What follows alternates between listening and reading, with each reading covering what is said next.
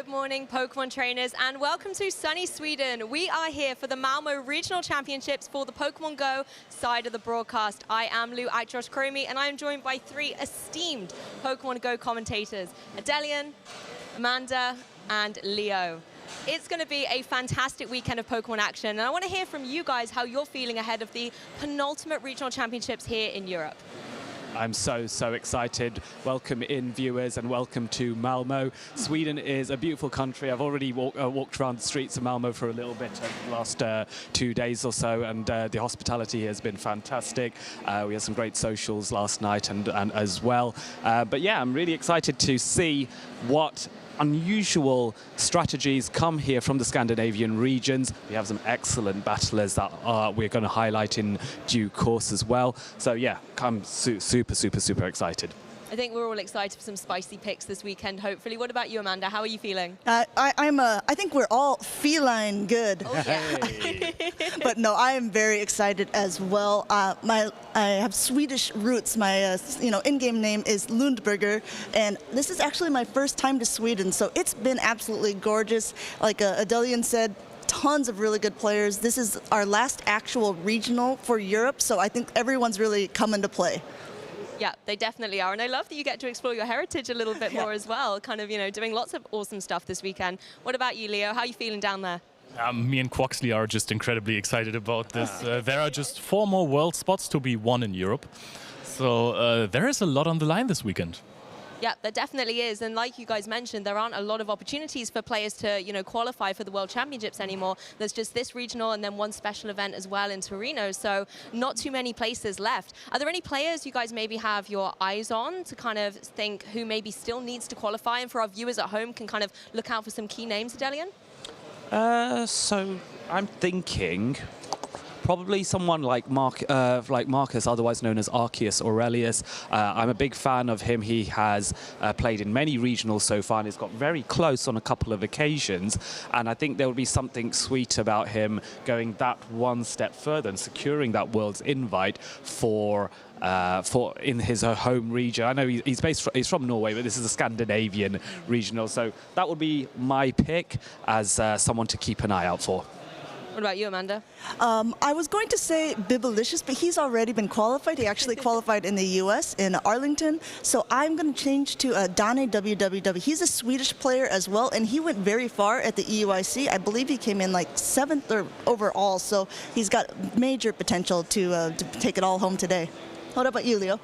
My pick is pretty set in stone. Collection. Hey.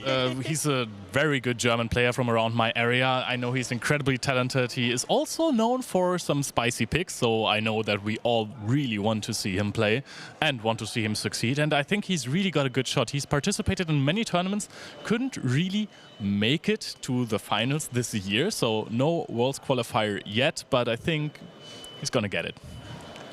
Yeah, I mean, even if you have already qualified for Worlds, this is a really stacked regional. I think, was it 101 players had registered?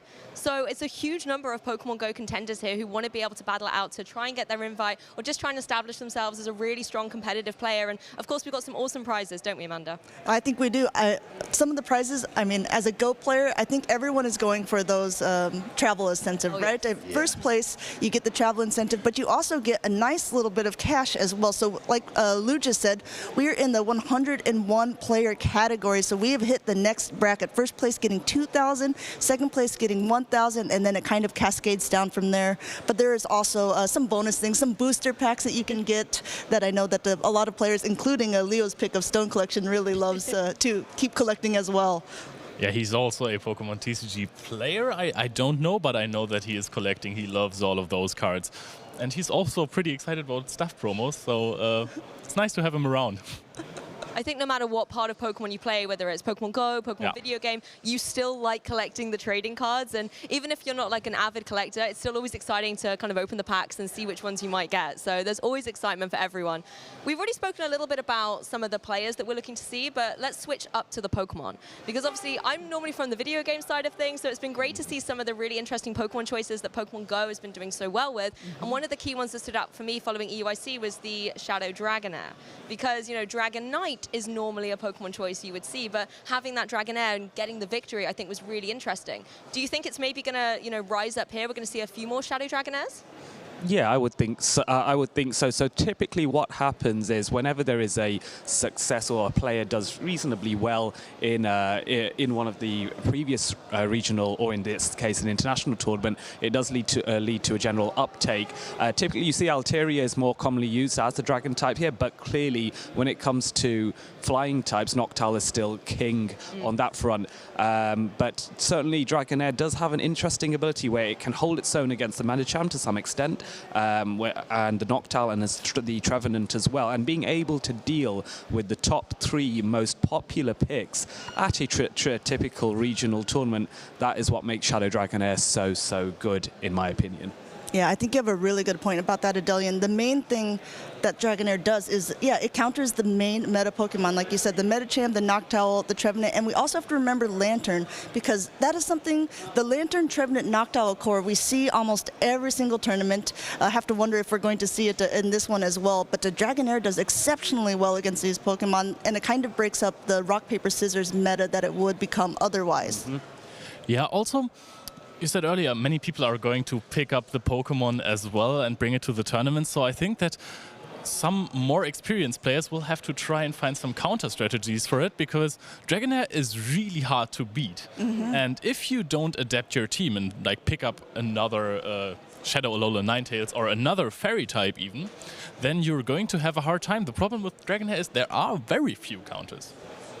Yes, absolutely. I think in the past we would often see some of the dragon types be pressured to stay out of teams because their Walrein used to be very popular in metas in the past. However, whenever every 3 months there are a few adjustments made to certain Pokemon to keep the meta fresh or add a few differences, and we're currently in a situation where the real big intimidating factor for Shadow Dragonair will be Alola Ninetales, you mentioned, Leo, but also the Registeel and Galarian Stunfisk with their steel type resistance to the dragon type attacks. Those can also be very effective to some extent. I think the ice types are really interesting though, aren't they? Because you've got Pokemon like the Alola Ninetales as well that can counter all of those big names you guys mentioned, the Trevenant, the Noctowl, for example. But, you know, it has to have a little bit of a difficult matchup sometimes with something like the Registeel, right? Yeah, that's absolutely true. And that was a good point that Leo had made earlier about that Alola Ninetales. You would think that maybe the Dragonair is a little bit scared because after the most recent Rocket events, you were able to get a Shadow Alola Ninetales. And of course, with that, you have the pressure. Do you want to be running the fast attack pressure of Charm, or do you want to be running a quicker, more spammy move? And that would be, you know, the Powder Snow variant. Do you have a preference there, Adelian? That's a tricky one to answer because I think it very much depends on the team. Your particular team building is key. Let's say, for example, you have quite a few Pokemon that can handle the dragon types. Let's say you're running 2 steel types, for example. It may not be necessary for you to use an ice type move like Powder Snow on your Alola Ninetales. On the other hand, so to continue that point, maybe Charm Alola Ninetales might be better, because it can handle the fighting types, which you would typically have difficulty dealing with if you do have Registeel and Galarian Stunfisk in your team. A little bit unusual to see 2 steel types of that nature in a play Pokemon team, but it has worked. Some players have gone very far with it. So that's one idea of where the team does determine what fast move you should make a judgment call on. I thought you were going to say that you were charming enough so that you were just going to go with the Powder Snow variant. Oh, yeah. This is how the day is already playing out, and I love it. Puns galore. I mean, I think you make a valid point, though, however. I think when you've got such a big pool of players here as well, those little decisions, you know, do I run Charm or Powder Snow on my Alola Ninetales, for example, can make such a difference, as well as play styles. You know, chatting to some players yesterday, it really does come down to, are you more comfortable going for something a little bit more spicy, a little bit more hyper-offensive, and just trying to really counter the meta, or go with something more tried and tested, a little bit more balanced? And really, I think those players in this tournament, it's going to be interesting to see which play style is going to come on top. Do you have a theory or a suspicion there, Leo? Yeah, lately the Shadow Pokemon have absolutely taken over. We have, of course, now thoroughly discussed the Shadow Alolan Ninetales so far. Shadow Charizard has won 2 big tournaments now, so you can't disregard that. Shadow Swampert has been a powerhouse together with the Shadow Alolan Ninetales. And maybe we're also going to see a Shadow Machamp, you know, just all about that damage. I think Hyper Offense is really the way to go right now. Maybe back it up with 1 or 2 Pokemon that have a high defense stat, like a Registeel. I mean, that is the problem of using Shadow Pokemon. They are doing that 20% more damage, but if they're taking 20% more as well, there's some frailty issues, right? You want to make sure that your team has a decent enough amount of bulk, that you're going to be able to survive moves, because although Mother of Shadows did run 6 Shadows during a EUIC, they were the only person to do so. Yes, he does have an affinity for Shadows. He's actually a very good friend of mine, so I didn't actually know he was coming to EUIC. So it was a very pleasant surprise to see him. And he goes, "Oh yeah, I'm just turning up." And I was first question, "Are you going to run 6 Shadows?" Absolutely, he's going to run 6 Shadows. So yeah, no, that was good fun. Another Pokemon to discuss the Shadow front as well. So with this being a Scandinavian regionals, I'm thinking, you know, Abomasnow is another Pokemon that we say has the ability to potentially break that core of Lantern, Trevenant, and Noctowl. The Ice type being very effective against the Trevenant as well as the Noctowl, but having the grass coverage to completely hard counter the Lantern as well. That's quite handy to have, and as a Shadow, it does even more damage. Might be a little bit appropriate in Sweden, even though it's a very sunny day today, to bring out a little bit of the abominable snowman Pokemon, shall we say, and see what snowstorms it can throw out. I mean, they say win with your favorites, but maybe sometimes winning with the home advantage could be a strategy, you know, looking at where you are. And of course, Malmö has been a place where there's been multiple regional championships for years and years. It really is one for Pokemon players in Europe. I think they want to come to this particular location. It's very prestigious, lots of great histories made constantly. So it's going to be a very, I think, interesting tournament for players to try and say, I was the regional champion in Malmö. Yes. And like to the other point, this is the last actual regional competition, so we did show the prize pool information a little bit earlier. The prize pool will not be the same when we go to Torino, which is actually the very last special event that we will have in EU. Only a couple more people are going to win. We kind of talked about our players already. We've already talked a little bit also about the Pokemon, but I don't know. It's pretty exciting overall. Lou, do you feel like there's a Pokemon that you would love to see that's coming out on the field? I mean, I would love to see Shadow Swampert, let's be honest. Okay. I mean, this is my second time behind the Pokemon Go desk, and the one that stood out for me in Warsaw was definitely that Shadow Swampert. Won by Tomahawk UK, who came runner-up. I think it was really nice to be able to talk to him at that event about, you know, how it was such an integral Pokemon on his team. And one thing that's been really clear, even from the graph, is, for example, in video game, we have this fire, water, grass core. Yeah. Whereas I feel like in Go, it's almost flying water, grass. You kind of have those 3 Pokemon always pivoting around. And I want to obviously see the main core in action. You know, Noctowl's so strong for a reason. But I would love to see a different flying type maybe come in and challenge that throne a little bit and, you know, ruffle a few feathers. I think if you want to see the Shadow Swampert, you're going to have a really good time this event. Shadow Swampert has been absolutely just a powerhouse in the last few events. Again, together with this Shadow Alolan Ninetales, or just regular Alolan Ninetales, also really fine. And yeah, I'm always curious if there's, for one day, for once, a Darmanitan in competition. I kind of doubt it. We have some special fun things coming up for you guys a little bit later in the, I don't want to spoil too much, but we had some AR photo fun with all of our favorite Pokemon, and Leo's favorite is Darmanitan, of course, so we had to take some pretty nice photos there.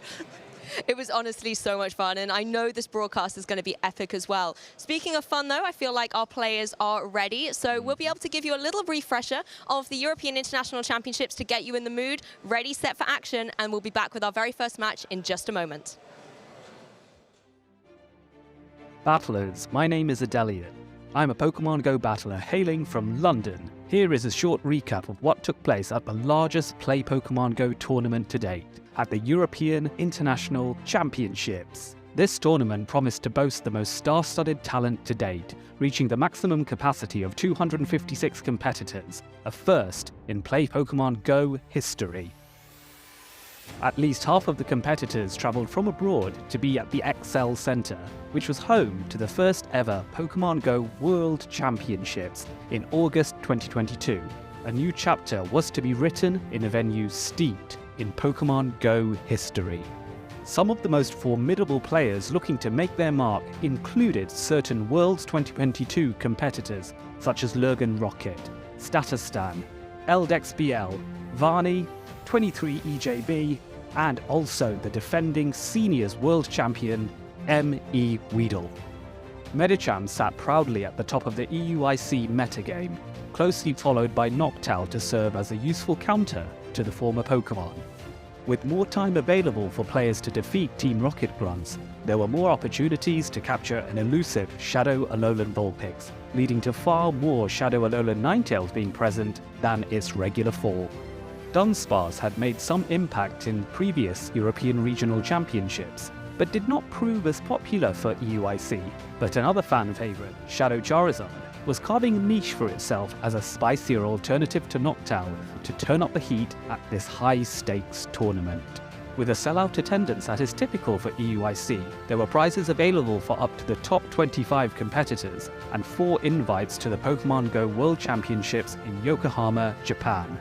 After an incredible display of catching, undercharging, and a flurry of super effective attacks, new Worlds invites were awarded to Scarfo99 and Tonton Batius, as well as local talents WTM Go and Nezabethan. Now the finals would begin. 3 trainers standing tall, ready to give it their all on Championship Sunday. Statistan, Nezabethan, and Tonton Batius. Which trainer became the coveted EUIC Champion 2023? We'll let Amanda do the honours in her EUIC Champion Spotlight.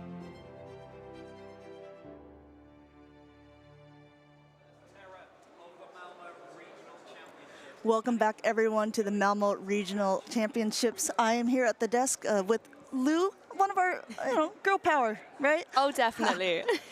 We're not going to make you guys wait any longer. We know that we are raring to go, and so are we. So we're going to go ahead and kick it off to our very first matchup here. We have our German player, Elephant Flasche, versus Dinoski, who is a player from the UK. Oh, I love to see that. I was going to say, this is kind of both of your heritage here, right, Lou, as a UK person living in Germany. We don't know who to cheer for. Oh, exactly. I mean, we have to remain unbiased anyway, but, I think it's always interesting when you see, particularly at such amazing regional events like this, where people come to not only represent themselves, but also the place they're coming from as well. And that can always lead to some really good old competitive rivalry between Pokemon players here. And it's going to be nice to be able to see some more of these players from the community as well and get to know them a little bit better, not just for myself, but for you guys at home. Yeah, I'm very interested to see the team compositions that these people are playing as well. We talked a little bit about it on the couch. The different, are you going to be more of a spice pick player, or are you going to be a little more meta? I know that Elephant Flasche has qualified often for day 2 in events. He's a very seasoned battler, so we'll have to see what he's bringing to this sort of event as well. Well, that sounds like a lot of consistency as well if you're constantly making day 2, particularly in a double elimination bracket, where, you don't always have as many chances to keep battling it out through the day. Once you get that second loss, you're out. So I think being able to see that kind of consistency definitely makes them a player to watch. I hope so. I wonder if Adelian put it into his maybe his message before. But yes, I mean, this is the thing. We're in Malmö. I think there's a lot of pressure for players knowing that there are not many chances left to be able to get that qualification. Go is a little bit different than the VGC world and other games where it is only the top 2 competitors, no matter how large it is, and except for the international championships. The EUIC did have 4 people who qualified, but I mean, it's coming to the end of the line almost. And that's where things do get that little bit more intense as well. Like you said, there's only this last regional, 1 more special event in Europe, and unless you wanted to, really travel far and try and get a qualification at a different place, then there are only a limited amount of spots. And in a way, although that does make the competition a lot more intense on the day, it does make those world spots even more coveted, so that you know that in August in Yokohama, Japan, these players will have definitely earned their spot. And I think one nice thing to point out as well is there are some players here who are, just because you've qualified doesn't mean you stop loving the game. It doesn't mean that you want to stop playing. So even though there are some qualified people, they're playing, But this is nice because the winner bracket thing actually cascades down. So if someone who's already qualified wins, then it will go to the next person. I love that. Makes it really nice and an even playing field for everyone to kind of battle it out through. And at the end of the day, if you want to be the best, you've got to beat the best. So it's often nice to be able to battle against trainers that you've seen win regionals before. Maybe you've studied their teams. Maybe you're even bringing their team and you kind of face up against them. And that's all part of the big learning experience. But you can see our players here ready for the first match today are seated and ready to go. And speaking of winners, look at the judge on the screen as well. We have Ares, who was not this year's, but the previous year's, the first ever for Pokemon Go EUIC champion. Ares is one of the players I had my eye on coming into this tournament because when I was in Warsaw, he really stood out for me. But as you can see, he's going to be turning his talents to the judging and helping the professors run this event as smoothly as possible. So, you know, not only an excellent player, but also a great member of the community here at the events. That's very true. For those of you just tuning in, we have, again, Elephant Flasher, who is on the left-hand side, against Dinoski, who is on the right. Fantastic, and of course everything just getting ready for the first event of the day. Players just making some notes here, just getting themselves organized and focused. I mean, coming into a Pokemon Go match, obviously things are very fast-paced. You've got to think very, very quickly. Yourself, Amanda, is a more, you know, seasoned battler out of the pair of us here. How do you manage to get that balance of kind of looking at what your opponent's got and trying to, you know, intuitively think about your ball position here? Yeah, that's a really good question because as we know, like in Go Battle League, you always have a blind 3 Pokemon, but these tournaments are a show 6, pick 3. So you will have to look at the teammate of your opponent and pick 3 Pokemon that you think is going to play best against it. And so it's a bit of a mind game. Speaking of these teams, we have them on the screen here. We have a Medicham, Sableye, Registeel, Shadow Alola, Ninetales, Noctowl, and Shadow Swampert on Elephant Flash's side. We don't just have one Shadow Swampert, we've got 2 on Danski's side as well. The Shadow Swampert with the Dunsparce here. We've also got the Registeel, the Medicham, Noctowl, and Sableye. So a lot of very, you know, unsurprising Pokemon, Sableye, Noctowl, the Medicham, of course, as well. But Dunsparce? Yeah, Dunsparce is one that's actually really picked up in Europe. The other regions haven't seemed to like it as much as we have, but it has a really great coverage in Pokemon Go. So it has the Rock Slide, which can attack things in the sky, and it has the Drill Run, which can attack things on the ground. However, since none of these are same type attack bonus, sometimes it can feel a bit underwhelming, but in a meta where a lot of people are running these Sableyes and running these Trevenants, it does really good because it resists the ghost damage. So yeah, Dunsparce having that nice kind of defensive capability, and obviously Rock Slide, like you said, great for those pesky Noctowls, and obviously Shadow Charizard's running around a lot more commonly as well. It's nice to be able to have that coverage, but I think obviously my eyes are definitely going to be on that Shadow Swampert, going to be able to hit really hard, like you mentioned earlier, getting that extra 20% boost, but you're then a little bit, you know, weaker as well, so you need to make sure that it can come in maybe as a nice closer at the end to kind of finish up a match. The nice thing about Shadow Swampert, especially in these matchups with so many Noctowls, is it only takes 2 Hydro Cannons to knock it out, versus if it is a regular Swampert, it will need to take 3 because the Mud Shots do not do that much damage to a flying Pokemon. Yeah, and of course Hydro Cannon can get charged up really nice and quickly as well, particularly if you're going for those Mud Shots. Just get them all stacked up, and you can always have them ready and waiting to go and fire one off back to back behind another, and that can really put pressure on your opponent to maybe start burning through their shields a little bit. I have always argued that I think Shadow Swampert is run better with Sludge Wave. Maybe not in this particular meta. Most commonly people are running it with Earthquake as well, but I guess we'll have to see for sure. One other thing I'm also interested in, because I made a big claim at EUIC that Alola Ninetales, in Europe, 80% of them are on Powder Snow. However, we did see quite a few Charm on screen, so I wonder what the Elephant Flash is going to decide to run. Judging by his team composition, I want to say that it could be Powder Snow, but we'll have to see for sure. You wonder if the momentum has swung in the way of your prediction, perhaps? Yeah, I'm hoping maybe I'm making my prediction come true. I mean, that's often the commentator's curse where we, you know, speak things into existence. So who knows, Amanda, if it's going to go out this way. The players, you can see, have switched to their devices as well, so getting themselves set up and ready to dive into this particular match. Of course, a Pokemon like Registeel as well, you know, really nice to see its consistency solidly throughout the seasons, being able to have that nice kind of Steel typing, really good defensively. I think Registeel is one of those Pokemon that a lot of people, even though it loses to Medicham, which is the most popular pick, it still is a really decent safe swap because it can hit with those Zap Cannons, and if you can manage to get a debuff on something, it can really end up flipping the matchup to your favor. And most of the Medichams that are being ran in these Play Pokemon tournaments, you know, they're a fighter that aren't really running a fighting type move, so they have counter as the fast attack, but after that, I mean, most of them are either running Psychic or Ice Punch. You maybe see a surprising Power-Up Punch Medicham or a Dynamic Punch one here or there, but as some people say, I want my fighter to do a fighting type move.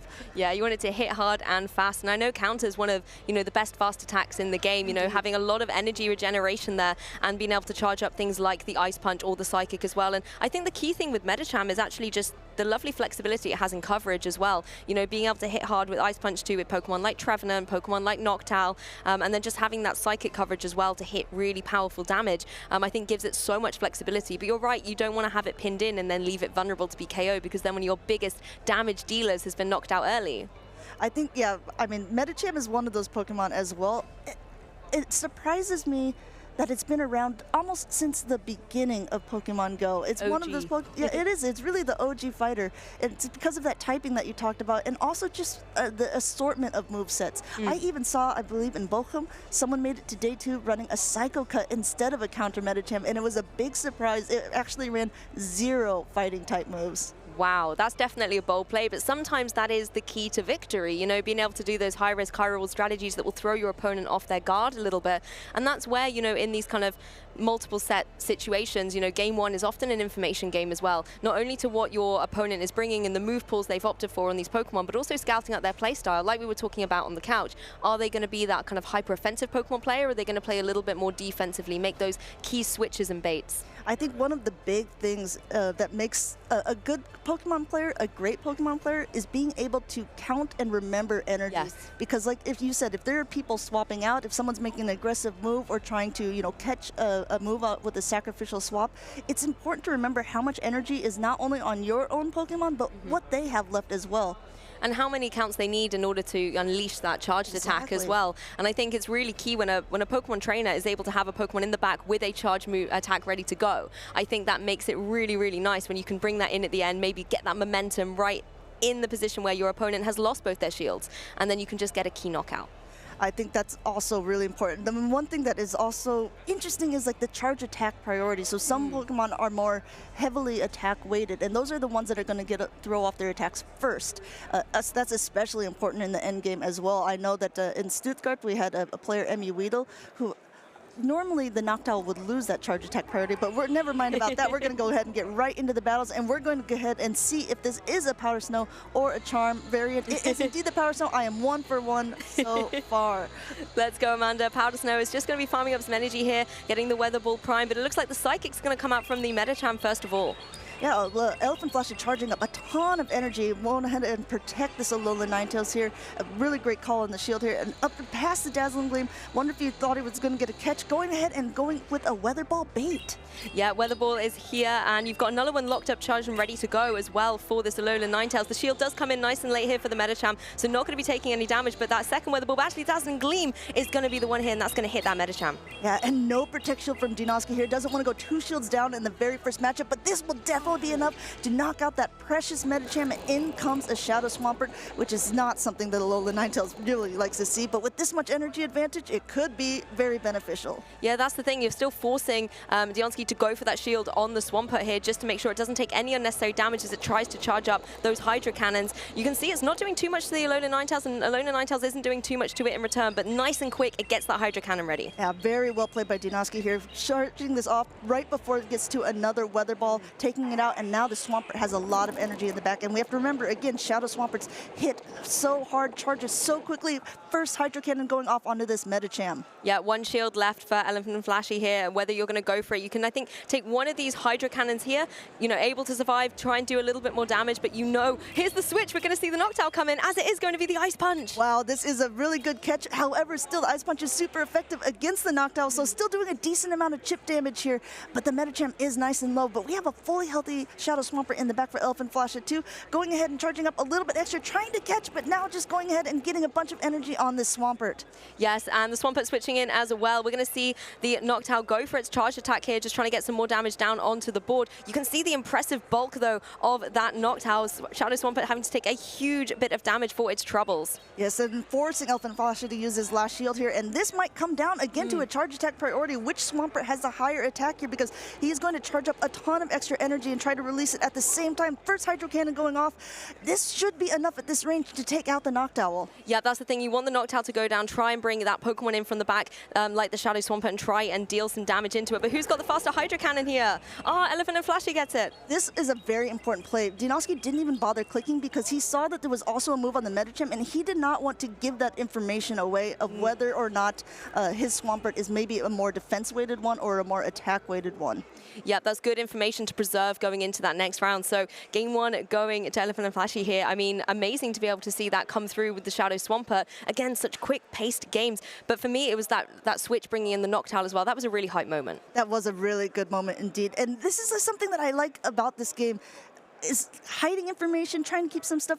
One thing that a lot of players will do if they know that they're going to lose, or even if you know you're going to win, is not to reveal a secondary move set, right? Yes. Because it's like you don't want to give your opponent any information that is absolutely not necessary. So if you know that the writing is maybe already on the wall, that you'd say, okay, I can go ahead and concede this. I'm going to take the information that I've gathered and bring it to the next round. You can also use those valuable seconds as well, where you're kind of, letting just the game play out, to think about your strategy going into game two as well, and just trying to think how you might counter it. I mean, we saw the leads coming out here. Do you think there could be too many adaptations with the Alolan Ninetales coming out? I mean, the thing is, I don't think that Dunsparce is so bad for Dinoski here, but it really does fear that Medicham. And Medicham is something that is on almost every team, so you have to kind of worry about how you're going to play around it anyway. Also, one of, like you were talking about, your favorite pick, the Shadow Swampert, it doesn't surprise me that we saw it on the field. It has very neutral matchups against everything on both sides here with no grass on either team. I will guess that we're going to see Shadow Swampert every single game. Yeah, when there's no Trevenant, Shadow Swampert can really come out to play a little bit,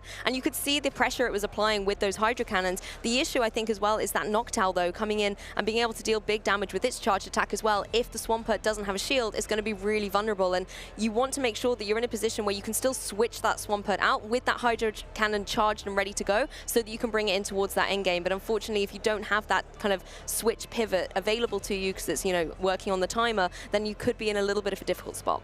I wonder if you were Elephant Flashy here, do you say, okay, if it's not broke, don't fix it? He's going to be thinking that I'm going to be doing this. And this is one of the most fun things about the game, is the mind games. Sure, there's a game that's being played on screen, but there's also a game being played in your head.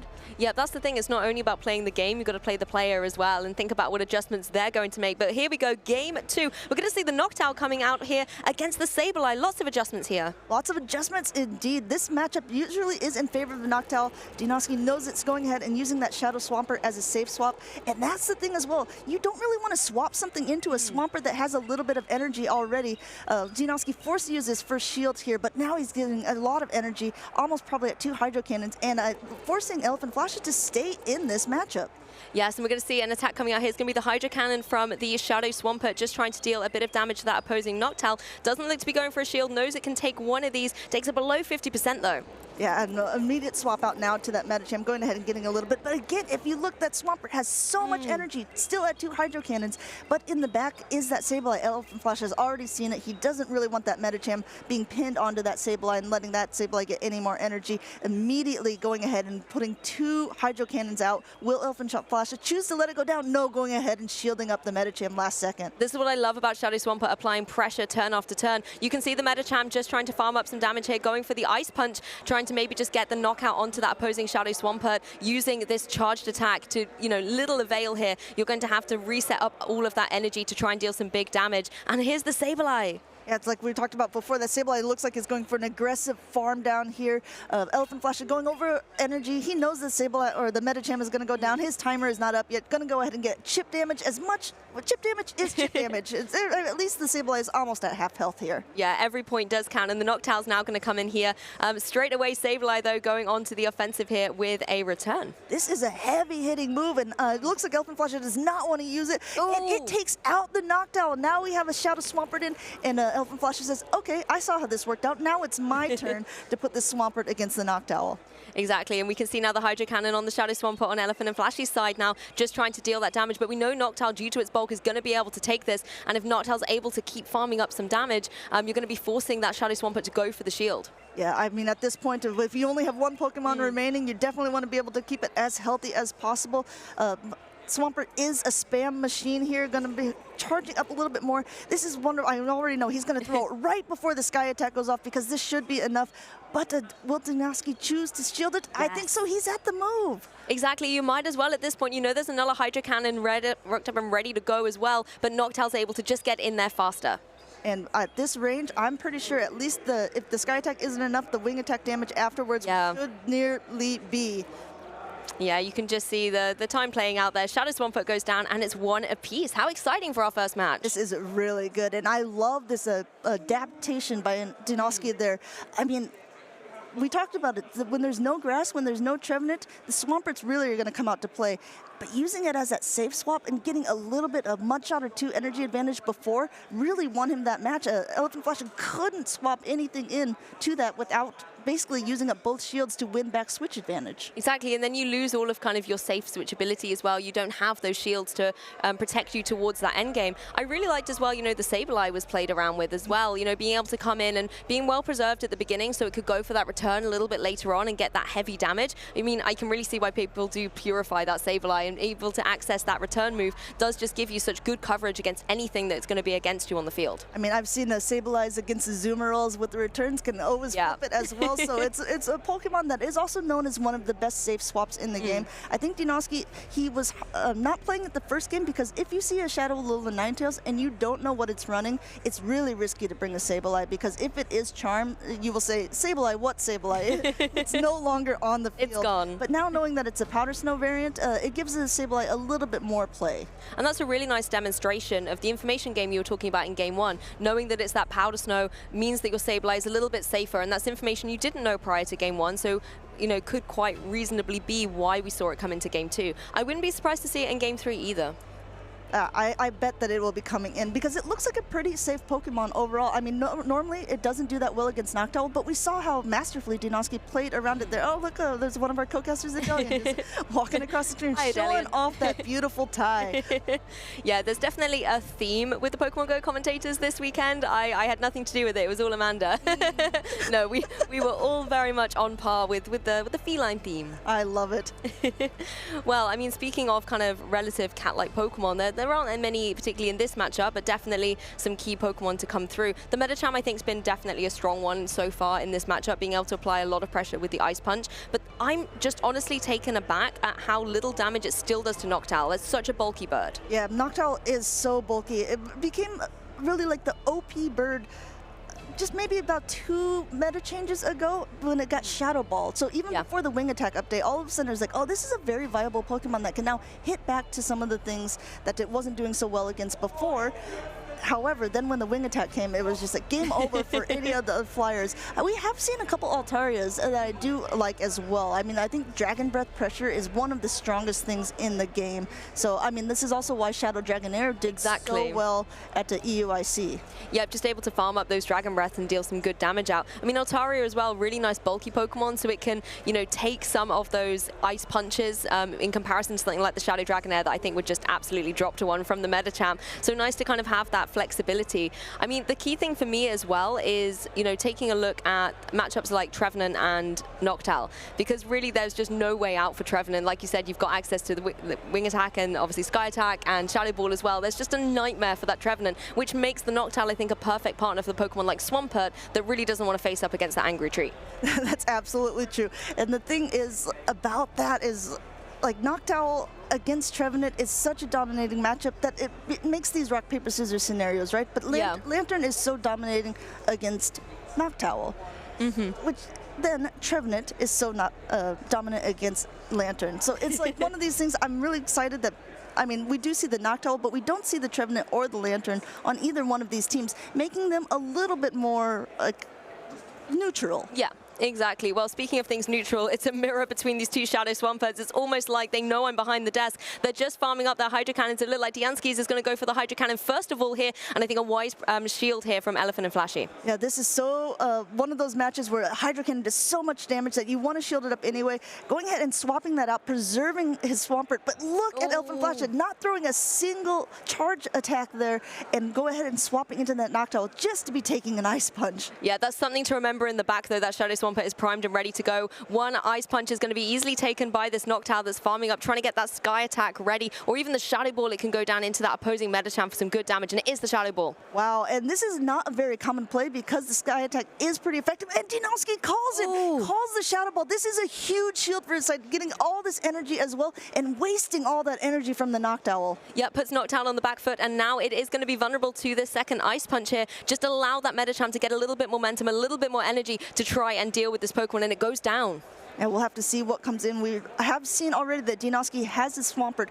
It is not quite energy dry, but it's not as full either. But Elephant Flash going ahead and throwing right before this next Ice Punch goes off, letting Dinoski choose if he wants to use his last shield. Looks like he's not going to, and let that Medicham go back into his ball, but it survives on 1 HP. This is huge. Absolute critical save here. Going to be able to go for this Ice Punch into the opposing Shadow Swampert here, and no shield. Going to be able to deal a good chunk of damage.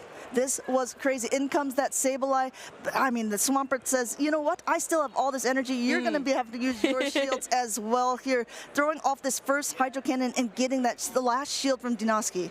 Yeah, it knows that it's here in Game 3. Going for another Hydro Cannon here, just trying to target down into that opposing Sableye.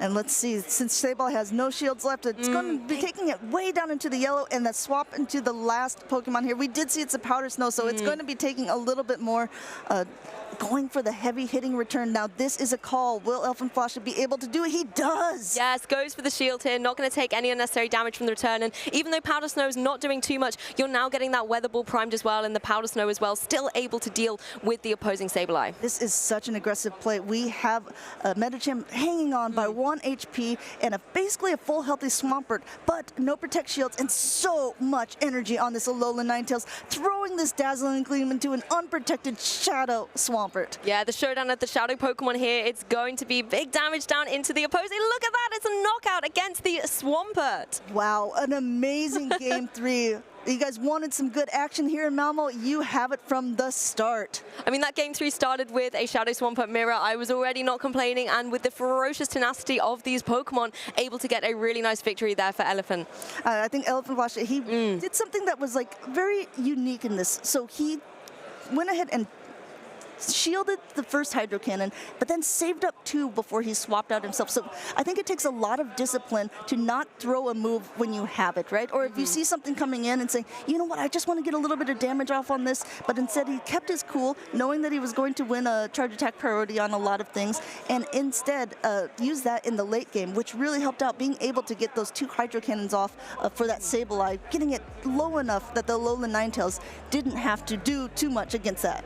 Exactly, it really did prime Alolan Ninetales for that end game as well, to be able to come in and just get those critical knockouts. But I have to credit Shadow Swampert, and you know, disclaimer, I'm going to be talking about this all weekend, but the pressure it was able to apply with those Hydro Cannons just back to back, and even, you know, forcing the opponent to have to go for some of those shields as well that they really kind of need towards the end, because that just allowed Pokemon like the Alolan Ninetales to just come in and deal big damage. That Dazzling Gleam was something amazing to behold. There's also a big joke in the Pokemon Go community that Germans love to play Shadow Swampert. Elephant Flash already proving this correct as well. So he's proving me correct about the Powder Snow Alolan Ninetales, and he's just proving the statistics right about the Shadow Swampert as well. Oh, definitely. I mean, if I wasn't already convinced, I 100% am now after seeing that. And I mean, I really like some of the adjustments, seeing the Sableye coming in as well, and that return still was, you know, applying a lot of pressure. But even against the Alolan Ninetales, those Powder Snows were just able to keep chipping away, and just with the shield as that protective measure just meant that Sableye wasn't really able to get the ball rolling. I know, I think this is one of the things as well, because it's like being able to call the moves, like you said, are they someone who likes to bait first? Are they someone who is throwing the charge? If he didn't shield that return at near the end, it would have already been game over by that point. And also, one of my favorite things that happened in this was for Dinoski, when the Hydro Cannon went off, it wasn't quite enough to take out the Medicham, and since he clicked it, he was able to get that Ice Punch damage. Yeah, exactly, just getting that little bit of chip in towards the end. We've got to talk as well about the Shadow Ball going into that shield just in the last second as well. You know, really thinking, is it going to be the Sky Attack, is it going to be the Shadow Ball, and just calling it perfectly in the right second. Again, does just show the caliber of these Pokemon trainers. is. And we have to remember, we only get 2 shields each game, right? You can't, this is another joke that to say, oh yeah, if someone didn't use their shields, like, oh, they're saving them for next game. Unfortunately, they don't roll through.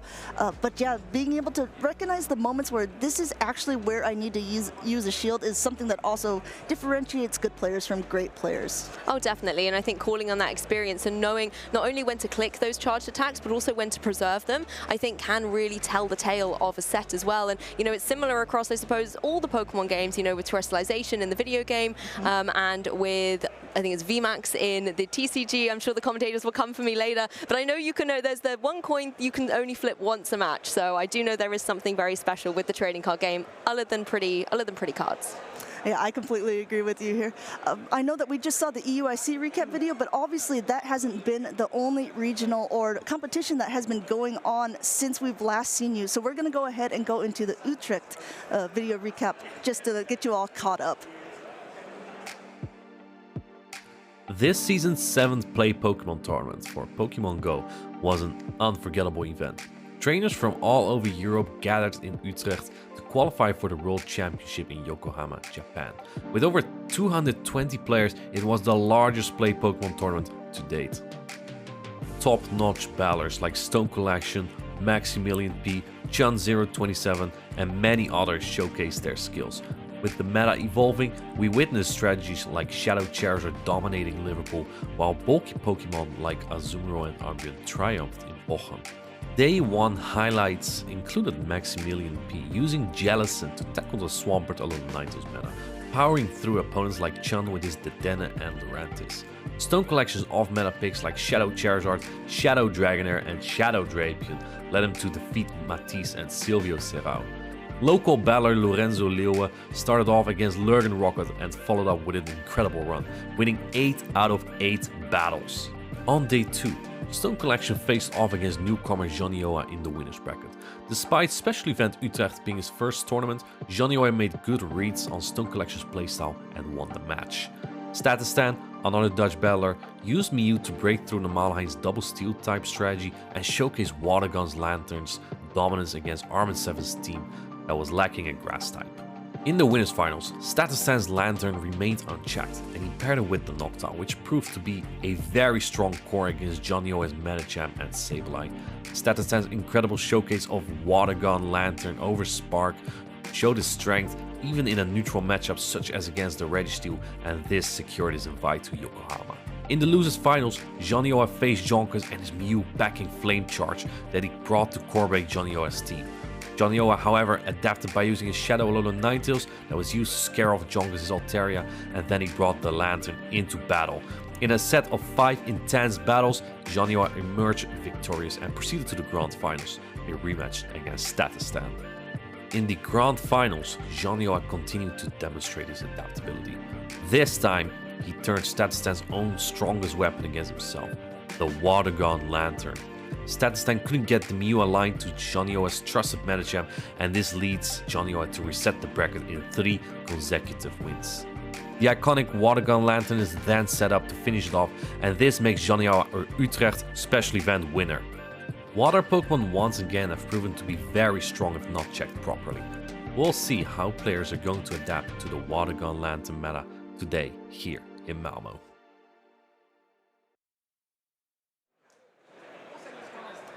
Welcome back, everyone. I don't know about you, but I love to see these recap videos. Utrecht was a very special one. Not only was it a special event, it just seemed like a special tournament overall. Congratulations again to Spanish player Janioa for winning that.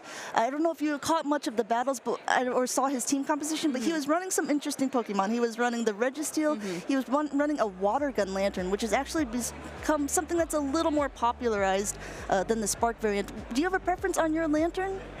I think I go for the more tried and tested Spark variant just because, you know, I'm still that newbie. I kind of go with the more solid cores. But it's interesting, like we were saying earlier, even with the Alolan Ninetales, looking at these different changes. And, you know, the Watergun Lantern, why was it so critical for him in this one? I think a lot of times the Watergun applies a lot more fast attack pressure, right? Because if you're using a Spark, you can get to those charge attacks very quickly. And sometimes that can be the thing that wins you a game. However, if it's not really doing much damage overall, then sometimes if there's only just a small amount of HP left, it's not enough to take out a Pokemon. And overall, the water gun pressured onto the Registeels, onto the Galarian Sunfisk, onto the Alolan Ninetales that you saw a lot more. It just became more dominant. And one thing that I found very interesting about that matchup as well was in the finals against Statistan, who also qualified and became third in EUIC, he was not running a Trevenant.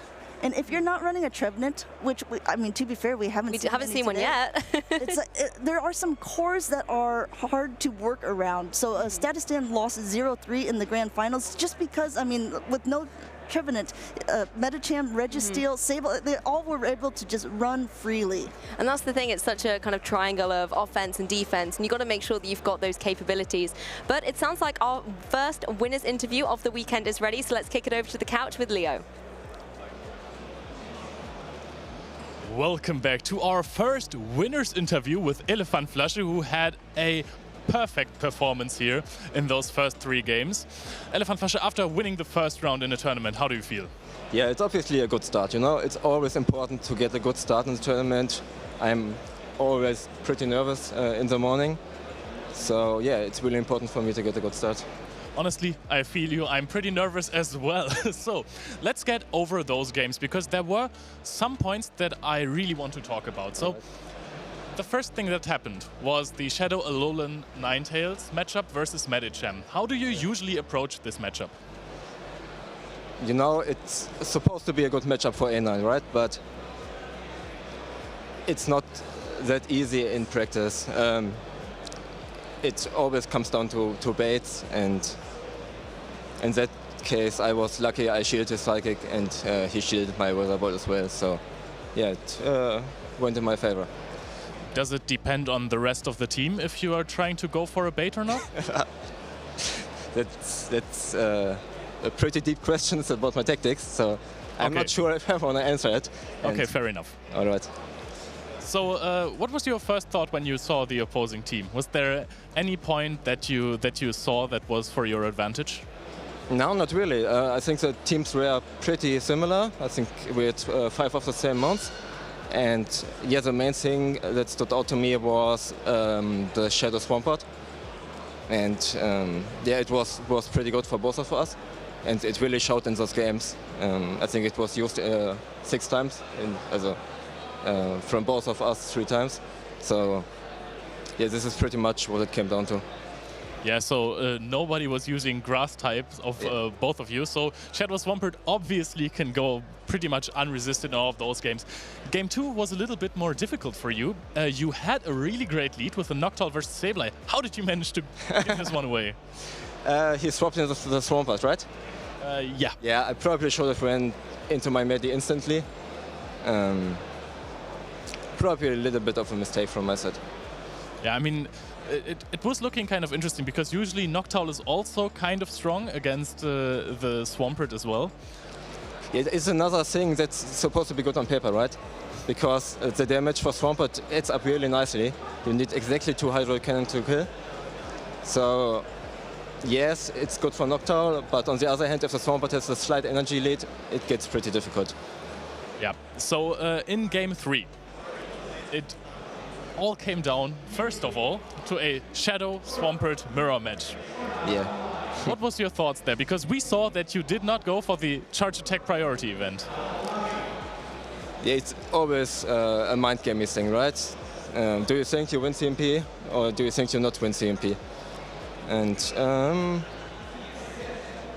honestly, he made it easy for me when he swapped out, because then it didn't come down to CMP and rather do energy and shield management with the backline. Yeah, I mean, obviously, if your opponent does not have any grass types on the team, then Shadow Swampert with basically 2 Hydro Cannons loaded is an absolute threat. But I think that we are really close to getting our next featured match on. Thank you, Elefantflasche. I wish you all the best of luck for the rest of the tournament. You're welcome. And we're going to kick it back to the casters. Thank you, Leo. It's always good to hear some wisdom from our players as well about, the decisions that they make, those split-second decisions in Pokemon Go matches. And it's always good information for, newer players as well, like myself, to kind of pick up on. I like how Elephant Flash also was kind of keeping things close to the vest there as well. It's like, okay, I did win the first round. It's something that is good, but I can't show my cards too early in this as well. I got to keep some secrets hidden if I want to continue winning these matchups. Yeah, it's a long day ahead. It's only one match, and these games are, very, very quick. And if you want to make sure that you can get through to day 2, you need to keep winning. In that double elimination bracket, 2 losses, and you are out of the competition. So you want to keep a few of those cards close to your chest. Now, Lou, the first matchup was sort of with your heritage, with the UK and Germany. This one is a little bit more in my field, as these 2 Swedish battlers battle each other here. We have Donnie on the left versus Bolton on the right. Both of these players, they are friends and teammates in real life, so I'm sure that they have had plenty of opportunities to practice against each other in other formats. I promise we're not making this up and just putting players on from our respective locations, but this is going to be such an exciting match. I mean, already just look at the Pokemon choices. Not only do we know that they're friends and comrades, but we also now get some really interesting choices. We've got that Shadow Dragonair that I was so excited to see coming off a win from the European International Championships, but a few Pokemon that I wasn't expecting to see. The Shadow Sandslash here. Yeah, this I would want to say is, like, on Donnie's side is a pretty spicy team versus almost a meta safe team on a Bolton's side here. But yeah, the Shadow Sandslash is an interesting pick. A lot of people have been playing it lately in the Go Battle Leagues. It hits very hard. It can basically one-shot a Shadow Dragonair with that Ice Punch. Oh wow, I mean, yeah, using Shadow Claw with his fast attack to try and get that damage up, and then Ice Punch, like we've already said, can hit really hard. Pokemon like the Noctowl as well don't want to take any of that unnecessary damage. But another one is, I love the fact that we've got that Shadow Dragonair, because coming out of European International Championships and just being able to hit really hard with something like the Dragon Breath, I think is really, really nice to get that energy regeneration up. Do you think it has a place in this matchup though, Amanda? That's my question. Are we going to potentially see it? I think that looking at the team compositions, Shadow Dragonair would be a pretty decent, maybe even safe swap overall. I mean, it's going to take multiple Pokemon to take it down on a Bolton's side. One thing we have to sort of realize is, like, Galax's side has a lot of bulk to it. That Umbreon is one of the bulkiest Pokemon. A lot of people joke that it can be a 3rd or even 4th shield within a matchup. We've already seen the bulk of Noctowl as well. And Lantern, I mean, it's not unbulky itself as well. So, I mean, Shadow Dragonair, while it will be hitting all of these things pretty hard, it doesn't want to take a lot of the charge attacks from any of these Pokemon. Yeah, well, not only can Umbreon be nice and bulky, but with something like a Foul Play as well, it's able to deal some decent damage across the field. The Toxapex is another one I want to talk about, because its fast attack, that poison jab, traditionally speaking, it was one that I think used to be very popular and then maybe dropped off meta a little bit. So it's nice to be able to see it potentially coming back into that match, getting some things off like Sludge Wave that's going to be able to apply a lot of pressure. I think so as well. I mean, Toxapex is one of the bulkier Pokemon, so I think if you're going ahead and putting some shadows on your team, like that Shadow and Sandslash and also the Shadow Dragonair, you want some bulk there as well to be able to soak some of this damage. Oh, look at this. This is a lot of the Go players here watching and spectating, cheering on their teammates. That's one of the beautiful things about this community as well, is that camaraderie and team spirit that you've got, and being able to have players out front watching center stage. I think as the player on that stage as well, you get that little bit of a confidence boost as well. The adrenaline kicks in a little bit more as well. I wonder if we're going to see that. I know that Donnie has been using a lot the Sandslash. I really would love to see it play here, but I mean, it does have a decent amount of targets, being that Noctowl, and also it can be hitting the Sableye pretty quickly as well because of those Shadow Claws. Sableye doesn't like it, and then if also that 20% extra damage, Ice Punches start to hurt.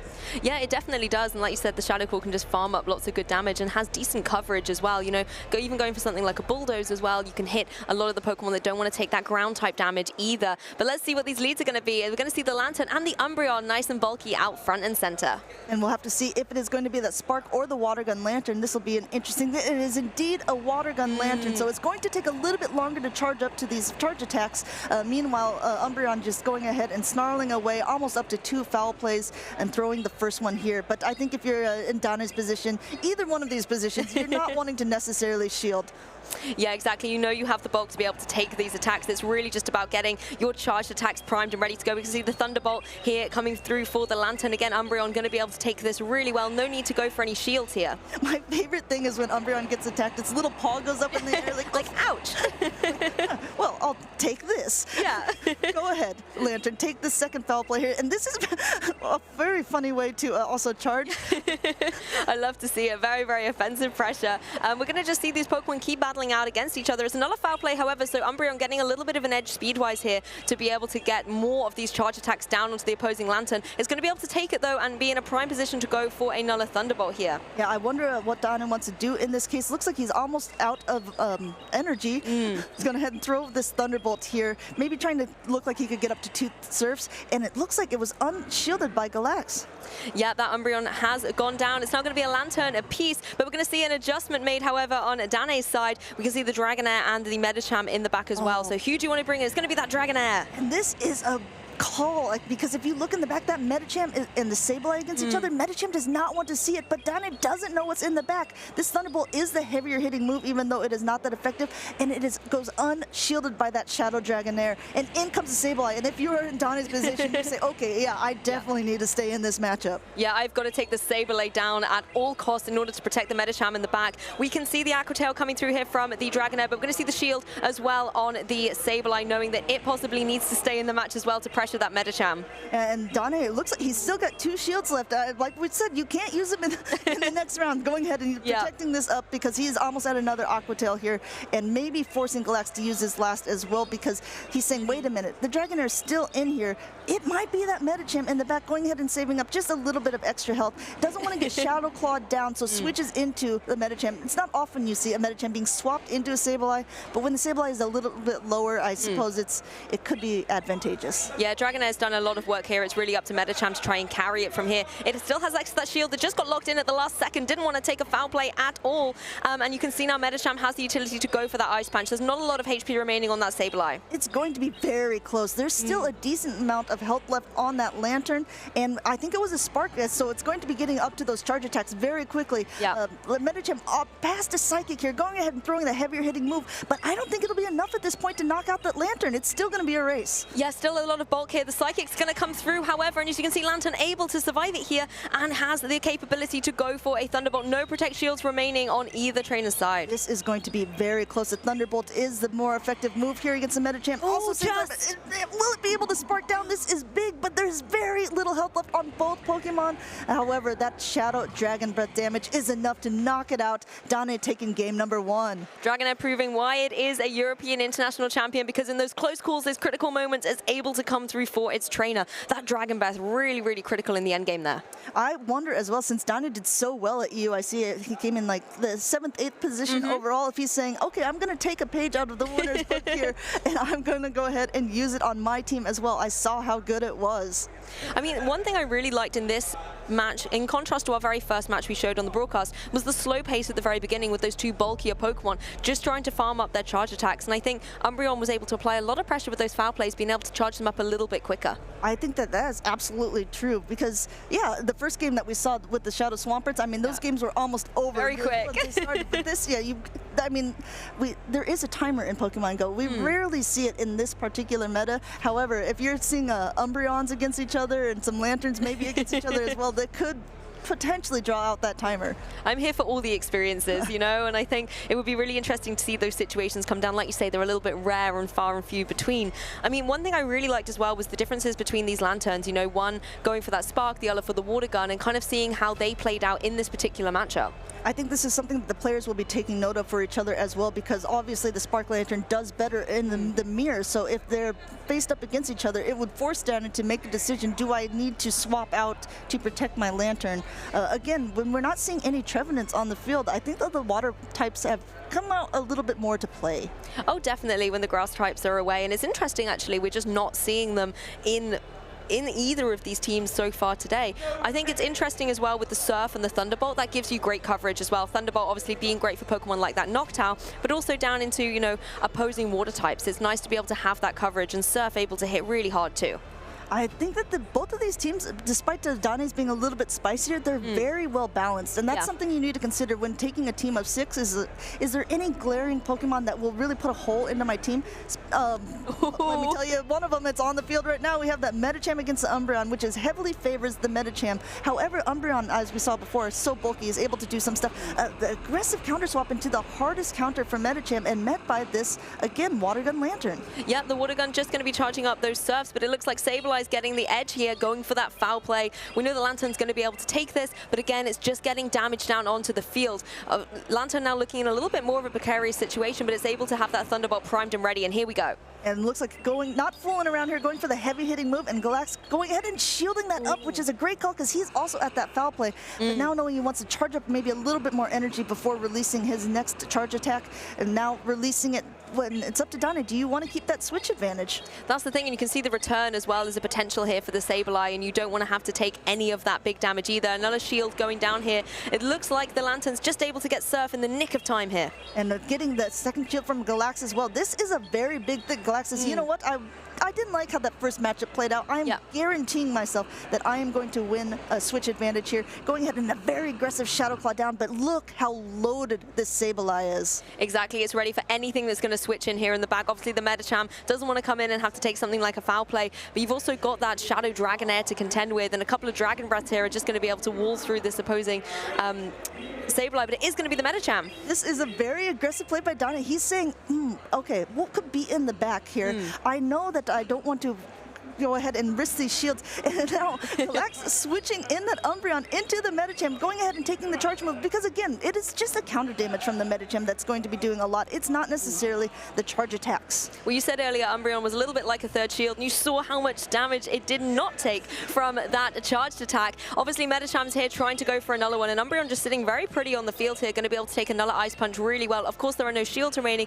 on Galax's side, but you don't need them when you have Umbreon on the field. And look how much energy this Umbreon has, already at 2 foul plays here. And this is an okay position to be in, I think, if you're a Galax, because he has a fully healthy Lantern in the back. But we have to remember, we saw how much damage that Shadow Dragonair did. And if you're Galax, you have to assume that Donnie has brought it in the back.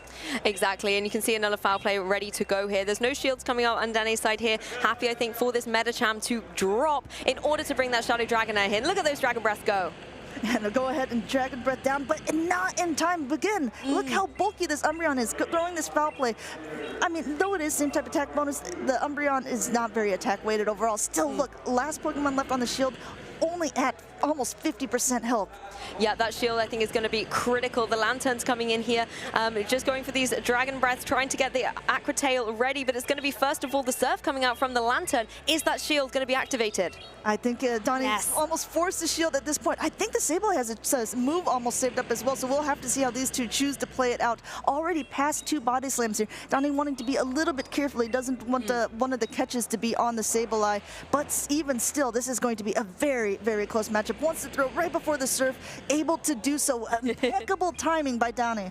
Yeah, fantastic. This Dragonair here going for the body slam this time, connecting down onto that opposing Lantern in order to get the knockout. And you can see both players are already like laughing at each other because they know that the move was already stored, and since the Dragonair did not have both moves, Galax able to throw off this foul play, which will be enough to take out the Dragonair, tying up the game 1-1. Sableye here for the comeback, you know, getting that victory for its trainer, pushing to a Game 3 again. I mean, we said these Pokemon Go matches were going to be exciting, and we certainly have not been disappointed by these trainers. I am really loving these, and I mean, it's not that you can cheer for either player, but you can sort of cheer for Pokemon sometimes, and I do love the Shadow Dragonair pick. Me too, and I think it's been playing really critically in this match as well, you know, being able to just switch in, take some of those big moves as well, and preserve Pokemon like the Medicham as well, that, you know, you want to make sure that can able to go for those counters into something like the Umbreon as well. You just want to try and make sure that it's safe in the back. I've been interested with some of the leads, you know, obviously Galax going for the Umbreon twice now. Do you think in Game 3 we're going to see Umbreon lead out again, or maybe switch things up and try and throw Deden off his game? You know, I'm not really sure, because this is something that if it's not broke, don't fix it. So I like the fact that Umbreon is very bulky, right? I mean, so Galax is saying, okay, I see how much pressure that the Dragon Breaths are doing. I'm going to pick my bulky Pokemon, because you can't completely Dragon Breath down. I'm going to get some moves off, and now you have to decide when you're going to shield.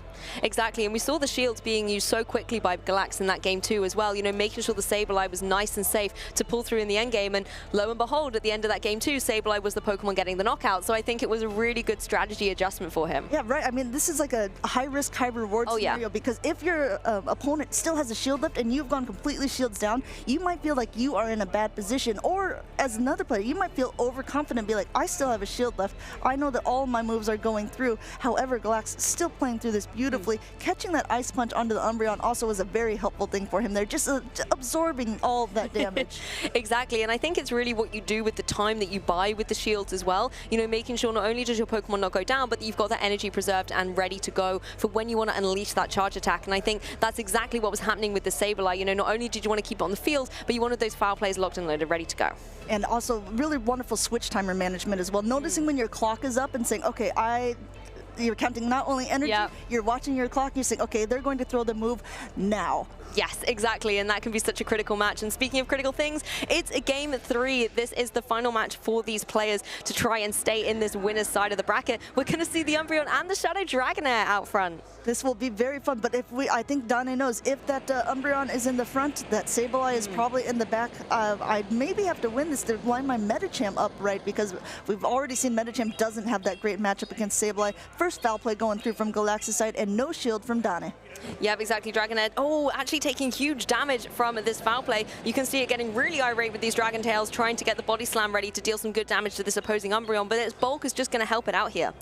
The Shadow Dragonair looks so angry, and also just releasing that little rattle on the back of his tail as well, already up to another body slam. But as you can see, even one of the most bulky Pokemon in the game, Umbreon, is down to yellow, mostly from Dragon Breath and small body slams. Yes, exactly. The body slam coming through again. Umbreon able to survive it, and now able to fire off another one of these foul plays. Of course, now with the Dragonair, do you go for the shield? Do you keep it in play to keep going for these Dragon Breaths? It is what Dane has locked in here for. This is, and wow, and a very aggressive swap out into that Sableye, maybe saving it for Dane as well there, because now he sees that, okay, Sableye's come in. I for sure don't want to put my Medicham against this. Going ahead and releasing this Aqua Tail and getting that first shield from Galax. Yeah, nice for the Dragonair not to switch out too preemptively here. It's going to be the Lantern coming in, going for those water guns again, just trying to get something like a Surf or a Thunderbolt ready to deal damage into the Sableye, but it's such a quick little Pokemon able to go for this foul play, and once again, the pressure is on for Dane. Do you need to go for your shields here to preserve your Pokemon?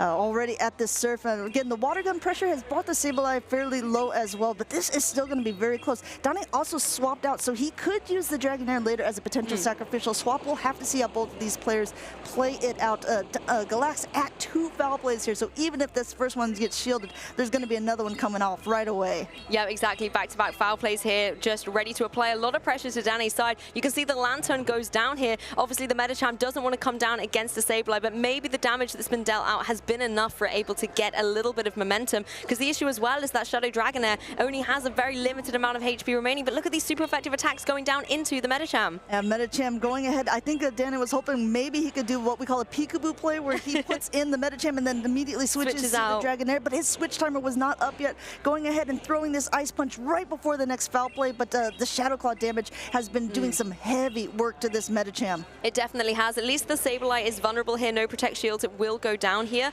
But of course, you now have to contend with the opposing Pokemon as well. Another bulky choice in the form of that Lantern. Yeah, the Lantern, again, since it is that Spark variant, it's going to be getting those charge attacks very quickly. Already at 2 Surfs, a little bit past the Thunderbolt.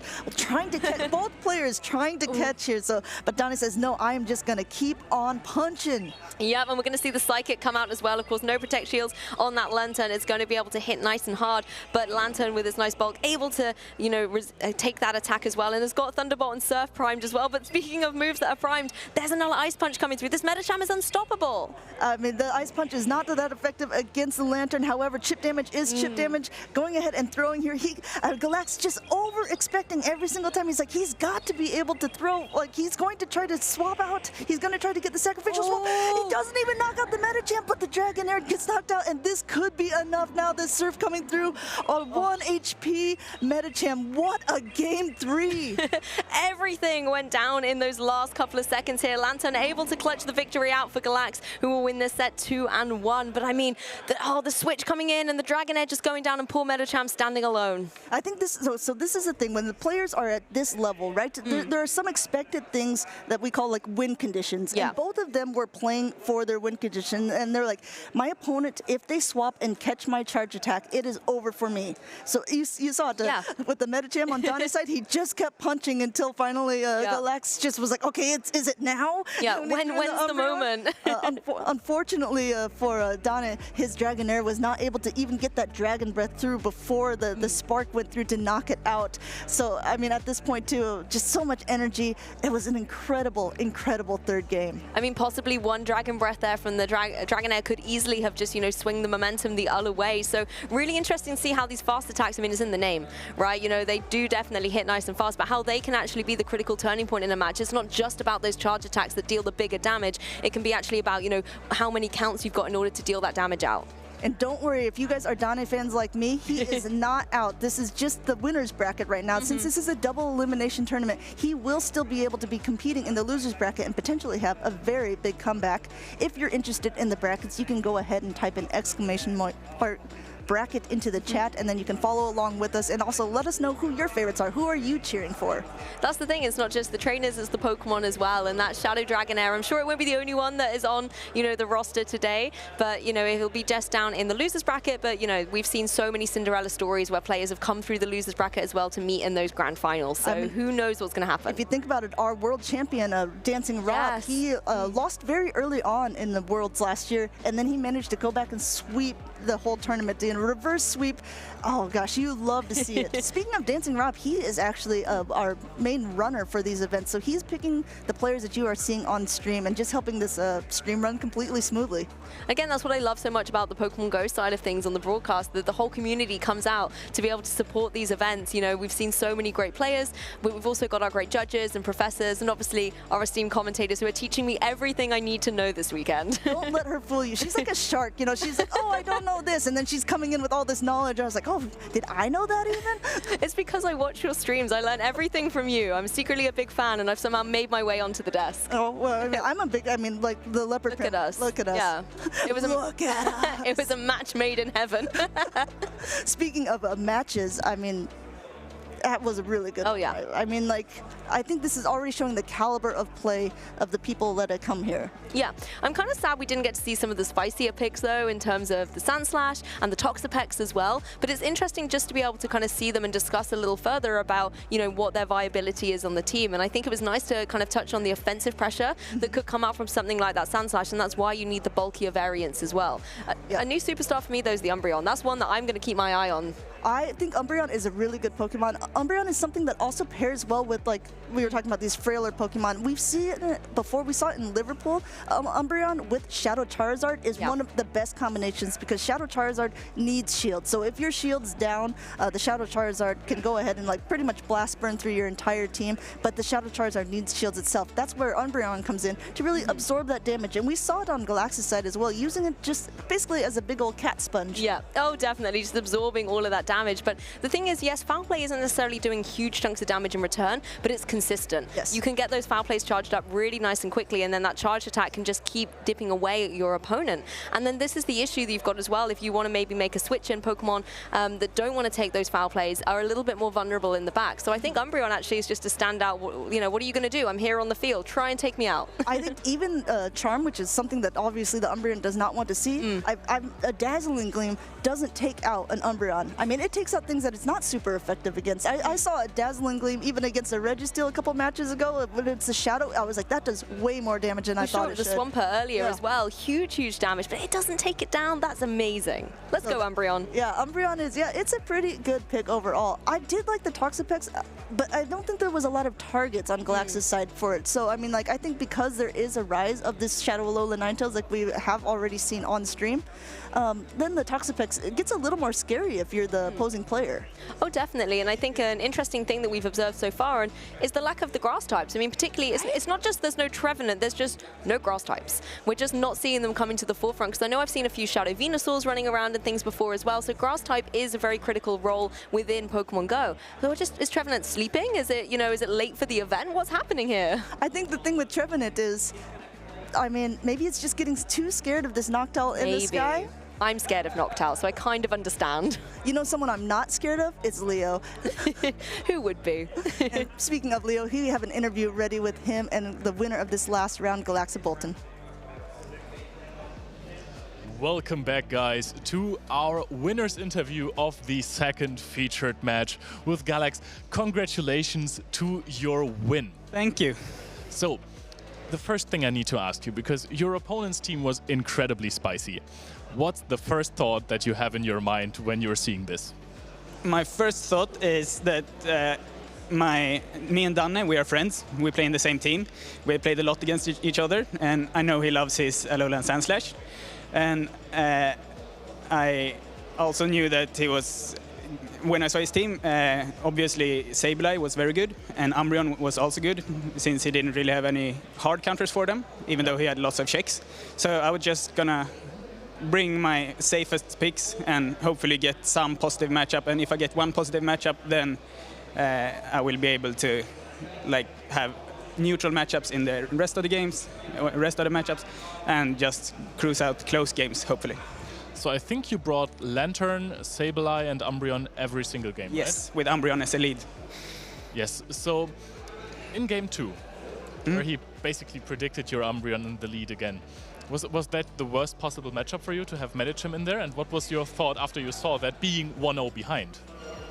Actually, I know Donnie's Medicham since we've played so much, and we've had that exact matchup plenty of times. So I know that my Umbreon beat him in the Zero Shields, so I could have stayed in, but I wanted to get rid of the Dragonair in the back. Yeah. So I was still planning to use my Umbreon against the Medicham later in the game, like I did with the catch on the Ice Punch, but I first wanted to get rid of the Dragonair in the back. So in game 2 as well, I think, there was this crazy situation where Ice Punch KO'd the Sableye, KO'd the Sableye. Did you expect this to happen? Did you know that it was going to KO? Because I think that was a really close one. Yeah, during the game we discussed it. He asked, does this KO? And I said, probably. I don't have that good IVs on my Sableye. So. All right. Yeah. So that was a really heartbeat final. What was your plan for going into this high pressure situation in game 3? Because there wasn't a lot of HP on any of the Pokemon. Did you know that you were going to finish the Dragonair with one water gun? No. Yeah, it was the Dragonair. I just assumed was only his. It was only there for a catch. So he had like 1 HP. But the funny thing in the end was that I had so much energy, but I didn't know when to catch, and he knew that he wanted to catch, but he also knows that I like to wait a lot before throwing.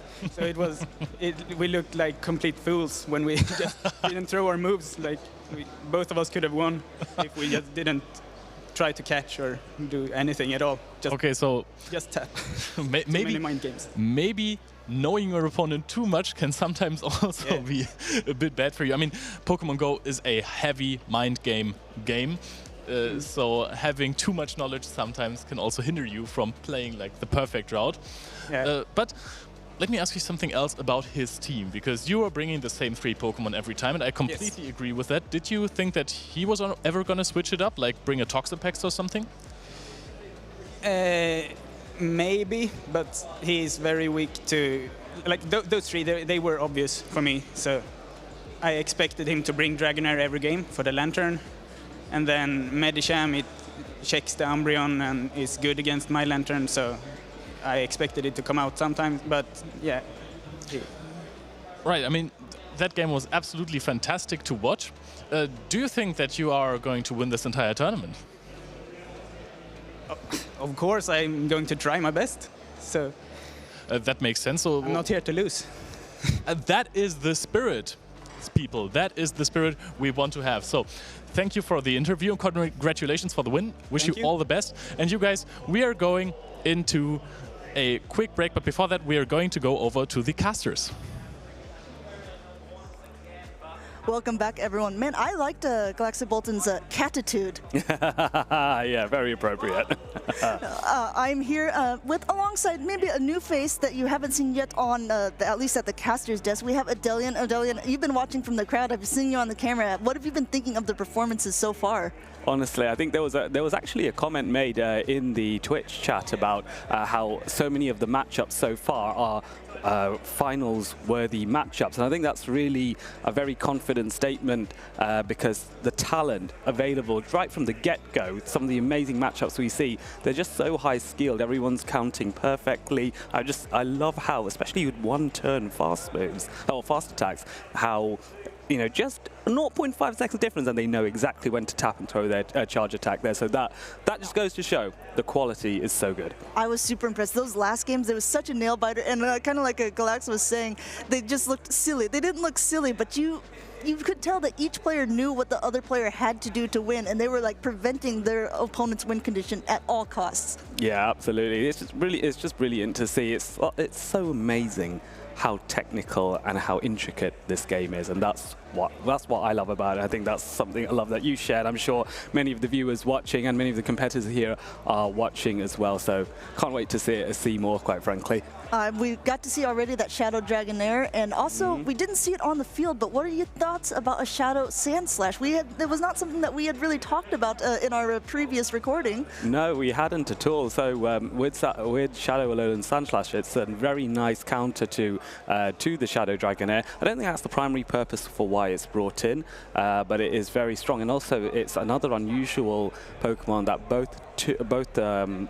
both fast attacks are equally viable depending on the rest of your team. So you have Powder Snow, which is traditionally available, and you also have the not legacy move, but the Community Day move that Alolan Sandslash has, which is Shadow Claw, which gives it some very nice and interesting matchups, because Shadow Claw is one of the best fast attacks in the game, in my opinion. I completely agree, and if you look, there's 2 players on the field that have running a Shadow Claw team. We have a Trevenant. These are the first Trevenants that we have seen so far. We were just commenting, did the trees fall down? Did they get to chop down for winter or something like this? But no, they are here on both Red Ash DK and Birds of Prey's teams. Yeah, it's lovely to see Trevenant come back into play. Also, both sides are running Noctiles as well, so there is a really brutal answer on both sides to anyone. If Trevenant does get brought in, and perhaps not at the right time as well. I think with previous matchups compared to here, people were opting for Sableye or Trevenant, and we were talking earlier about how Trevenant will be a much more confident answer to Swampert and to other water types like the Lantern, but Sableye does have the additional flexibility of not being completely hard-walled by Noctowl. It still struggles, but then, and we're going straight into the first battle straight away. Speaking of Noctowl, you willed it into existence here. Red Ash DK is going ahead and starting with it, an immediate swap out by Birds of Prey into a Powder Snow Shadow Alolan Ninetales. And then the Galarian Stunfisk has come back in at this point to throw off the Rock Slide, but not before Shadow Alolan Ninetales can get off the Weather Ball here, which do a respectable amount of chip damage, bearing in mind that Galarian Stunfisk is a Steel and Ground type Pokemon, and so they cancel each other out in terms of weaknesses and resistances, and it's a neutral hit from the Weather Ball. But look how much damage this Rock Slide does. So much damage indeed, but this Alolan Ninetales still has so much energy, and if you look, again, like you said, since it's neutral here, this is chipping away. I have heard from one of our co-casters, Inadequates, that this Alolan Ninetales with Powder Snow can swap this with the Shield Advantage, so let's see if she chooses to do so. Yes, and I think that will be, sometimes when you have switch advantage here, it can be quite useful when you know what the rest of the team is or likely to be in the back. And this is where another high-level skill comes into place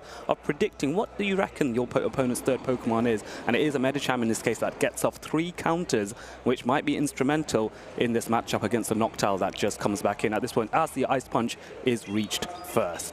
Man, this this is going to be very intense, because if you look at this backline of Delian here, there is a Lantern against a Noctowl, but neither player knows this yet, choosing to keep their shields and an aggressive now swap out to a Spark Lantern to meet with this Noctowl. Yeah, and that's going to be problematic for Birds of Prey here. Normally, this is not a matchup that we like to see. However, Noctowl does have a slight energy lead. Those Shadow Balls do hit hard, and Noctowl does have the bulk to withstand one Thunderbolt potentially, and maybe even get off 2 Shadow Balls if it's lucky. Shield coming out potentially. No shield on this case. Birds of Prey making the call, but unfortunately in this case not the right call, as the Thunderbolt does huge damage here. But it's now a rush to get to that Shadow Ball, and just about manages it. And wow, this is like what you were talking about. It can survive a Thunderbolt, and there are still 2 Protect Shields left on the field here. So I think Birds of Prey, she's just banking it all on this Medicham in the back. Yes, and this is actually viable here. The counters will do a fair amount of damage. No shield again. Wow, Birds of Prey really holding on to these shields until the very last second, as that Thunderbolt does come in, dropping Medicham's health to about 40% before the Lantern disappears for good. And they both only have 1 Pokemon left. They both have 2 shields left. But at this point, it's both of the Pokemon are getting a little bit more low health. Birds of Prey using that first Protect Shield now as his Sky Attack goes off. And I think here is where you're going to have a bit of difficulty, where you've held on to the shields for so long that it's actually quite challenging to now, like, viably put a shield in place to actually save your Pokemon here. There is the potential that Noctowl might be able to wing attack down if Birds of Prey is quite unlucky. So we wonder if that is the win condition that Red Ash is going for in this situation. I think that's probably true. If you look at this going on, all this energy is being absorbed and been saying, you know what, every time I throw an attack, my opponent still gets their fast attack through. So this was a smart play by Red Ash, saying, you know what, I think I can go ahead and wing attack down. I don't want to give her any extra counters there as well, and being able to secure game 1 was basically a 0-2 shield. Yeah, absolutely. And I think with Birds of Prey, I think there was an option there when the Noctowl versus the Lantern matchup where you could have potentially could have shielded a Thunderbolt on her Noctowl, and indeed on the Medicham as well. I think if she had done either of these, so potentially that could have flipped the matchup, because either of those 2 Pokemon would have had extra health. But this is the tricky aspect of playing this game. You never can know for certain what charge move is being charge attack is being thrown out by Red Ash in this case. If it is the bait with Surf, that might be problematic too if you do accidentally shield that. So this is where you really have to think, and it adds to the complexity of PvP. So for those of you watching who are newer players, considering the baiting strategies versus no shielding, and whether it's more viable for your opponent, sorry, not more viable, but more useful for your opponent to bait successfully or land the stronger move more successfully, that balance is something that you can use those 5 seconds to really deliberate and decide what's best for my opponent, and then do the opposite of that.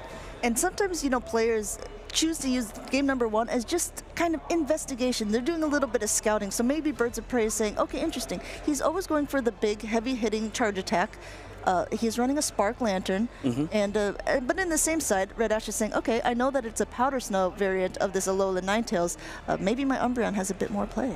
Yes, absolutely. And I think we were talking earlier in the at the very start of the stream about how Shadow Alolan Ninetales and that deliberation as to is it running Powder Snow or Charm. You can see here on Birds of Prey's team, she's running the Powder Snow variant because she's less concerned about the fighters, because she does have Trevenant in her team as well. She can handle the majority of fighters, most common one being Medicham, of course, and then but then there is that concern with, oh yeah, potential Altarias or other Pokemon that are weak to Ice-type moves, where this is where the Alolan Ninetales may be quite useful.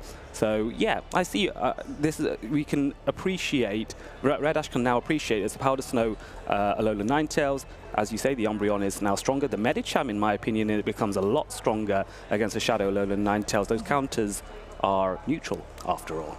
Is true, and also it's a little bit more frail being that Shadow variant. However, we did see in game number 1 the Dazzling Gleam go through, and there's the Medicham no longer on the field, and it's one of those things where again, yeah, you have to call when to use these shields. I mean, you don't want to go at the end of the game and be like, oh man, I could have utilized this shield better, or I should have, would have, could have shielded at this one moment. But you have to go ahead and just take whatever information, but you have to put away the bad feelings as well, right? I mean, each game starts completely from scratch. You have every opportunity to win a game, even if you've lost the first one. It is a best of 3, and that's why it's not a best of 1. Yes, absolutely. So Birds of Prey very, very much now thinking, right, how do I adapt to this strategy? What was really impressive to see was some really effective counting here on the on both players' sides to make sure they throw their charge attacks at the perfect time, just before their opponent had reached their own charge attack. So this is where there is a memory test almost with the with Pokemon Go, where it's a mixture of knowing your type matchups first and foremost, which is the sort of first step, I think, for a new player coming into PvP, and then we can start talking about, okay, move sets, memorizing those over time, just the more commonly used ones you see in Open Great League, and then finally we talk about attack counts, as it were, where you can have where you can be aware, for example, with Medicham, that you need 6 counters in order to reach an Ice Punch. You see that enough times, and then it will be committed to your memory over time as you practice, either in the Go Battle League or at some of these Play Pokemon tournaments in the future. And not only is it like a memory, it's almost muscle memory too, because even if you aren't someone who is doing the counts out loud in their head or anything like this, you start to get a feel for it, right? So you can tell like a player is about to do something. And I think that is one of the more interesting things about Pokemon Go. It's like you can play it at a very, I don't want to say low level, but just like a coming into it, you can still enjoy it by just playing a matchup. But the more you get into it and the more intricacies you learn, the more you realize what a complex game it actually is. We joke around with the other casters in the other games that sometimes it just looks like tapping, right? But there's so much more to Pokemon Go than just tapping your phone. Yes, I think when you compare Pokemon Go to tapping, it's like comparing VGC to pressing buttons on a controller. There is a lot more to VGC, and indeed with cards as well. But we go back to Pokemon Go as Galarian Stunfisk from Red Ash's side faces off against that Shadow Alolan Ninetales. We have seen this matchup before, and it's an instant swap into the Medicham, which is responded to by the Noctowl. But note, at this point, Medicham did get 1 counter ahead when it managed to get that switch in, which may prove advantageous against the Noctowl here. So let's see what Red Ash does in response. And I have to say as well, I think if you're Birds of Prey, you're very happy that the Red Ash swapped in that Noctowl, because with the Trevenant in the back, that is a pretty heavy-handed matchup for the Noctowl. Not going ahead and shielding up this Sky attack here. It is super effective against the Medicham and almost takes it out, definitely in the red, but this Ice Punch goes through and will also bring the Noctowl down very low should Red Ash choose not to shield. I think it might be close to KOing. Oh no, the shield does come out, so definitely Red Ash playing for switch here, but yes, you're right, the Noctowl is now no longer going to be aligned against Birds of Prey's Trevenant. Shadow Alolan Ninetales can come in and potentially farm down. Yes, it will be able to farm down, but not before taking a Sky attack here, which is going to do a fair amount of damage. As we know, Shadow Pokemon do take 20% more damage here as the second Sky attack comes in, and this time a shield does come from Birds of Prey. She's finally using a shield. Yeah, look at this. She does know where that shield button is. An immediate swap out there to that Galarian Stunfisk, and you can see the wisp of the hair as the Weather Ball goes through unprotected onto this Galarian Stunfisk here. But remember, we have a full health Trevenant in the back, and Trevenant does well against both of the Pokemon left on Red Ash's team. Yeah, this is going to be quite challenging now for Red Ash, because the main way that he will be able to do damage here would be to throw these rock slides onto the Trevenant, but not before Trevenant launches a Shadow Ball, which goes wisely shielded, because this would pretty much KO at this range. It is a charge attack priority event here, as Galarian Stunfisk responds with a rock slide, which will do typically about 25-30% onto this Trevenant, or bring it down to, yeah, the sort of halfway through its health, we'd say, give or take, as another rock slide does come in, and this time the second shield does come out Birds of Prey. I think this is a sensible shield to use. I think, yeah, Birds of Prey recognizing that the fact that the Galarian Stunfisk has stayed in is probably an indication that there's something that could be weak to Trevenant in the back. This rock slide, will it be enough? This is always the big joke in Pokemon Go. It still survives, but there's a sliver of health, trying to get a catch, but not able to. And now Birds of Prey has revealed that it is going to be that Lantern and getting a Seed Bomb to the face. I think what will be interesting is where the Lantern's able to get 2 Seed Bombs bombs off in that time. It is able to, and that is really significant here because now the Lantern is going to be so low. Might even be close to being KO'd, if not KO'd itself. And now the Alolan Ninetales will may be able to switch in and farm it down, and it indeed does so, but not before Lantern does throw the Surf out, which I think at this range, there is a risk of a KO onto the Shadow Alolan Ninetales potentially. This is going to be very, very close here. It is indeed enough to take it out, and Red Ash goes ahead and secures game number 2 as well, but that was a very close matchup. I think Red Ash was probably sweating when he saw that Trevenant come in. Yeah, absolutely. Really impressive play there by Red Ash, particularly when you've got the Galarian Stunfisk, which tends to lose against the Trevenant, although there is some, it's not super close, but then making sure that you do as much damage as possible to that Trevenant so that the Lantern can go uncontested in the back. But to be fair to Birds of Prey and her Trevenant, the Trevenant managed to get 2 Seed Bombs off onto the onto the Lantern, which made Red Ash, as you say, sweat quite a bit. Yeah, it became very, very close. I mean, I think it came down to a really nice energy management by Red Ash there as well. Like, he had a ton of energy on that Galarian Stunfisk, and it was like, okay, I recognize that I absolutely need to keep this thing as healthy as possible because the Lantern does not want to see this Trevenant at all. And just being able to correctly call that Shadow Ball and then just throw off rock slide after rock slide, because sooner or later it's going to be able to knock out that Trevenant, and it was really good calls on his team there. Yeah, absolutely. So we, you can see there now, Lurgan Rocket, one of the judges, was just going through the matchup and making sure everything was all fine. Everything was working well. There's no issues there. So it's always something to appreciate that for all the professors and the all the professors that are supporting the event here. They do it off their own backs. They are volunteers at the end of the day. So a big appreciation to the professors. As now both competitors come off the stream here, and we are going to wait for the next matchup to come. They're going to come thick and fast, I'm sure. Yeah, and the thing about, you brought up Lurgan Rocket, he was our very first ever regional champion. So when Pokemon Go was added, there was a Liverpool matchup. Before these streams even existed, before all of us at home could see what was going on in each of the regionals, he won the very first one, and he ended up placing 4th overall in Worlds, which is a fantastic play. He's already qualified this year, so now he has decided to do a little bit of judging, like you said, helping out on the back end. Yeah, it's nice to see players that are of his caliber, because I think he won his Worlds invite to Yokohama this year from, is it Bolton? I think it's, yeah, I think he was playing 2-3 EJB in the finals, and they're both very good friends as well, so it's quite an entertaining matchup. But yeah, Lurgan Rocket and indeed all the other professors, thank you very much for your support with helping to make sure these competitions run smoothly. For those of you who like the idea of helping out with the setups for these competitions, you may want to consider the Pokemon Professor program yourselves. I'm sure the Pokemon Company would definitely appreciate more professors to call upon, and also you get to go to these amazing places. This is the first time I've ever been in Sweden, and you said it's the first time for you as well? Yeah, it's my first time as well. I was just going to say, speaking of professors, you are one of the most recent professors being added to the program, so congratulations on there. Thank you very much. Well, we have an interview ready with the winner with Red Ash DK, so Lou the Pikachu is going to be there. We'll send it to Lou. Hello, Pokemon trainers. I am joined by the winner of that last match, Red Ash. A fantastic victory, 2-0, a very commanding set.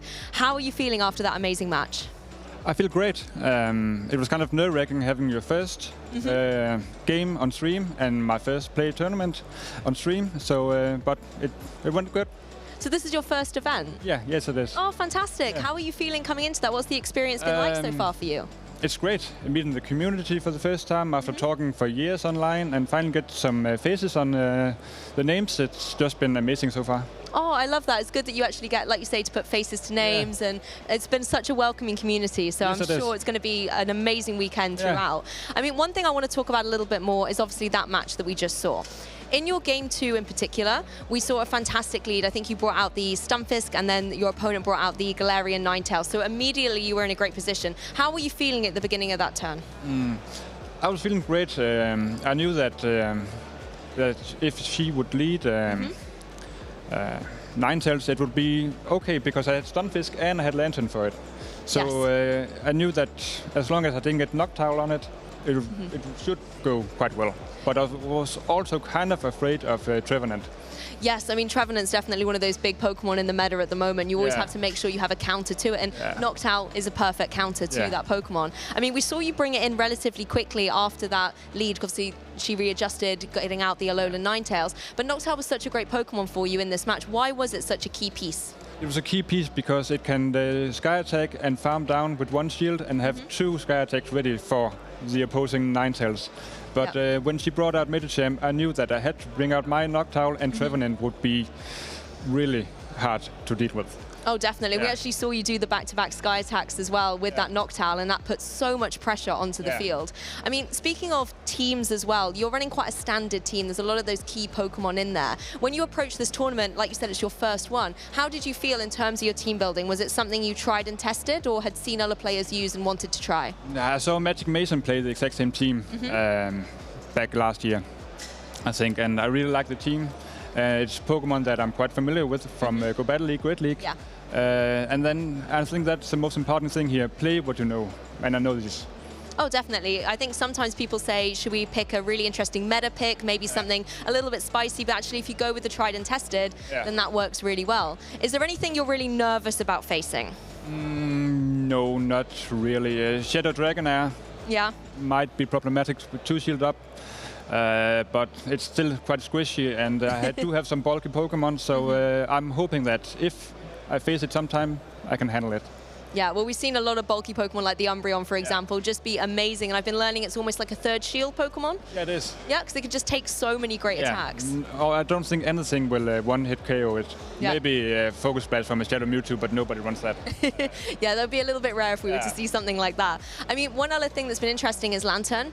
And, you know, kind of this debate about which fast attack do you go for on it? Do you go for that Water Gun? Do you go for that Spark? Obviously, you're running Spark. Can you tell us your thoughts on that debate and why Spark might be the one to choose? I will always choose Spark because this core of Noctowl and Water Gun Lantern is everywhere. And one of the only Pokemon that beat that is Spark Lantern. So I kind of like to have the upper hand in the mirror matchup, and also it beats Noctowl better than the Water Gun. And it gets the nice fast energy as well for the charged attack. And you can get, like you see, Shadow Ball, 2 Shadow Balls from Noctowl, and I'd still reach a Thunderbolt on Medicham in game 1. So that's why. Oh, fantastic. Well, obviously, like you said, it's your first event as well, and we know that there's only a limited amount of spaces left for qualification for the World Championships. Is that something you've got your goal on? No. No, you're just here for the fun? I'm here for the fun, for the experience, have a good time with some online friends, and if I get the ticket, great, but I'm just here to have fun. Oh, brilliant. Well, we'll certainly be keeping an eye on you throughout the competition and wish you the very best of luck in the rest of your matches. Thank you. Fantastic. Well, our next match will be ready and waiting very soon. So don't go anywhere, Pokemon trainers. We're going to carry on the amazing Pokemon Go action. Welcome back, folks. I don't know what Reddish was saying. I would love to see a Shadow Mewtwo in Open Great League. The Focus Blast? Yeah, if you ever got there. So folks, for those of you wondering, Focus Blast is a move that takes and requires a lot of energy to power up, a huge amount of damage. Now with Mewtwo, has a lot of high attack, but quite frail in Great League because of the 1,500 CP cap that is for all our tournaments here. So the problem that Shadow Mewtwo typically would have is that it's not able to survive long enough to get a Focus Blast off, and that's why you don't often see Shadow Mewtwo, even though generally speaking it would be a pretty awesome Pokemon to have, perhaps in Master League where there's no limits in the future, or in some GBL meta of some sort. So spoiler alert, if you run into me in Master League and my Mewtwo, I am running Focus Blast on it. You're welcome. Now the thing is she telling the truth or not? If you battle her, you'll find out. Speaking of battling, I wanted to talk to you a little bit about this because we were both at the EUIC, and you had a little chance to do some shadow battle against the Speediest Chief. Yes, that was fun. So for those of you who don't know, or I'm sure many of you know of Speediest Chief, he is one of the most well-known commentators on our North American circuit of Play Pokemon. I think is he commentating at Hartford as well? I believe he is. Yes, so he will actually actually be on after Malmö is over. The Hartford will wake up and there will be another regional championship happening. So by all means, tune into that. But yeah, battling against Speedy with a bunch of my shadows was all good fun, and certainly something worth checking out on the EUIC pre-show on YouTube if you do get the moment.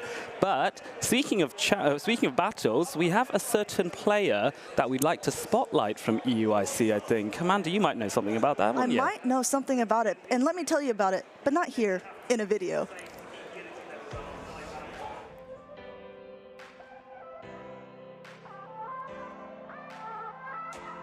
Welcome to Championship Sunday! Hey everybody, my name is Amanda, but some of you may know me as Lundberger. You may have seen me casting at the 2023 EUIC. That's me right there. And speaking of the biggest Pokemon Go event to date, let me tell you a little bit about the European International Champion, Tonton Battus. Tonton is a French player who hadn't really made a name for himself in the play circuit, but most players in both play and grassroots alike knew and feared being put against him. Prior to winning the European International Championships, Tonton's top achievement was placing in the top 4 in the Stuttgart, Germany regionals. But because of his consistency and high-level plays, he was also an underdog pick to win EUIC. And win EUIC he certainly did. Tonton started the tournament by sweeping all of his opponents until he reached Snowman 23, still beating him 2-1 and solidifying his spot in the top 16 of the 256 players. From this point, he knocked Scaffold 99 and Nezabethan to the losers bracket and pushed his way to day 2 in the winners finals. And, spoiler alert, the man just did not lose. He narrowly scraped past Utrecht's special event runner-up Statistan and faced off once again against Nezabethan, decisively 3-0ing the British battler and going undefeated in the largest Pokemon Go tournament.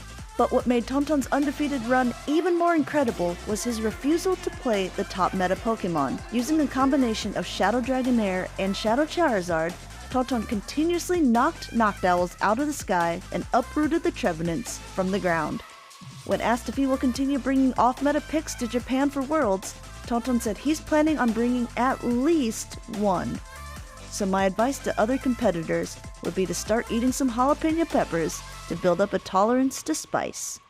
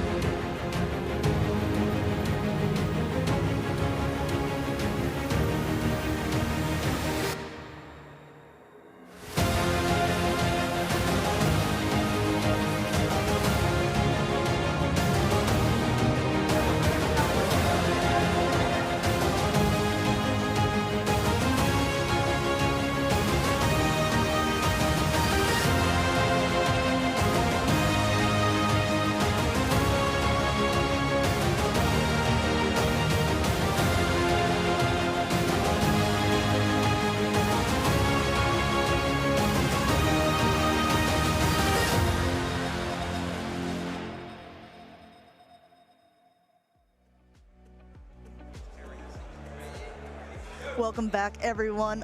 Yes, we just did a little interview thing. I have to say, you did an EUIC recap. I did the recap of the player. How did you feel EUIC went for yourself, Adelian? I loved EUIC. Absolutely loved it. So some of you will already know, but I hail from London, and I'm very proud of London's Pokemon Go PvP community. I am very biased, but it is one of I do think it's one of the best in the world for Pokemon Go PvP, and of course, it's a great honor for EUIC to come to London's Excel Centre.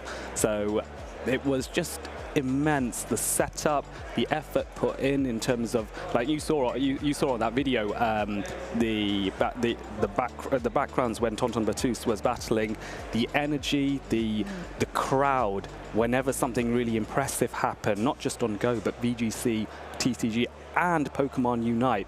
Honestly, the energy is amazing, and I implore to each and every one of you, it's definitely worth coming to one of these regionals or international championships.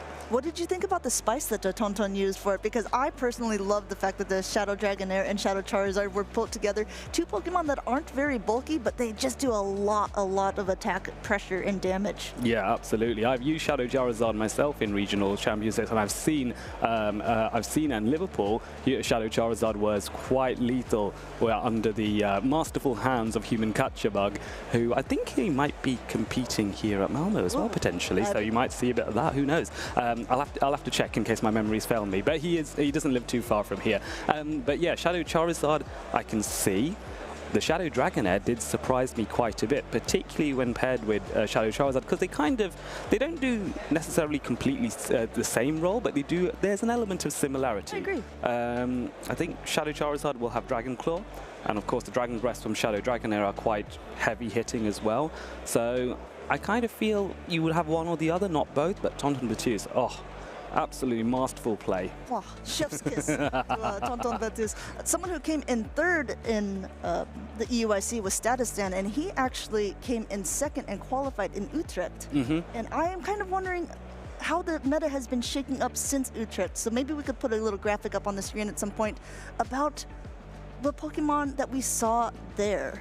Yes, and here it comes now. But bear in mind, Utrecht was a special championship, so there was no entry fee in order to compete, but therefore no prize money to be won, just the travel award, and of course the honor of being called Utrecht's Play Pokemon champion. And look at the number of players there. There was 168 people registered for that special event. We do have one more special event coming up in Torino. I wonder if we'll see a similar amount of numbers. Yeah, I imagine so. So Torino is in the northwest corner of Italy, if my geography is any good. Please don't quote me on that.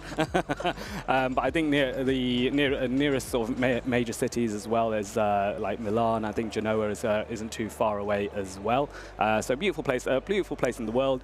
But I do think when it's a special championship and there's no entry fee, there is sometimes I usually find that there is an increase in the amount of attendees because it's just simply financially easier to get across. But of course, it's quite nice to have the prize money, I think, from the regionals as well. So you know, swings and roundabouts, as they say.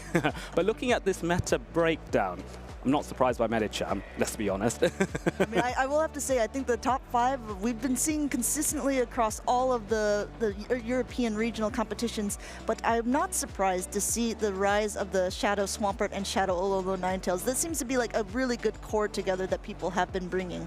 Yes, that's absolutely right. So when we speak of cores as commentators and as players, we're talking about a combination of two Pokemon that tend to cover each other's weaknesses particularly well.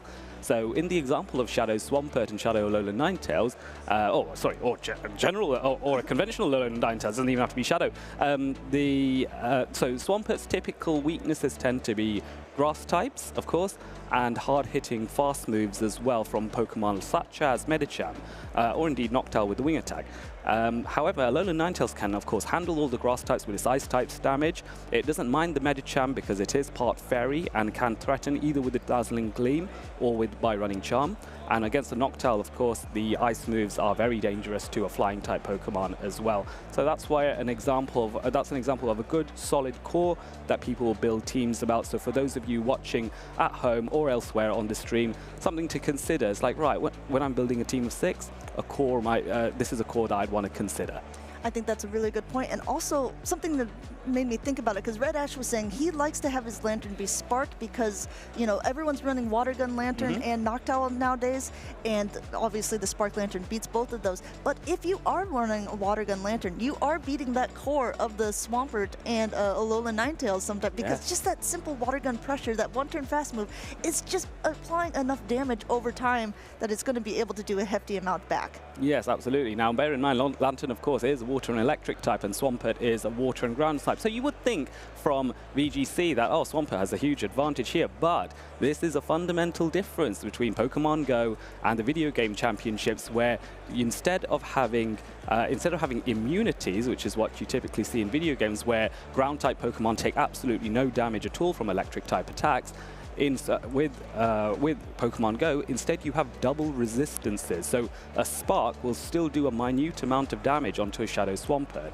Now, in this case that Amanda was talking about with Water Gun, you're using the Water Gun's pressure to create neutral damage against the Swampert, and Swampert can only really threaten with an Earthquake if it manages to get it off. So you shield that Earthquake as a Lantern, and you're all gravy, as they say. Is that something they do say? Yeah, it's a northern phrase that I picked up despite being a southerner. So I'm hoping some of the British people will either say yes, that is a phrase, or they're going to tear me a new one on the Twitch chat. I'm going to start saying it as well. One thing that you kind of just brought up was about the VGC and how it's a little bit different, and I just want to bring up a small VGC matchup. So Lou's husband recently battled against Adelian. He is qualified for Worlds in a video game and was a little bit interested in how we like to do Go. Can you talk about the matchup that you had against Byers? Yes, so I ran a just as typical Go Battle League line, and the idea was to someone new to video games, I would speak aloud, and as did Amanda, we'd speak aloud about what we're thinking as we're battling. Now, obviously, in a real Pokemon Go battle, I wouldn't be telling Amanda what I'm thinking, because then she knows exactly what to do to me in the battle. But it was just nice to see both sides of the story, and how it's like the mental gymnastics needed to play play at the sort of high level. I was about to say highest level, but then I thought of myself and thought, But you, my dear, yeah, you're highest level, no question. I'll take it. You know, I'll take all the compliments I can get. One thing that I would like to point out when watching that matchup. By the way, he played very fantastic for someone who doesn't really battle too much. So if you're looking to get into PvP, here is a small tip that I think will help you, and that is you want to build up to the more heavy-hitting or efficient charge move. Because at the beginning, there was an Azumarill on his side and a Sableye on yours, and he did not charge up to the Play Rough. He just immediately threw the Ice Beam. Of course, if you're a more seasoned player, then you know that, yes, this is just an Ice Beam, so there's no need for me to shield it. Had he charged up all the way, it makes you almost second guess, do I want to spend my first shield here? Yes, absolutely. Bear in mind, Play Rough being a fairy type move is super effective on Sableye, and it's the only type, I believe, that is super effective on the Ghost and Dark type combination. So we are getting into another matchup here. You can see Logan Rocket eyeing up against the two competitors as they are logging into their phones. So it looks like we'll be getting some battle scores. So in Pokemon Go, we are scanning each other's friend code or battle code in order to send a battle request to each other. So that's typically what you're seeing now in terms of the two players exchanging their codes. And now there are team sheets showing what Pokemon both these trainers are running, and then we have the lovely graphic at the bottom, which is very pretty, and we can see more Shadow Alone and Ninetales. I'm not surprised to see that. This is a relatively similar team, but Mushroom King is running an Altaria, which I like the look of as something a little bit different as opposed to the Noctows we typically see. Yeah, you have an absolutely correct point. They have basically an identical team except for that Altaria and the Noctowl, so that is kind of funny. We have to also wonder what the movesets are going to be, right? I mean, we talked about it many times. It could be a Spark or a Water Gun Lantern. It could be a Powder Snow or a Charm Ninetales, and those are things that we'll have to see overall. I will say I like the pick of Altaria as well. I think it's very strong with that Dragon Breath pressure. But if there is a Shadow Alola Ninetales on the other team, you are very scared to bring it. Yes, I think that's the difficulty. And Snorlax on the left has not only does he have the Shadow Alola Ninetales, but also the Galarian Stunfisk, and it's a very bulky Steel-type Pokemon, and Altaria can't really do all that much to it. So 4 Pokemon, it might be very viable against, and 2 Pokemon, it won't be. So this is where it's a question of second-guessing your opponent. When will those 2 Pokemon come in, if they do, in that team of 3? Is it worth bringing Altaria to deal with the Lantern? Altaria does beat both variants of Lantern, both the one running Water Gun quite decisively, and even the one running Spark it can beat, although it's a lot closer because Spark on Altaria is neutral, the Dragon type resisting the Electric, the Flying type taking super effective damage from the Electric. They balance each other out and you get a neutral hit, as it were. So yeah, looks like Logan's saying we can crack on. Oh, and Mushroom King, interestingly, reached top 16 in the Vancouver regions. I did not know that. I did not know that either. I wonder if we have someone who is actually hailing from North America, or if it's a European battler like Biblicious who ended up competing in one of the North American circuits. It'll be a fun thing to ask if he ends up winning this matchup against Snorek. Snorek has been doing very well in a lot of these tournaments as well. We've seen him in the play circuit, so I would not count him out. Yes, absolutely not. Yeah, I love his hoodie as well. Team Instinct, representing the team that I am as well, which is obviously therefore makes it the best team, although Amanda will disagree. I can't say that I would even disagree. If I was to choose myself, I would have chose it, but all my friends were on Team Mystic, and now I'm a dedicated Mystic player overall. Snorek is just like we were saying before, we have 2 top 16 competitors, so one from Vancouver, and Snorek made it in Bolton. Yeah, so this is going to be a very, very strong battle. Both these trainers know how to play. You don't get to top 16 easily. I have actually never done it.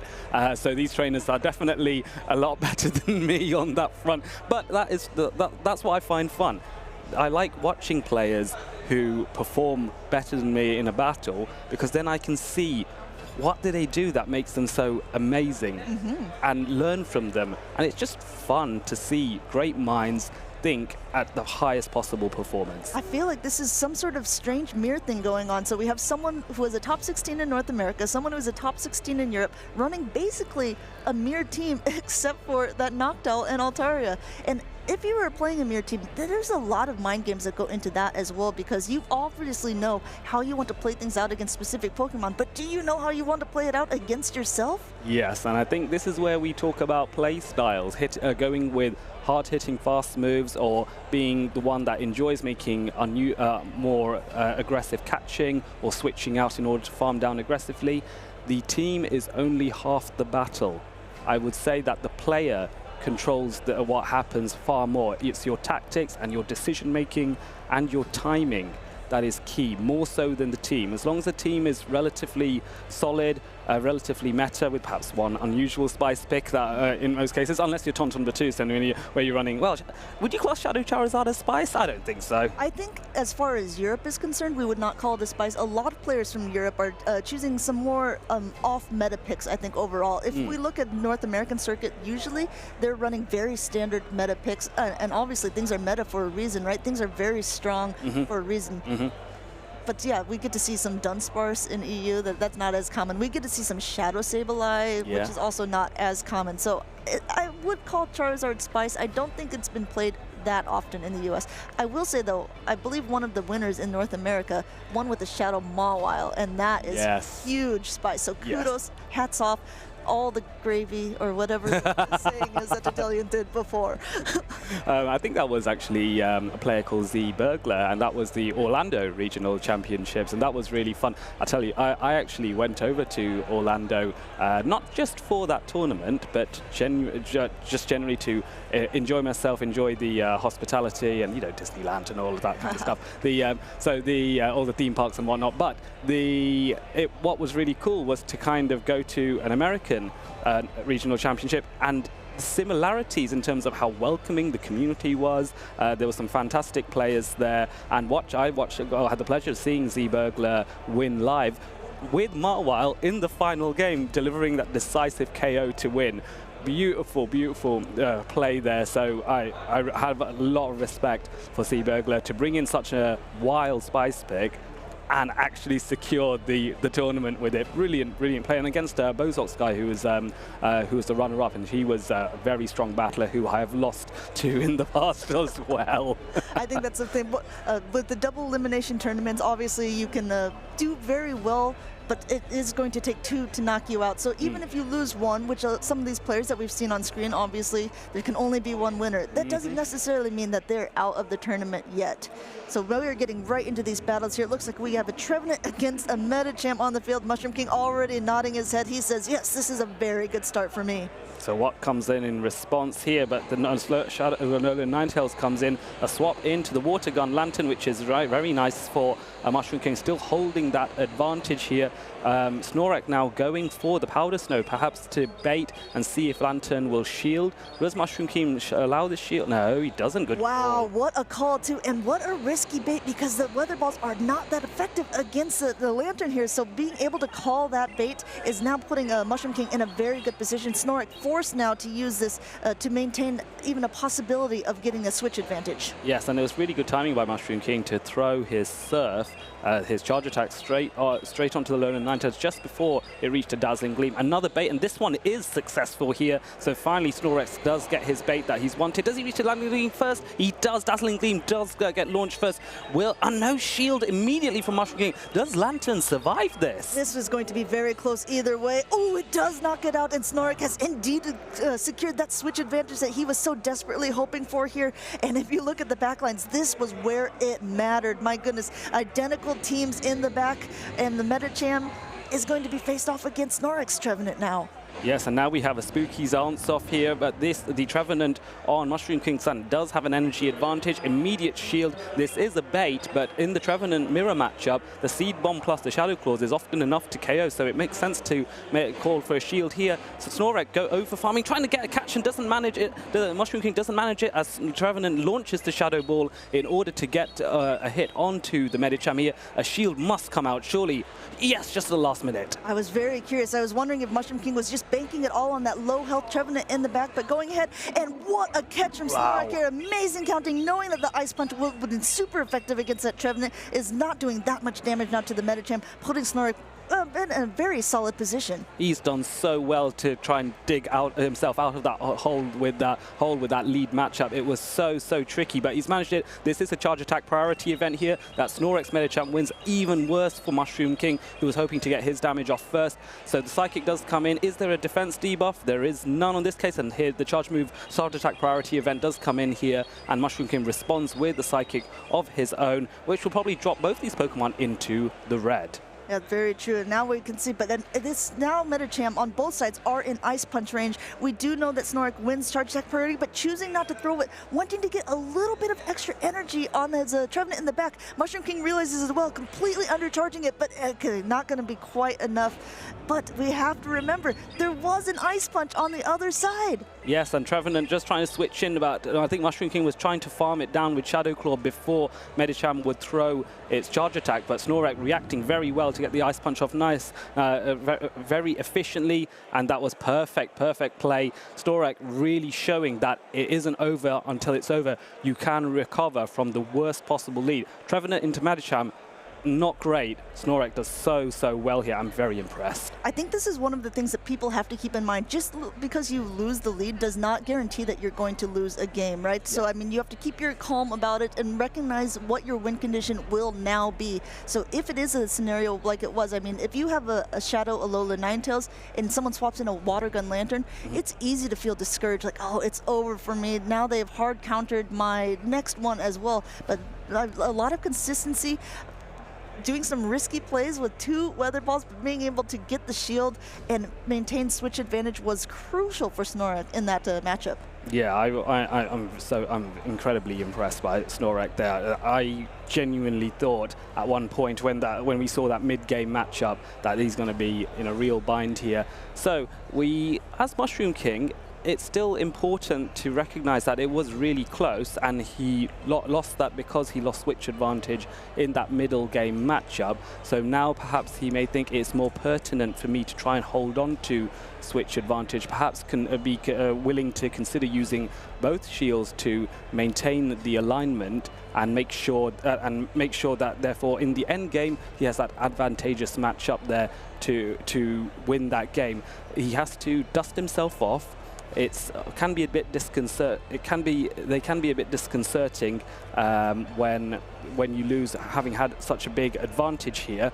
But put that battle aside, refresh, and then refocus, and then they'll be able to hopefully make this a little bit closer and make Snorlax sweat a little bit, shall we say. I mean, definitely, it's not over until it's over, and I don't think there was any big misplays there as well. It was just really good energy management on Snorlax's side, but again, you just have to, like you said, just kind of take your losses, put them away, and concentrate on the next matchup. There's a very dapper lad sat at the front there. Wonder who that is. I really like his tie. Yeah, that's right. That's like. I wonder who told him to wear that. You can see both players now kind of having some discussions, and obviously they can hear each other through the headphones. They cannot hear us. They cannot hear anything else that's going on. But it's always a little fun thing, especially you see if there's players who know each other, the conversations that are going on during the matches. Yes, absolutely. I must say with Mushroom King, I like their T-shirt as well, the Alolan Marowak one. Very beautiful. But we go straight into the battles, and again, now this time Snorlax has an advantage here in terms of in terms of lead matchup as Medicham goes into Altaria, and now this is really painful. Shadow Alolan Ninetales on an Altaria. This is going to really hurt. And Altaria, though, is able to get the first move off, which is quite good to get to that in this situation. You have to wonder if they kind of have an idea of, because if you switch in an Altaria, when someone has already played a Shadow Alolan Ninetales last time, it obviously has to be for some sort of strategy. Yeah, absolutely. Now look at this interesting play here by Snorlax, who's actually undercharging in order to get some additional farm on and get some extra energy on Shadow Alolan Ninetales. Very sensible, carefully calculating that Mushroom King's Altaria will not reach another Sky Attack before it gets knocked out by the Shadow Alolan Ninetales. This is now very handy because when the Galarian Stunfisk comes back in, the Shadow Alolan Ninetales has more potential to throw out more Weather Balls and then chip away at this Galarian Stunfisk that little bit more. Yeah, we saw how much energy there is on this Alolan Ninetales, and unfortunately for Mushroom King, the Galarian Stunfisk is pretty dry on energy, forced now to take that second Weather Ball, and it is down in the yellow, still at a Rock Slide here, trying to catch, and now this is where Mushroom King hopes to shine, switching in that Trevenant to the Medicham, and with 2 shields left, this could be the play. Letting this first Ice Punch, though, could go costly. Yes, it's a calculated decision that, okay, these shields might be more useful further on in the battle, but Trevenant does take quite a bit of damage from the Ice Punches. Here, going for the Shadow Ball, which at this range would KO, it's really trying to force Snorlax to use the final shield. No shield, this is going to KO the Medicham. Is this what Snorlax wanted to happen or not? That is the question. Wow, this is going to be very close. Again, we have to remember there's so much energy on this, and now the first shield comes out from Mushroom King's side, going ahead and shielding up this Weather Ball because it is almost at a Seed Bomb of his own. This should be enough at this range. Snorlax has 1 Protect Shield left, choosing to use it, which maybe is an indication to Mushroom King that there could be something weak to Trevenant in the back. Yeah, absolutely. And as Shadow Alolan Ninetales can at this range farm down, and the threat to the Lantern that Snorlax has in the back has now gone, and the Shadow Alolan Ninetales is able to throw its move first and force that final shield off from the Galarian Stunfisk. This is going to be very useful for that for the Lantern now, and Lantern switches in straight away, but there's no shields here, and there's so much energy on this Galarian Stunfisk. This is Earthquake. Earthquake does huge damage to an electric type. This is a super effective damage, but still not quite enough.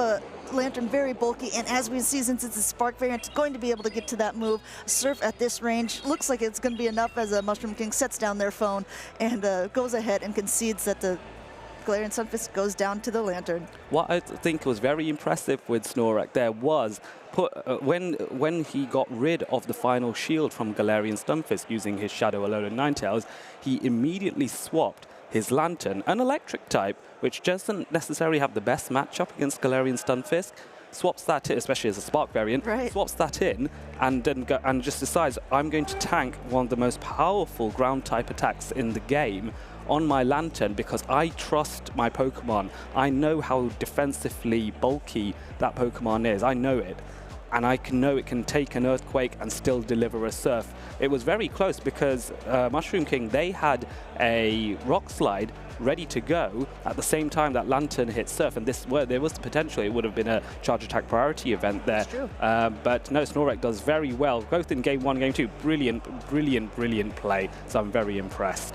Yeah, what I really liked about that play from Snorlax as well is, I mean, I think that Mushroom King had an idea when they put in the Altaria there, and they were like, you know what, like, it's a sacrifice. I'm luring out this Alolan Ninetales because I want it off the field because then the Trevenant will do well in the back. Kind of a typical ABB strategy. But Snorlax, the thing that he did was he did not let that Alolan Ninetales go down. So when the Galarian Stunfisk came back in, the switch timers were now like realigned. So he just immediately said, you know what, I think this is going to be a vital Pokemon. I have a lot of energy left on it. I'm going to go ahead and swap it out and force my opponent to do something different. Yes, it's something unexpected, something that makes them react and may even potentially make them panic if they are not as well seasoned, shall we say, to battling. So keeping your calm as a trainer is very, very important. I do.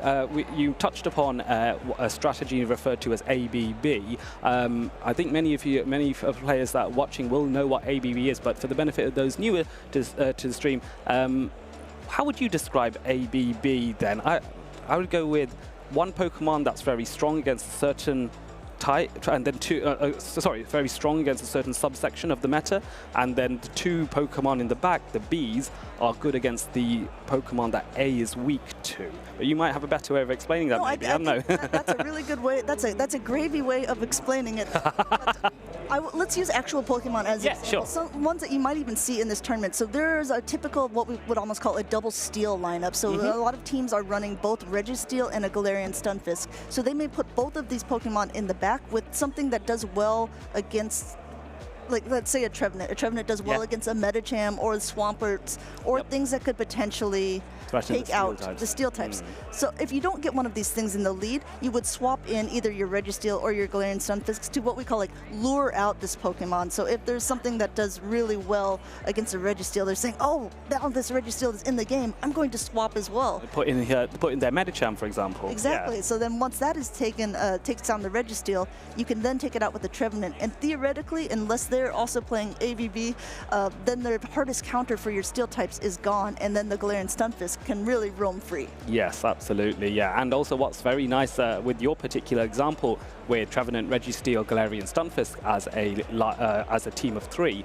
is if Medicham is the response to a Registeel is so bulky that you can probably get off a Zap Cannon and potentially go and debuff Medicham's attack, because Zap Cannon in Pokemon Go has a 66% chance, or what, 2/3 chance therefore, of debuffing or lowering Medicham's attack.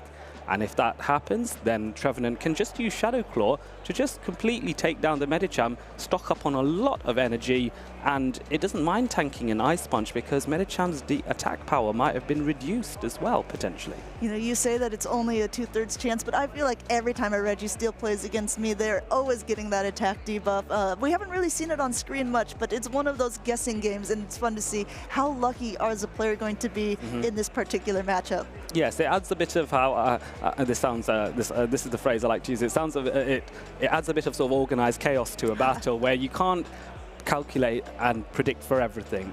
And there is always going to be the odd occasion with certain moves. I really like seeing, for example, and this is a bit of a spicy pick, Obstagoon with Night Slash.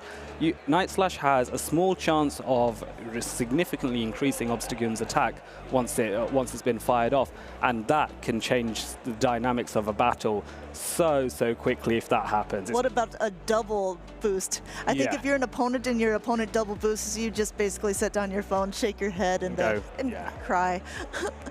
So that's the it's not fun when that happens to you, but it's very fun when it happens when you're running Obstagoon. That happens.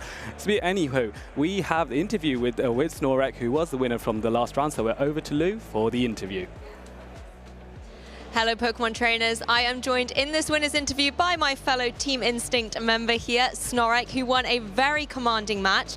Huge congratulations. How are you feeling after that? Yeah, I'm feeling nice. I don't think I should win that. The matchups were that I think he threw game one definitely. The second one I played just ABA. I never played that, but I tried one time. Well, you say they threw game one at the end of that match, and we could see some big reactions. Can you explain what exactly happened? Because I think you got an Ice Punch off right at the end. Yes, I think, I don't remember exactly, I think he said he thought it Chaos anyway and didn't load it. Yeah, he had it one, he just needed to load the charge move. No, I'm not even satisfied with the win. It shouldn't happen, but it is what it is. It does happen sometimes, that's Pokemon, and I guess it's why we play a best of 3 in multiple matches, just to allow that comeback. I mean, speaking of Pokemon, Shadow Alola Ninetales has been a really hot favorite here so far in Malmö, and it was a really key Pokemon for you. I mean, why was it so good for you in this matchup? Yeah, in this matchup, it's pretty neutral against the most of the Pokemon. He didn't have a Regiseal, which was really good. He had basically the mirror of my team with Altaria instead of Noctowl, so it was even better. Did that surprise you that there wasn't a Noctowl on that team? No, I saw people playing with Altaria. I think still Noctowl is better. Yeah.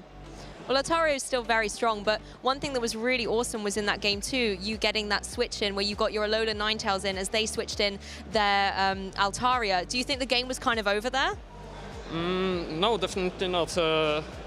Switching in, I knew he wants to bait out my Alola Ninetales and predicted he has Trev in the back, what is really bad against my ABA team. Yeah, but the clock, I stalled the clock for enough so I could switch in and bait out the Trev. But I still think it was really close there. Yes. He could farm up, I think, 3 more Shadow Claws, and I think he would win. It could be a 0-2 for him, for me. Yeah, so it could have gone either way, but it looks like that Ninetales certainly helped you get some momentum. One other thing that we did see was kind of this Medicham mirror. At one point, you both had Medicham on the field, and obviously there wasn't a lot of switching, not a lot of knockouts at that point. As a player, how do you deal with those situations? What are you thinking in that Medicham mirror? And that Medicham mirror, I try to play it every time differently. Because of playing a lot of Sylph and these tournaments here. I know some people just remember how you played previously. So I mostly do it random. Yeah, is it about getting a charged attack in quickly, or? Not definitely. Like in game 2, I think I would have one CMP there and killed the Medicham, but I wanted it to die to get 1 farm on my Trev to have the Shadow Ball. I think I still would throw anyways the Seed Bomb expecting the catch, the switch, I mean. Yeah. Yeah. Well, huge congratulations. It was a really great match to watch. We'll let you get rested before your next game, because I believe our next match is ready and waiting on the stage. So don't go anywhere, Pokemon trainers. The action continues. And hello again. Look who's here. The dream team. This man is Leonard Koenig. You've seen him many, many times, I'm sure. And this is the man that was the first ever person that I casted with in Liverpool. So it is deja vu. Welcome to the stream. Yeah, it was an absolute pleasure for me to cast with you, and I'm super hyped to cast with you again today. We have seen so many great featured matches so far. There were so close matchups already, like Medicham surviving with 1 HP, Medicham's barely getting knockouts on Sableye, and I can't wait to see how this tournament continues. Oh yeah, absolutely. So, so you have done a couple of the interviews so far, and have you had a chance to mingle with the other players who are currently competing off stream? I haven't seen too many of those, but I was talking to Alessio, a Mind Joke, who is one of, I don't want to say the coverage team's favorite players, but he's very well known in the community. A player to keep an eye out. Yeah, a player to keep an eye out. That is absolutely true. And he is performing really well so far. If he wins the next 3 games, he's in day 2. So we already have one of the best players in Europe performing. Yes, and speaking of players to keep an eye out for, I think there might even be some footage mentioning some of the other players that we might want to, quote-unquote, keep an eye out for. So, stay tuned. The video is on its way very soon. Hi there, my name's Adelian, and it's my pleasure to be commentating for the Malmö Regional Championships.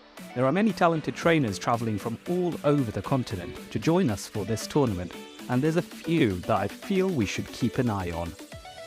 Malmö is a short distance away from the Swedish and Danish borders, and there are some excellent battlers hopping over from Denmark, such as Liverpool regional champion Human Catcherbug, who has a lot of familiarity with undefeated regional runs. The Scandinavian nations have a popular community affectionately referred to as the Snowbatappers. This is a healthy mix of local Swedish stars, such as Galaxo Bolton and Danny WWW. who came 7th in EUIC 2023, as well as Biblicious, who already secured his Worlds invite from Arlington in the United States. Truly a well-travelled and seasoned battler. Another familiar face you may see from our popular Scandinavian community is Arceus Aurelius, who has attended many Play Pokemon tournaments so far. In contrast to the aforementioned fresh new faces, placing 5th in Lille and then 4th in Bolton, will Arceus Aurelius demonstrate that experience in Play Pokemon tournaments can lead to greater success in due time?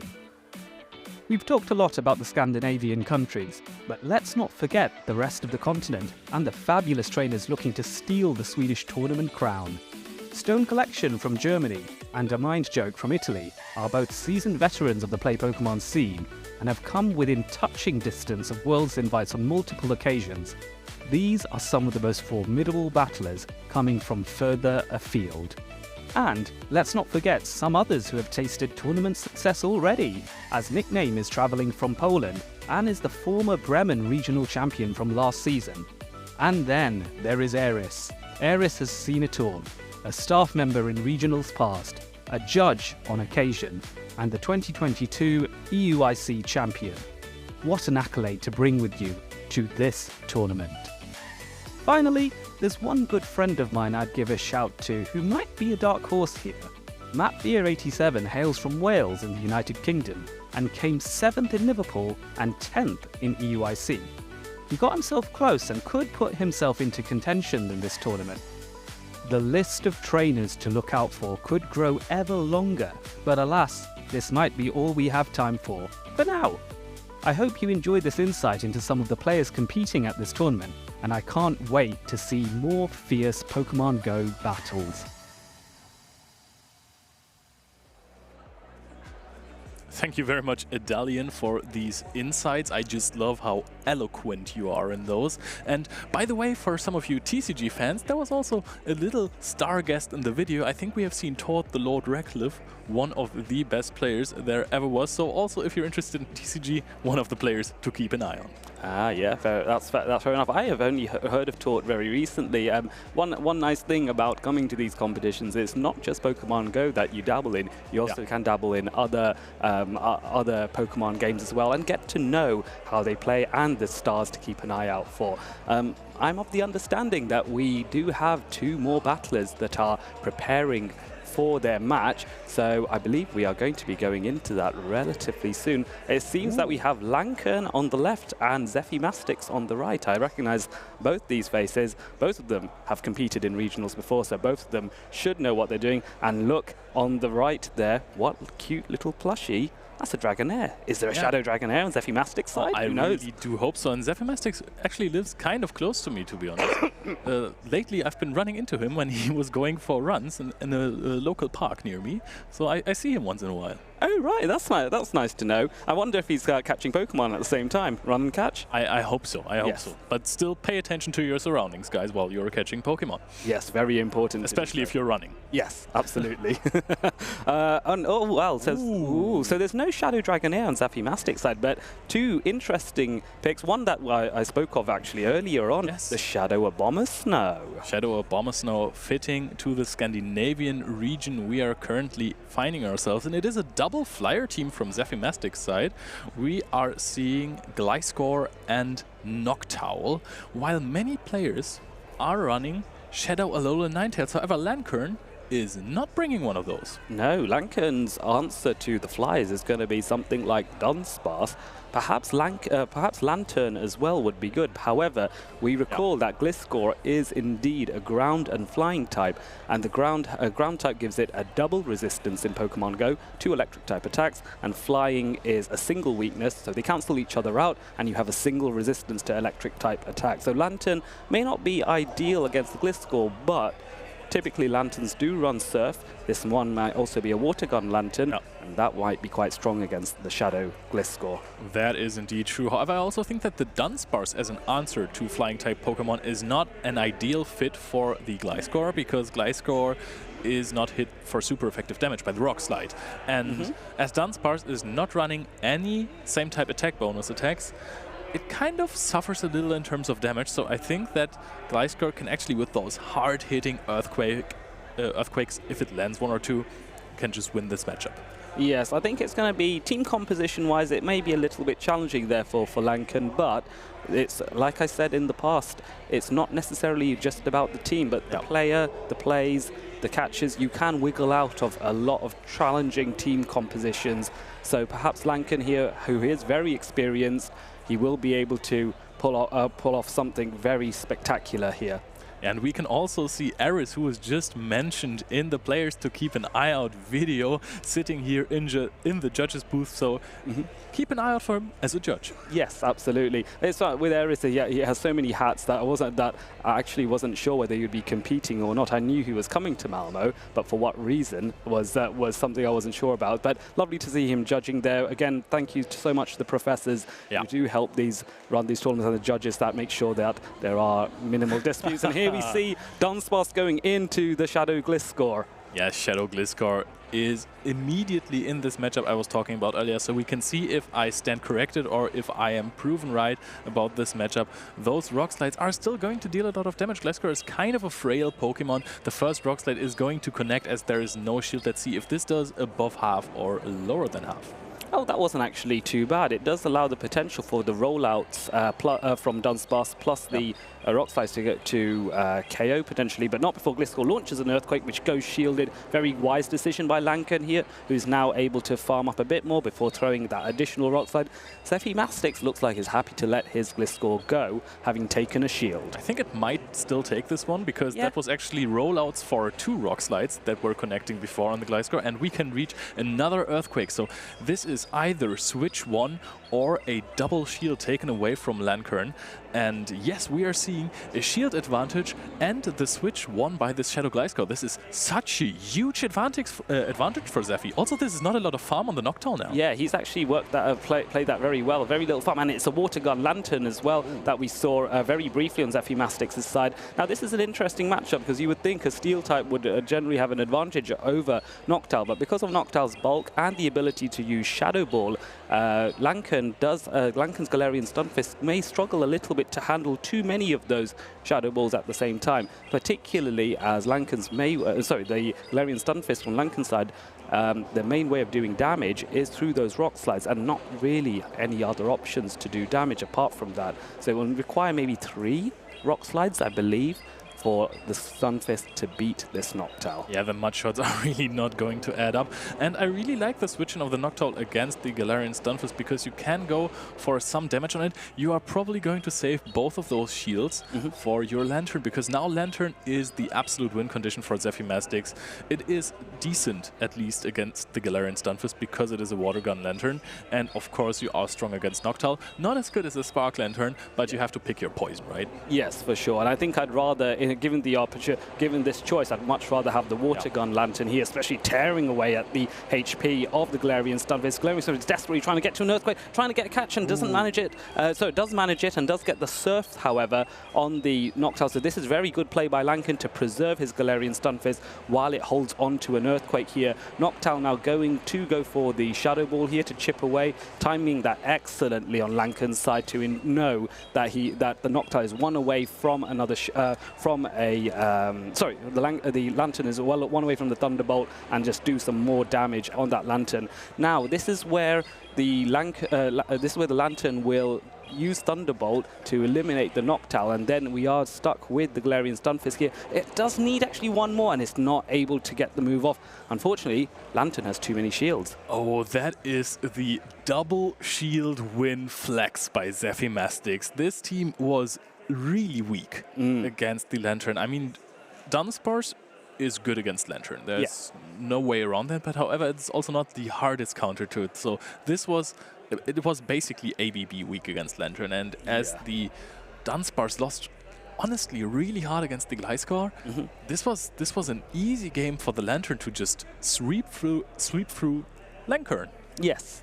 Yes, I was with Lantern and Lankan. It was so tricky. Like I was trying to say Lankan and Lantern at the same time, and that is a tongue twister in itself. But Lankan has managed to reach the Liverpool Regionals top 16 back in 2022. So in the previous season. So that was actually the very first Pokemon Go Regional Championship. So he does have experience here. And again, it does come down to how do I handle that Shadow Gliscor?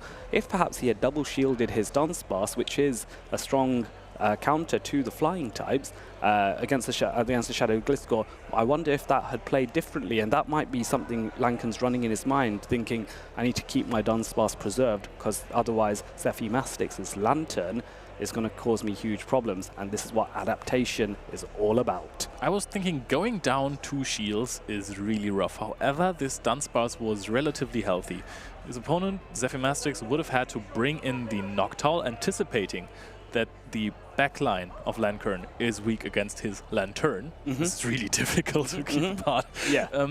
So then you would have to invest, I think, maybe a shield onto a Rock Slide for the Noctowl, because this is kind of also a tough matchup for Noctowl. Basically, his team was really weak against the Dunsparce, so it was kind of a good fit for him to have Gliscor against the Dunsparce. But I think investing 2 shields could have been correct, because then Lantern would have had much more work to do. There wouldn't have been 10 Shadow Balls of the Noctowl firing away on the Galarian Stunfisk. Yes, absolutely. And it's very tricky, especially early on in the matchup. You don't know whether it's worth preserving your lead Pokemon. There's that element of the unknown, which is why you'll often find a lot of players will hold on to their shields until the mid-game or perhaps even the end game, but then you run the risk, as we saw in the previous matchup with Birds of Prey, where you don't end up using a shield. Dunsparce now coming in, and this is actually looking very good for Lankan here, as the Noctowl is now playing against this Dunsparce, and there is a swap into the Registeel. Interesting, considering Dunsparce does have a ground-type move, and now the Galarian Stunfisk comes in response to the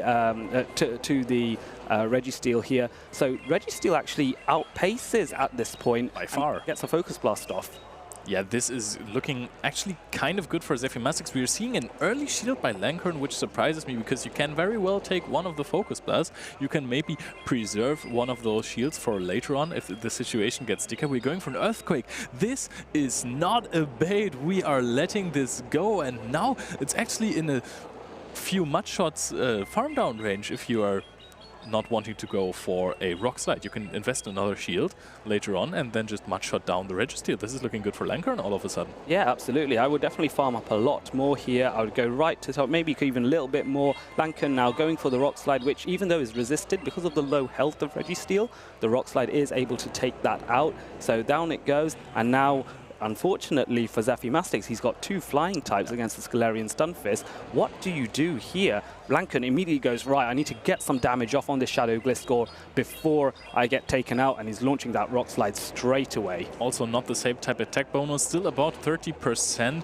We are going to possibly reach another Rock Slide. No! This dealt so much damage. I did not expect that to KO the Stunfisk, and that is a lot of energy already. We're immediately going for the Night Slash because the so powerful Earthquake would be double resisted by Noctowl. Noctowl is just staring down the Gliscor right now. And Lankan's being very sensible here. You would think that, oh, you'd bring in your Dunsparce against the Flyer, but no, he's preserving his Dunsparce for later, for the matchup at the end, and he's putting his Noctowl in, which has the bulk to withstand more damage from the Shadow Gliscor. These Night Slashes are coming in thick and fast here, and there is that danger. The Shadow Gliscor's damage is already so high. What if there's another Night Slash and there's a boost on top of that? That would be crazy. Yeah, the attack boost can actually change the outcome of this game. Look at the damage of this. This is also not going to reach another move, so this might switch everything here. We are going for an immediate Earthquake after one more Wing Attack just before the Dunsparce can reach the first Rock Slide. And Lankan does shield really good. You have to. Absolutely, you have to here.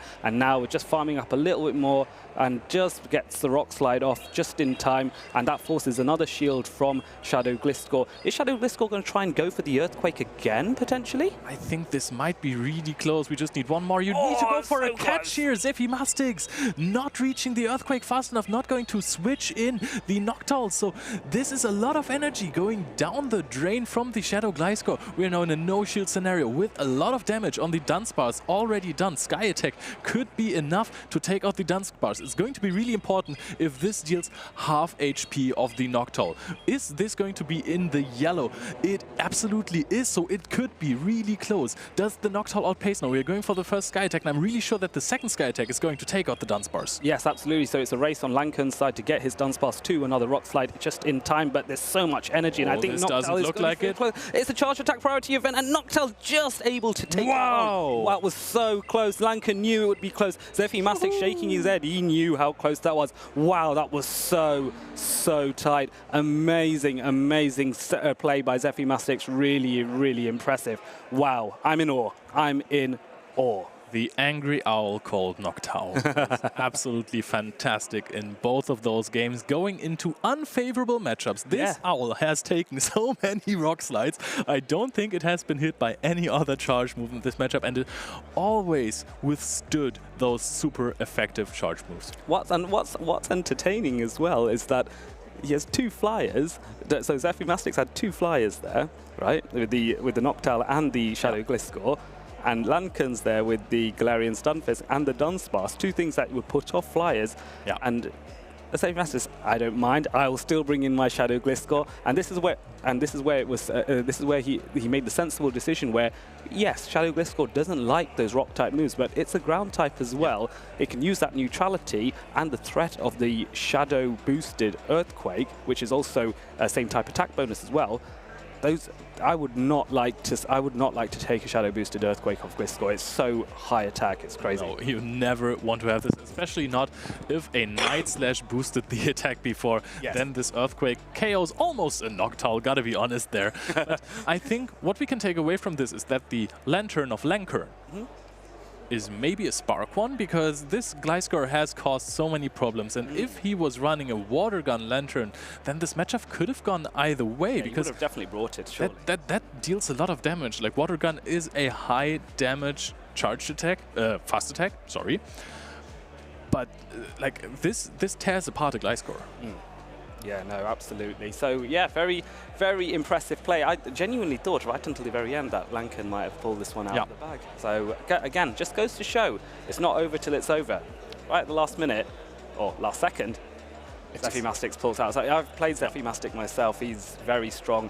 I don't think I've ever won against him in a regional tournament. I think it's going to be really hard to beat him, especially in a tournament environment. In Bochum, in his home city, he actually lost the first featured match he played, and I think that was against Toshi, if I'm not completely mistaken. A fantastic performance by both players, and now we could see him finally win with a quick 2-0, basically predicting, hey, there is no Pokemon that can really beat my Shadow Gliscor. Maybe there is a Water Gun Lantern, and if it comes out in the first game, I'm going to deal with it.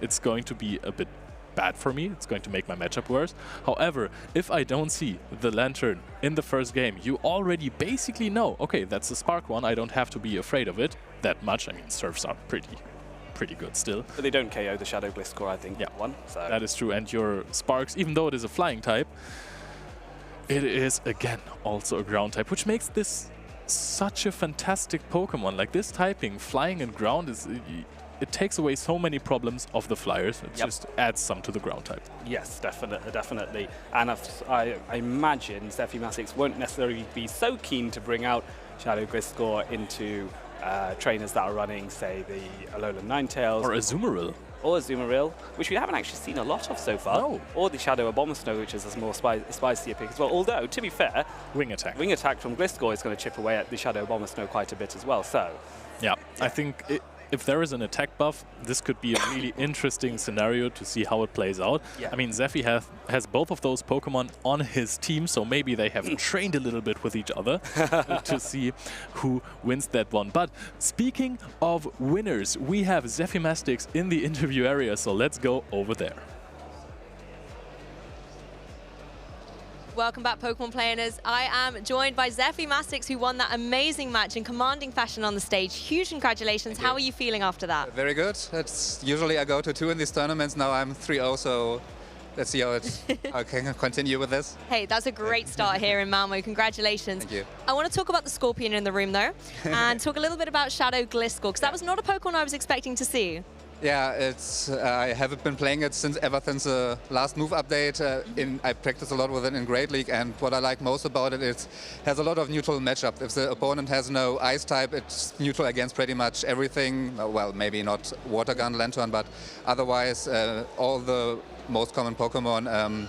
Medicham, Trevenant, it's neutral or positive, so it's had a lot of positive matchups. That's what I like about it. It's definitely one I'm going to pick up and try now. I think after seeing that, it was really awesome to see. Speaking of a more traditional choice, though, Noctowl is definitely one of the kind of the best Pokemon out there in Pokemon Go.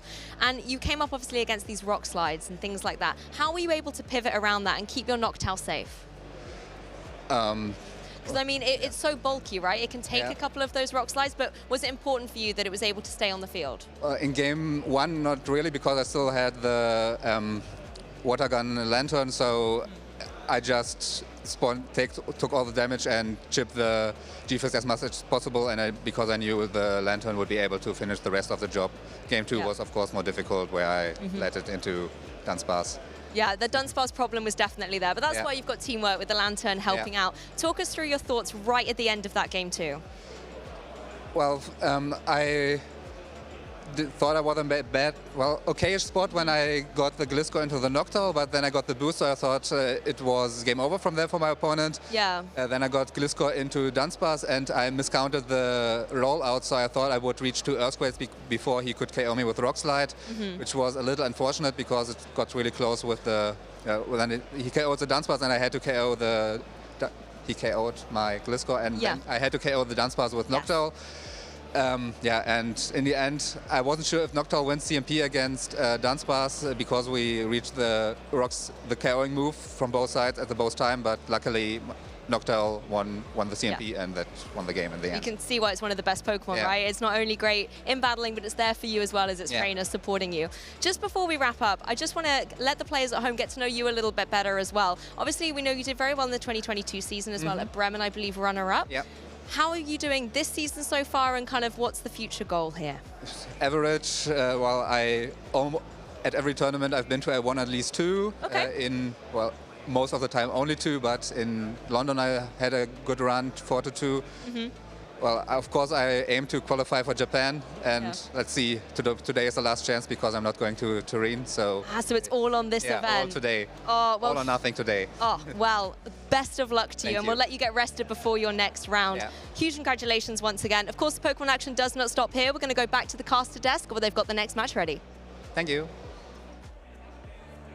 The Scorpion in the room, Lou, is on fire today, and so is Zephy Mastics. Pretty good analysis right here. He is going to have to win this or be runner-up to qualify for the World Championship. So, again, we have talked about this earlier. There is a lot on the line for so many players here, but not for everyone, because in the next round, we are probably, if I am not absolutely mistaken, going to see a player who already got his qualification. So let's jump over and see who this wonderful trainer is. So we have basically pre-recorded some footage as well of him, so you are going to see some more stuff of him in the breaks when we are setting up something as well. I have talked to him a lot this weekend, and he seems really prepared as well. I mean, of course, he is someone who got 2nd place at an American regional. I don't want to take too much away from that, but he's a fantastic Pokemon trainer, and his opponent, I don't even know if we said his name yet. His opponent is Tu Yen, so also a name that is kind of familiar. Yes, people have heard of Tu Yen before if you're active on Twitter or on the grassroots Pokemon Go PvP scene, then you may have heard of them. But yeah, no, I'm excited. I'm excited to see what magic comes up. There's a certain Pokemon as well we were talking with this mysterious trainer about as to whether they will bring it. That was, again, a reference to the albeit sunny Sweden and the affinity perhaps with Snova and its evolution, Abomasnow as well. So I'm kind of curious to see, does that come out and is a team built around that, or indeed the shadow variant of it as well. I mean, Adelian, you have talked about this Pokemon a lot this weekend. I'm starting to fall in love with it, yeah. I've spent so much time with Adelian this weekend. I've loved the time, but I've heard Abomasnow a lot as well. So were you sad that we didn't see the Abomasnow of Zephy Mastics coming out in the last match? It is a bit of a shame, but I can understand as well that I can understand why he wouldn't, because the Gliscor, another great pick, another something as well that a lot of trainers may not prepare for, and it will just throw people by surprise. And then combine that. One thing that impresses me is that I'd love to see a battle when he plays up against a Shadow Alolan Ninetales, because obviously that's quite strong against both Shadow Gliscor and Shadow Abomasnow. But we're not talking about Abomasnow, but here we are. The Abomasnow is here, and it is Biblicious, who has already punched his world's invite to Yokohama, Japan in August, and he's decided, right, time to bring the Shadow Abomasnow.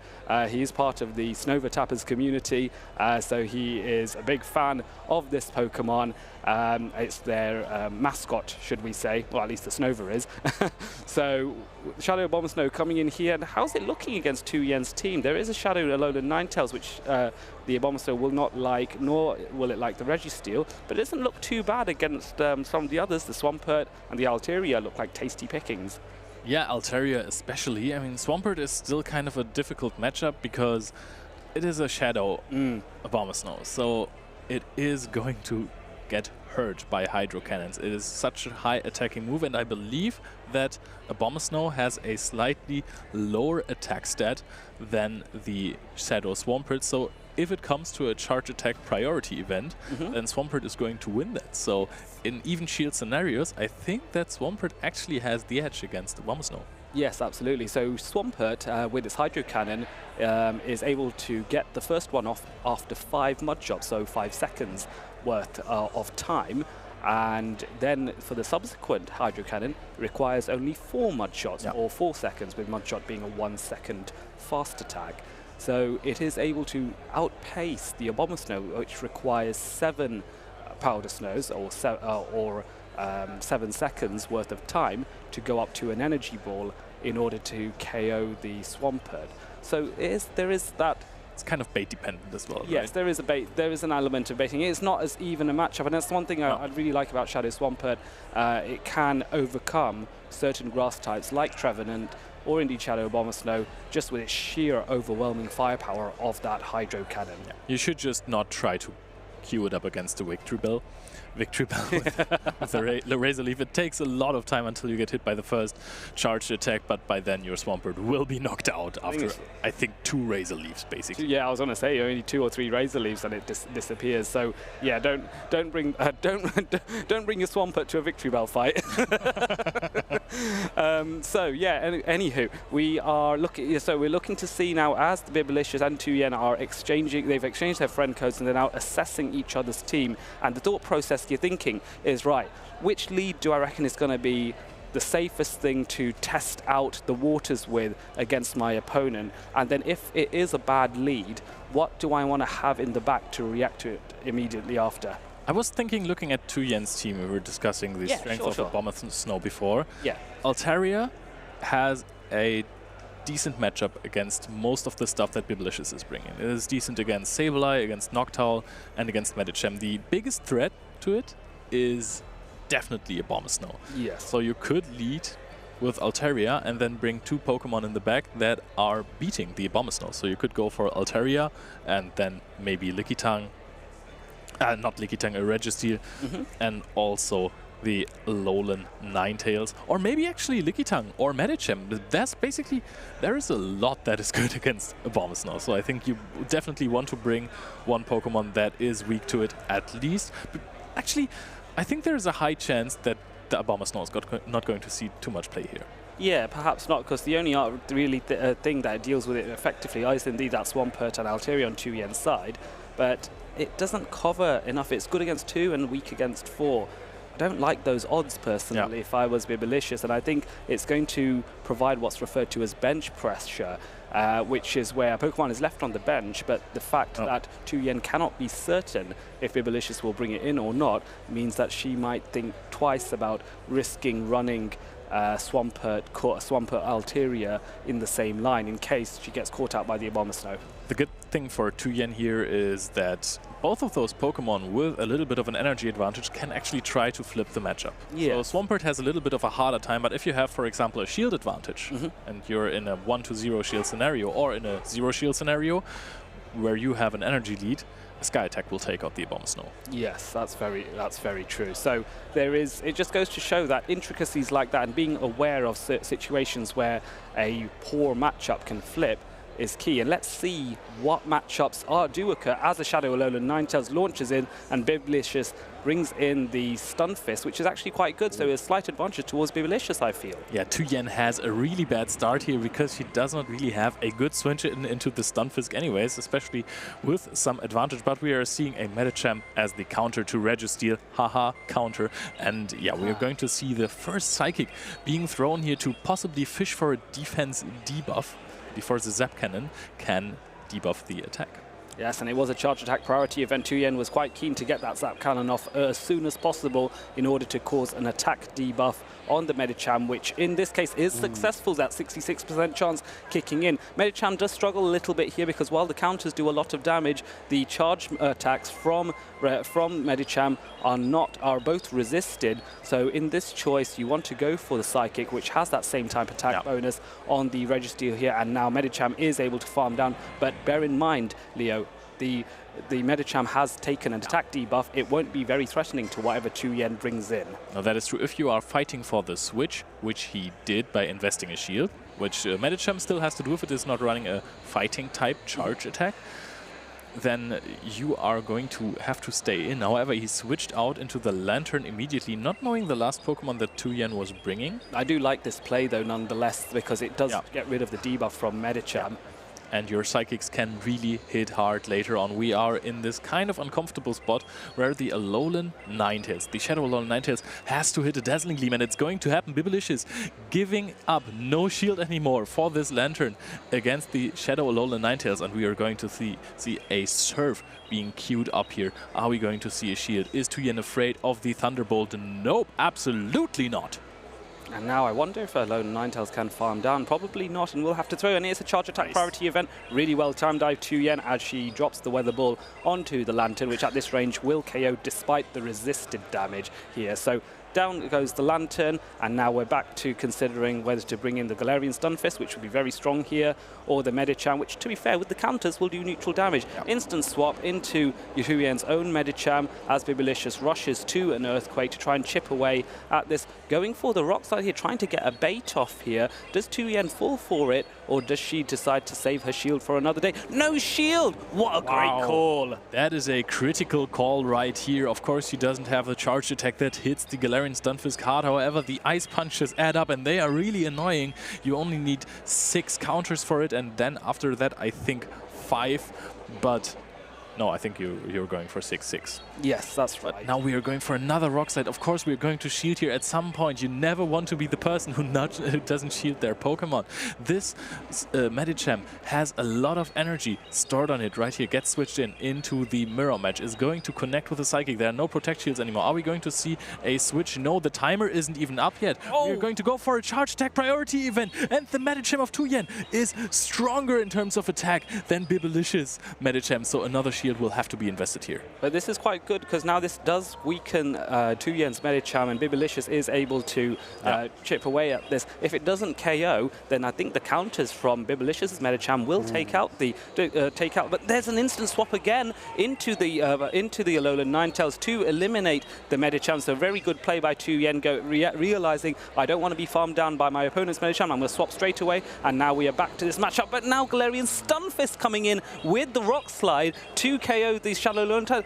I swear we've just seen multiple KOs, one after the other. Yeah, and this is going to be really close because the Medicham is not really that healthy either. Medicham is going to go for another counter. Is this a double KO? Both Pokemon faint at the same time! Wow, that is incredible. Both of these players are playing at the top of their game. Wow, that is absolutely amazing. So, folks, for those of you watching, what you've just witnessed was our first double KO of this tournament, I believe. So, in situations situations like that, that match is considered a draw and a rematch happens with fresh teams. Well, within your team of 6, you can pick a brand new set of 3 within your 6, and it's almost as though that battle basically did not occur. We cannot report draws, I'm afraid.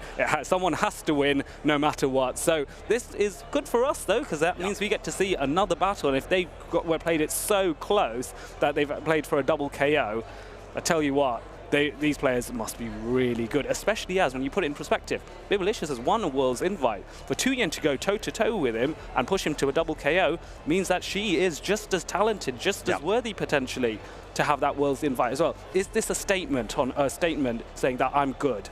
Definitely. She is on top of her game as well. This was a difficult game to play out. Both players really had some niche chances to take over the game, and the other one just always reacted so perfectly. Both of these players, just nobody in the end had the advantage. It just came down to 1 HP and a dream for both of those players. So the good thing is we can't report a draw, so the tournament act like this game didn't happen.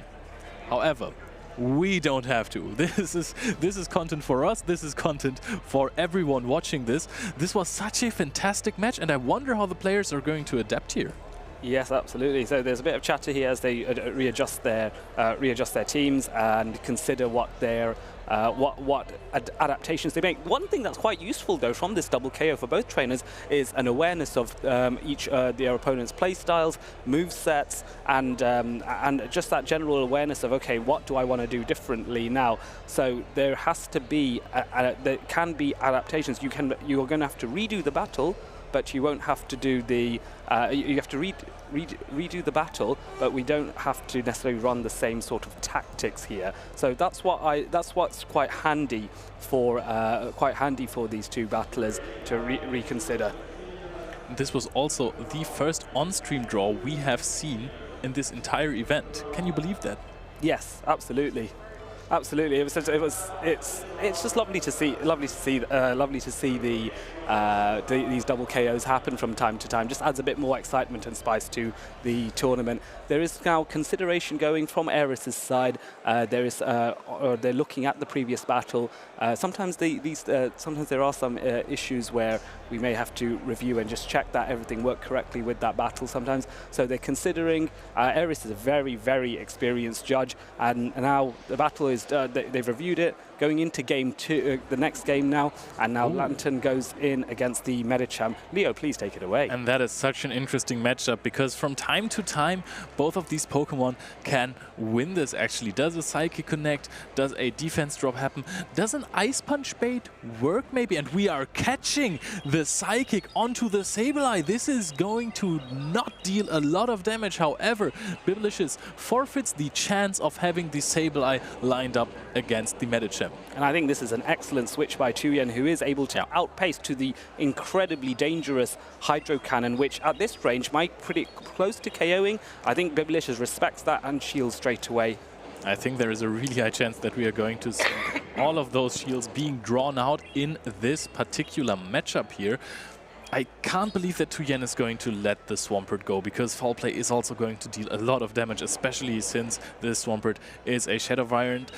Biblicious might actually let this go. He decides not to, so he's going to stay in this matchup, force another shield from Tuyen, and then hope that after the Sableye is taken out by the last Hydro Cannon, that he can farm down the Swampert. I believe that's the strategy here. Yes, that would make sense. So we'll see what happens in an instant. Wow! Into the Lantern, really well calculated, and at this range, the Swampert will actually be KO'd. So that shield on the on Swampert kind of going to waste here, because Lantern is able to follow up straight away. Really well played by Biblicious, who just reacts so quickly and throw that move before Tuyen could react there.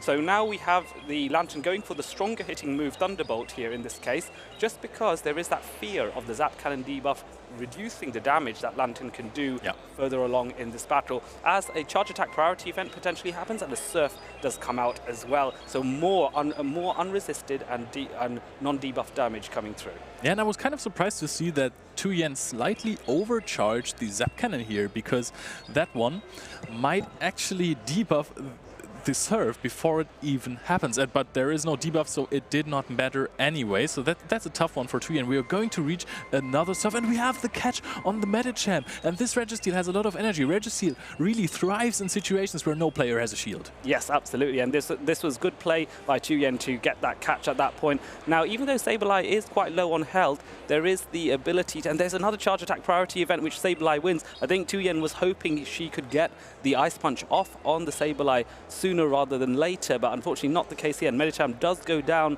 to the neutral foul play, and a Registeel trying to farm up some additional damage here. This Zap Cannon will certainly take out the Sableye here, but unfortunately that in itself may not be enough because there is a full health Medicham. I completely forgot about the Biblicious isn't even revealing at this point. I thought this game was really close and that the Lantern for sure was going to outpace the Registeel, and I thought, wow, well, maybe if she had a little bit more energy. No, there is an entire Medicham, which is actually a really good counter to the Registeel. So that one was peak performance by Biblicious, overcoming this draw first and saying, hey, look at me, I can easily win this, and powering through the team that Tuyen brought. I also think as well, there was some players might be wondering potentially, why did Biblicious not bring in his Medicham, which was at full health, to take out the Registeel that little bit faster? And I think there was a logical reason for this. There is perhaps less need for Biblicious to reveal what his third Pokemon was, because it gives Tuyen slightly less information to work with in terms of, this is the team of 3 that Biblicious bought. Now Tuyen's going to be thinking, I don't know the third Pokemon, so I can't plan for it. Well, I can't read into the patterns as well. And Biblicious was confident that the Lantern would be able to take it out on its own, take out the Registeel on its own without considering, without having to use the Medicham. So I think this is another example of a high-level play where Biblicious is not even just doing what's tactically right within the battle, but that's what's tactically right within the entire game, and reading into the minds or trying to throw people's mind reading off. Yeah, and to be completely honest with you, Adelian, if I was sitting there and my opponent wouldn't reveal the third Pokemon, I would be really happy, because every extra information I get just confuses me. That's quite funny, actually. Because I see, okay, he brought the Medicham. Will he bring it again, or did he just use it to confuse me, and so I prepare for it, and then I start spiraling? Yes. And but then on the other side of the coin, if you don't know, you're going to be wondering, what was his third Pokemon? What do I have to prepare for? I think there was one region, I can't quite remember which one it was, Stuttgart, where I had the strategy or the theory that sometimes it's just better to pick Pokemon at random if you kind of have neutral matchups. So I think that would be a strategy I could go for, just again to throw my opponent off guard, because then they will wonder why I picked certain Pokemon. And they have no idea, they have no clue that you have no clue. Honestly, I still stand by the strategy. If you leave out some Pokemon like the Abomasnow, I was just gonna say that you maybe shouldn't bring against this team, but actually Abomasnow is in a kind of a decent matchup, looking at the backline of Tuyen being Shadow Alolan, Shadow Alolan, Ninetales and Registeel, so I don't think this Abomasnow wants to face anything here. I mean, the Lickitung is maybe the best one. Best thing, yeah. I would just play, if I was Biblicious, I'd just play this out, happily let it go down after doing as much damage as possible on the Lickitung.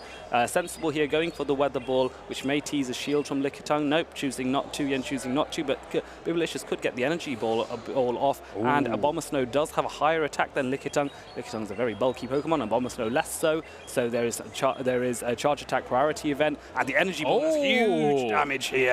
But this Lickitung, the Schlurp, as we say in German, withstands this Energy Ball, goes for a Body Slam, and still keeps the switch for Tuyen, immediately switching into the Registeel after that, not giving any farm to it, and now we are giving up the switch again. We are seeing a 2-shield scenario with Registeel versus Medicham, and I believe the first Zap Cannon will always go unshielded and the second one will, so I think that Medicham is going to be able to overpower this Regi.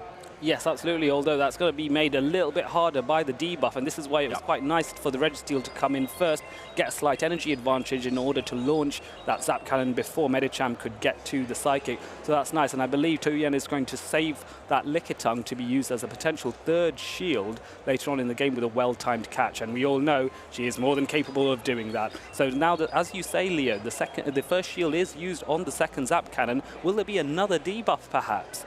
Oh, and yes, it will be, but that might also mean that this Medicham just gets a little bit more farm. Look at this, still not able to reach the focus blast, and we are getting counter after counter after counter in.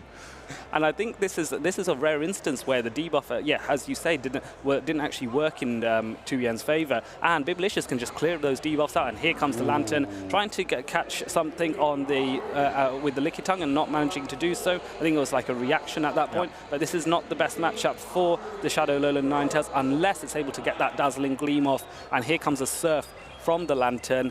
I think this is sensible to shield this because it could have been a Thunderbolt here, and then but Lantern is just able to keep going. This is not a bait, and this is not being shielded as well. This is going to do huge damage. This is kind of a win condition for a Tuyen to connect this Dazzling Gleam. However, I think that Biblicious is not going to give this one up just yet. And see, that was the second shield already. Biblicious still has one of those. He is going to get to a Surf before the Weather Ball is reached. You won't be able to farm down if you are Tuyen in this situation, and there is a Psychic locked and loaded for the Medicham already. Yes, absolutely. And now that now that the Lowland Ninetales has been softened up a fair bit, it makes now it's in Psychic range in terms of Medicham come in and KO it. That is putting a nice advantage on Biblicious' side. So now the Medicham comes in, and the immediate Psychic and the lack of a shield is what is going to take this win. Biblicious very sensible. They're going for the Surfs every time to force Tuyen to shield in order to protect this, and therefore couldn't protect against the Psychic. Well played. Yes, even if Tuyen charged up one more Powder Snow to immediately go for a charge attack priority event with the Weather Ball, then there would have been the shield for Biblicious and no way to queue up another Weather Ball, because in the charge attack priority event you can't do anything except for this one attack that you're using. Yes, absolutely. So well played to Biblicious. He is going one step further in this tournament. Could we have a situation where someone wins 2 regional championships? I mean, I think he was runner-up in was he runner-up? Okay, my apologies. But, of course, we also had the situation where a player who was already qualified for the World Championships won a regional, Emmy Weedle, in, I think, Lille. Was it Lille? No. I'll take your word for Stuttgart. He won something. Yes. I'm really sorry. So, then it will be passed down to the player who got to 3rd place, like our fabulous co-caster Inadequence. Yes, actually, yes. Now that brings it back, because yes, Inadequence got his spot from Emmy Weedle's World Zilvite dropping down, which is a nice system when you think about it, because it means there is no disincentive for a regional champion or regional runner-up to go and compete again, because they're not necessarily going to be depriving anyone of the of another World's invite. Sure, you could argue about travel packages and the prize money, but you're gonna, if you want to compete and you want to be and you want to get the prize money, you have to be the very best. If you aren't able to beat the very best, then it's one of those things. And to be fair, even if you're in 3rd place, you do get a decent amount of prize money on top. So it's still not a bad day. Not a bad day out. Yeah, I think if I was to qualify for the World Championship, which is probably not going to happen anytime soon, I would be really happy, regardless of the place I'm making in the tournament. I mean, there could be even like 16 players who already qualified for Worlds and I come in 17th. I would still be happy with that. Yeah, you'd be very proud just to get so close. I think it is a huge honor to be invited to the Pokemon World Championships, which this year are happening in Yokohama, Japan. So I'm super excited to see what happens. I think this is the first time that the World Championships has been in Japan, is that right? I think that is correct, and I think Yokohama is probably beautiful. I think I won't be there, so I wouldn't be able to tell, but I'm so happy for every player who qualifies, for all the other casters that you're going to see on the live stream there, and it's just going to be a big fest.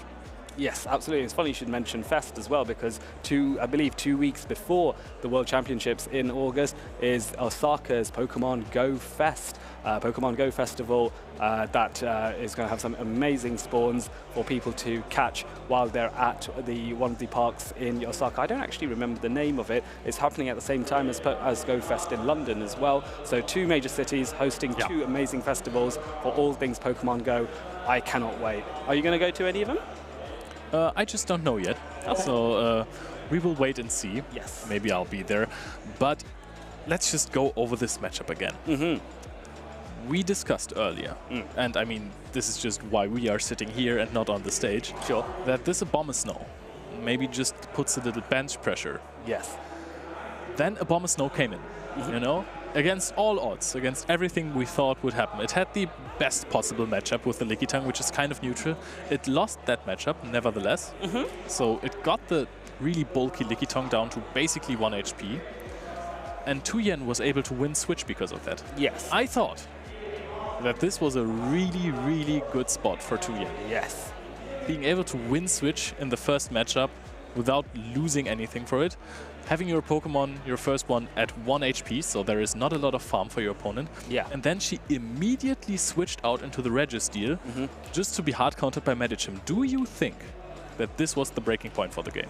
Yeah, I think so. I think there is a logical reason to switch out your Lickitung straight away, which is to use it as that third shield, use it as a Pokemon you can then catch a charge move on in the late game. So there is a logic behind it. It is sensible. It's not a mistake, as it were, but it is perhaps a misprediction in terms of what is going to be more useful. Keeping hold of switch advantage by letting your Lickitung go down. In game 2, basically, or game 1, rather, if we don't count in the draw, Biblicious did not reveal the Medicham, as you said.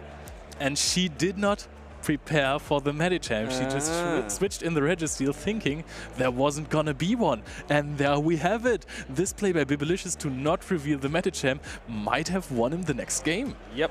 See, I can think of it. I can think like Biblicious. Yes, you are just equally as good, and maybe we are going to see you at Worlds. Maybe you should compete in Torino. Yeah, maybe I should. But before we are celebrating Adalian too much, we're going to show you guys a video on how to bait some moves, so stay tuned. Hello Pokemon trainers, today I'm going to give you some insights on baiting with charge moves. Every Pokemon can learn up to 2 charge moves of different types and with different strength. An outstanding example for this is Charizard, a Pokemon that has been played a lot in Great and also Ultra League lately. Charizard is usually going to run Wing Attack as its fast move and Dragon Claw plus Blast Burn as charge moves. Blast Burn has a power of 110 damage for just 50 energy, meaning that you will be able to use the first Blast Burn after 7 Wing Attacks. Dragon Claw has a power of 50 damage for 35 energy. For this attack, Charizard only needs 5 Wing Attacks at first. If you compare these moves, Dragon Claw appears a lot weaker, but it is an incredibly powerful tool. To elaborate on baiting, let's look at the popular matchup between Charizard and Galarian Stunfisk. Usually, Galarian Stunfisk has a much better matchup because it reaches these double super effective Rock Slides really quickly. With only 5 Mud Shots, it can take out a Charizard in 1 hit. This matchup can flip, with a little bit of an energy advantage on Charizard's side because of its bait move Dragon Claw. In a scenario where both players are on 1 shield and Charizard has used 1 Wing Attack already when Stunfisk switches in, it can use 6 more to charge up the Blast Burn. If the Stunfisk player anticipates a heavy-hitting Fire-type move, they will for sure use their Protect Shield. If Charizard in fact used the Blast Burn there to KO the Galarian Stunfisk, it will lose 50 energy and is unable to get to another Blast Burn before it will inevitably be taken out by a Rock Slide. If the Charizard trainer used the Dragon Claw on the other hand, then it will reach the second Blast Burn just in time to hit the opposing Pokemon for super effective damage and will take it out together with the damage from the Wing Attacks. This works the other way around as well. If the Galarian Stunfisk trainer anticipates a bait move, which would be Dragon Claw and does not shield, they might get surprised by a Blast Burn. Of course, you will also have to consider if it makes sense for your opponent to bait. In scenarios without a shield, this is never going to happen. Also, with certain amounts of energy advantage or disadvantage, your opponent will be more or less likely to bait with the charge moves. To sum it up, baiting with charge moves that take less energy can help you win incredibly difficult matchups, but you have to be careful when you use them. If your bait move goes unshielded, it could get you in a very tough position. That was all I wanted to tell you about the charge move bait. I hope you can use this information in your next matches, and Count Xevious will tell you more about when to throw your moves if you and your opponent have different types of forest moves.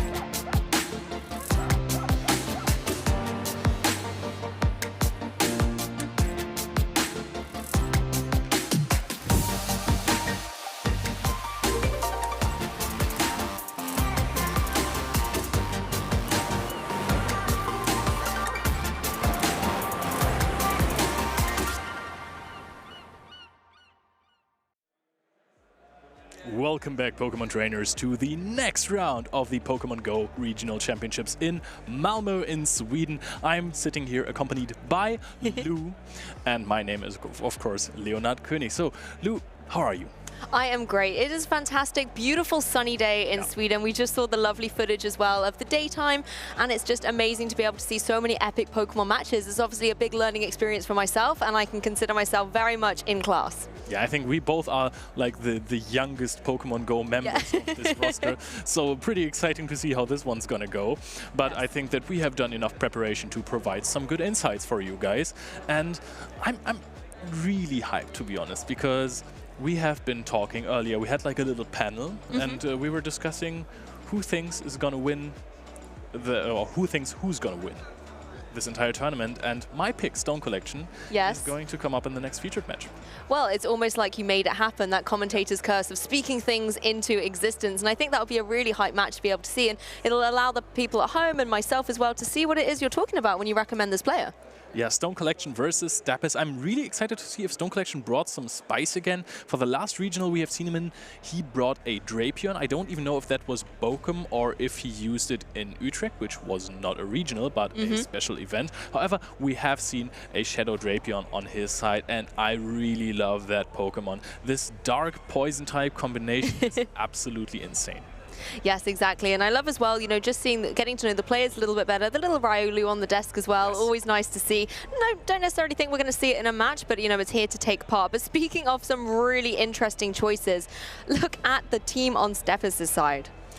Yes, I don't even know the English name of that one Pokemon. Slurpuff. Slurpuff, yes! I used that when I played Pokemon X and Y. It was such a good belly drum Pokemon with Citrus Berry. However, Stapis is also bringing Umbreon, which is a fantastic bulky Pokemon. Altaria as well. And Medicham and Registeel, this team is not frail at all. However, Stone Collection on the other side is bringing two Shadow Pokemon. It is Sableye, it is Dragonair, and the rest of those aren't really that frail either. We have a Azumarill, Lantern, double water is something you don't see that often. Adele and I were discussing the Azumarill before. I'm really happy to see it have some play here. Yes, and actually one thing Amanda and I were discussing while we were off camera was the fact that Trevenant in our matches had disappeared, and then as soon as I left the commentary desk, Trevenant appeared, and now I'm back, there's no more Trevenant. So maybe it's, you know, running away from me. I don't know what I did to upset Trevenant, but I think your interesting point about the bulk across these teams is really interesting. Lantern, Registeel. I mean, I'm assuming Slurpuff is pretty bulky too, right? I'm actually... We'll find out, won't we? Yeah, exactly. It might be a Pokemon that uses the Charm charged attack, fast attack. I don't know why I get confused with charge and fast today so much. However, it happens. I'm pretty excited to see some Azumarill. If we can get the teams back up soon again, I want to analyze a bit how strong Azumarill is going to be, because it is, of course, a fantastic answer to the Altaria. It is a great answer to the Medicham. It is also fantastic against Umbreon, and it only gets hit hard by the Earthquake of Swampert. So there is potential for Hydro Cannon baits, but not getting hit for neutral damage by Hydro Cannon is also a big advantage. So I think we see some Azumarill, and there it is in the back already for Stone Collection. And we have the Shadow Sableye versus Medicham. This is fantastic for Stone. Yeah, no surprises to see the Medicham jump out of the action here, and Slurpuff's going to join the field. Registeel, however, going to be able to come use its bulk as well to take any of these attacks that the Slurpuff wants to throw its way, but Flamethrower is certainly going to hurt. Wow, and Stone Collection does obviously not really know what this Slurpuff is going to run, because he just switched in a Steel type against a fast-charging Flamethrower Pokemon, so that must hurt. And now we're going to see the Zap Cannon. Now is the time to decide if Slurpuff is bulky. Kinda. Yeah, reasonably bulky. Does have to take an attack drop as well, though, so that's a little unfortunate, but it has another one of those flamethrowers charged up. I mean, now if you're the Registeel, you know, thanks to the attack drop, you should be able to take another one. Yep, absolutely. And we are even going to get to another Focus Blast, but the Slurpuff gets to go for the Flamethrower before, so we are not investing a shield here on Stone Collection's side. Why would we? We have a Focus Blast queued up, would just take out the Slurpuff. We rather take some farm down on the Sableye, as this Slurpuff is absolutely energy dry. A good strategy would have also been to just use the Azumarill there, because you can get a few more bubbles in to generate some more energy. Yeah, that's true. We see the little Sableye here on the field, though, as Steppers is thinking about which Pokemon to bring in. It's going to be that Registeel, however, so it's going for that lock-on, farming up some energy to be able to deal a powerful Zap Cannon in the future. But that Sableye is moving first with the foul play.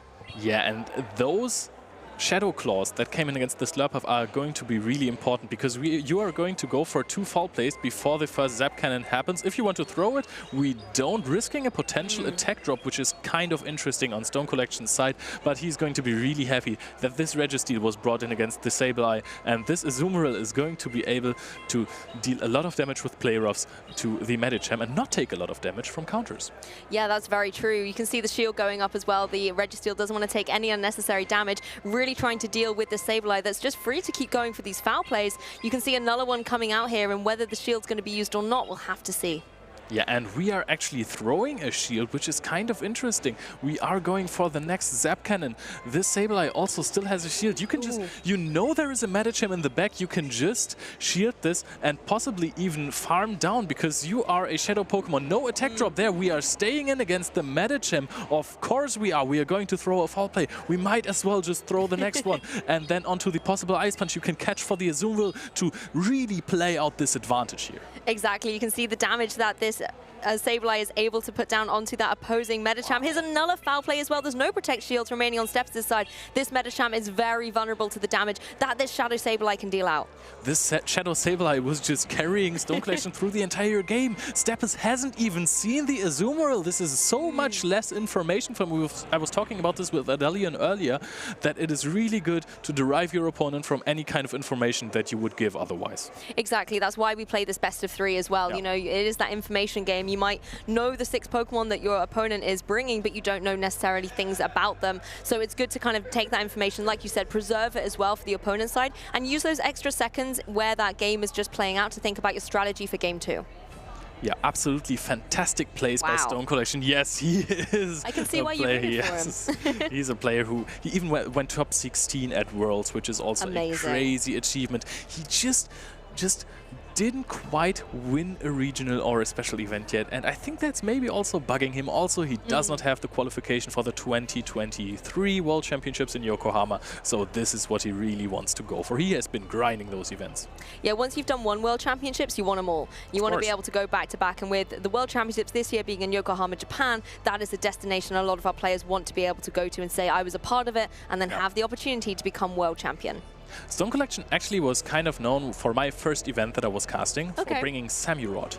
Ooh, Samurott, interesting. It is a really spicy pick. It uses Fury Cutter as the charge move and Mega Horn as a charged attack. Okay. And of course also Hydro Cannon, because these first partner Pokemon, they get those nice legacy Hydro Cannon is so great. Yeah, it is the cheapest of the 3. So we have Frenzy Plant, Blast Burn and Hydro Cannon. Hydro Cannon is the cheapest of the 3, which is really strong. Blast Burn is the most powerful, but also the most expensive energy-wise. And Frenzy Plant just has the best of both worlds. It's nice balance. More efficient. It's more efficient than both of them, but it costs a little bit more, so you take more time. Yes, and that's often kind of the swings and roundabouts we see with these moves, benefits and weaknesses apiece. But the little Sableye is here back in action once again for Stone Collection against the Registeel here for Steppes. Yeah, and Stone Collection is just going for the same line once again. It has worked before, right? So you're this time having in the Shadow Sableye versus the Registeel. And this is kind of a really nice matchup, because the Registeel, if I'm just looking correctly at those teams, is the only Pokemon that can really beat the Azumarill here. Yeah, that's true. You know, having that powerful Zap Cannon to deal out some big damage into something like the Azumarill would be critical. You can see the Sableye here just going for the shield, however, wanting the Registeel to kind of burn through here and just allow the Sableye to keep going for those foul plays, but it did get the attack drop there. Yeah, and we are charging up a lot more energy, trying to catch a move here. We are already at a flamethrower, so maybe Stone Collection got a little bit greedy on the Shadow Claws there, but it also dealt a lot of damage, to be honest, the Shadow Claws, dealing a lot to the Slurpuff, so we are going to see how this one pans out. Yeah, this is a speedy little cupcake, though, being able to go for another flamethrower straight away into this Registeel. The Stone Collection unfortunately switched in to the first one. We are going to see huge damage against it, but is there a Focus Blast or Zap Cannon primed? Yes, it looks like the Registeel's just able to get a Zap Cannon in. Yeah, and this is probably not exactly enough to take out the Slurpuff. However, it is going to put it really low, and it's going to make him able to farm it down. Lock-on dealing a sizable amount. Lock-oning down the Slurpuff. What is happening? That's not something we see every day. Lock-on, you know, not known for being the most offensive pressure of move, but critically, I think, getting a KO here. Oh, but we are not quite at the Focus Plus. One more lock-on for the Registeel there, but Sableye is already, I think, at 2 fall plays. We have charged up so much energy before against the Slurpuff. We are going to be able to take out the Registeel with one more Shadow Claw. Immediate switch out into the Shadow Swampert. We are going to throw another fall play. Fall play is such a strong move, especially against the Shadow Swamp. This is where momentum can change, though. However, Shadow Swampert, you know, able to get those Hydro Cannons up nice and quickly and can start returning pressure onto that opposing Sableye. There you go, Hydro Cannon already primed, but can it go off before the foul play? It absolutely can. The charge attack priority event is won by Swampert. The shield goes up. We are forcing out another shield from Stone Collection. And we know that if he shields this, that the Azumarill with a few bubbles can take out the Swampert with a play rough. Yes, that Azumarill's been nice and cozy in the back, as it was in Game 1 as well. But it's now out here for action. Like you said, these bubbles just need to do the damage and whittle down away against this Shadow Swampert.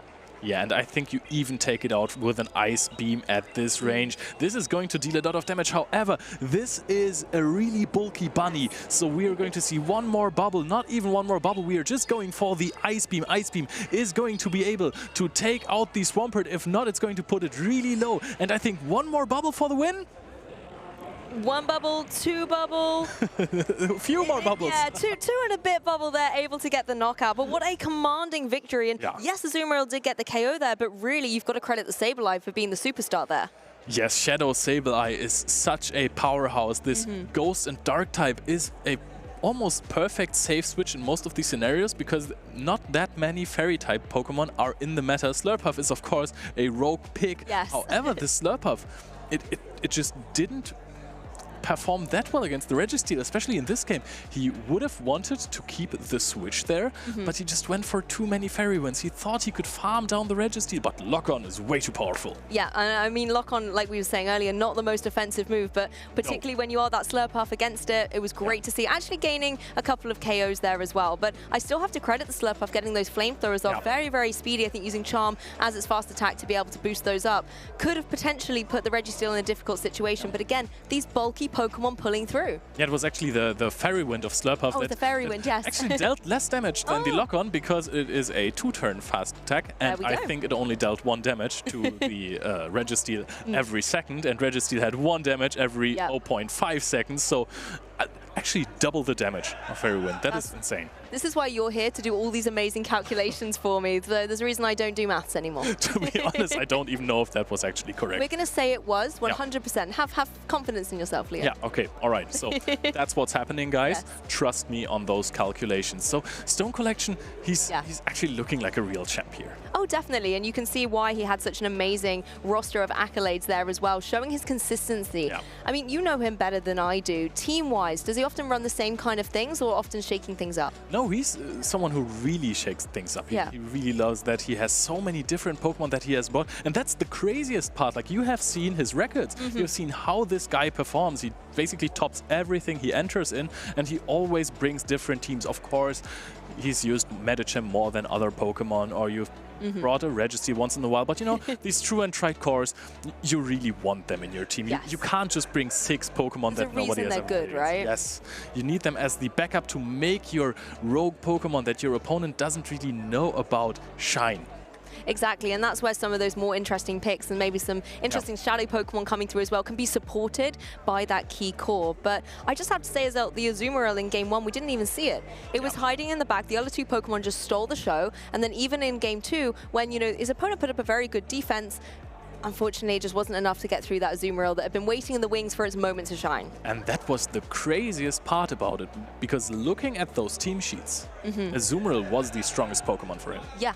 So the fact that he had this in Game 1 in the back and he didn't even have to reveal this is absolutely crazy to me, because this Registeel, Stepis just always used it in different kinds of matchups. He didn't really want to preserve it to wait for the Azumarill. I was thinking maybe if the Registeel, I mean, we saw what happened in Game 2, right? He used the Registeel fainted at some point, and then this Azumarill was just free to go.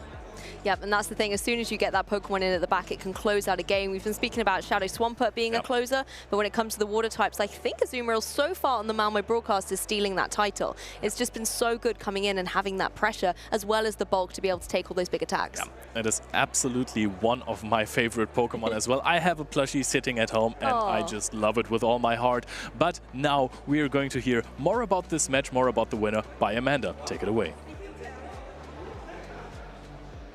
Hello everyone and welcome back here. I am Amanda and I am in the Caster's Lounge with someone who doesn't really need an introduction. They've been here plenty of times before. We have Stone Collection. How are you doing, man? Hey, I'm doing pretty good, yeah. I have to ask you, when you started this tournament today, did you think, you know what, bet I'm going to face a Slurpluff? No, not at all. I was pretty scared of it because, you can change up the movesets a bit, so you can, I think you have Flamethrower, Energy Ball, and like, what's the third? I think Play Rough. And it depends if it has Energy Ball, which I think he has, but he hasn't revealed it. It pretty much beats 5 out of 6 of my team, so I was a bit scared. Yeah. I think that it was kind of a nerve-wracking thing when they had the mid-game with the Registeel, and obviously it can get to the moves very quickly with the Fairy Wind. Then are you wondering, like, do I need to preserve my Registeel, or did you kind of you're like, okay, no, I know how I want this to play out?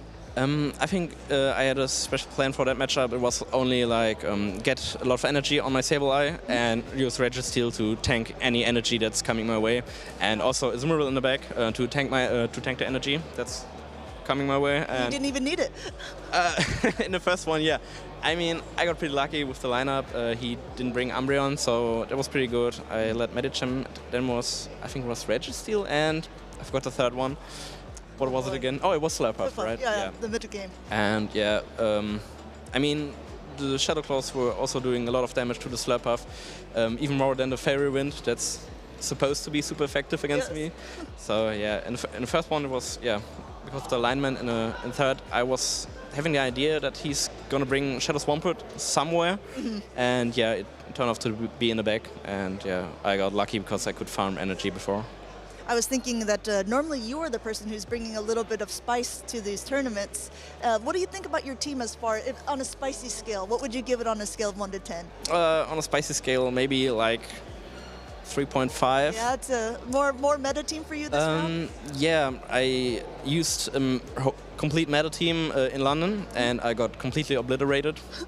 And I had to change something up. And I've been wanted to use that Sableye for a really long time, and I finally got it yesterday to the max. Oh wow, okay. And yeah, I looked at the sims, I practiced it a bit against some of my friends, and I think it's the Pokemon that I am really comfortable with. Usually back in the day I used the Samurott because it was really energy efficient. Right. But I think this Shadow Sableye is pretty much doing the same for me right now. I think you made your name for yourself sort of using that Samurott, so maybe you've now found a new replacement pick. I don't know if Samurott wants to hear that. Might make it kind of sad. Yeah, it's kind of sad, but it needs another meta to be good in, or it needs another move update. And yeah, maybe some of it's gonna happen.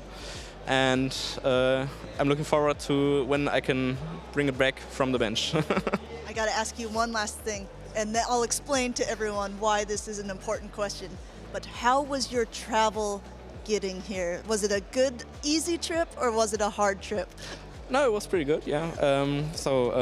I started going to travel on Thursday, and we drove to the German northern border and slept one day there, and it was pretty chill, to be honest. I was like, in the past, when you qualified at the last chance qualifiers for London Worlds, you had a horrible night where you couldn't check into your hotel. You had to just sleep on a bench pretty much before the tournament started, and then ended up sweeping that tournament and making it to Worlds. So we kind of had this joke that if you don't have a good travel, then you are definitely going to have a good performance. It looks like you're already having a good performance. Yeah, maybe I can break the curse. So I'm hoping to get today too. Obviously, Biblicious is going to be in my way as next opponent. Yeah. So I'm a bit scared of him, but maybe I can make it. Yeah, let's see for sure. We'll be rooting for you. Let's have a little bit of vote of confidence at the very end. Do you think you're going to take it all home, Stone Collection? No. I don't think so. I mean, could happen to anyone. Yeah.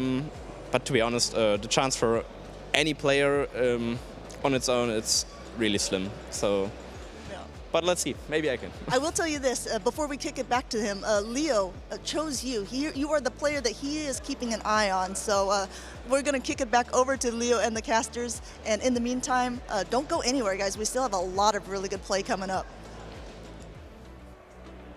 Leo has an absolute beaming smile on his face right now after those words from Amanda, and it was nice as well to hear the Samurott being mentioned, because you already picked that as one of, the key Pokemon that he used previously. Yeah, it's one of my favorite first partner Pokemon. Samurott is absolutely fantastic with the Mega Horn, nice coverage against those pesky grass types that you just don't want to face. And yeah, I'm a little sad, of course, that he said that he wasn't going to win it. He kind of threw me under the bus there. I'm going to have to have a word with him later on. Maybe it's just like a ruse, maybe, you know? Just you don't want to like, jinx it. Yeah, exactly. And you're there, cheering for him as well. So all will be well. I have to say, though, the fact that he got the Sableye only yesterday shows how close this competition was. That is really cool. And also, another fun fact, Amanda was mentioning him sleeping on a bench before the last chance qualifier. Yeah. He actually traveled here with Bench Styler, who got top 16 at the regional in Bochum before. But now we have another challenge that we want to show you guys. So we have another video prepared, and don't go anywhere. Just watch it. Stay tuned. Welcome back to the coverage of the Pokemon Go Regional Championships in Malmö. I'm sitting here with Landburger, and we are going to have some Leo Burger battles. That's right, that's right. We introduced this game at the European International Championships. This is what we're calling pack battles. They can be done with a TCG deck, but really, basically, if you're missing those as well, you can just write down a bunch of Pokemon name on some pieces of paper and draw from that. But we are making a unique team of 6 Pokemon. So what's going to happen is Leo is going to go ahead and start us off. He's going to pull a card and decide that if he wants to keep it in his team of 6 or if he's going to let it go. Now, if he lets it go, I have a chance to pick it up instead of drawing a card as well for my team. So we're going to do that until we have a unique team of 6, build our teams, and then duke it out in a best of 3. Yeah, I'm pretty excited about that, and I think we can just get going, right? Yeah, let's rock. So I'm going to draw the first card, and this is a Mothim. And I'm really happy to offer you a Mothim for your team. You know what? I am probably going to go ahead and pass on that Mothim as well, even though I do have one in my decks. I have now... Oh, this is an interesting one. This is a Gastrodon, and I think that I actually might keep it in my team as a little nod also to our fellow caster, Lou the Pikachu, because this is her favorite Pokemon. Yeah, I mean, Gastrodon has a pretty good typing, to be honest. The Water Ground just has one weakness, so I think I need a Grass type now. Okay, let's get a Trevenant. Oh, I got a Cherubi, and I mean, this is a Grass type I was asking for. Maybe it's not the strongest one, and I don't even know if I have one. But I mean, there are ways to get the Pokemon, so I think I'm going to take it to my team. Oh, I was really hoping he was going to set it down, because I actually think that Cherum is one of the better grass Pokemon because it has a Fire-type fast move, or Fire-type charge attack as well. So now if I have a Grass type, I might have to be worried. I knew that, of course. All right. Ooh, this is an interesting pick. This is a Gardevoir. Now, the Fairy typing, I don't know. Maybe I want to build a little bit of a strategy with some heavy-hitting fast attacks. Maybe perhaps even a Shadow Gardevoir. But I think I'm going to go ahead and lay it down. Oh, Gardevoir is such a strong Pokemon. I mean, Fairy is a good defensive typing. However, Gardevoir is like some grass type, kind of made of paper. But I think I'm going to take it to my team. And I think... Ooh. I mean, I have to tell you before. Yes. This is a rule we forgot to mention. I'm going to use a Shadow.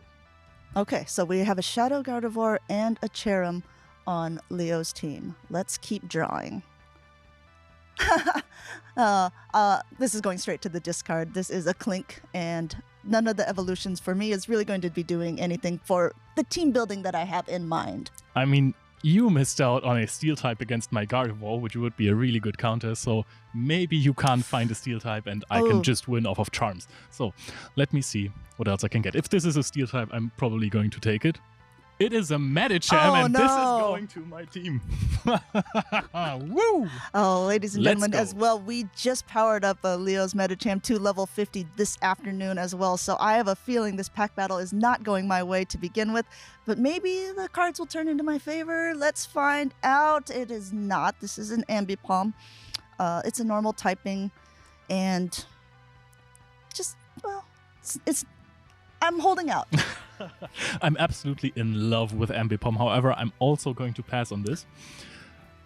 So I'm going to draw another card. I am at 3 Pokemon right now. Oh, this is a Gligar.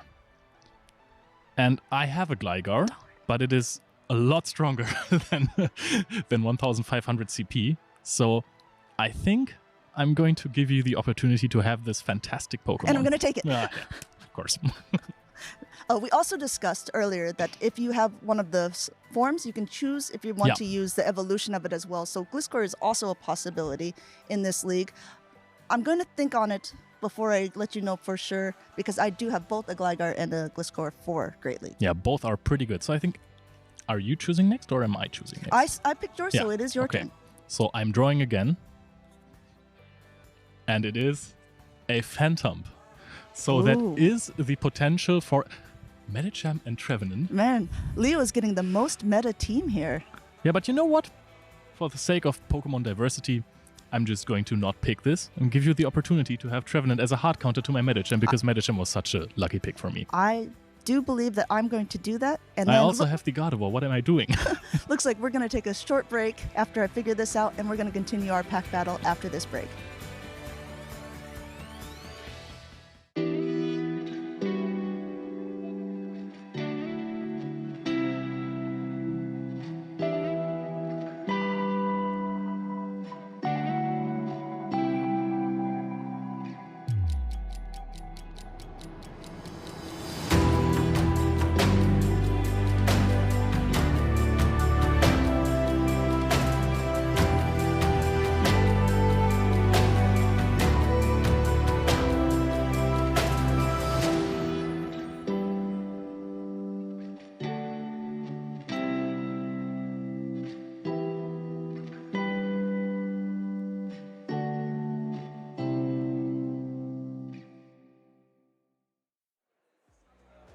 Welcome back, guys, to the next round of our Pokemon Go Regional Championships in Malmö coverage.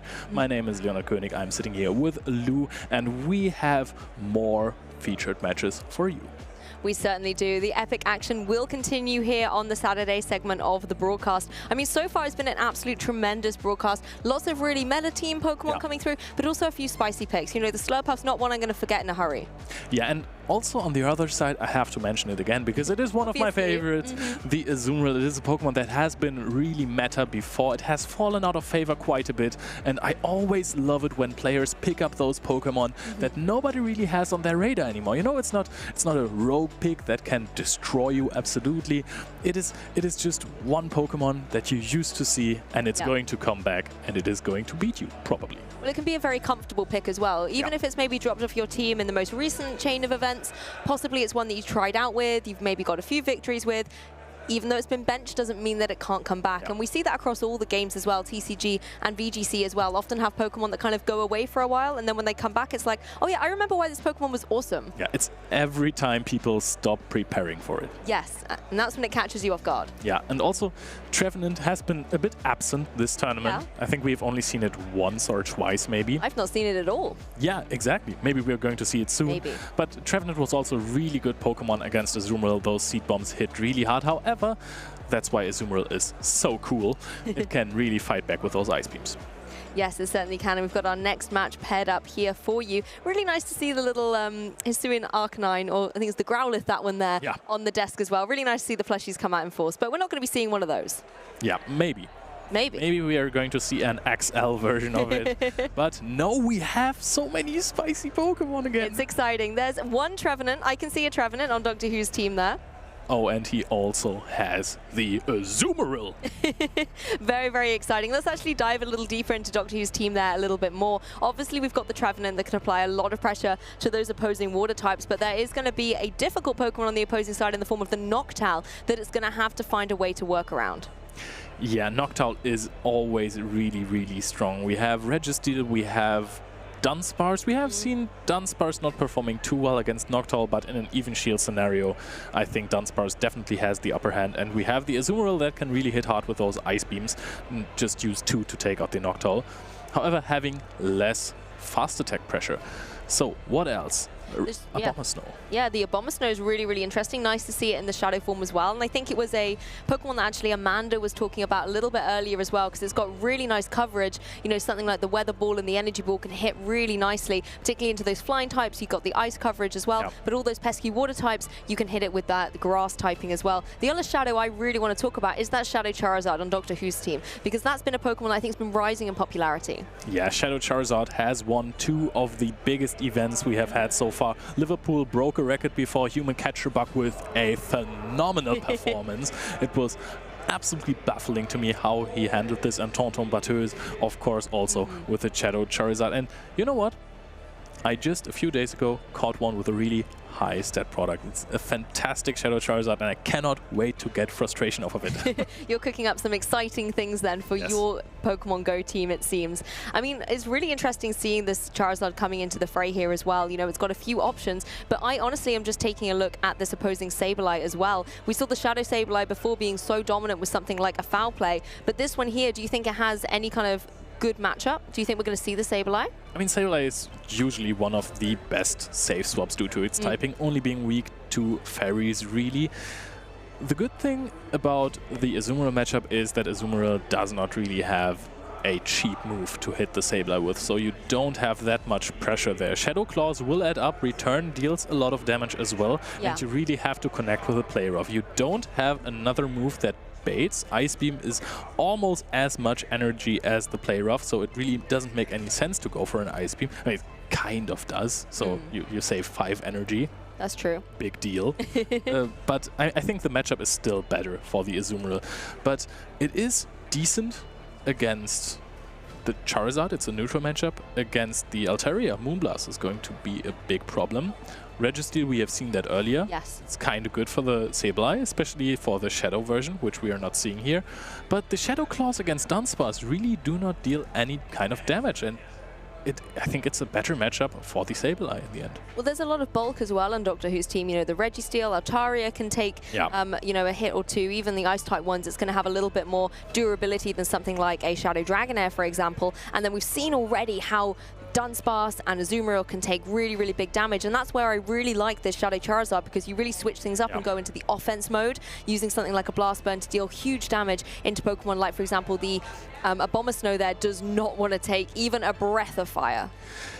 Yeah, especially that even the wing attacks add up. I think that in the matchup versus Abomasnow against the Shadow one, you don't even go for a Blast Burn if there are too many shields, because wing attacks plus Dragon Claws will be enough at some point, especially if there was already some damage on the Abomasnow. Also, Charizard has the higher attack, so it will always win a charge attack priority event with the same counts on Dragon Claw as the Weather Ball. So that's something to keep in mind as well. Yeah, that's something interesting to note, actually, that you don't even need something like the charged attack. You can actually just keep going with that wing attack and then actually have your charge attack later for another Pokemon that you might need that additional damage against. So these are all the kind of things that these trainers have to think about within split-second decisions about when you want to not only use your charge attacks, but also preserve them, and thinking about which Pokemon maybe are in the back for your opponent. And that is also where the preparation for a tournament comes in, because some of those matchups you would never imagine how they are turning out, because a Shadow Charizard can beat a Shadow Swampert in a 2-shield scenario, because those mud shots are resisted and those wing attacks are not. So you're going for Dragon Claw at the same time as the Shadow Swampert goes for a Hydro Cannon. A Hydro Cannon will, of course, always one-hit KO the Charizard. So but you need a shield. If there are shields, you are going to not outpace 2 Dragon Claws against the Hydro Cannon, but you are going to reach them at the same time. You have the higher attack stat, and by the time you are throwing the 3rd Dragon Claw, the Dragon Claw will knock out the Shadow Swampert. That's amazing to see. And again, it's really important not only to know the potential of your team composition, but also the potential that your opponent has as well, and knowing which one in those kind of matches where you click your charge attack at the same time, which one is going to be coming off first, because then you might have to adjust your strategy, play a bit more defensively, for example. But looks like the judge is giving the thumbs up, so we'll be jumping into this match very soon. A quick recap, though, however, of some of the accomplishments of our players. Aerobubble here, you know, getting top 16 finishes in 2022, both at the Last Chance qualifier at World Championships and also Liverpool Regionals. Yes, we have seen him at Liverpool Regionals performing absolutely phenomenally. So that was really, really strong on his side. Also a well-known player in the community. So again, another great matchup we're going to see here.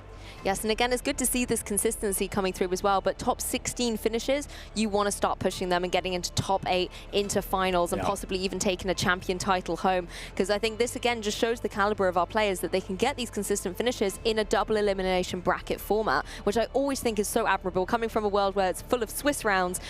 And you now have to really bank everything on just 2 matches. You know, you can't lose your second when you're out. I think does show the credibility of these players. I mean, it's kind of nice that you have this one loss that you can go for, that we're not playing single elimination. Yes, that's true. But of course, once you get your first loss in, everything, it's everything at stake every time. So you really need to have a good mental. You need to have preparation, you need to have reactions, you need to have strategy, you need to be able to predict teams right. So again, preparation coming in there. And you need to know your opponent, kind of. It's also interesting, I've talked to another player before, that if you know your opponent well as a person, it is a completely different game. And now we are seeing Trevenant, hero first, versus Toxapex. It's here, Toxapex out on the field against the Trevenant. However, it's just going to be trying to get some damage down. You can see the Trevenant trying to farm up these seed bombs as well, wanting to be able to deal some big damage. Relatively speaking, though, the Toxapex is not applying a huge amount of pressure. Yeah, those Shadow Claws add up, but the Toxapex is such a bulky Pokemon. It's shielding up the first Shadow Ball. Of course, Seed Bombs will only deal neutral damage because it is part Poison type. And now we're going to see a Sludge, which is a Sludge Wave, which is a really strong move. And actually, Trevenant really has to shield this, because at this range, it's for sure going to take it out. Yes, exactly. Just, you know, trying to not lose your Trevenant so early on, because there might be a Pokemon in the back waiting that you need to deal it with. But this is a lovely switch, but actually it's going to be the Brine coming out instead. So we are not only not wasting a lot of energy, we also get the switch. Of course, this didn't deal too much damage, but we are able to bring the Sableye in here, and that is crazy to me, because now we are keeping the Medicham in the back against the Trevenant with so much energy, and we are instead using our counter to the Trevenant to Shadow Claw down the Registeel. Yep, just trying to target down Registeel here, that's going for a Zap Cannon, trying to get rid of this Purified Sableye here. Does a huge chunk of damage, but Sableye, you know, losing it, getting an attack drop here, but still in a position where it can go for another one of these foul plays and try and get the knockout against this opposing Registeel. Yeah, I don't think that the attack drop at this point really mattered in this matchup, because you're going to take it out regardless. You wouldn't have been able to fully farm down. It was just 10% of the attack that was taken away. But now we are seeing the matchup against the Dunsparce. Now the Shadow Claws aren't adding up that much. You have to go for a return here, because the switch timer is still up. So this is where the attack drop really comes in.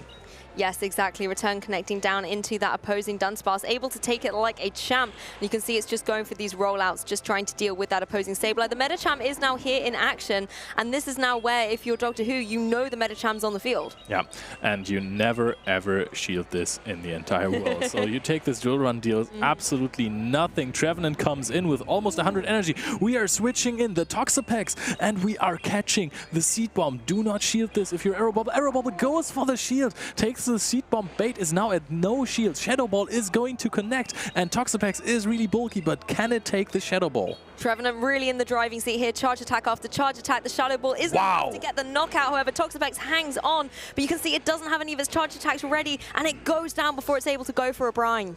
And we are going to connect a Seed Bomb here before those double resisted counters will take out the Trevenant. Not able to reach a Shadow Ball. This is going to deal a bit of damage, but maybe this was the deciding damage that was happening here. We are going to see a fighting type move. I haven't even seen that this wasn't running on Psychic. Is this Dynamic or Power Up Punch? It's Power Up Punch going shielded. This is absolutely massive. We are going to see another drill run, of course, after one rollout to have it perfectly misaligned against the Medicham's counters. And now we're going to see if this is going to be enough in the long run. It's just able to hang on here. You can see the counters going forward, trying to get the KO. But, oh my goodness, the Dunsparce goes down. Right before the energy was added to the Dunsparce for the last rollout that was needed for another drill run or rock slide. The last counter comes through because of this power-up punch attack boost. Love to see that synergy coming through. Getting the attack boost from Power Up Punch ended the critical state there. Otherwise, those counters wouldn't have been enough. Yeah, Medicham is really flexible. The most used moveset is Ice Punch plus Psychic. However, this is such a nice game one cheese because nobody expects you to run Dynamic Punch or Power Up Punch. And I've seen so many game ones where Medicham was in a matchup versus an Umbreon or something and Dynamic Punch just took away 70% because you never shield anything with your dark types or your normal types if you are in the matchup versus Medicham. So that is really fantastic. However, now the competition knows about the power-up punch, so it got significantly weaker. Exactly. In game one, you can really lull your opponent into a false sense of security and then really kind of show that damage. But now, like you said, Doctor Who is aware of it, and now that's where the difficult situation comes in. Because if you're Air Bubble, you don't have that trick up your sleeve anymore. You're not going to be able to throw that surprise. You do still have, you know, some good damage coverage that Medicham is able to deal out, but you're not going to be able to have that element of surprise.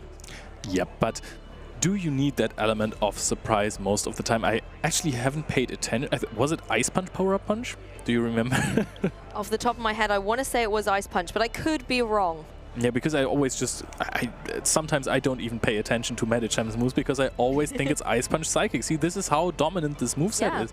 If he is running no Ice Punch, then the matchup versus Altaria is almost unwinnable. It was critical before because Sky Attacks really do hurt and counters are resisted, but without an Ice Punch, this is basically unwinnable. If you're running Ice Punch and Power Up Punch, the matchup versus the Azumarill is absolutely unwinnable.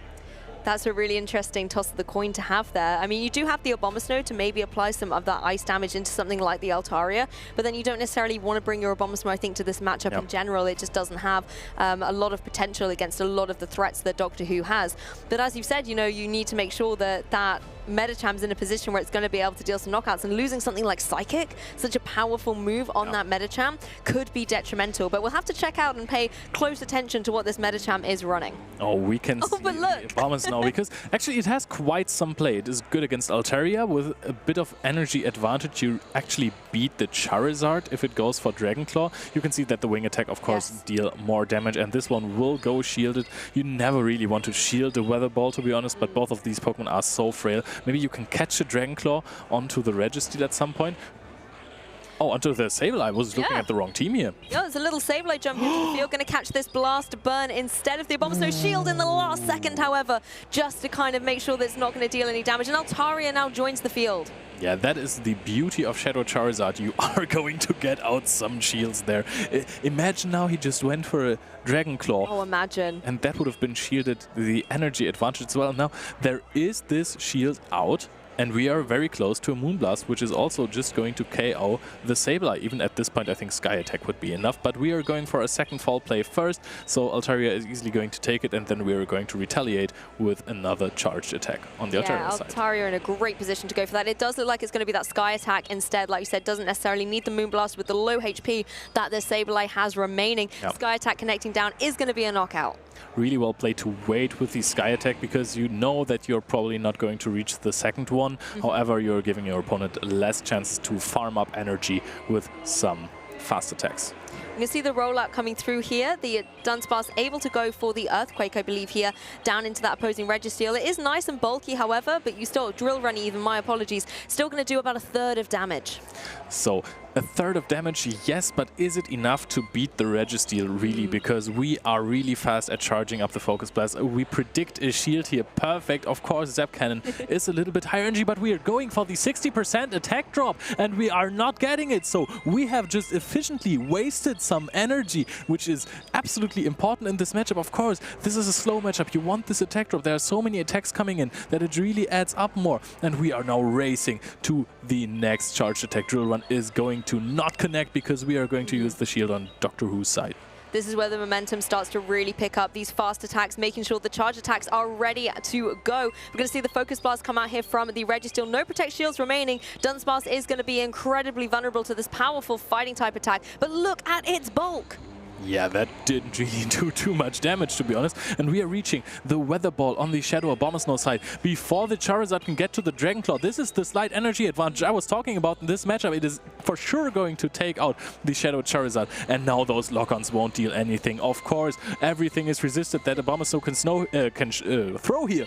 But we are going for the Weather Ball. Weather Ball at this HP is for sure going to take out the Registeel, and thus Arrow Bubble 66 is going to advance to the next round in the winner's bracket. Abomasnow really throwing snow all around that battlefield there, making sure that it gets those critical KOs. I did not expect to see Abomasnow take down a Shadow Charizard in this matchup, particularly when you look at the lead. It looked to be a really difficult situation there with that Abomasnow, and it was just able to, you know, stay in the back, preserve itself for that amazing endgame. Yeah. Charizard wins most of those Shadow Mirror matches in different shield scenarios, or rather in the 2 shield scenarios, because those wing attacks against Shadow Swampert and Shadow Abomasnow really add up. You can throw a Dragon Claw. Dragon Claw, no same type attack bonus, not the highest damaging move, but being able to bait something or just add it to the wing attacks against Shadows is just phenomenal coverage, and also just the baiting possibilities. If the Shadow Charizard had thrown a Dragon Claw instead of the Blast Burn at the Sableye, it would have been a completely different game. Oh, definitely, because you would, you know, still have that energy nicely saved, and you would have burnt a shield on your opponent as well. And I think particularly in the endgame situations when you are running out of those shields, that's where your opponent can swing that momentum and capitalize on it. So you could see what was going on there, and I think it was a great protect, you know, thinking, hey, Blast Burn might be coming my way. Let's save little Sableye here. Yeah, and if he didn't go for the protect and the Blast Burn connected, it would have almost taken out the Sableye immediately. Blast Burn from a Shadow Charizard is the worst thing that can happen to your Pokemon. Damage. Yeah, it almost even takes half of a Azumarill. That's amazing. Even if it's resisted. Wow. And I mean, in VGC, sometimes when there's sun up, this deals even more. We don't have this in Pokemon Go. No weather effects there. But Shadow Charizard is just such a powerhouse. Yeah, you can see why it's been winning, you know, a couple of events most recently as well and being picked up in usage. But as you mentioned earlier, you know, being that Shadow typing, you get the 20% drop on your defenses as well. And that unfortunately can leave you vulnerable to something like the Abomasnow as well. There was also Shadow, so got a 20% boost to its attack. So suddenly, you know, yes, the type advantage isn't against you, but if you're able to land some big damage, you're going to get the knockout. And that was amazing to see in the endgame. Yeah, I mean, this is also still, everything is about knowing the matchups. What I really liked was the Altaria. I know it wasn't enough, but I thought this was almost a perfect play. The Altaria going almost up to 2 Sky attacks.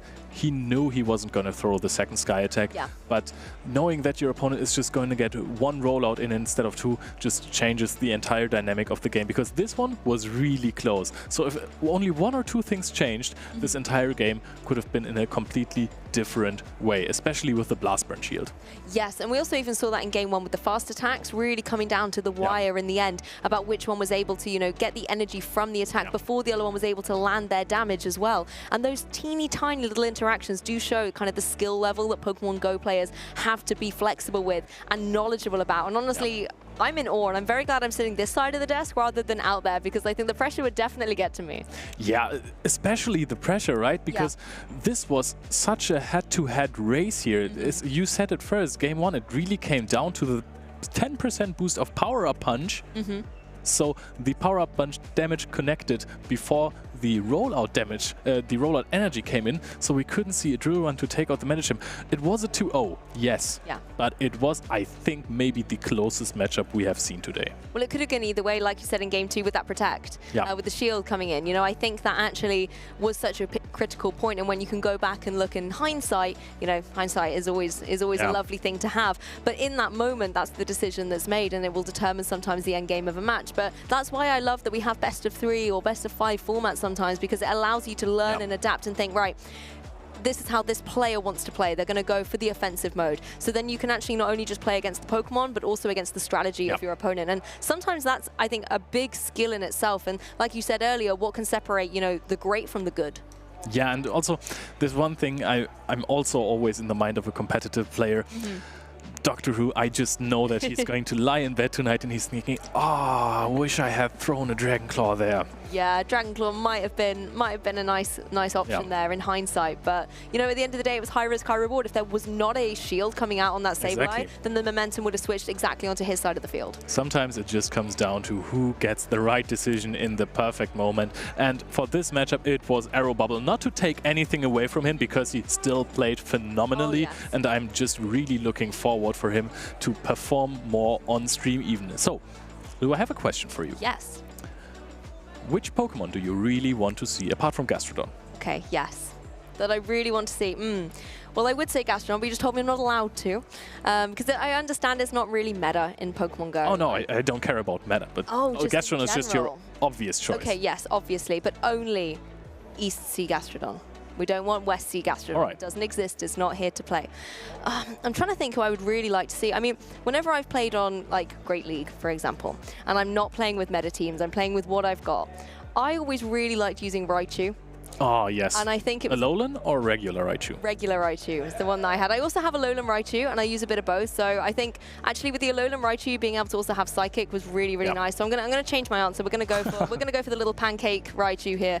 But I think it was really nice. I think I can't remember what electric type move I was running on it. I think it was Thunder Punch, and then you had Psychic, and it could just deal so much damage, and it was really nice to have, and it farmed up those charge attacks really quickly. So I know it may not be the core, but I would love to see it and just be a little bit like, I know how to use that Pokemon. Yeah, and if there is one Pokemon that can beat the Toxapex that we have seen before, then it is Alolan Raichu. But maybe we are going to hear more about the Toxapex from Arrow Bubble himself, so we are going to give it over to Amanda for the winner's interview.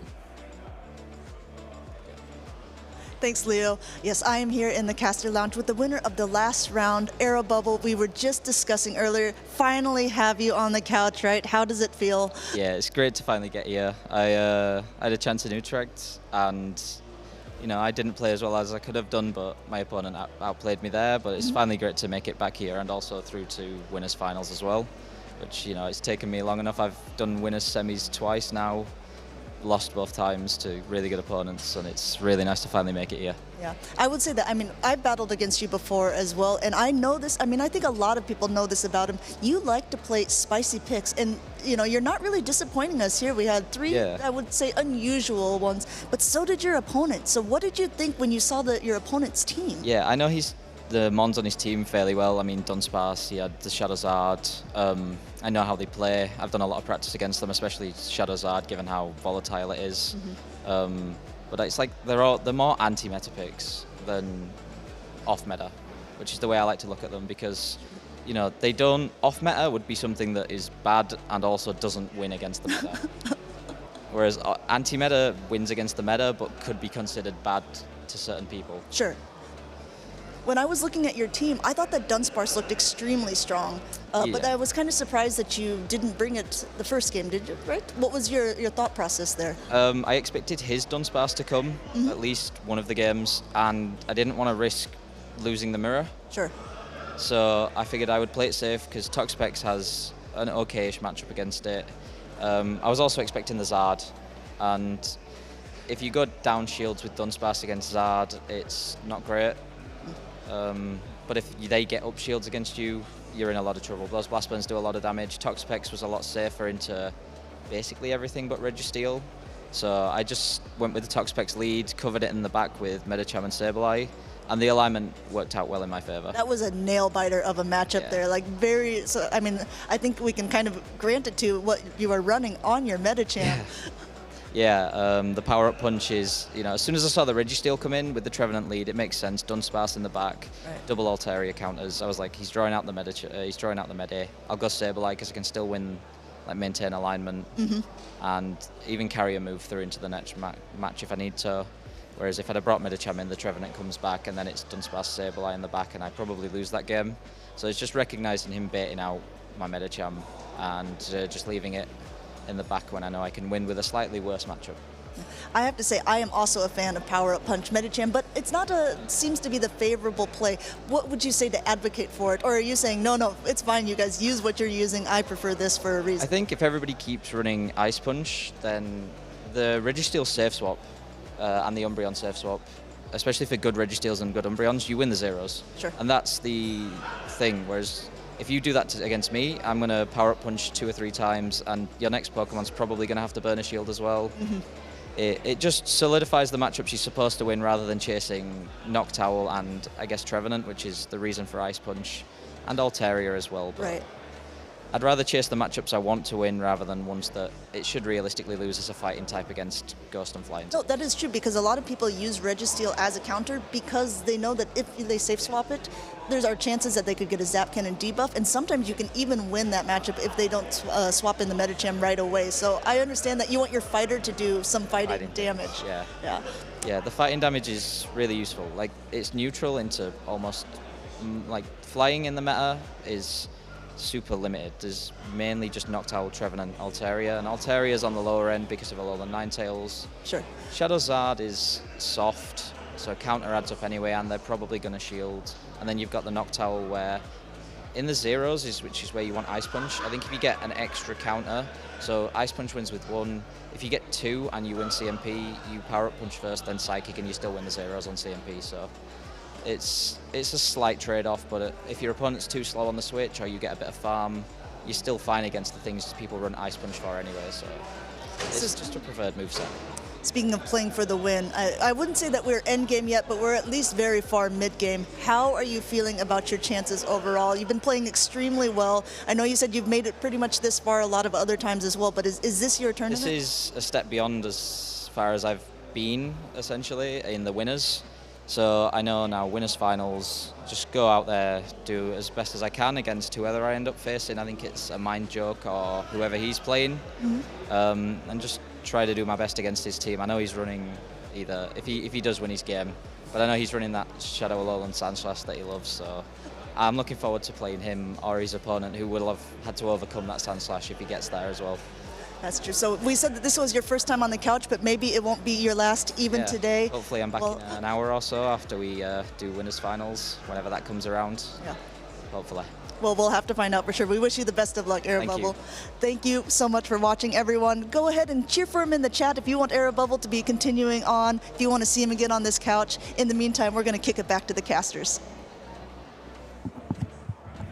Thank you, Amanda. It was really great to get some insight there as well about that amazing victory. And what I thought was actually really cute was the Abomasnow was hiding in the background as well on the couch area after there was a great Abomasnow victory. Of course, I've traded out my commentator. I have brought in the amazing Adeli, and I'm so excited to cast with you for the first time. I know, right? This is the first time that we've actually worked together. So it'll be a lot of heavily British accent. Oh, I found it very funny. Amanda found some of my British colloquialisms rather weird, whereas you're just going to get them straight away. You go, yep, that's normal. That's exactly how we talk all the time in the UK. No difference between either of us. Anywho, no, it was nice to see Aero Bubble. He's actually relatively local to me. He probably lives, I'd say, about an hour or two's drive away from me in the United Kingdom. Lovely guy. He hails from the Yorkshire area of the UK, and he's been to quite a few regionals already, and I do think his performances at regionals kind of understates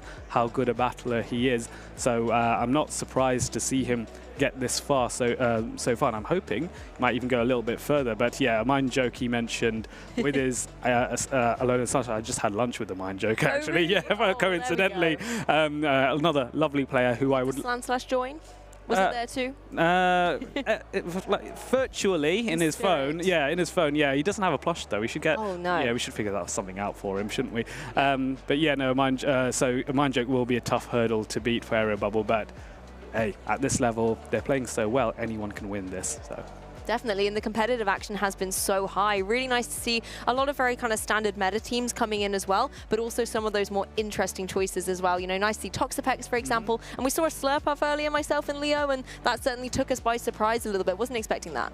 Yes, actually, that was Stepis that was running that, wasn't he? And so I bumped into him, and he just said, "Did you notice my Slurpuff?" And I was just like, "Oh, I was having lunch. Quick, and look on the stream." Wait, there was a Slurpuff? There's a Slurp. What? Really? And Slurpow's really nice because it has access to Fairy Wind, which is fantastic fast move, but also the Flamethrower and Energy Ball. I don't know if that was what... Flamethrower was there and it hit Registeel quite a few times. Yeah. So it means as a Fairy type, it's not having to struggle against the Steel types. Obviously, the best answer, therefore, to Slurp off is to bring in your own Fire type. Yeah, that's true, actually, because then, you know, the Flamethrowers are not going to be hitting as hard at all. And I think it was just nice being able to see generally throughout this whole weekend, a lot of these Pokemon and the ball positions that they need to have, and their trainers enabling to get them in. Obviously, we know that that timer has to reset before you're able to keep switching out, but when you're able to catch that critical moment, it can really swing momentum, and that's something as a spectator and obviously a newer commentator as well that I've been really enjoying seeing kind of develop. Yes, I think there's been a conversation had about how sometimes it's best not to pick 6 entirely meta Pokemon because unless you're very comfortable with all those 6 and you are exceptionally good at reading another person's team or what they're likely to bring. Sometimes there is a suggestion to bring 5 meta Pokemon and something that's a little bit more different, a little bit more spicy, as they say. Yes. So we saw Zephy Mastics with a Shadow Gliscor. That was interesting. Yes. Shadow Dragonair is another example, or Toxapex you mentioned as well. So sometimes you got to throw your opponents off balance with, you didn't expect me to bring this, did you now? Exactly, and you can really catch them off guard, particularly in that game 1 where you're still scouting out all that information, knowing exactly which moves they want. We saw the Medicham with the power-up punch, for example. Yeah. Haven't seen that in a while, and you know, I know it's kind of out there, but as a game 1 information bit, it's something you critically need to have. Speaking of things that are critical, though, the next match is ready on the stage, and I believe these are 2 great players. Yes, absolutely. So you have Arsenio hailing from France on the left, and we're facing up against Nickname, who has headed over from Poland. I have had the pleasure of meeting both these trainers before in various competitions. So let's speak a little bit about Arsenio. Yeah, so like I said, he hails from France. He was actually at EUIC with cheering on Tonton Batius on his championship win there.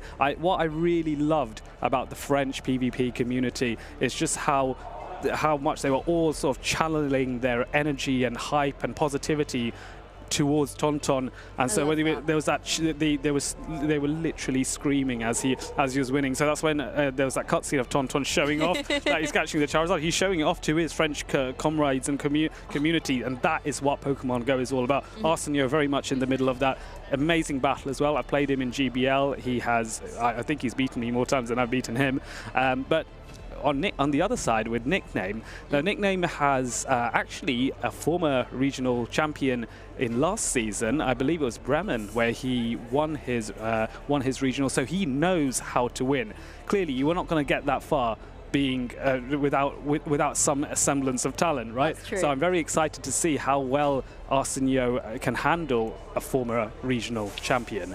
And the Pokemon I really want to kind of talk a little bit more about is Lickitung, because we've got it on both of these teams here, and I think it kind of dropped off meta a little bit. It's now making a bit more of a comeback. You know, nice move pools, something like Lick as well as its fast attack to then get those really powerful body slams up. I mean, do you think that Lickitung is definitely, you know, a Pokemon we have to keep watching out for still? Yes, I think the reason why Lickitung is being brought in is that Noctowl promotes more a lot more matchups where it will hard beat the Trevenant, but then it will hard lose to the Lantern. Whereas with Lickitung, it's a little bit more flexible.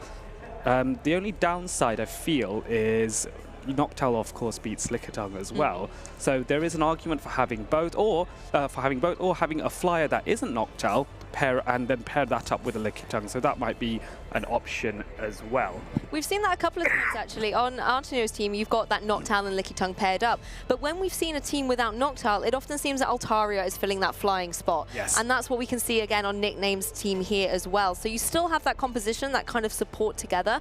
But Noctowl, I think, definitely is still reigning supreme. Yes, absolutely. I think here in this matchup, Altaria is quite safe against Arsenio's side because there isn't a Fairy type, and the only Steel type is the Registeel, which Altaria in certain situations can beat, just because the Dragon Breath damage is so overwhelming, even on a resisted Steel type. But I'm interested to see that Shadow Sableye will have Power Gem, and that's really going to hurt the Altaria. So whether Arsenio is able to pull that off, that'll be super exciting to see. Yeah, and something like an Ice Punch from the Medicham as well is still also something you have to contend with. Altaria certainly doesn't want to be taking any of those either. So again, making these key ball position strategies, making sure Altaria can be in a position where it can start going for those powerful Dragon Breaths and things as well. You don't want it to be in the face of an Ice type attack. Yeah, absolutely not. So yeah, there's plenty of flexibility with these teams.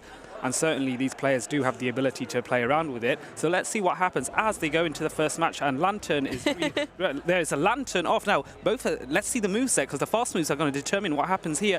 One's a spark. There's an instant swap, makes me think that Nickname might be running Water Gun Lantern here, which is why I didn't want to go for that mirror match. And now Altaria is coming in against Registeel. I mentioned this before. Altaria can potentially flip this matchup if it chooses to double shield, and of course that's not having the debuff on the Zap Cannon might help as well. So let's see what happens here. Does the Zap Cannon debuff at this point? Well, Zap Cannon being charged up, we are going to see the shield coming out from Nickname here on the Altaria, and we're going to see an attack drop on that Altaria as well, so going to be not able to deal out as much damage. Yes, that's going to be a bit more problematic. That was not what Nickname was hoping for. In fact, there is another Zap Cannon coming in, so Nickname not able to throw before the Zap Cannon hits, which is maybe even more problematic, because there's another debuff, which makes things even worse at this point. This Sky Attack isn't going to do a lot, to be honest. Look at that, 2 for 2 on the Zap Cannons from Registeel. We are going to see the Sky Attack come out, though. However, you can see how minimal damage it is doing. Quite pitiful, really, the Registeel in such a strong and prime position. Of course, the Altaria is going to try again, though. Yes, of course. It can outpace and get an additional Sky Attack off. It certainly won't be enough to KO, but I think rather one more with the Dragon Breath would do so if Nickname is willing to invest that second shield at this point, and which he does straight away, no hesitation there. Is there going to be a third debuff at this point? Let's see Zap Cannon coming through, and we are going to see the attack drop again. This Registeel knows what's at stake here at the Malmö Regional Championships. And this is the problem. Oh no, Nickname was trying to get the farm down and doesn't able to do so. This is where the debuff was so handy. So after 2 shields invested, he's not got anything to show for it. Exactly, it just unfortunately has not been the trade-off needed. Registeel's actually going to retreat as well, and we're going to see this Lantern mirror once again. Well, we're not actually jumps the piece, we're going to see a Medicham mirror instead. Well, that's and this is where it proves that Nickname is running a Water Gun Lantern, which is why he disengaged from the lead matchup there, but unfortunately it hasn't really helped him at this point because he wasn't able to flip that matchup, Altaria versus Registeel, because those debuffs are so problematic. An immediate Psychic here, and they're both trading Psychics at this point, which is the preferred move. Both moves are neutral on each other, but the Psychic does have the same type attack bonus, which gives it an advantage as to what charge attack you use. So now maybe they can reach into Ice Punch Rage. Nope, there is going for the Ice Punch here. Very nice. Yeah, Ice Punch coming out on Arsenio's team first of all here. Going to be connecting down onto that opposing Medicham. Not enough to get the KO though, and you can see Psychic was primed, and there we go. Going to be that neutral damage once again, but still going to be able to hit hard into Medicham. This will definitely KO the Medicham here on Arsenio's side, but then of course that's okay because Arsenio can just get some additional farm on his Spark Lantern, and the Water Gun Lantern can't do a thing with a 2-shield advantage. So this is going to be a real struggle for Nickname as the Thunderbolt comes in to throw the Arsenio will need 2 Thunderbolts in order to KO, but I'm sure he'll be able to reach it. Yeah, this is something we were talking about earlier, the Spark versus Water Gun debate when it comes to these Lantern. And of course, in the mirror, the Electric type will prevail over Water type. We're going to be able to see another Thunderbolt here being charged up on Arsenio's side. Yes, and this one will be... Ooh, it's swinging close, but I think with the... there we go. Yeah, going to be another Thunderbolt apiece, but there's a shield left on the opposing side, so you don't have to worry about taking all of this damage from the Thunderbolt. And of course, the Lantern is now able to just fire back those sparks and get the knockout. Yes, and there we have it. 1 shield kept as well. So that was very nice, very nicely done there by Arsenio. I think, yeah, the decisive moment, Altaria not managing to farm down the Registeel, that really sealed the game. Unfortunately, maybe a bit of a miscalculation, or it's actually quite hard to calculate when you've been debuffed 3 times because it happens so rarely in a game. Maybe they're on thinking, maybe I can push Altaria just a little bit to get that extra damage off. Didn't quite work out. So Nickname's probably now thinking this rationale of Altaria going into Registeel and that being the sort of the mid-game matchup, that might not be the way to go. So what do I do instead? I noticed Arsenio ran Lantern, he had his Lantern, he had the Registeel, and his third Pokemon was the Medicham. So I'm just looking at that thinking, okay, well, what do I want to do here? Do I risk bringing in the Altaria, which has a good matchup against Lantern and Medicham, and use it for them instead and find something else for the Registeel? I don't know, maybe bring in my own Medicham against different orders. I wonder what he's thinking. I think that's the thing, though. There's a bit of a mirror going on, obviously, with the two Lanturns. We know in that particular matchup, the Lantern on Arsenio side is going to have the advantage due to having the electric fast attack. When it comes down to the Medicham, though, things do slow down in pace a little bit more. They're a little bit more equal. But again, it can be critical to when possibly you want to switch out and take an attack as well, preserve maybe the energy on your Medicham for later. Yes, and I think that will separate the Medichams out in terms of in terms of how useful they will be. I personally feel Arsenio will be a bit more confident bringing his Lantern in now that he knows that Nickname's one is a Water Gun Lantern. And on the other hand, I think with Nickname, there's probably not room now to bring the Water Gun Lantern. He might want to try something else. I reckon Nickname should go for the Altaria, personally. Well, I was just thinking, do you maybe bench your Lantern here? Because with the Water Gun variant, you know, even in the mirror, it's just not going to give you a lot of advantage. Maybe pick a different Pokemon. But speaking of Pokemon that are the same, we're going to have that Medicham mirror straight out the way here. And that's a great assessment on your part, Lou, because you are right. Nickname has not brought that Lantern, as you suggested. So yes, he has adapted. He has got the Altaria still. So he's hoping to target the Lantern or another Pokemon that isn't the Registeel in essence. So Psychic coming off for here, which is, and there's a defense debuff and a catch as well to go with it. Wow, two amazing things that have just happened just to potentially change the dynamics of the battle, as a Psychic does get landed on the Lickitung here, and a response there going into the Registeel. This is very good for Arsenio. Registeel does not mind Lickitung's Body Slam or Power Whip. Yeah, great plays there for Nickname, getting that drop and switching in the Lickitung. Of course, Registeel now as well, like you said, isn't going to be necessarily too threatened by some of the things that Lickitung can throw. You can see the Body Slam really not doing too much damage, whereas the Registeel's able to get these Zap Cannons up and is going to try and get some of these drops again.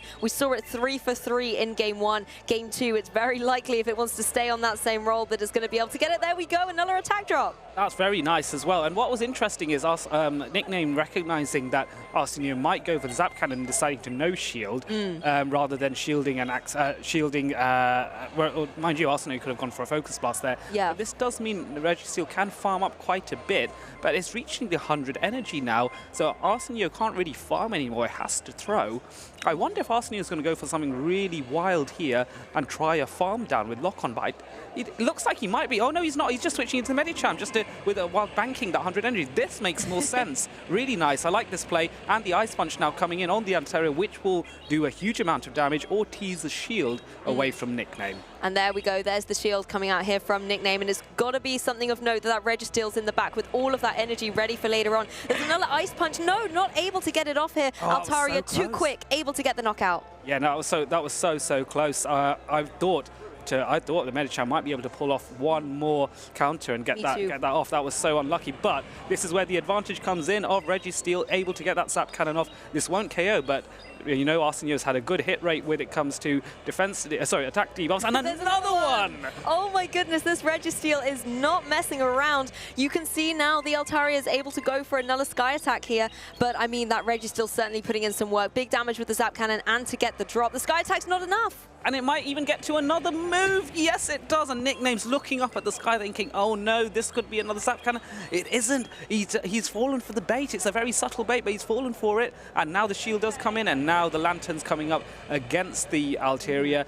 In this position, Lantern does look quite strong because the neutral damage from Sparks at such low health, I mean, to be honest, Lantern could probably just go for a Surf here, maybe. Well, it does get the attack drop here.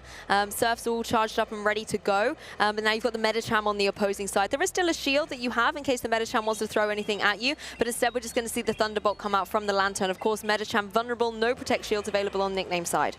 Yes, but this is quite good though for Nickname to get that that attack debuff on the Lantern is going to help make this matchup a little bit more even. This is a bait attempt on Nickname's side, and it is successful. Arsenio does fall for the bait. Now Medicham needs to rush rush towards that Psychic, but Lantern is able to get that Thunderbolt off, and I think at this health range, it may even potentially KO if Arsenio's lucky. Just about survives. That was so close, and the Psychic comes in response. That is going to be a huge, huge amount of damage on the Lantern. It may not KO, but it's going to get it so close. Oh, goodness. Yeah, so close, but not enough. Registeel comes in and disappears straight away for its troubles. Lantern is back, however, and we're going to see the knockout finally come through. Not a lot of HP remaining on Nickname's side, though.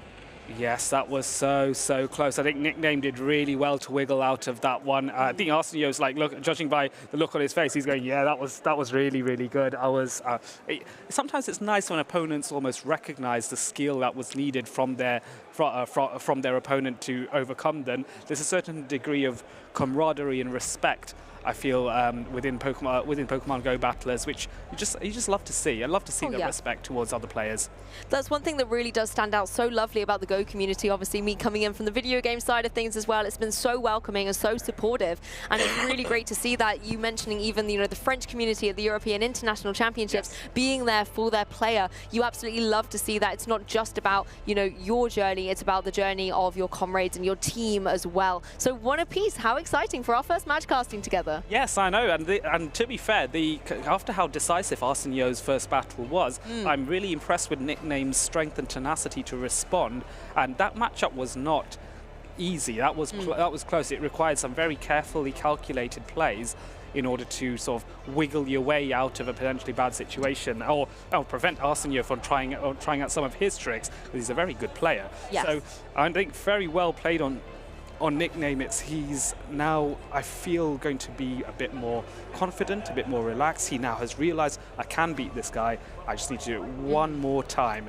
And then on Arsenio's side, so from what I feel about him as a person and his personality, I don't feel he's the type that would be fazed too much by the odd loss, because I don't think it ruins his momentum all that much. He seems to be very immune to that. He seems to have that person where he goes, oh, well, I've lost one, but it's fine.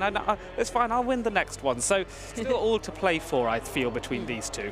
I think being resilient is a key skill you need as a Pokemon trainer, no matter what game you're in. Because like you say, you're going to take those losses sometimes, whether it is just in the set of 3 or whether you take a loss in a match and drop down to the losers bracket. You have to be resilient to keep powering through, because at the end of the day you can have one loss and still make it all the way to grand finals, but you do need to be tough to get through all that pressure. Oh, absolutely. We've seen champions in regionals do exactly that.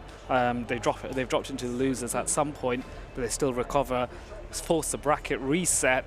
And that, I mean, to be honest, when that happens, it's very, very exciting. Didn't that happen at Worlds as well with Dancing Rob? Yes, it did. Yeah. Okay. I mean, that's a prime example. Dancing Rob, and what was really funny as well is that he was actually a runner-up. No, was he a runner-up? I know that he didn't actually win a regionals. He came second or third or fourth. My memory fails. He got his invite. He got his invite, and then to become world champion. So it just goes to show, a loss doesn't mean anything. That battle was one of the most energetic and exciting things to hear. But anyway, enough about Dancing Rob. I'm sure one day we'll see more of him in Yokohama, but these two now are really just putting their, you can almost visually see the gears in their head ticking. Exactly, and I mean, that end game of Game 2 was very, very close. Not a lot of HP across on the board on Nickname's side either, but was just able to get the knockouts here. My Pokemon that I've got my eye on is that Registeel on Arsenio's side, however, because it's able to go for those Zap Cannons and get the drop time after time after time. It's certainly, stopping Nickname from gaining a lot of momentum, particularly when it's going into those heavy hitters. So is there a way you think to play around it, or do you just have to keep hoping and that you're not going to get those drops? Well, yeah, that's a tricky thing. I think Arsenio is kind of forced to bring, sorry, not Arsenio, Nickname is forced to bring the Medicham or potentially the Galarian Stunfisk. But the problem with the Galarian Stunfisk is that I feel that it's not going to do all that much against the Medicham. I don't know if Arsenio would risk Shadow Sableye with Nickname running a Lickitung there, but maybe the Galarian Stunfisk could be brought in just to handle that Registeel, and then you compensate for its weaknesses with the two other Pokemon. Me personally, I think Medicham is still the way to go here on Nickname's side to handle that Registeel and just play for that alignment. But yeah, it's going to be tricky. Arsenio has been using that Registeel incredibly well. Yes, definitely, and it was good to see it getting all of those drops for its trainer. I mean, it's interesting you say as well about the Licky Tongue, because obviously it can get licked. That's something that the Shadow Sableye doesn't necessarily want to take. But of course, Sableye in a great position. We've seen it throughout this broadcast today, being able to get those foul plays charged up very, very quick and just apply a lot of back-to-back pressure. Yes, and it's been, yes, that's what I like about Sableye. The only thing is, here it's I just don't think it has enough play. I think it's really, oh, look at that lovely T-shirt on the inside showing off that he's a regional winner, and we are having another Medicham dance off there. Maybe Nickname was hoping that Registeel would be leading there, but perhaps not. So staying in this mirror, and it looks like the backlines are broadly similar as well, a Steel and a Lantern. Yeah, the Lantern stayed at home for Nickname, and it looks like that Galarian Stunfisk has joined the fray as well. This time, however, we're going to see the Psychic come out from Arsenio's Medicham first of all, connecting down into its opponent. And this is very good at this point that there was no debuff. So now Nickname can respond with his own Psychic at this point, and that will do an even amount of damage as well. No debuff on both sides. So now we're getting to the place where you start thinking, do I throw the Ice Punch or not? And there is a decision made on Nickname's side to throw the Ice Punch in order to soften this Medicham a bit more. Even now, if Arsenio throws the Psychic, then that allows for a farming opportunity for Nickname to get some farm with his second Pokemon on Arsenio's Medicham. But no, choosing to shield the Psychic here, which is going to allow Nickname's Medicham to farm down. No, but Arsenio does not allow it. Goes for the Lantern straight away. A response in with the Galarian Stunfisk. This is actually quite nice because this is the downside of Spark Lantern here against this Galarian Stunfisk. I was just about to say, surely the Water Gun would be more beneficial in this particular matchup. You still get some decent damage across it there, but this Galarian Stunfisk is in a great position where it can just start dealing some damage into that opposing Lantern and apply some pressure with something like a Rock Slide or an Earthquake going forward. It looks like Rock Slide's the play this time, so I think it's wise from Lantern just to go for the Protect here. It wants to be able to deal some big damage with something like that Surf and just remove the Galarian Stunfisk from play. Yes, so 2 Surfs won't KO at this range, and Nickname knows that, which is why he went for the immediate shield. But now we're at the tricky situation where Lantern's 1 Spark away from another Surf. Nickname recognizing probably that this Surf is going to come through regardless, and is choosing not to have a charge attack priority event, and is going to farm up that little bit more energy, and is now going for the Earthquake, safe in the knowledge that he can throw this off. Lantern must shield this to survive. Yes, and I think it heard you there. Goes for the shield just as you recommend it, making sure it's not going to be knocked out by that Earthquake. We're going to see an adjustment, however. We're going to see the Medichams both back in action as the Psychic on Nicknames does come out. That's a brilliant catch there on Arsenio's side to catch that Psychic, because that's wasting all the energy. And now this Lantern is actually going to be able to potentially farm this Medicham down. I think that would be the play rather than the Registeel, but we do know that the Galarian Stunfisk is already there with an Earthquake ready to go. So instead, Arsenio going for the more unusual play of trying to farm down this Medicham with lock-ons. That's really cool, but really unusual. We don't see that often. A Registeel going into a Medicham, really unconventional. Yes, but it's just got the advantage here at this point. You know, there's not really too much the Medicham can do, and you can see it's now down and out for Nickname, forced to bring that Galarian Stunfisk back in, but there is going to be the damage coming out from this opposing Registeel. However, it's going to be able to go for that Focus Blast and get the knockout, so great offensive pressure from Registeel, not going to be threatened by too much. We're going to see the Lantern, however, coming out, and that's going to be able to apply some pressure with like the electric type attacks going forward, but not before this Registeel has something to say about it. That's something problematic now because there's a debuff here that might come across. There we go. And now it's a Lantern Mirror, and we've seen this already. Arsenio's Spark Lantern, it has an advantage over the Water Gun Lantern from Nickname, and this is going to be super problematic. Now Nickname's so low on health, it's barely going to survive. Does get the Thunderbolt off. Is this going to be enough to KO? I'm not sure. It's going to be really close at this point. Just about survives, nice, and Lantern's able to spark down and take this, and Arsenio advances to the next round. Such a close battle, and they are getting up already to handshake. A lot of respect, and a lot of respect shown between those two battlers there. Fair play, Arsenio very happy to see that. Yeah, I love to see that camaraderie and team spirit amongst them. And in the Battle of the Lanterns, it looks like Spark has reigned supreme against the Water Gun variant. So for those who maybe are interested in the debate, it looks like Spark is currently the one to go for. Yes, I think when I I run Lantern, I tend to go for Spark personally. So yes, I think Spark so far has been showing itself off in the best possible light. But I'm sure now there'll be, as soon as I say this, there'll be a battle where Water Gun comes in, and Water Gun proves itself useful for that Swampert Alolan Ninetales score. And I'm going to be eating my words and saying, oh no, I'm Team Water Gun all of a sudden. So nonetheless, very, very good battles by Arsenio's side. They're exchanging back their team sheets. Nickname does still have the opportunity to recover and go and work his way through the losers bracket. So yeah, I think I wouldn't rule him out just yet. He is a former champion after all. That's the thing, and you have that resilience, that determination, and you know that if you've won it before as well, then you have the capability to do it again. Yes. So it's really actually a nice privilege to be able to see these top players battling it out, and particularly in a set that goes to that game 3, you get to actually witness the adaptations and adjustments that these players make based on the information that they've learned. Yes, absolutely, and that is half the game. The team is some of it. The tactics in terms of counting the fast attacks is some of it, but also that sixth sense of knowing, I reckon it's the third Pokemon. This is the third Pokemon in the back, or this is the line of 3 he's likely to run, and forming a plan for it. That's what the best trainers do. And I like the adjustment Nickname made as well by dropping that Lantern in game 2 and actually shaking things up a little bit more. I think it was bringing the Altaria in. Yes. And I really like that. And that was the game, obviously, that came out victorious. But it was just when you brought Lantern back in, unfortunately, it still just didn't have the weight. The rest was not enough for it. Yes, in game 2, I was saying to you that I think maybe you should drop Lantern, bring in Altaria, and that made a lot of sense. I personally, in game 3, may have stuck with that, but then equally, I'm not Nickname. Nickname may be thinking of another idea on where he wanted to use his Water Gun Lantern, maybe against that Registeel where the Water Gun pressure is quite handy to have.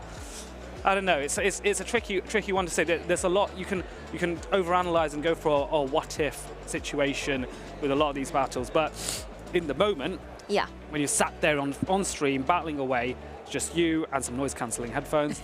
Honestly, nothing else. Your thoughts then matter, not your thoughts now. Exactly. We were talking earlier about hindsight being such a critical part of the game, and just unfortunately turns, when you look back on them, you realize the errors that you made or the things you could have done differently. But ultimately, that's the best way to learn. Yes. As a player, your mistakes are what you learn from most, not your victories. So going back and actually taking a look at seeing where you went wrong, where you could improve, will give you more informed choices for the next time. And that's where maybe you'll be able to get those victories. Yes. So we are now going to jump to the interview with the winner from the last match. So we're going to speak to Arsenio. I think Leo is ready, or sat down with him.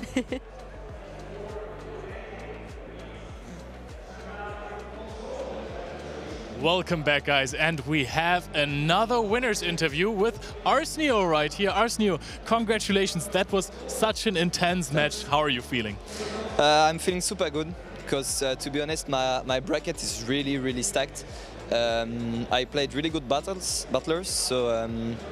so yeah, I'm feeling super good. I'm in my tournament. I'm feeling good, so perfect. Who did you play against so far, and who's to come? I played. I don't remember the first name. Like, it doesn't come to my mind. But I played recently Nemo Stormblood, and right now I played Nickname.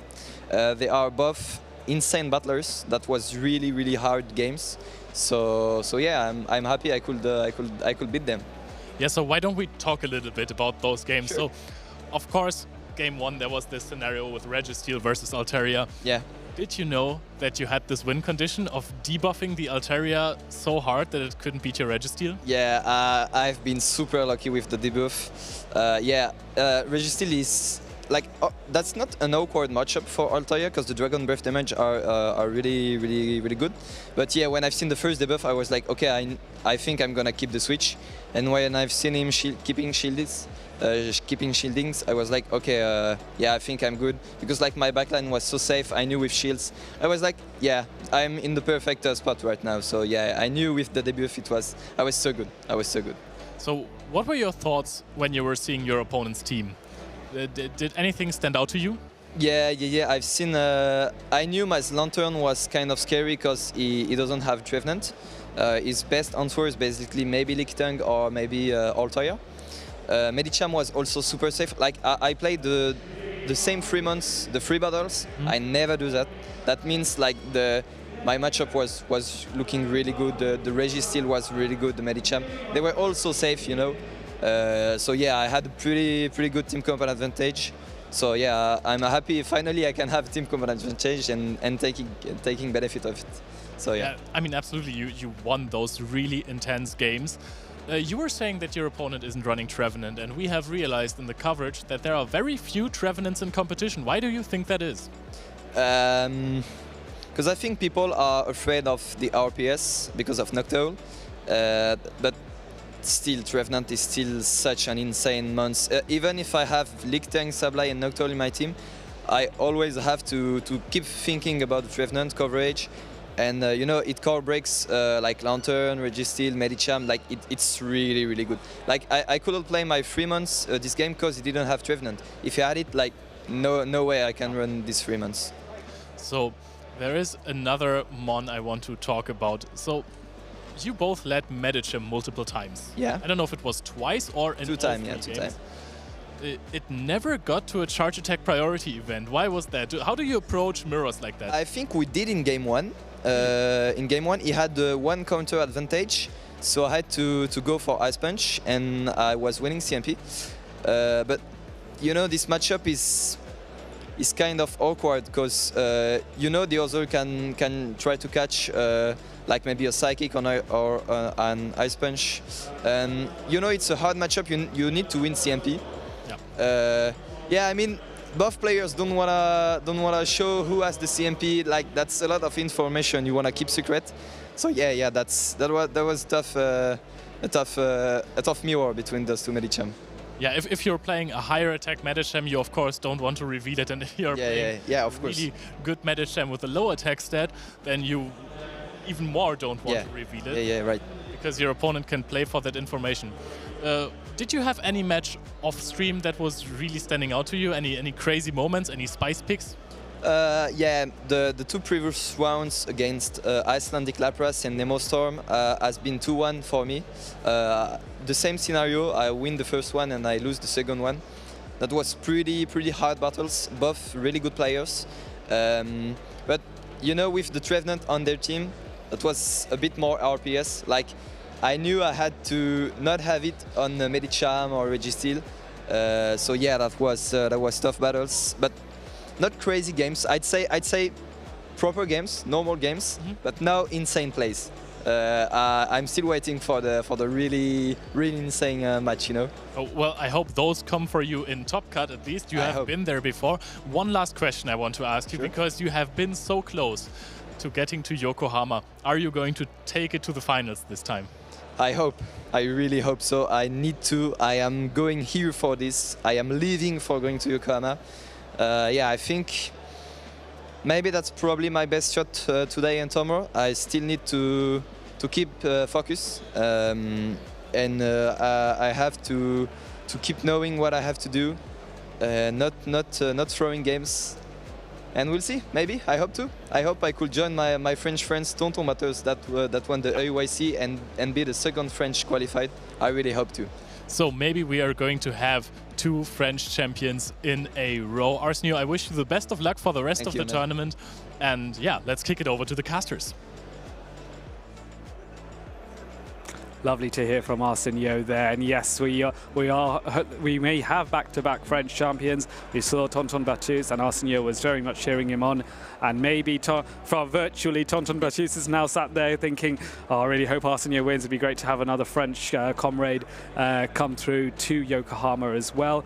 I believe we do have two more battlers who are now settling in, so don't go anywhere. The battles will be happening very shortly, but one of them I'm actually very excited to see because they've made the name for themselves on the GBL leaderboards, but we haven't seen too much of them on the Play Pokemon scene yet. So we currently have Shiva Goldie on the left, and we have Danki Chan on the right. Now, Danki Chan is from Scandinavia. I'm now trying to recall from memory which particular Scandinavian country. So I hope when he watches this back, he's not going to be too upset. Yeah, hold it against me for my failing memory, but. He managed to reach top 10 in the GBL leaderboards, I think, a couple of weeks ago. And on the grassroots scene, I think he was involved in certain tournaments for those players of that kind of caliber, and he did particularly well there as well. So we're seeing an Shadow Alolan Sandslash on his side. Yeah, I mean, that accomplishment coming into this event has surely got to give you a confidence boost as well, being in that top 10 ranking. And this is a Pokemon that we saw earlier. We didn't get to see it come to the match, but this Shadow Alolan Sandslash, I want to know, what does it do, Adelian?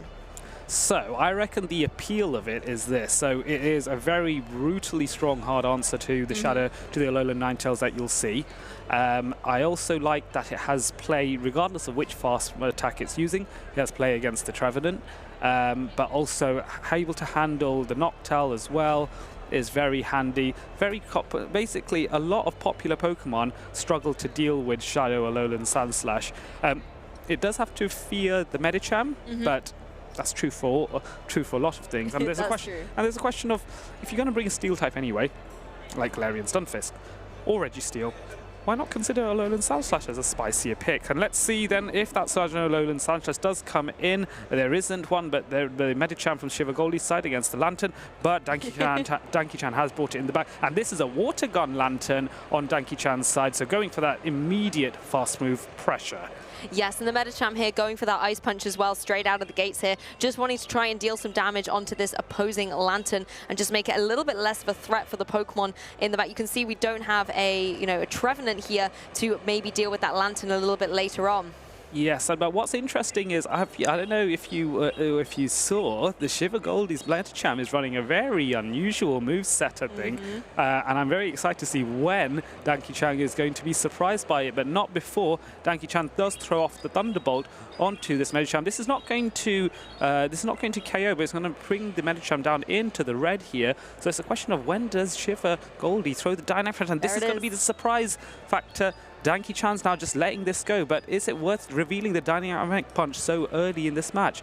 Who knows? Yeah, that's big information to give away. Yes, you do get the knockout, but I feel like, Ice Punch would have been able to do that anyway. So, revealing that information for not so much reward. But we obviously love to see it here on the broadcast. We're going to see the Ice Punch coming out this time, finding its mark down onto the opposing Noctowl. And of course, the Noctowl, very, very bulky, can take an Ice Punch or two, but certainly doesn't want to take too many of them. No, absolutely not. So we're just waiting for the Ice Punch from Medicham to land on that Noctowl and do a little bit of damage. So both trainers are just waiting for the phones to connect and register the attacks. But I'm just thinking, once that's happened, I think this Medicham is going to be farmed down by the Noctowl, and then it's a question of, this might be a great opportunity for Danki Chan to bring in that Shadow Alolan Sandslash into the Noctowl.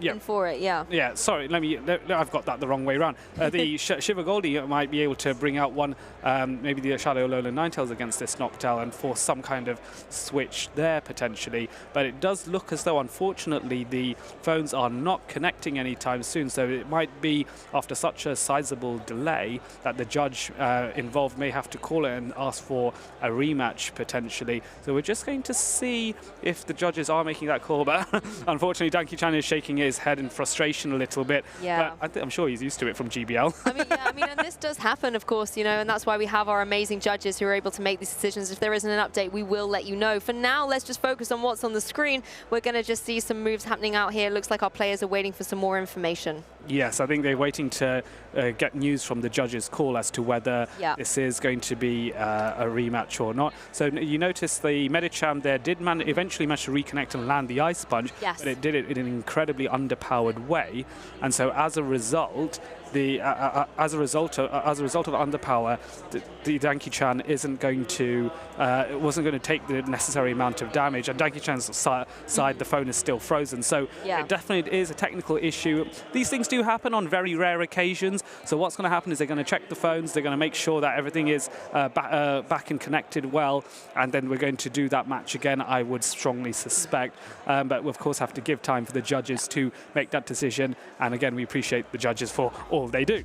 As soon as we know, we will let you guys know. Probably a pesky little Pikachu running into the cables there and, you know, making things a little chaotic for the phones to connect. But, I mean, we can talk a little bit about the Pokemon that did come into that match. And you've already talked a little bit about the Medicham and the Noctowl. Do you think that was, you know, good strategies from both of our players in this situation? Yes, I think it would be. I think what you'd like to get into a situation where something is quite low, that on Danki Chan's side, that you want to then bring in that Shadow Alolan Sandslash and farm it down with a little bit of energy and the exquisite coverage yes. Alolan Sandslash has.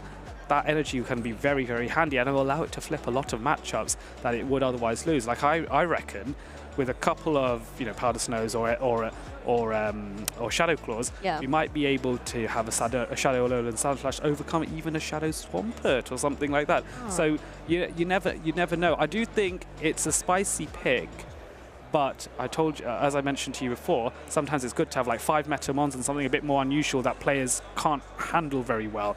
Well, it gives you a lot of flexibility then as well, depending on the matchup that you're against. Do you have the team that's a little bit more meta and, okay, this is a meta team, I've got these options, or maybe that one slight different Pokemon, because you don't know what your opponent's going to bring. And if they're bringing something a little bit rogue, then maybe going for something standard and meta means that you're going to be able to deal with it. Maybe finding out a little bit in game 1 what that interesting Pokemon's going to be up to, but then adapting with a tried and tested core can be really strong. On the same hand, if you've got something that you think is an excellent meta core and you run into a lot of players that are running very kind of balanced teams, then that could give you such an advantage. Yes, I think one thing that is going to be handy from the start of this match that we will have to rematch is the even with that small amount of information, we can start to get an idea of patterns. Now, for example, Danki Chan now knows that Shiva Goldie's Medicham is running Dynamic Punch. That's crucial information. That's crucial information, because now maybe Danki Chan will look at his own team and go, well, I don't have to fear a Psychic type attack, so maybe I can bring in a Pokemon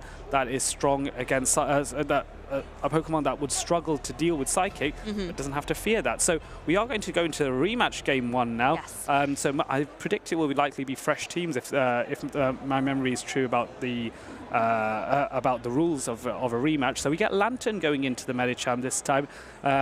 So this has actually started off broadly similarly in terms of teams.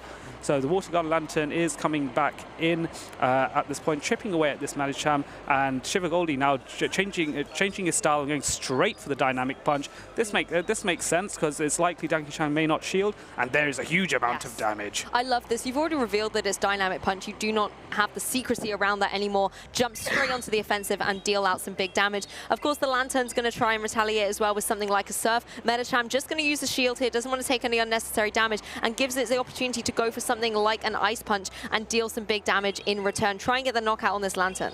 I think Shiva Goldie was looking to farm this down at this point, so Danki Chan recognizing that and just going to chip away with the Surf, because he wasn't sure if he would get the Thunderbolt off. However, Shiva Goldie choosing to throw here, which perhaps may not have been necessary, might be better just to counter down, or was he expecting a catch perhaps? But now Medicham can still throw the Ice Punch on Noctowl anyway.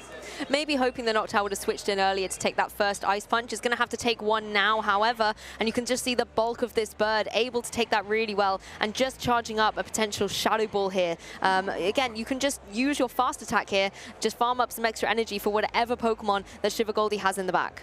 So now this is interesting. Shiva Goldie will most likely go in with the Shadow Alolan Ninetales, but the Noctowl is going to chip away at this quite extensively. But I reckon this is where Danki Chan will bring in his Shadow Alolan Sandslash. But I wonder if Shiva Goldie will then stay in or respond. Here comes the Shadow Alolan Sandslash and an immediate response into the Shadow Sableye. Two shadows are off against each other. The Ice Punch coming in from Shadow Alolan Sandslash, and this is going to do a fair amount of damage, but no shields needed at this point. Sableye does survive to fight another day. I love to see this Pokemon on the field, though, against the Shadow Sableye as well. That's trying to get those foul plays rocked and ready. Here we go. It's going to be connecting down into that opposing Alolan Sandslash, but I think it's good that it's going for the shield here. Doesn't want to have to take any unnecessary damage when Sableye is so low. Maybe you're able to deal with it here. this is incredible work from the Shadow Alolan Sandslash, and we've now revealed that it is actually the Shadow Claw variant for Alolan Sandslash, which was quite nice. So now shield here from Shiva Goldie, which I think is sensible to withstand the bulldoze, which would have KO'd, but it's a bit problematic for Shiva Goldie because the Alolan Ninetales, even though this is a dazzling, this might KO. This is the only win con here, I think, but it's undercharging in order to get a bit of extra farm, still not enough, and now the Noctowl does come in at this point and is able to get the Sky Attack off, and there is therefore no shields left on Shiva Goldie's side, so unfortunately going for the Dazzling Gleam was all for naught here as Noctowl takes that out. Danki Chan proving why he's so high up on the GBL leaderboards. Yes, and Noctowl once again showing why it reigns supreme, being the last Pokemon standing at the end of that game 1. I mean, I did love to see the Alolan Ninetales versus the Alolan Sandslash, you know, in a little epic battle of the Ice-type Pokemon. But as you mentioned, you know, making sure that the Dazzling Gleam, yes, it does get the knockout there, but it then meant in the end game, Noctowl was able to clinch out the victory. Yes, absolutely. And I think that's why Danki Chan wasn't too worried about losing the Alolan Sandslash. And this is where Dazzling Gleam is such a powerful move. I reckon, you know, my guts tells me that on a Shadow Alolan Sandslash, it would still do about maybe 45–50% of its health going from full, which is a huge amount when you consider the resistance that Steel offers to Fairy-type attacks. But just goes to show how within Pokemon Go, and this is somewhat unique with us having Shadow Pokemon that are actively used in battle, it's just nice to have that variation within a Pokemon species that flips certain matchups. I love it. I love using Shadow Pokemon.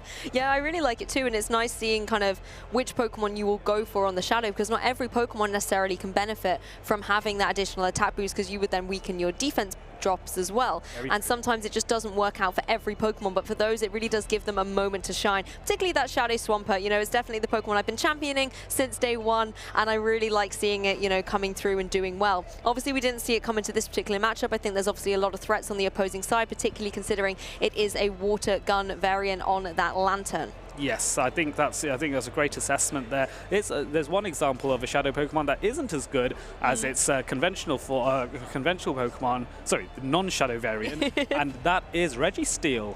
Because Shadow Registeel is something that you can get hold of, but you will. I don't think I've ever seen it in a regional tournament. I have one. It's my only Registeel, and it's the Shadow one. And now I'm sad that you've said that, because I thought I was so cool getting finally a Registeel, knowing how good it is in Pokemon Go. But it's the Shadow variant, so sadly not to be, is it? I think the downside with it is that it gets KO'd. So, for example, the Registeel versus Galarian Stunfisk matchup, the Earthquake will, I think, KO, or at least with the Mud Shots KO, whereas if it's a conventional Registeel, the additional bulk means it won't. Anyway, no Registeels to be had here, but your favorite Shadow Swampert is back against a Medicham, so this is a relatively even matchup. Shadow Swampert will get to its moves faster, but those counters, look how much damage is adding up, and they're not even super effective. It's just normal neutral damage, but just it's so squishy. Oh my god, there's no shield on this Earthquake straight away. What a call! What a call! Wow, look at that damage. Amazing. What an offensive pressure coming out from Shiva Goldie here straight away. Medicham going to try and retaliate with something like the Ice Punch here,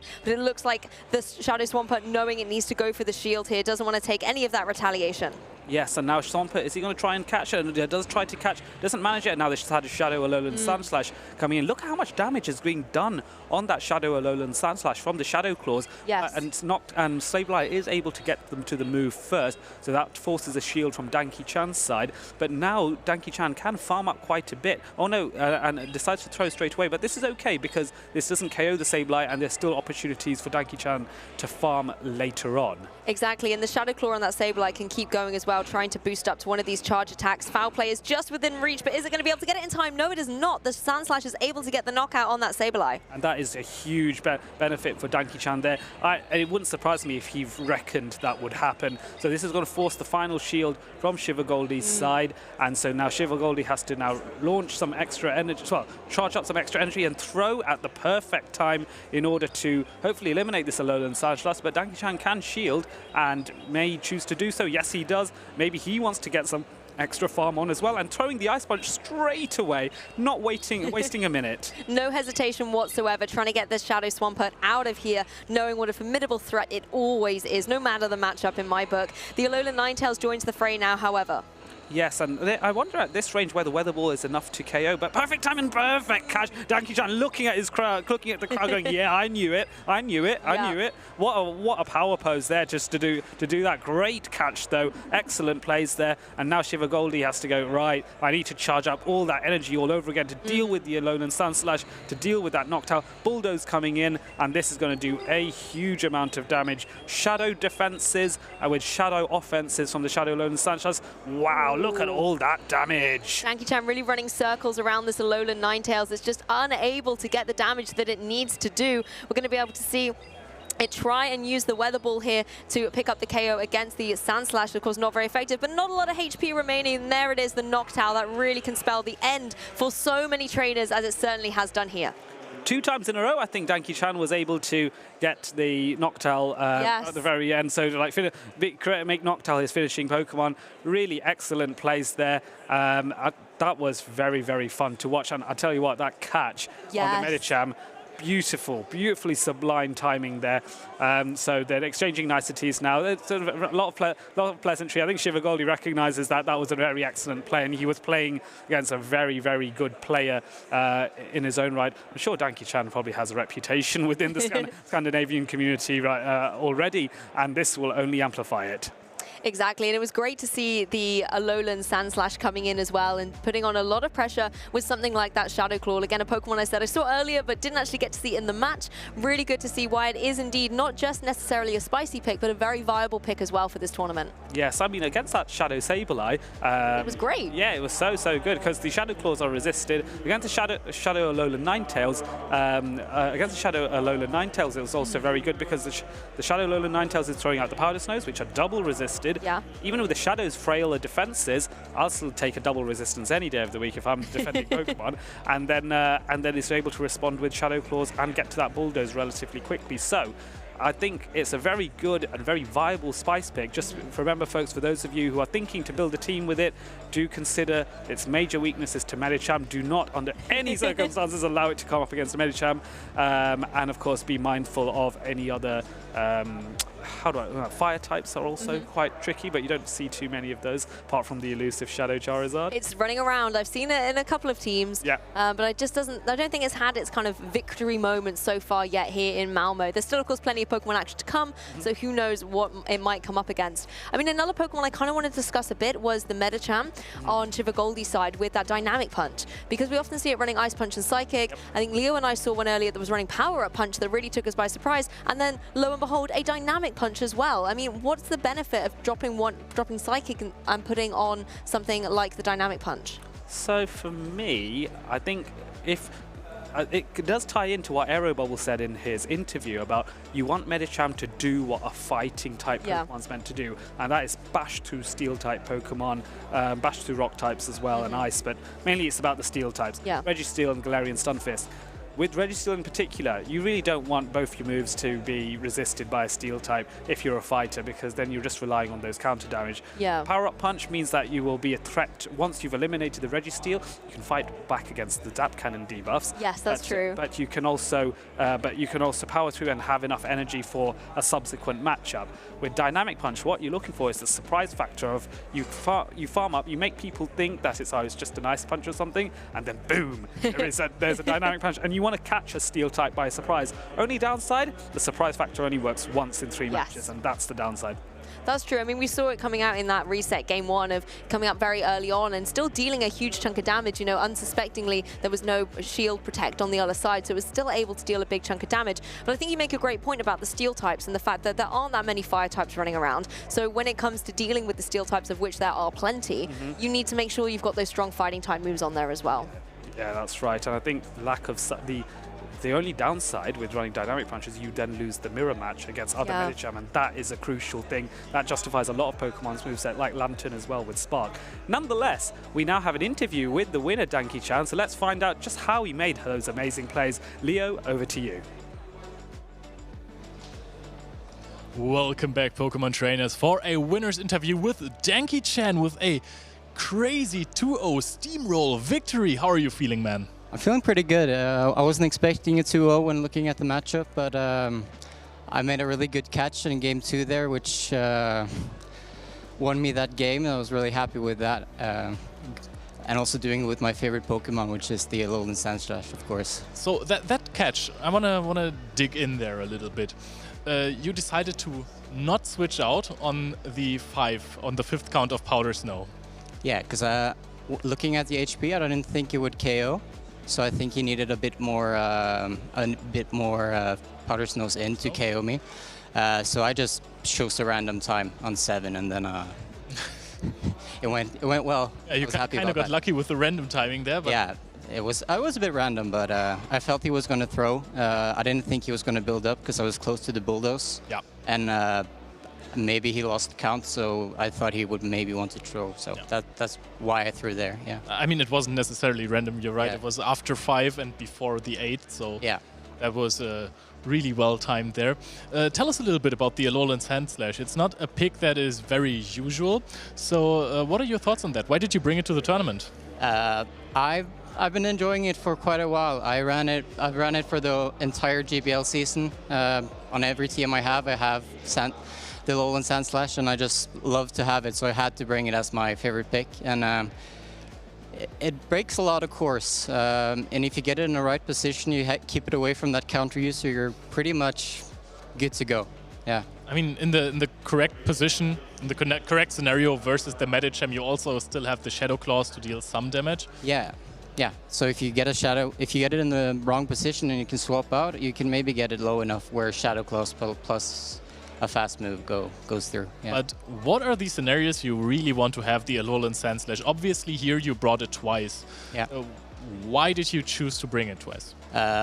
I've brought it for every game so far this tournament, so I just thought I'd bring it for the last 2 as well. But I was really scared of that Shadow Swampert. Kind of steamrolls my team except for the Trevenant. So I tried to play it out of position, get a shield advantage, and then I saw from the team, as long as I don't have the Medicham, I win every 2-to-1 shield with the Sandslash. So I decided I'd bring it. and it worked out perfectly for you. Yeah. So what's the Pokemon you are most afraid of? Like Medicham, of course, with the counter, but is there any crucial point that breaks your entire team? Shadow Swampert breaks most of my team, as well as Shadow Sableye breaks most of my team. But he had both, and it went well. But if I get it in the wrong position in those games I played, it would have been difficult. So those 2, at least together, they kind of break the team I have. But yeah, it went. So many players have decided to not bring Trevenant to this event, and I have asked for their opinions about this matter as well. Mm-hmm. Why did you decide to bring Trevenant? I needed a Swampert answer, even though it's not the best answer in versus the Shadow. If it's down shields, you actually lose it, right? So I needed a hard answer for that, and on my GBL team, I always run those 2 together. So I just wanted to bring it together again. So, do you think there is any other great answer to Swampert in this meta right now? There are some. I wouldn't say Medicham is a great answer, but you see how much the counters do, and I think Medicham is, even though it loses some scenarios, is a good counter to Swampert. Yeah. Talking about Medicham, you saw in game 1 that your opponent was using Dynamic Punch instead of Psychic, I believe. Yeah. What were your thoughts on that? Did you do anything with that information in game 2? Not really. I just decided to no shield. It hits into. It just means that I can't no shield my Sandslash and my Stunfisk, but I wasn't bringing my Stunfisk anyway against that team. So I didn't really do much with that information because I wasn't going to change my plans based on. Right. Yeah. So how many more rounds do you have to go? I think it's the winner final now, and if I lose that, I think I have 1 more after that. Yeah, exactly. So the 1 or 2. Then. Yeah, 1 or 2. Okay, so Danki, thank you very much for the interview. It was a pleasure to meet you. Good luck for the possibly last round of today. Thank you. And we are going to kick it back to the casters now. Stay tuned. Welcome back, everyone. The A team is back in action. We have Amanda and Adelian here. And what did you think of that last matchup? I was watching it from the crowd, and it was pretty good. Oh, yes. Like I said at the start, just when I heard that Danki Chan is going to be on stream, I was very excited to see, right, I know this guy has done really well on GBL. I really want to see how he performs in the tournament. It's a different format, show 6, pick 3, as opposed to blind 3s, which is what I describe GBL as. Yeah, a lot of the skills translate over from one to the other very, very well. So I'm not surprised to see that catch in game 2. That is a very high, that is a very well predicted, high stakes catch, which really changed the dynamic of the matchup. And I love to see it. I loved it. Speaking of dynamic, what do you think about dynamic punch? I like when meta champs run a fighting type move. So I was impressed that someone was bringing it and got so far in the tournament as well. Yeah, I think catching players by surprise is always very handy to have as a sort of trump card. And here we have Zephy Mastics on the left, who a player hailing from Germany, close to where our co-caster Leo lives, and against PvP David, who is a local Swedish player. He is actually, I think he's only like, he's obviously, you can tell he's quite young, isn't he? I'm trying to remember whether he's 15, 16 or 17. Yeah, I believe he's 16 years old. He's definitely in his teens. In Pokemon Go, we do not have the seniors division anymore, so they have all been playing alongside the Masters. But I tell you what, they're almost, I think not even almost, a lot of them are mastering the Masters with a lot of younger generation players already qualified for Worlds. We had Hot Pocket, we had Bird Power, we have Emmy Weedle. I mean, maybe PvP David looks like he's still in a decent running so far. Yeah, he's done really well. He's a very, very, very good player. And I think as well, there's less need to have that distinction between Masters and Seniors, because unlike perhaps VGC or the trading card game, there isn't really a disadvantage to being younger for Pokemon Go. If anything, the reaction times... I know, that's what I would argue. Yeah, the reaction times give an advantage when you've got that youthful mind. You can go out and catch as many Pokemon as you need, outside of school and all that, and college and all that. So yeah, no, I don't think... if anything, I think PvP David has all the tools he needs to go toe-to-toe with Zephy Mastics, who is another brilliant player. Unfortunately, he's the one that knocked me out of Warsaw, so I'm still not emotionally recovered from that. But very good player. He made a play while I was battling him where he delayed his fast move. Oh yeah. Sorry, his fast attack in order to then catch my move. So he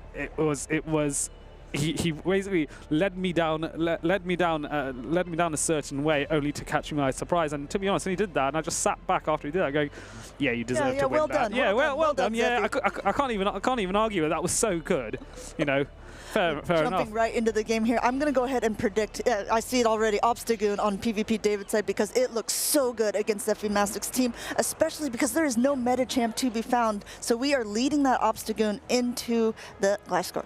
Yes, and so this is going to be interesting to see, because the Night Slash is going to do a fair amount of damage, whereas Gliscor can't really do much unless it lands that Earthquake, and that is a big, big if. So we'll have to see what happens here, and whether Gliscor is able to withstand 2 Night Slashes potentially. Is it going to go? Oh, here we go. All the way up to this Earthquake here. This, we have to remember, is a Shadow, so it's going to be do heavy hitting moves. And it looks like PvP David is choosing not to shield it. This takes out the Obstagoon, which had so much energy, and also just a really good Pokemon against the team. But in comes that Shadow, Alolan Ninetales, powder snowing away. Doesn't care about this Night Slash at all. No, not at all. But this might be, even though you lost the Obstagoon, maybe this was quite good, because it gave the Alolan Ninetales so much energy. But now Zephy Mastics could just go with 2 reasonably good answers to the Alolan Ninetales. And here comes the Trevenant, which is quite strong against the Registeel here, resisting all of the charge moves, but does have to be mindful of the Zap Cannon, which does come first.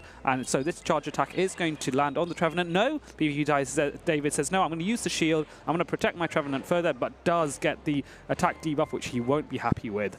Yeah, going ahead and charging up to almost full energy here, throwing the Shadow Ball. Like you said, it is now a debuff Shadow Ball because of that attack. But Zephy says, you know what? I'm going to go ahead and reserve this as much as I can. I need to preserve some health, because if you look in that back, that Lantern wants nothing to do with this Trevenant. Yes, absolutely. So yeah, you certainly don't want your Lantern up against the Trevenant. So another shield this time doesn't get used, because it's okay to shield the first one. But now with the debuffs kicking in, he's not too worried about, he's not too worried about the damage. So another shield though. Oh, and a double attack debuff. That is horrible for PvP David. But he sees in the backline now it is that water gun lantern charging up a ton of extra energy. Well, basically 100% before swapping out, using almost this Alolan Ninetales as a sacrifice. And it's really impressive that PvP David was allowed to get all the way up to the Dazzling Gleam. Good shield by Zephy Mastics here, though, just to prevent that damage. Really, really good play here. But what was really interesting, and I thought was very clever of Zephy Mastics, was to get the double debuff and then throw in the Lantern, something that Trevenant would normally like to see. But with a double debuff, PvP David's like, do I want to stay in with this? And now we have the situation where you have Trevenant with the charge attack priority event here, being able to land the Seed Bomb. Lantern probably will survive this one and be able to throw a move back, but is it going to be enough to KO? Thunderbolt from this range, I'm not sure. This will be super, super close. This will be close, and we have to remember it is that Water Gun Lantern as well. This is not doing that much. However, I mean, it's definitely going to be doing more than those lock-ons from the Registeel, getting off the second Seed Bomb here, which will be enough to take out the Lantern. And now, Adelian, I believe this is going to be a race. Yes, it is just rushing to the Seed Bomb. You can see PvP David is desperately trying to tap it. Just gets it in by the skin of his teeth, and absolutely brilliant. Just Registeel, just not able to take that down fast enough. Bear in mind, Lock-On, normal type move. On a Ghost-type Pokemon, it is double resisted, and Lock-On does the small amount of damage anyway. It was always going to be a hard push to farm that down. Well done to PvP David. Game 1 in the bag. Is there another to go, or will Zephy Mastics hit the reset button, go, nope, I'm going to demonstrate why I'm worthy of getting this far. I mean, to be fair to both of these players, we are still in the winners bracket here. These players have not lost a single round yet, so this is very good for them. And then one of them will obviously have to. They still have a chance. There's still a loser bracket going on. There are a ton of really good players that have already been knocked out of the tournament. Again, if you are just following along now and want to see who's been in this tournament, you can type an !bracket into the chat. You can get a tournament link and see who is doing so well. Have you noticed anyone in particular that is standing out to you? Well, I was sat down with a Mind Joker about half an hour ago, and he was. I loved how. He had already won quite a few battles, and he says, I'm feeling really confident, I'm feeling really hopeful, and I said to him, I hope so as well, because I'd like to see you on stream, which made him go, okay, made him a little bit more hesitant, but I'm hopeful that Mind Joke will do well. He's tried so hard over so many regionals, and I think it'll be very good for him if he were to do well. He certainly has the talent to do it, but let's not take away from these two here, from Zephy Mastics and PvP David. PvP David has gone to Worlds last time in London. I'd love to see him too. Again, just imagine when you're that young to have the excitement of saying, at the age of 16, you mentioned, I'm going to go to Yokohama. Yeah, that would be absolutely fantastic for him. If you look at this team composition too, I briefly said it right before it started. I think the Obstagoon looks so good for PvP David here. It has basically neutral-ish matchups across the board, being able to throw some good moves. I mean, I think the worst thing that it actually could have seen was what it did in the lead. Yes, absolutely, and unfortunately PvP David did not didn't make the right shield call, and the Earthquake landed. I think if that hadn't happened, that would have been that would have been even more favourable, but he still was able to recover despite that. So I think it was very clever of him. And now bringing the Obstagoon back again, so this is okay, but Zephy Mastics will actually be quite happy to see the Obstagoon here, because that means not up against the Registeel, but unfortunately we are having the phones disconnecting a little bit, so let's see if they'll reconnect and they might be able to continue this battle. But looking at this team, I'm debating which side needs to hold switch more than the other, because that Trevenant against Lantern is going to be problematic, but the Trevenant also needs to handle the Registeel. The Alolan Ninetales on PvP David's side doesn't really have anywhere to go, so I wonder if he can let that go a bit more easily or sacrifice it in order to ensure his Trevenant stays strong once he knows the line of tree. But what's really nice is the Noctowl here on Zephy Mastics' side means that Trevenant can avoid that, and that is key. Whenever you bring Trevenant, you want to make sure it's never lined up against that Noctowl. I think last time too, Zephy realized it as well. He said, man, Trevenant basically took out my whole backline. It looks like from this team composition, it has potential to do it again, but I think that they had a little talk with the judges, decided that this could warrant a rematch here.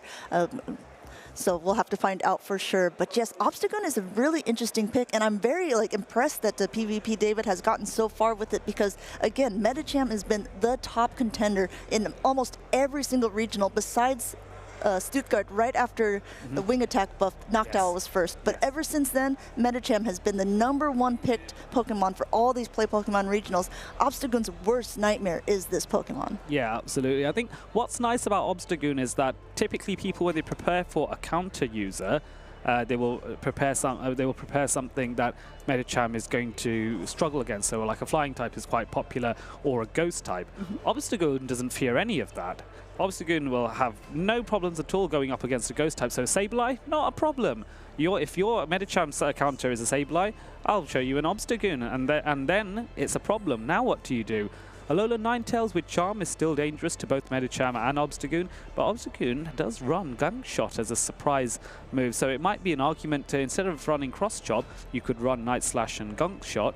Gunk Shot would be a very unpleasant surprise for any fairy types that come across. So I don't know, I think it has play. It's another example of a good Spice pick. You have 5 Metamons and maybe 1 Spice. Maybe Obstagoon could be your Spice. Try it out for yourself in your GBL battles and see what you think. I think if you do something like that, you also have to keep in mind of its weaknesses, right? So if you are running an Obstagoon, you need to be wary of these Alolan Ninetales, which are potentially running Charm. Other fighters in general, because it doesn't like to take that fighting type damage. But you're absolutely right, because it is not a fighter, it's able to hit back to a lot of things that the fighters are not good against. I remember a lot when Lickitung was used as the most common safe swap. Obstagoon was just one of the best walls to that, resisting that lick damage there, and just tanking body slam after body slam. Yes, that's fair. That's a very, very good point. Yeah, Obstagoon, when Lickitung was around, yeah, Obstagoon was even more of a thing. But I still give a lot of props to PvP David for sticking with it. And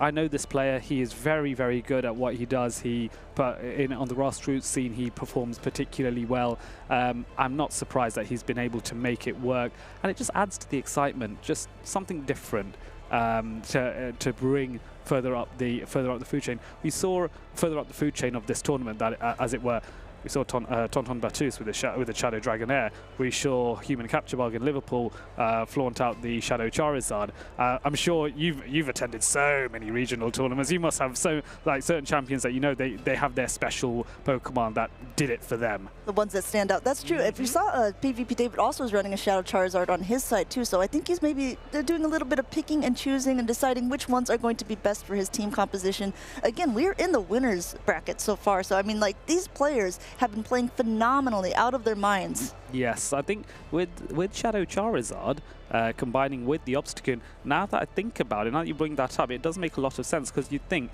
you'd think the following. So Noctowl, right, against Medicham, which is Obstagoon's hardest counter. Yes. Noctowl does win, but it's pretty even, okay?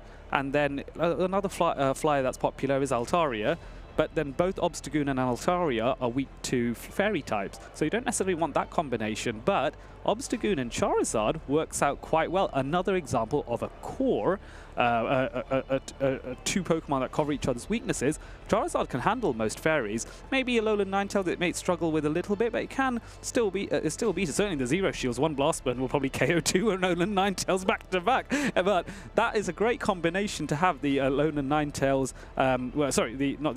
the Shadow Charizard with the Obstagoon. Yeah. I do like that idea, and I think that's what PvP David is going for with the Charizard. I think that's a really good point. Also, when you think of Shadow Charizards, normally people like to pair them with Umbreon because of the bulk. But if you think of something that really also handedly beats an Umbreon, that is also an Obstagoon. So sometimes you want to play a little bit ahead. You have to imagine, what would my opponent bring and how does it do against this?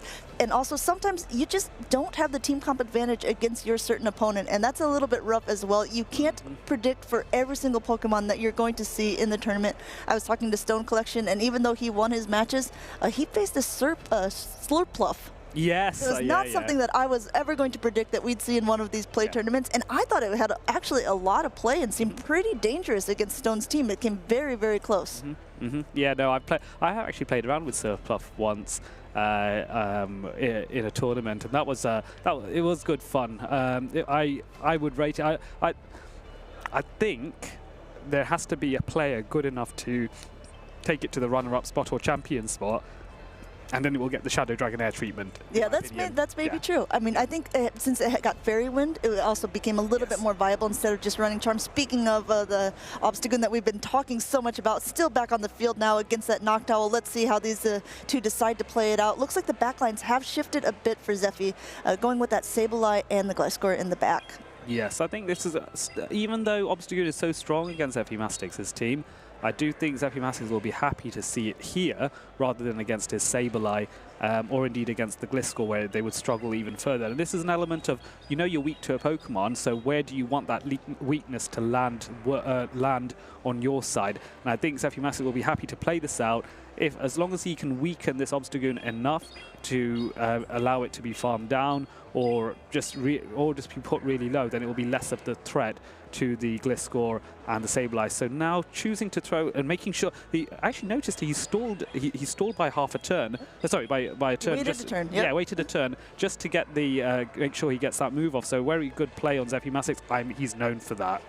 Here we go, another Night Slash here. And I would say that Switch is pretty important at this stage, because if you look at the backline, that Sableye is going to do well against the Trevenant, but that Alolan Ninetales is going to do fantastic against the Gliscor. So we'll have to see how these two play it out. Looks like at another Sky Attack, will PvP David want to use both shields on such a low health Obstagoon? It turns out he does. Yes, I think maybe PvP David's recognized that Zephy Mastics is trying to play for Switch advantage here, and must be thinking it must be important to him, which is why he's going for it. Obstagoon able to get a Night Slash off, which is very nice to get some healthy and important chip damage on the Shadow Gliscor, and it's going to do a fair bit there. And there's an instant swap, and there's a boost there, but not enough to really do anything with Obstagoon being so low. And in comes the Shadow Alolan Ninetales against the Sableye. That's a fantastic switch. If you saw that, you know, it's still 3 Pokemon left on PvP David's side. It's sometimes a natural instinct to say, okay, it's so low, I'll just let it go. But at this point, knowing that Zephy is switch locked, he wants to switch lock himself as well, make sure to get every advantage he possibly can.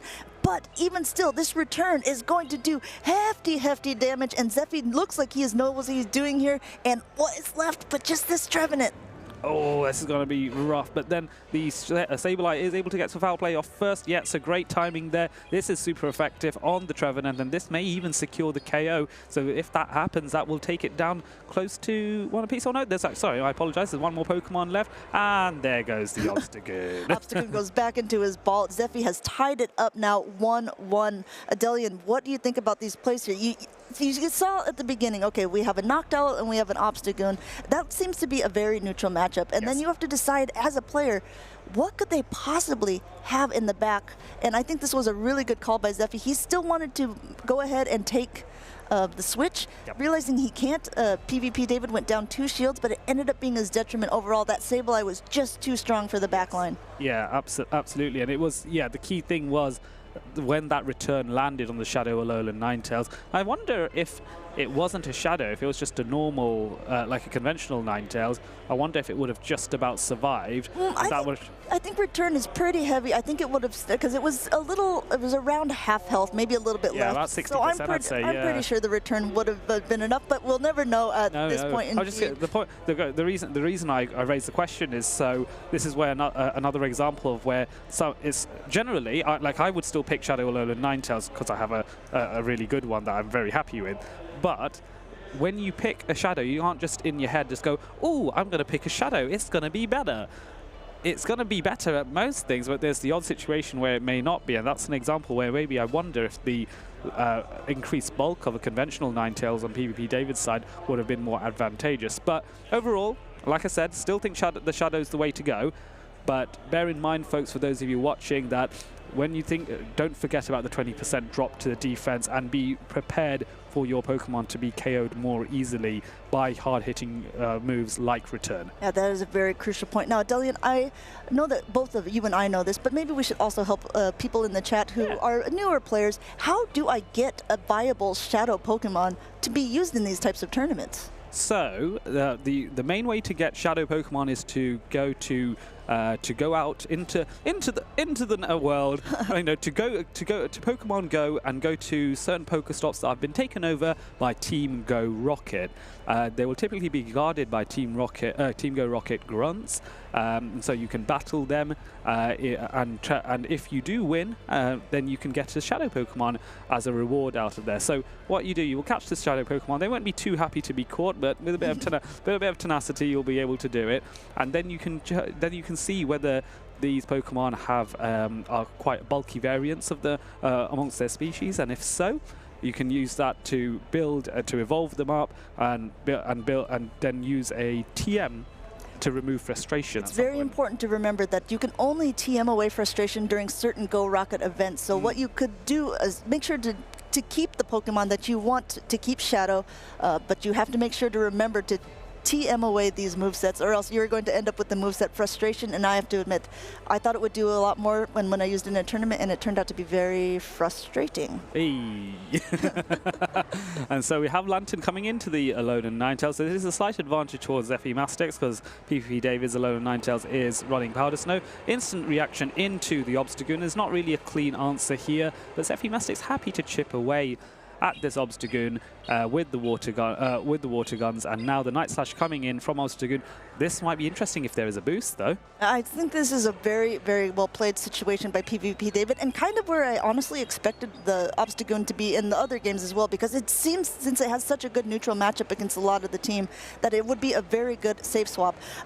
Zephy going ahead and getting a little extra chip damage before swapping out here, and now almost at 2 Night Slashes here, throwing the first one into Zephy's Noctowl. Yes, so I think this was nonetheless a sensible play from Zephy Mastics to soften up the Obstagoon so that Noctowl would have a much easier time defeating it afterwards and keeping switch advantage therefore, because I think for Zephy Mastics the key thing is choosing what to sacrifice against the Obstagoon, and I think this was the right play. Now Noctowl does have plenty of energy and is able to get a Shadow Ball off on the Lantern before the Thunderbolt potentially will land.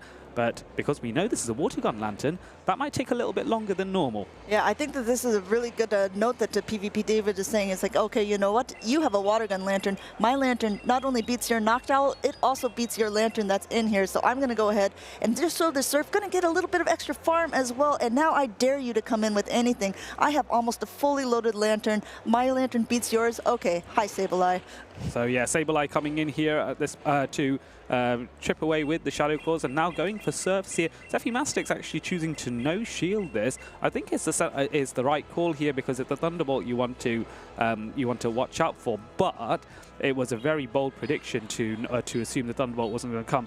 A shield here from PvP David's side, because he's quite keen for Lantern to try and throw that additional charge attack. And so now we'll see, is it going to be another bait? He does attempt another bait, and is this going to take a shield at this point? I like this play by PvP David. He's recognizing the importance of his Lantern here, and overall, I mean, we saw it in the first game too. His Ninetales, while it played a role, it wasn't necessarily having so many targets. It was just chipping, taking damage itself, and ended up going down. Zephy forced the shield there at that very last moment, and in comes the Alolan Ninetales. But now we have to look, even though this Water Gun Lantern is applying so much pressure here, it's still pretty low. Yes, and I think this is where I think PvP David needs to try and throw a bait in order to try and flip this matchup. So this is going to come down to whether Zephy Mastics shields the next move or not, because it can either be Dazzling Gleam, and he is going for the hard-hitting charge move of Dazzling Gleam, and now it's a real question for Zephy Mastics. He knows he has to go 50-50. He makes the call, and he's super happy. And he's very happy about this. Oh, headphones have fallen off in the excitement. Already at the Surf here, so we're going to be able to knock out this Alolan Ninetales. I mean, that is the thing about calls, right? It's like you have one shield left. If it's a bait, it's over for you. But if you don't call it right, it's also over for you. Yes, that was, I think, super close here. And there is a race to get the Surf off, and the PvP David is able to put it off. Will this be enough to KO? That is the question. And so let's have a look. It's going to be super close, but is Zephy Mastics able to survive? Just about able to survive. Does he get to the Water Gun? Yes, just able to get it. And that is going to be all for this Lantern that did so well to survive to the very bitter end. Wow, what a play by both of these opponents here. Incredible plays. Zephy, you could even see when PvP David threw that Dazzling Gleam, it was the big debate, do I shield or do I not shield? I mean, at this point, if it was the bait, and he shielded, it would have been over for him. Like I said, it's like it's so hard to call, and maybe it looks easy. It's like when you're watching a poker tournament, right? And you're watching at home, and you're like, of course, why would you not bid more? But if we can see everything, if you're on this field, I mean, there's a good chance that you're going to call it wrong, and it will cost you the decisive game 3.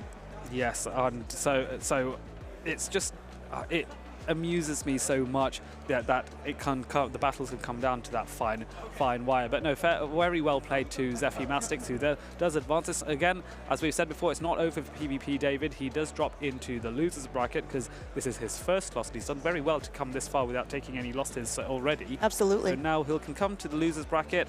I do feel he has the talent to really push from the losers bracket and still get into the top 8 for Championship Sunday. So I wouldn't rule him out just yet. I definitely wouldn't either. We have to remember, like you said, it is double elimination, so it's still anyone's game. I do have to bring up that Zephy also qualified for Worlds last year in a German tournament. So, I mean, it's not like he is someone who is completely new to this game either. He's been around for a while. He's been clawing his way up and up through different tournaments, and this one really could be it for him. Yeah, it very much could be. I think it's not too much of a trip from where he is in Germany to Malmö. I think you can drive up via Denmark and then come across if memory says. Or no, or you take a ferry. I think I think they took a ferry. So what a lovely, lovely, not necessarily unconventional, but a different way of traveling. We all talk about getting on planes or whatnot, but taking a ferry over to a tournament. Who would have thought it? But yeah, just think of how people have traveled from all over the country, all over the continent, perhaps even all over the world. We saw an American player that was here earlier on in the stream. It's true. That is the great thing about these tournaments and this game. You get to meet people from all manner of backgrounds, and I love it. I really do. To your point about that as well, I mean, we talked about how you competed in Florida, and I know from after this tournament is done, there's going to be Hartford that starts up on the official Play Pokemon channel, and we have a lot of European battlers who have chose to go to this one as well, so there will be some integration in the next tournament as well. Yeah, you might see one of our co-casters, not necessarily from this tournament, but from previous European regionals that might be making an appearance in Hartford. Who knows? I'll leave you in suspense as to who that might be, but I'm sure he's more than adequate of keeping himself. You see what I did there? I wasn't kidding when I said the A-team, guys. Oh yeah.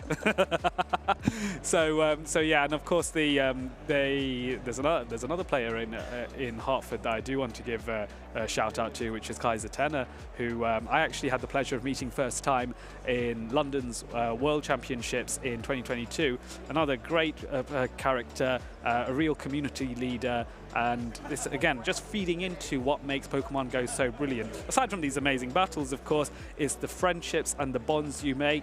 To Kaiser Tenner and a lot of the Americans that are at Hartford, good luck to you, and may the best trainer win. I think this is a really interesting point as well, because we talk about how there are not necessarily different play styles against the different regions, but there are different meta picks. So I wonder if something that is a little bit what we would call spicy, a little bit off meta for the US would actually do well in a meta like that. I mean, we saw earlier on there was like a Registeel versus a Stunfisk matchup, or how many people brought it, and 0 of the top 8 players in the United States brought it, but 5 of the people in Europe did. Yes. So it just goes to show how different the metas can be across different regions. So we want to find out a little bit more about how Zephy Mastics made those amazing shield calls and other aspects about the battle, and so the interview is here, ready for you to see. Hello, Pokemon trainers. I am joined once again by Zephy, who has done an amazing match on our broadcast. Huge congratulations. You and Gliscor are still going strong. Yeah. I mean, how's the day been for you so far? Other than just the 2 matches now, how are you feeling? You've got to be confident. Yeah, I'm pretty confident. Just one more win to make it today too, so anything's possible from here. And we can hear the crowd cheering for you as well. There's a lot of supporters out here rooting for you.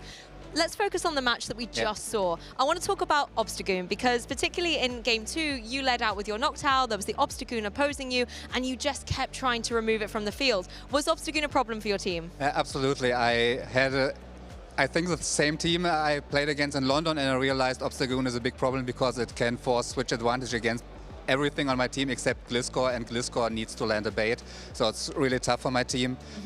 In game 2, I predicted that he would just force a switch advantage against my Noctowl. So I thought that my Sableye with a shield advantage would be able to take down both Trev and A9, and that worked out perfectly. Yeah, it seemed really important from the way you were playing that you needed rid of that Obstagoon as quickly as possible. One Pokemon that we've also got to talk about is your little Sableye, because it seemed to be an absolute superhero for you in that match, particularly with that powerful return at the end of game 2. Yeah, it's usually against Alone and Ninetales, it's not that good of a matchup because the A9 just reaches the Dazzling Gleam a little faster if it can land a bait. But if you get a energy advantage or a shield advantage, you can just land the return and get rid of the Alone and Ninetales before it can really hurt you. So that makes a lot of sense, and it certainly did put in a lot of work for you in this match. One thing I've been talking to a lot of players about in the tournament so far is the debate on Lantern and whether you want to run as your fast attack, spark or water gun. I could see you were running the water gun variant and you came up against one that was actually running spark. Talk to us a little bit about why you've chosen water gun and why you think it was the best call for this event. Yeah, for my team particularly, there are two problems I would face with if I ran spark. Those are Galarian Stunfisk and Swampert, either normal or Shadow Swampert. And with spark you have very little play in those matchups, but with water gun you can take out the Swampert. The zero shield, the Swampert wins, but higher shields you win unless the Swampert is very lucky with baits. So those two Pokemon are usually a problem for me, and with water gun Lantern, those are a little bit better for me. That sounds like a good strategy, and certainly for those who are saying, why water gun? Now we've got a couple of answers to add to our competition. In terms of what it would mean to you to do really well in this event, obviously you've just mentioned you're only a few matches away from getting into that winner's file. How do you feel about that? I'm very confident that I can win anything, and it's just when you are good enough, any match can go either way, but I don't think there's anyone I need to be afraid of who would definitely win against me, so anything is possible. Fantastic. And I'd love to go to Japan because I haven't been there so far. It's the ultimate goal, right? Yeah, and Yokohama, Japan, what an amazing location for our World Championships. Of course. I know you said there aren't too many players out there that you're feeling very confident against them. Are there any Pokemon other than Obstagoon that you maybe really do not want to see? I don't think so. Charizard is also a bit of a problem, but not as much as Obstagoon. Obstagoon is the one I'm most afraid of. When I saw the team sheet, I was, oh no, Obstagoon. Because there was a Charizard on there as well, right? There's Charizard as well, but he didn't use it, so it can be a problem, but it isn't always a problem. Especially I have the alignment with Lantern. That's a very good matchup. With Obsta, there are no really good matchups. That's a problem. Well, you've already shown that you can beat it, though. Yeah. So huge congratulations to you. We'll let you get rested and ready for your next match. Definitely a name that we're going to be watching out for here on broadcast. Of course, the Pokemon action will continue, so we're going to throw it back over to the caster desk where they'll carry on with the epic Pokemon Go battles.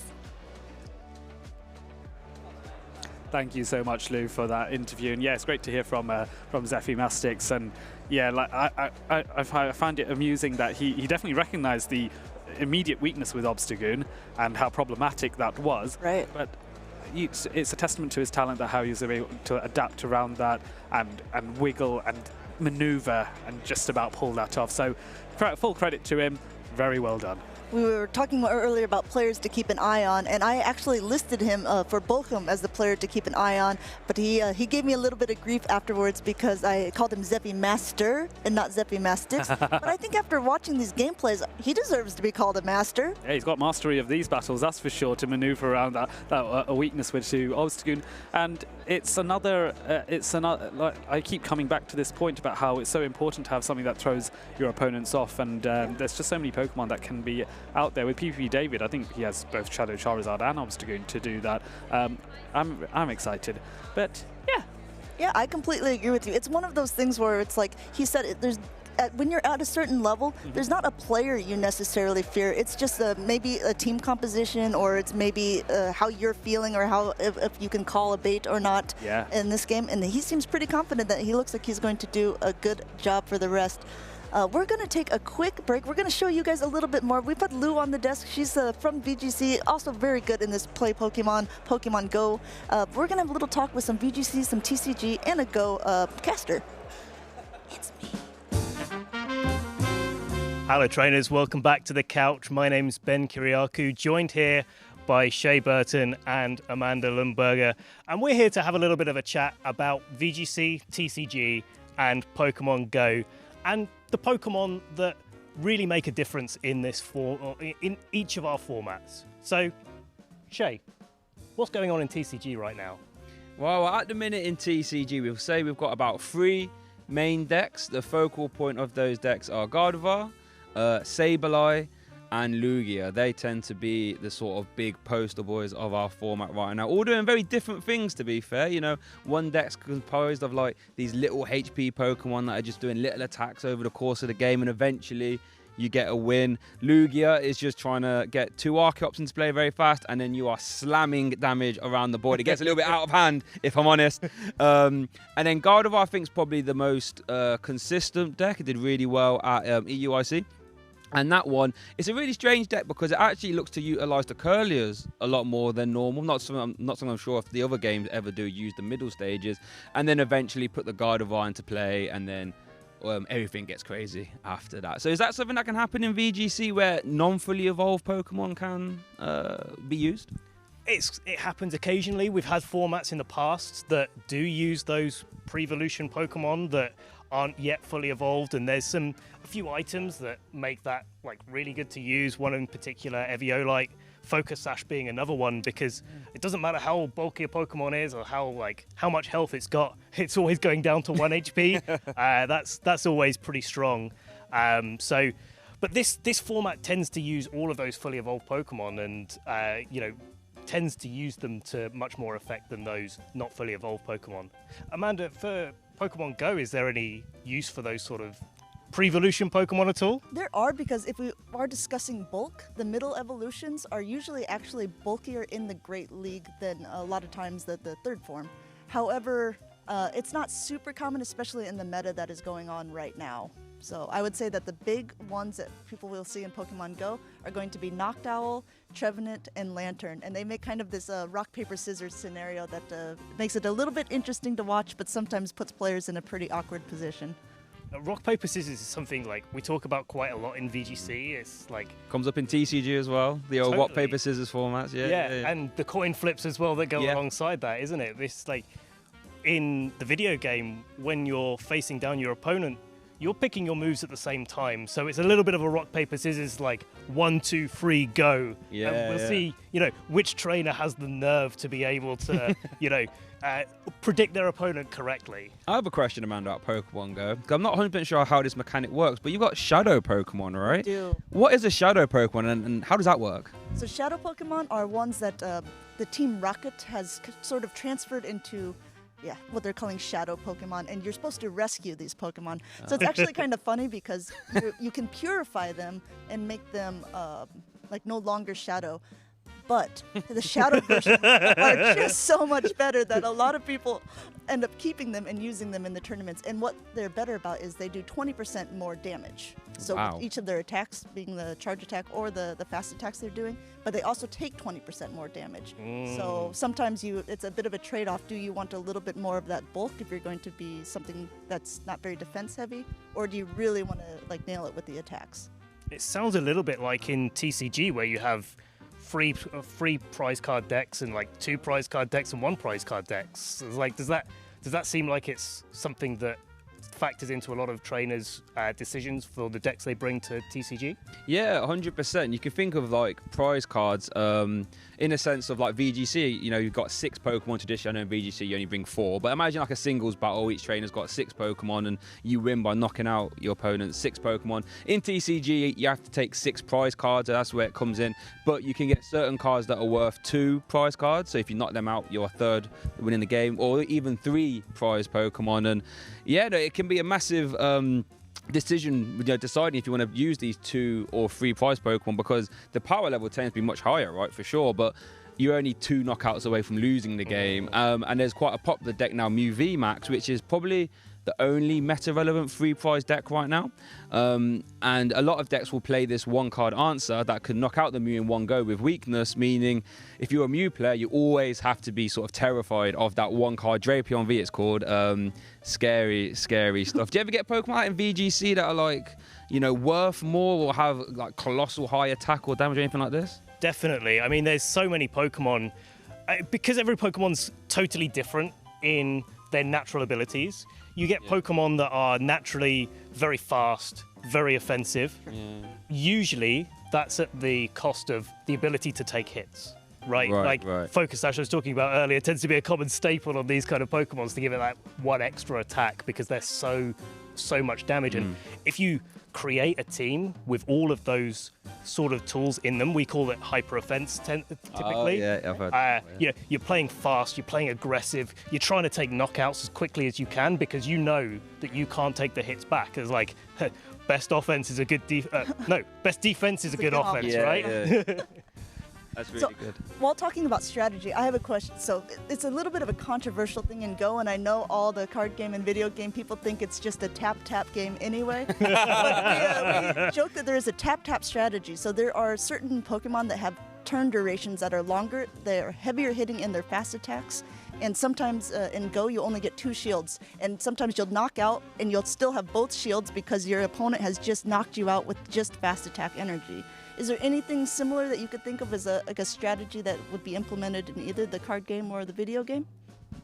There are decks, funny enough, like that Mew deck, for example, I was talking about earlier, that you could argue that's a sort of try and win the game in as few turns as possible. It will play a card called Judge, which will put both players' hand size down to 4.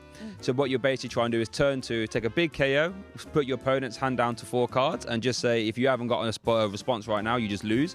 And that tends to be how that sort of deck works. But I guess similar to what you were saying about hyper offense, in TCG you can get super hyper offense decks where they try and win the game really fast, just don't give your opponent a chance to really do anything. I think the video game, the closest thing to those sort of decks or those sort of teams in Go would be Trick Room, and specifically the dedicated Trick Room teams where you're trying to reverse the speed order, then you're taking like an early deficit to bring out your really powerful Pokemon. They're the fastest things on the field and they do so much damage, and definitely a strategy we've seen at the regional level doing very, very well. So look out, Malmö. We'll see what's coming in this one. But Shay, Amanda, great to see you.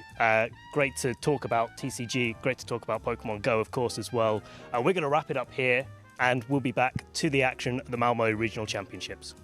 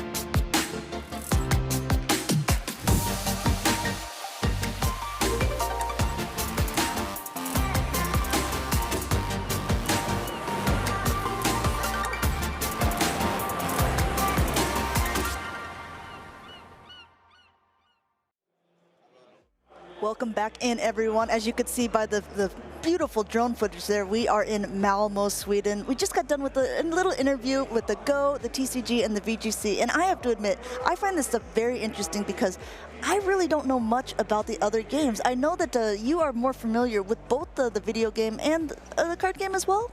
To a lesser extent, the card game, but certainly I have an appreciation for the video game because that is how I got into Pokemon. It all started off with Pokemon Blue, and then I went through Red, Yellow, got Gold, Silver, Crystal, and it's only when I got to Generation 3 that I started realizing it might be a little bit too addicted if I buy Ruby, Sapphire, and Emerald, so I just stuck with one and got Sapphire and went from there. But yeah, no, I have an appreciation, certainly for the video games, and I do have, albeit not a competition permitted TCG deck, but I do have a fun TCG deck that I play with friends. I've been slowly learning how to play the games too, because behind the scenes you get get to know some of the other people who are involved in the play Pokemon, and it's really interesting to see everyone's passions for their different games. And we've actually got a couple different casters from the other games started on Pokemon Go because they see how much fun that we're having with it. And it is the most mobile game, right? Literally, it's on your mobile phone. You can play it anywhere. Yeah, well, absolutely. So, and I know with the video games, they always talk about, you know, you can take your Switch and play, but you still need to be relatively sat down for it. You don't exactly want to be walking around playing on your Switch because you might trip over. With mobile, while that's still a thing, and so please be careful when you Pokemon Go, you can just walk around. You can walk around and catch, and you can use it to explore new areas. Do you ever find, right, that whenever you're playing Pokemon Go, especially in a new city like Malmö, for me, you can use it to find unusual landmarks and like find quirky little facts that then you can tell your non-Pokemon Go playing friends. You should always be trying to get them to convert. But non-Pokemon Go playing friends said, "Oh yeah, this is about. Oh, I know this. This is about, you know, whatever this landmark is," and you sound really intelligent. So top trip. I actually do that, and not only do I do that, I sort of use it in place of a map system. So I already checked to see what Pokemon Pokestops I've already spun, and I was like, that is the way back to the hotel. Yes. So make sure. So that we did that on we did that on Thursday night, actually, using Pokemon Go and heading back to the hotel, getting some rather unusual and entertaining spawns of Pokemon in the process. And of course, even if it is a Pokemon that you already have, I never say no to catching more Pokemon just to get the Stardust needed to power up my special, expensive PvP Pokemon. I think that is the plight of all the Pokemon players, is like if you are PvPing, you are most likely in desperate need of some Stardust. Yep. Oh yes. There's that Shadow Sableye that I'm working on. I have a purified one, but I don't have the Shadow, and I really want to play with a Shadow at one point, or say I have it running Foul Play and Power Gem, just to cause a few problems for any Noctowls I may come across. But is it the Stardust you're lacking, or is it the XL candies? Because for me, that is what's preventing me from powering up my good purified Sableye. Yeah, that's actually a fair point. XL candy is also a bit tricky, but you can gain XL candy from stocking up on Sableye, and then in these kinds of events, you can actually trade your Sableye away to another player, and as long as they are trading you a Pokemon that they have caught perhaps from their hometowns, and it's therefore over 100 kilometers away from where you caught your Sableye, then you're guaranteed an XL candy for the Pokemon you trade away, which in this case would be Sableye. So that's a good trick to stock up and build your XL candy reserves for a particular Pokemon. So I'm a big fan of that. It's always, it is always humorous, because then it's like you see that people are trying to communicate with each other saying, I have a lot of Galarian Stunfisk that I would like to trade, or maybe some Volibes, does anyone want these sorts of things? And so at the events, you always see the community trading off extra Pokemon in their free time. Speaking of in their free time, we had some fun in the past couple days with some AR photos, and we managed to grab some players from the Play Pokemon circuit. This is at Donnie WWW. We caught him outside of the mall, and he said his favorite Pokemon is Frostlass. So it was quite entertaining. He walked past and we were like, Danny, nice to see you again. We need you. It was pretty much the extent of that conversation. He had absolutely no clue what was going on here, and then hence the discussion. Frostlass was nominated as Pokemon, and here he is being just overwhelmed with joy of seeing his Frostlass in real life, or he's terrified of it. In contrast, we have Leo here with our Darmanitan. I should channel my inner Sir David Attenborough for this. And here we can see... That's beautiful. I love that, Adelian. No, this is great. Leo and I always give each other a hard time about our favorite Pokemon. He's very sad that it's not used in the... So, I mean, at least he gets to be featured with it on the screen for a little bit. Lou here you can see rocking some sunglasses along with that Pikachu, who is... they're both being very electrifying. Oh yes, very, very, and very well timed on that photo, just to get it, just as Pikachu was firing off a little thunder shock there. I assume it's a thunder shock. I think it was a thunderbolt. Lou wouldn't want to be that close to Pikachu here. And then there. Oh, and this individual is rather unusual. A very nice EUIC top, though, if I may say so myself. I think that is true. Tell us a little bit about why it's your favorite Pokemon. So I really like Zoroark because it is, in the Pokemon lore, it is the illusion Pokemon, so it imitates another Pokemon. So in the video games, it pretends to be the Pokemon at the start of your party, even if it's not, so you could have some interesting gameplay there. But in the anime, it can can pretend it is any other Pokemon, a bit like Ditto, but it's an illusion rather than a copy. And that's what I found really fun about Zoroark. I thought that is cool. And that's also the same in Pokemon Go. It copies your buddy if you were to see it in the wild. So if you're seeing something in the wild that you're like, I didn't expect that I would see a wild Lugia here, it perhaps is one of the Zuru, just you know, hiding in plain sight. Yes. And here we can see, this is Alex Dow with one of his favorite Pokemon. I think this is with the Heracross. Just remind me, Alex is, he's one of the commentators for... the card game. Oh, yes, lovely stuff. But he's actually competing in this. A lot of times, you know, the other games are a bit different than Pokemon Go because they require championship points. So even if you win a match, or even if you win a whole regional, that doesn't mean that you are automatically qualified for Worlds like it does for Go. Go is the top 2, no matter what, are qualified. A lot of times players need to compete in multiple tournaments and get sort of an overall point system before they are qualified. Alex is still trying to get his qualification here in Sweden. Oh, right, that's very, that is good to know, and maybe something in the future with Pokemon Go that might be a thing as well. As we can see, a Blossom here being like partnered up with us. Is it copying the dance moves? This is a beautiful one. This is also one of the TCG casters. This is a Benjamin here, yes, posing with his favorite Pokemon, Blossom, which I find kind of curious. Blossom is not one of the Pokemon I would have ever been like, you know, that's probably someone's favorite, and that's what I like about this game. Oh yeah, you can have all sorts of unusual Pokemon as your favorite. A Pokemon that a lot of people seem to be very fond of is a Pokemon called Snom. Not in Pokemon Go yet. I don't know anything about it. But it's a really cute sort of like ice bug type. It's very small, hence the name Snom. And then another one that I find very entertaining as well, from the latest games in the Pokemon series, Pokemon Scarlet and Violet, it's a Pokemon called Smoliv. Smoliv. Does it look like an olive? A very small olive? Ah, you got it. Nailed it. We should have you naming all these Pokemon for the next generation. But moving. Hey, contact me, Pokemon. I'm available. Oh yeah. And so moving back from the joys of Scarlet and Violet, we are now going to another match. We've got the Yellow Ripper facing off against Fire and Sid. Or is it Fire and Sid? I'm going to go ahead and say Fire and Sid. That sounds nice. That sounds good. We'll go with yeah, we'll go with that. Or is it Fear and Sid? We'll ask him. We will definitely ask him. And also, if you look, he is kind of taking a page out of Tonton Batu, the winner of the EUIC's book, running that Shadow Dragonair. It's a good pick, and also something you don't see as often, but has been a tried and true.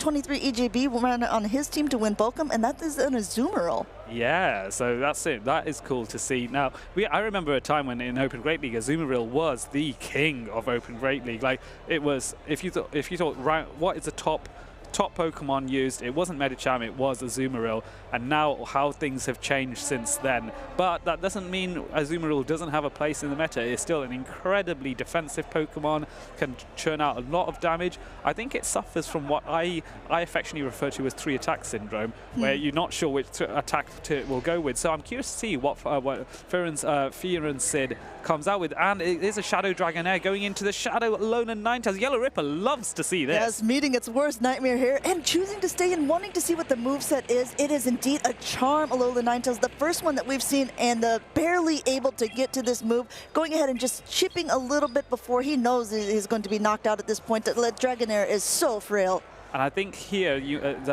those watching at home might be saying, why didn't he switch out? But I think the difficulty was for Fire and Sid, he hasn't actually got a strong answer to Shadow Alolan Ninetales, so that's why he's now bringing in his own. But the problem is that this Shadow Alolan Ninetales with Charm is just churning through everything right now. So much damage. Surely Fire and Sid shields this. Yeah, this is pretty amazing. Yes, exactly. Already had a lot of energy from that first matchup. Didn't want to take a super effective Weather Ball onto his Trevenant there. Choosing to shield it up and now throwing a Weather Ball of his own and getting the second shield there from Yellow Ripper. 2 shields down, but very much 3 Pokemon up, switching and a simultaneous swap. You can see Yellow Ripper was not really expecting this Trevenant in the back. Trevenant doing a lot of good work, being able to get to the Shadow Ball before even that Zap Cannon goes through on Yellow Ripper's side. Yeah, so I think Zap Cannon now, the Zap Cannon from Yellow Ripper needs to get that debuff in order to get to put the Yellow Ripper still in with a shot of winning this matchup. But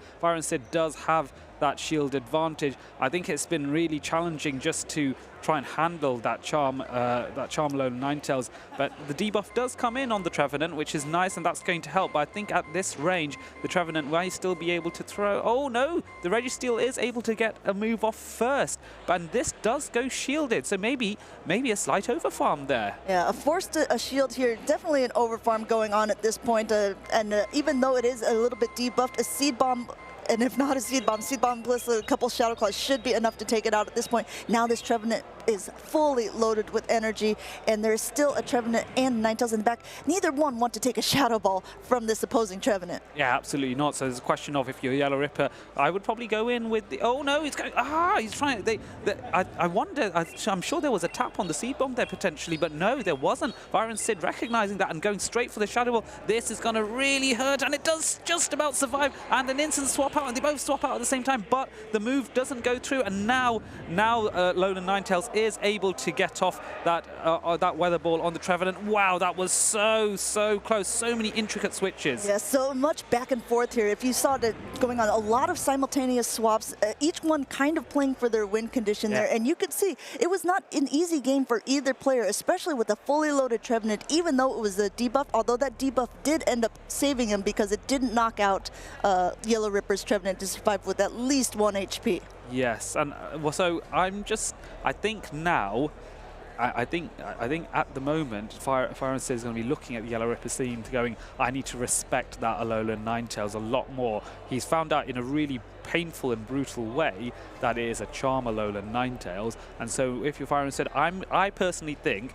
this means the Registeel has to come in, because there's not really anything else that can handle Charm Alolan Ninetales all that well. Look at the Medicham, what takes super effective damage. The Azumarill could, but it can't really deal a lot of damage in return. It has to climb up to potentially the Play Rough.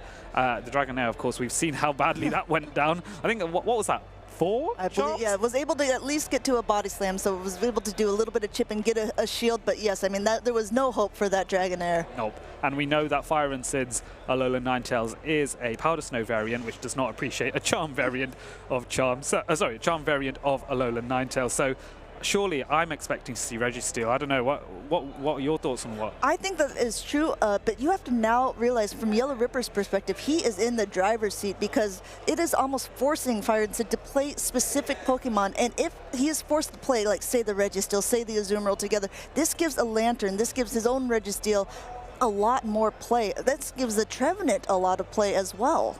Yeah, so I'm thinking if you're going to be the Yellow Ripper and you're going to keep that Shadow Alolan Ninetales, which was so lethal in the first game, you now need to, for lack of a better term, bodyguard it with something that will deal with its weaknesses. So Registeel obviously lends itself to the Yellow Ripper bringing out Medicham.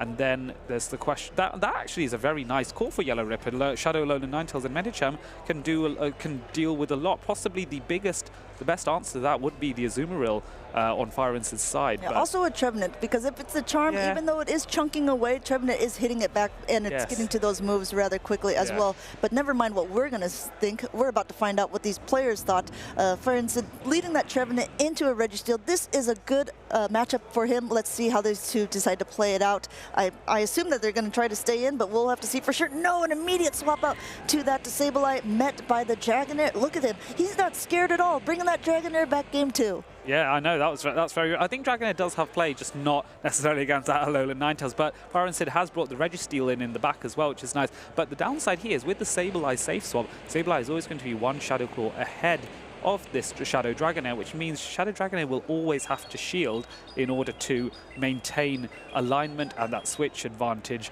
that it has. So the Aqua Tail coming in, the Yellow Ripper recognizing that he won't be able to win switch advantage, and he's just letting it go there and then. And this is sort of like I was saying before, the mind games that Yellow Ripper was playing, recognizing how dominant that the Alolan Ninetales is, not even bothering to bring it game 2.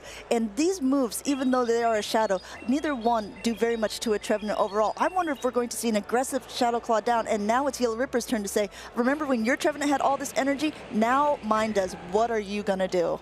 Oh yes, so now you can see Firensid is shaking his head. What does he want to put in here? He puts in the Registeel, which is going to take an immediate Shadow Ball.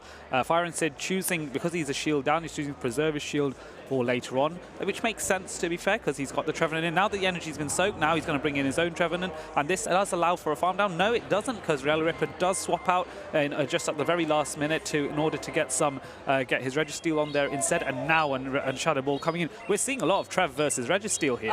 I think so. Both teams recognizing the strong core that these two are making together, getting that first shield off of Yellow Ripper, throwing this Zap Cannon, which again will not be enough to take out this Trevenant. I think he's hoping for yet another debuff. He's been very successful with it in the first game. Let's see if game number 2 is just as successful. It is indeed. Yes, so that's very nice for Yellow Ripper. Now he's going to feel safer. Interestingly, now Trevenant going for the seed bomb here, trying to get a bait, but is not successful. The Yellow Ripper happy to let that go, and it's just going to continue farming further. But now the Shadow Ball does come, and I wonder if Yellow Ripper is going to think, maybe I should shield this one, or maybe he was just happy to let that go either way. So the seed bomb is even less was even more appreciated. I think we're going to see an aggressive lock-on farm down here, and wow, this is so incredible. Going ahead and throwing the Zap Cannon, even though the Focus Blast would be enough to take it out, it looks like he's going to try to get a little bit of a debuff here, forcing Firensid to shield it up. And if you look, it got the attack fall one more time. He is 3 for 3 here, but this might not be good because now his Registeel goes down. So actually, this is an instance where it was bad to have the debuff, and Firensid, who was shaking his head throughout the majority of that battle, is shocked. And you can see the shock on Arceus Aurelius' face. Speaking of shock, like, wow, what happened there? What happened there? Yeah. Like, oh, did the screen freeze again? No, it was just Arceus Aurelius' face. But that just goes to show that, yeah, Firensid he thought he was done for, and he still pulled it out of the bag. I think he sat there going, I don't know how I've done this, but I am super happy to be in this position. Now I all need to do it just one more time. That's absolutely correct. And one of the other things, I was talking to Yellow Ripper a little bit earlier, and he's told me that he is not a person who necessarily likes to do the counts. He doesn't really rely on this. He relies on the feel. And I find this a very interesting perspective of someone who is as good a player as he is. So the distinction, for those of you watching at home, the distinction between those who count and those who feel, they are more similar than people would think. So with counting fast attacks, you are mathematically thinking 1, 2, 3, and you're either counting in seconds if you are time-based, manually, or you are counting in terms of fast moves, on fast attacks, or even on the energy of those fast attacks. If you're doing it via instinct, you have a sort of a mental background measurement of roughly how much time it's been, and you use that in a more sort of I would say intuitive and qualitative way. Yeah. I would say counting is definitely the quantitative way of doing so, and instinct and gut and sort of sensing it is more qualitative. I do feel players need to have a bit of both, certainly to read each other and go, I just sense he's going to kind of throw the move at this time, catch at that point. That's absolutely true, because a lot of times people, especially nowadays when so many good players know all of the counts, they know how much it takes to get to a rock slide, they know, how much it takes to get to a shadow ball, it becomes a lot more predictable to guess when an opponent is going to try to make a swap. If you're playing pretty much more on a feel, on that sort of intuitive feeling, you're really throwing off a lot of players. Yes, you are likely to be a bit more unpredictable, I feel, towards these sort of mathematically counting players as well. So yeah, I do think both have their both of them can be useful. I'm personally more numerical, but it doesn't necessarily mean I would rule out having a little bit of gut and instinct, because sometimes it takes just that at the right time, in the right place, with the right catch, to separate a runner-up from a champion. That's absolutely true. Now, when you say you're a count, are you, like you're saying, a 1 second, 2 second, or are you someone who's actually counting the attacks? I generally tend to count attacks just because I like looking at the pretty animations. I like looking at the sounds as well. I play with sound, which some might not like, but I find it helps. But anywho, we are not here to look at counts from what I do. We're here to see what Yellow Ripper and Firensid do, and they're going with a spooky standoff of 2 Trevenants, and Firensid choosing to go straight into Shadow Dragonair. But this time, this is all right because he is switched in first, and so he outpaces the Sableye on the Yellow Ripper's side. This is also interesting because Sableye has a very good play against Trevenant, and so it's interesting that he chose to swap that out, getting that first Protect Shield though, and maybe this is the play overall. We'll have to see how they choose to play this out. Fire and Sid at 2 Aqua Tails essentially at this point. Will 1 be enough? Yellow Ripper choosing to let this one go, and looks like he's barely hanging on to a thread, but not enough to get to another foul play. And this is quite tricky now because he knows that the Trevenant is there, and he's now considering, do I put in my Medicham in against this Dragonair to counter it down? That would make a lot of sense here. The counters are going to be neutral, so now it's a question of whether Shadow Dragonair can get both charge attacks off on the Medicham before it gets countered down. So let's see what happens here. The first Aqua Tail going through here, almost up to a body slam, now throwing it right before the Dragonair goes down. This is huge because it forces Yellow Ripper to use a shielder. You can see him also not so happy with the way that one turned out, and now we have a Medicham and a Trevenant against a Trevenant and a Registeel, but not the lineup that the Yellow Ripper is hoping for. Oh, actually very interesting.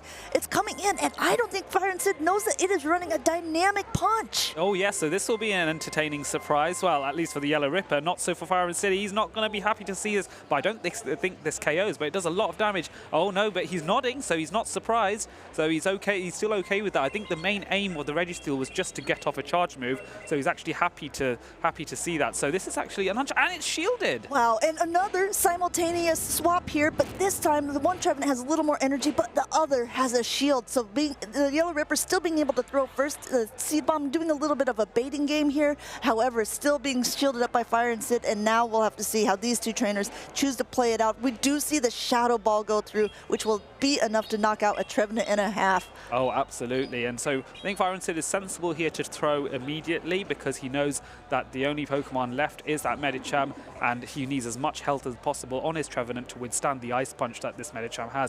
And now it will be a race at this point to who can KO the other first. The Shadow Claws are coming in, but those counters, just about manages it. Wow, this is a game for the ages, folks. I mean, not a very effective Ice Punch coming through on a 1 HP Registeel at the very last second. What a wonderful game between these two players in the winners finals here of the first day.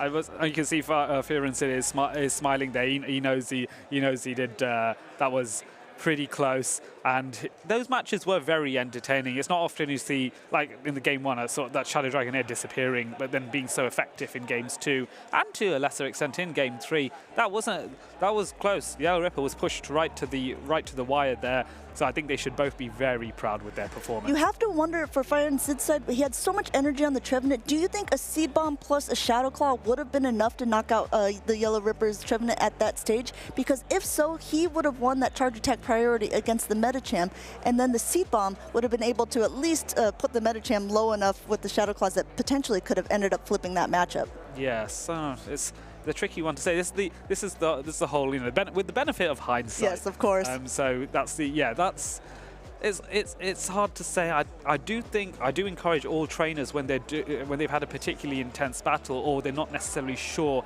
how they lost. A lot of phones have the ability to have screen recordings. It's something that I do quite often in my tournament. Certainly for all play Pokemon tournaments, it's highly encouraged that you do it and you get shown how to screen record your battles.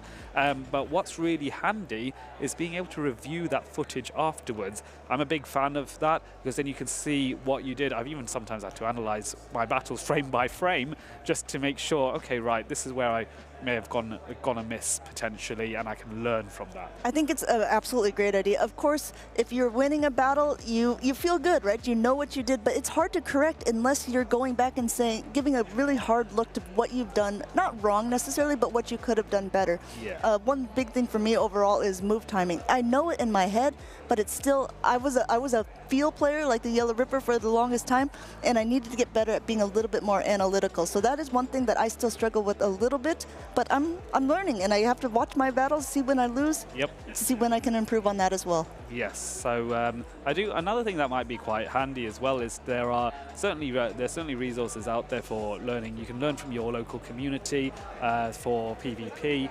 There's plenty of them. There are some that cover a general worldwide area, and there's also ones that are more local and more geographical.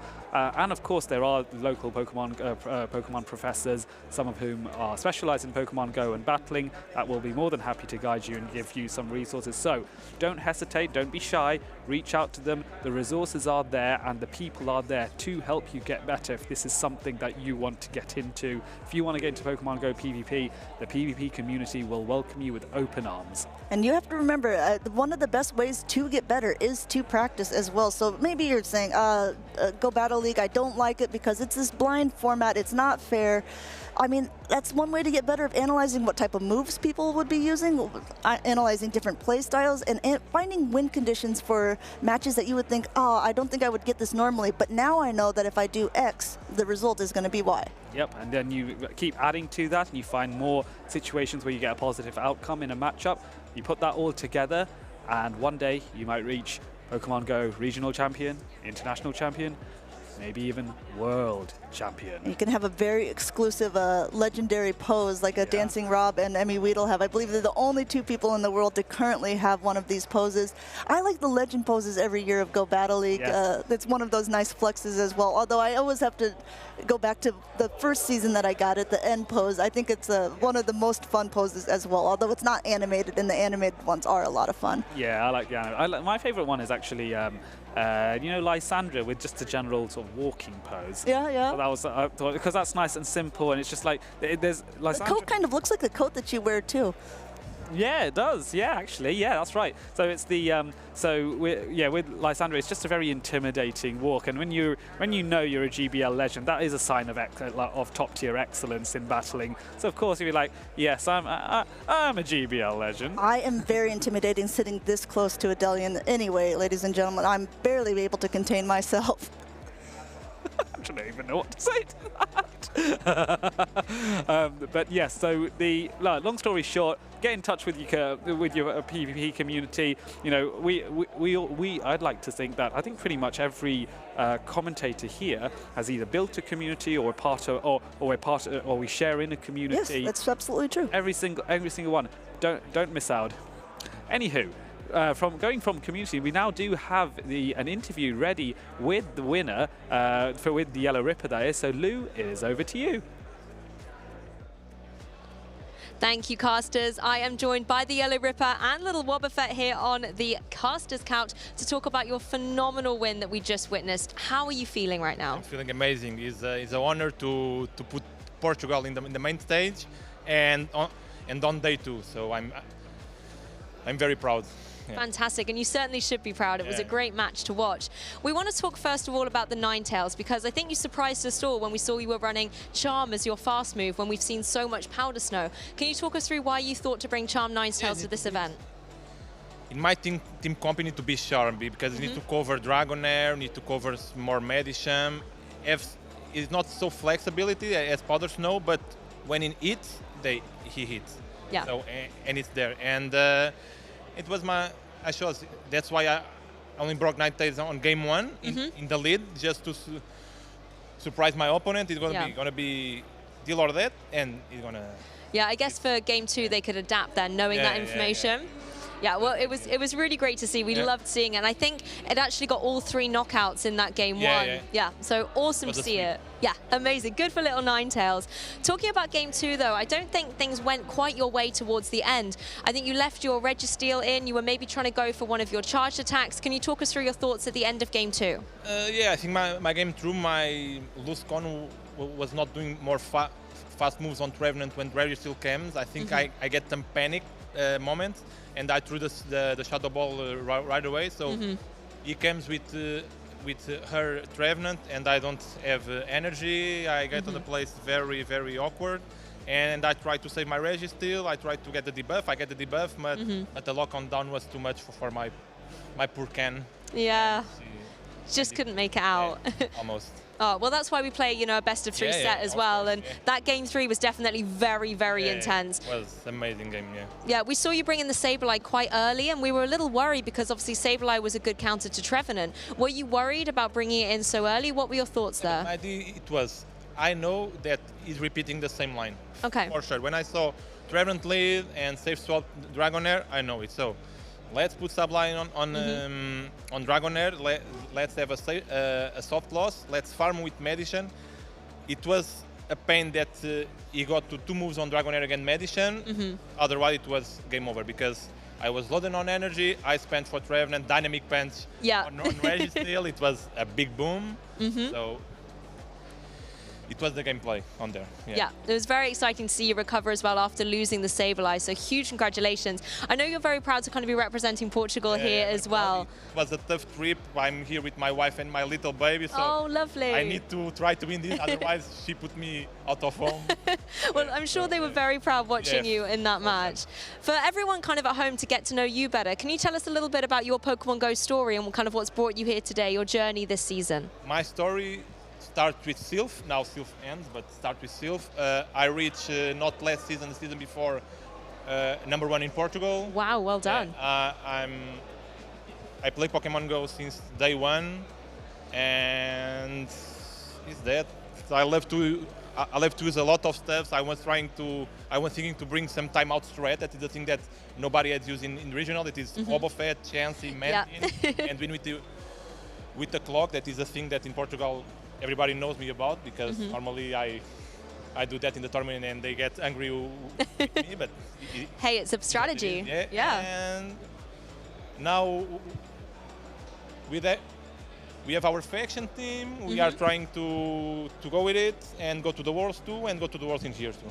Fantastic. Well, best of luck, and who knows, maybe we'll see you with that Yokohama, Japan I hope so. invite. So best of luck in the rest of the tournament. We'll let you get rested before your next match. And for now, we're going to throw it back over to the casters to continue the epic Pokemon Go action. Thank you so much, Lou, and congratulations again to the Yellow Ripper, our first qualifier for day 2. What do you think about this, Leo? We are getting almost to the end point here. We're seeing a lot of big names. A lot of big names have also sadly been knocked down to the losers bracket. Yeah, it has been up and down, and you know, not only the big names can play Pokemon Go on a professional level. We have so many players who haven't really shown their skills yet, but I'm sure that we will all see them. So there we have some big names again. We have Arrow Bubble, who has been on stream, I think today twice already, or maybe just once. I think he's just been on once, but he made it pretty far. He's excited. He said this is the farthest that he's made it in a play tournament so far, and he's feeling very confident overall. If you look at his achievements as well, in 2022, the very first regional tournament in Liverpool, he made it into the top 16, and also in the last chance qualifiers round, he also was in the top 16. So he's already made it farther on than he did in any of these tournaments before. Yeah, that is absolutely fantastic. I mean, we've seen him play. He definitely knows what he's doing. And there we have a Mind Joke who was in the top 4 of Liverpool Regionals, top 16 in Bremen, top 16 in Lille 2023, top 8 in Liverpool 2023, and top 16 at Utrecht, which was a special event. Fantastic player. Mind Joke is the player. He has gone to every single European regional tournament so far, and as you can see, he has made it very far a lot of days. Hasn't always been able to pull it together, but I was talking to him earlier today as well, and he said, I'm feeling really good. He was having a 2-0 against all of his opponents at the very beginning, just a winning 2-1 over his last opponent to become in this winners finals for day 1. And Mind Joke is running his signature Pokemon again. It is the Alolan Sandslash. What a fantastic Pokemon. We have seen it earlier before by Danki Chan, I believe. Yes, that's right. And it just overperformed. It's one of those Pokemon where I think it was really underrated, or maybe people just didn't recognize how strong it was. Not everyone was super excited when that community day came around and it was getting these special movesets. I think people who didn't end up playing it, though, may be regretting it at this point, seeing the masterclass by both Danki Chan and perhaps a Mind Joke of how well this will perform. Arrow Bubble, on the other side, we were talking about it with him a little bit earlier. He's running some, he doesn't want to call them non-meta picks, because he doesn't want to say that they're not Pokemon that aren't good against the top Pokemon.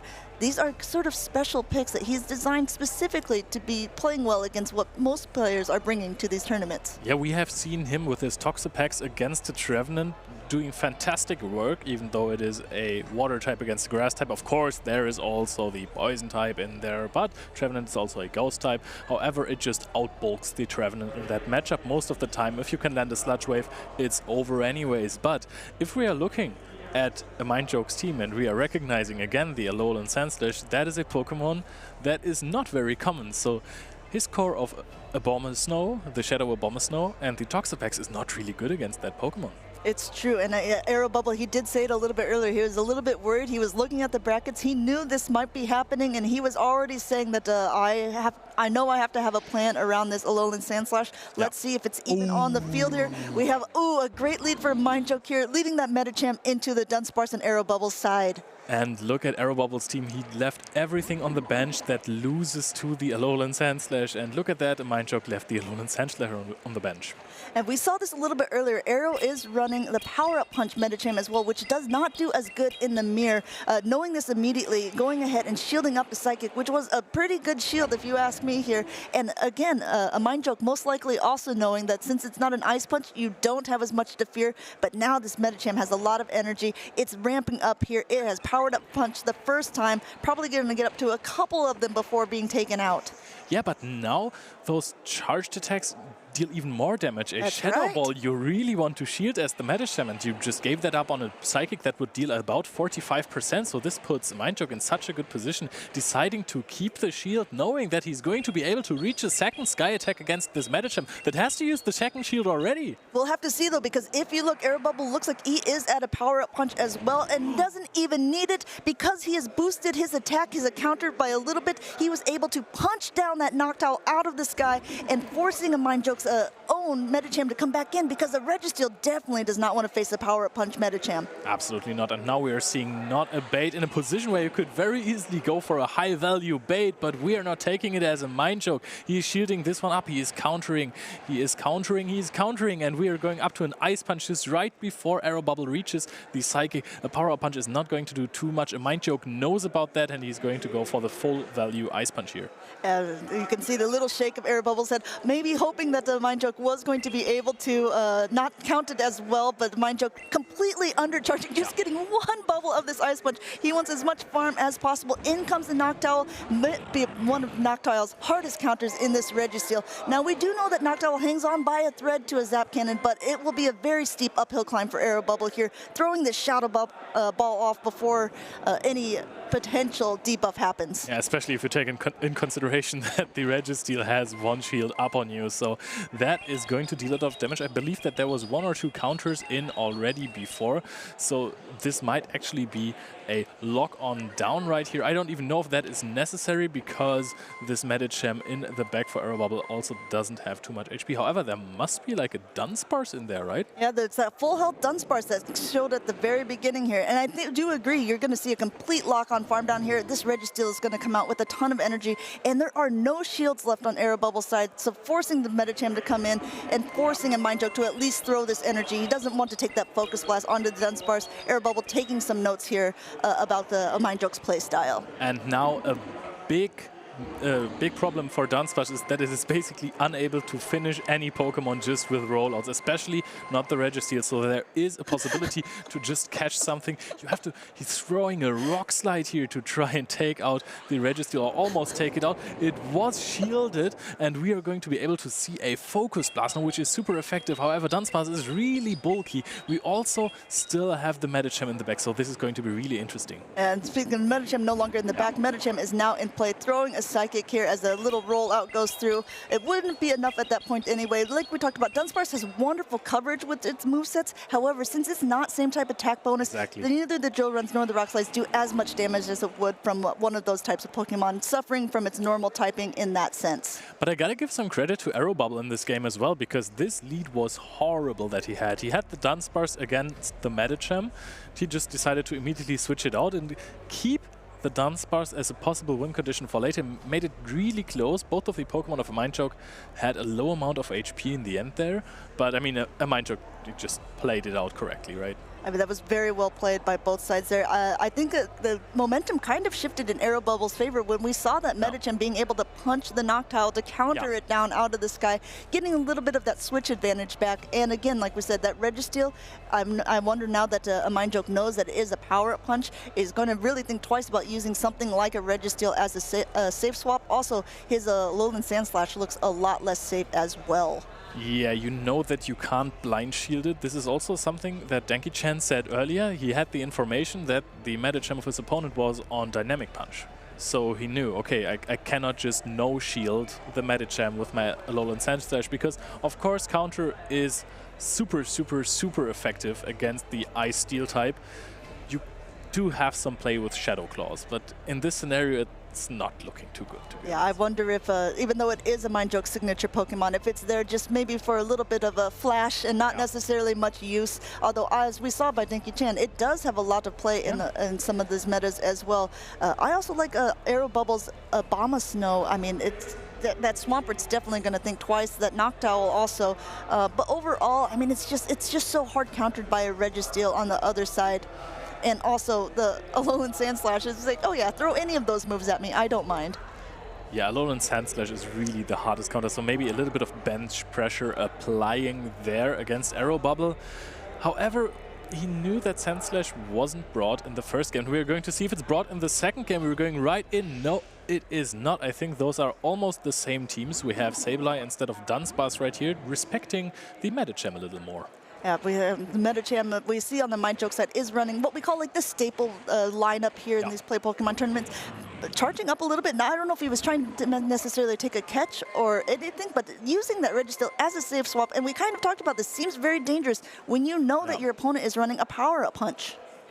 Yeah, and especially with 2 shields up, this matchup is just really not that good for the Registeel, especially with Power Up Punch, as you said, even if there is a, I don't want to call it lucky attack drop, but if there is an attack drop, you still just easily get it back by the Power Up Punch. So we're at neutral attack again, but that is going to change in just a second. If you know that your opponent's switch timer isn't up, you just don't have to overfarm anything.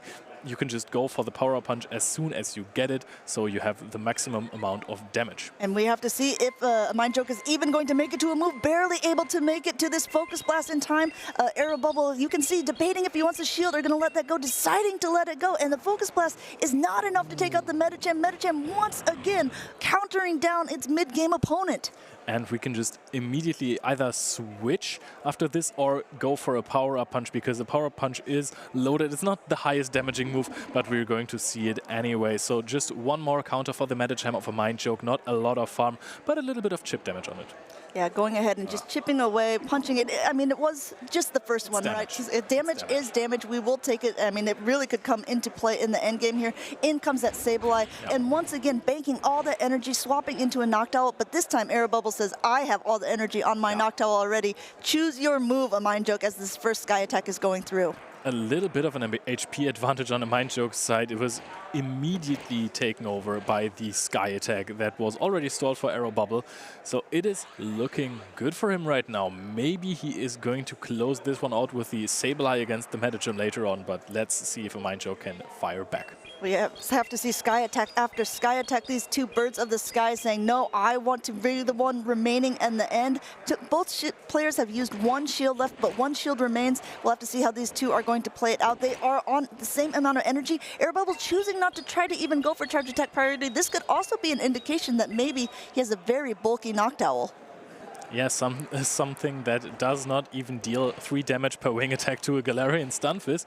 But we are going to see the next Sky Attack being thrown out by Aero Bubble. He had this one more Sky Attack. It is going to be shielded. Of course, a Mind Joke knows that he is going to stare down a Sableye later on, and you'd rather want to invest a shield into your Noctowl than to have one more for your Medicham against the Sableye, which is a really bad matchup. Oh, and we are immediately switching both here. We have double Ice Punch ready on the Medicham against the Foul Play. This is not going to take out, but a Mind Joke can't be happy about this. Yeah, the Mind Joke does have more health on its Noctowl left, but this Medicham is getting desperately low. It does have 2 Ice Punches. Again, like you said, not quite enough to take it out. The first one already being launched here. And meanwhile, Sableye says, ooh, that feels a bit refreshing. Yeah, it's getting hotter these days, so we're already in May, so an Ice Punch, you want to take it maybe. And it looks like at this one going ahead and letting this go through as well. And we'll at this point Shadow Claw down. And now again, it's going to be a race, because when the Noctowl is this low, a Foul Play should be enough. And it looks like Aero Bubble has possibly taken game 2 in this decisive game. Ladies and gentlemen, whoever wins this next game qualifies for day 2 of the Malmö Regionals. And that is incredibly important, because then you are even one step closer to getting this Worlds invite. And Mind Joke was there so many times. He even had the crucial top 4 matchup already in Liverpool, I think. So he really wants to go there. He's been to all of those events. He really deserves it, but so does Arrow Bubble. Arrow Bubble has also been playing fantastic. He has said already he's confident in his lineup. He knows what he has to do. He hasn't been able to execute in the past. And sometimes that's the thing. You know how your opponent is going to play. You know how you're supposed to play. Sometimes you just can't end up pulling it out for yourself. But that doesn't mean that you're not a good player. You just need to kind of pick yourself up by the bootstraps and keep plowing on. And that's what both of these players have been doing, and it's really wonderful to see. Unfortunately, there can only be one winner.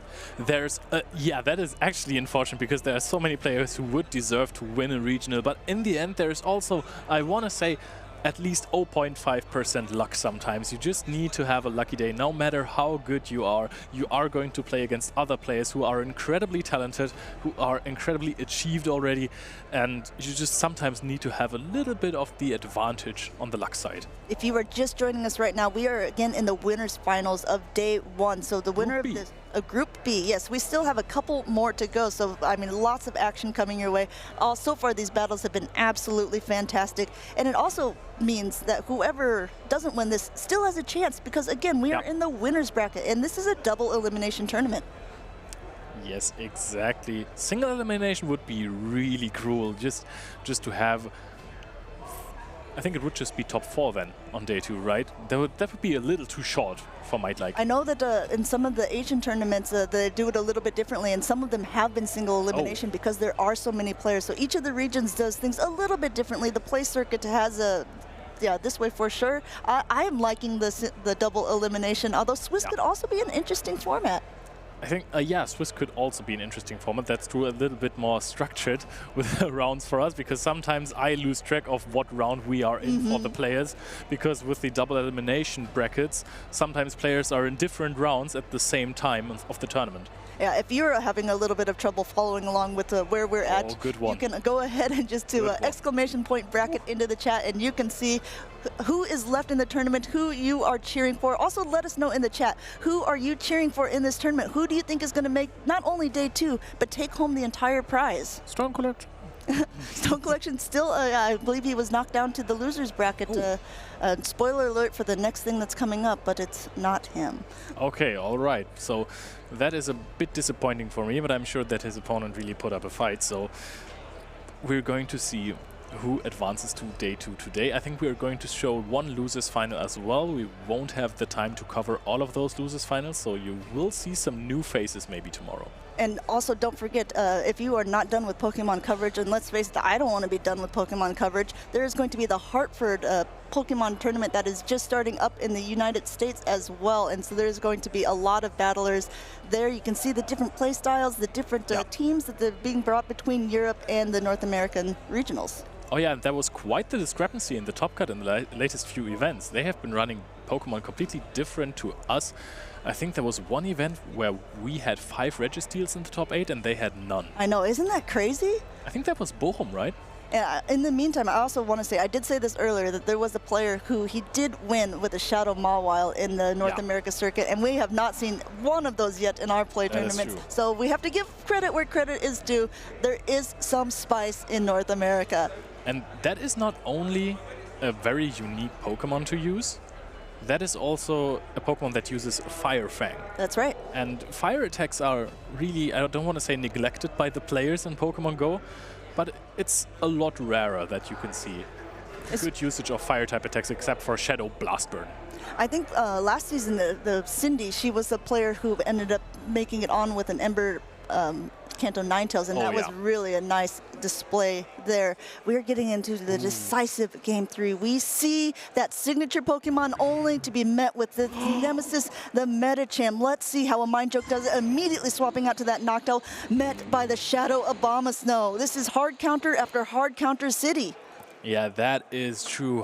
However, I want to see... Oh, he actually decides to no-shield this, possibly letting the Noctowl go, but, I mean, getting out a shield. We have to remember the Sky Attacks are super effective against this, being a part grass Pokemon. Air Bubble respecting this as well, shielding it up, and now I think at this point he's just going to say, okay, since you've let this go down so far, I'm going to just completely farm it down. A ton of energy now coming in, but is this energy now wasted on a Alolan Sandslash? Yeah, that's the good part for Alessio, right? Because he has like 20 seconds wow, on the timer for Air Bubble as long well. timer. Yeah, and this Alolan Sandslash just resists everything. I know it's a Shadow Pokemon, and this is an Energy Ball, hard-hitting, same-type attack bonus move. But look at okay, that's actually... I mean, it does. I think he was also hoping maybe for the defense drop as well. Did not get it. Swapping out and what we call a snipe, so being able to counter and losing all that energy on the Abomasnow here. Air Bubble coming in with a pretty decent answer to a Medicham here.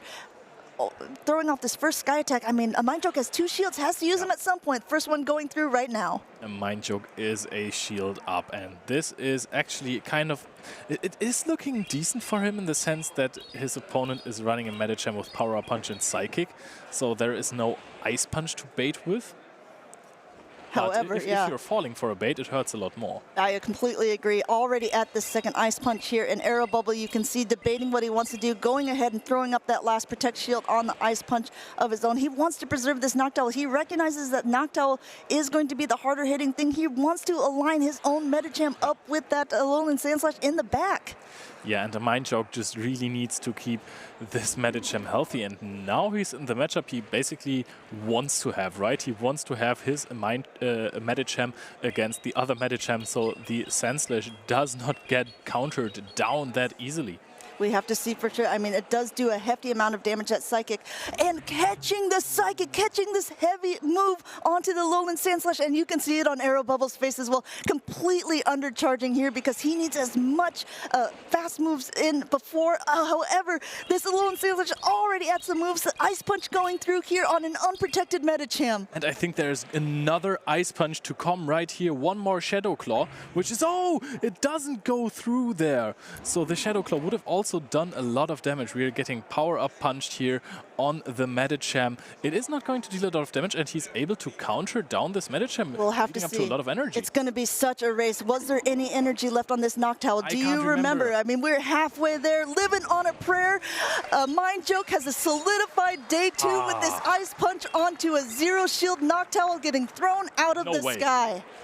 He is at no HP and no dream at this point anymore. This Medicham just put in a lot of work, getting hard countered basically 3 times in one game. How did this maniac win this? I think it is not only a testament to how good Alolan Sandslash is, but also how good a Mind Joke is as a player. Like we've said, he's a consistent day 2 player. He is someone who is like has been playing well tournament after tournament. I'm really happy for him to see this go on. And if you're Air Bubble, you can't be sad because you did a phenomenal performance as well. And he is not knocked out of the tournament yet either. He will be going into the losers bracket. Give some love in the chat to both a Mind Joke and Air Bubble here, ladies and gentlemen. This was a fantastic game. You can see some emotions are overcoming a Mind Joke there on the right-hand side. Let's summarize this for a little bit because a Mind Joke went for a snipe there, with the Medicham switching out after taking the Energy Ball with the Alolan Sandslash, storing a lot of energy. And then he caught the Psychic on the Alolan Sandslash, which was not a clear count. He did not know that it was going to be thrown at 8 counters.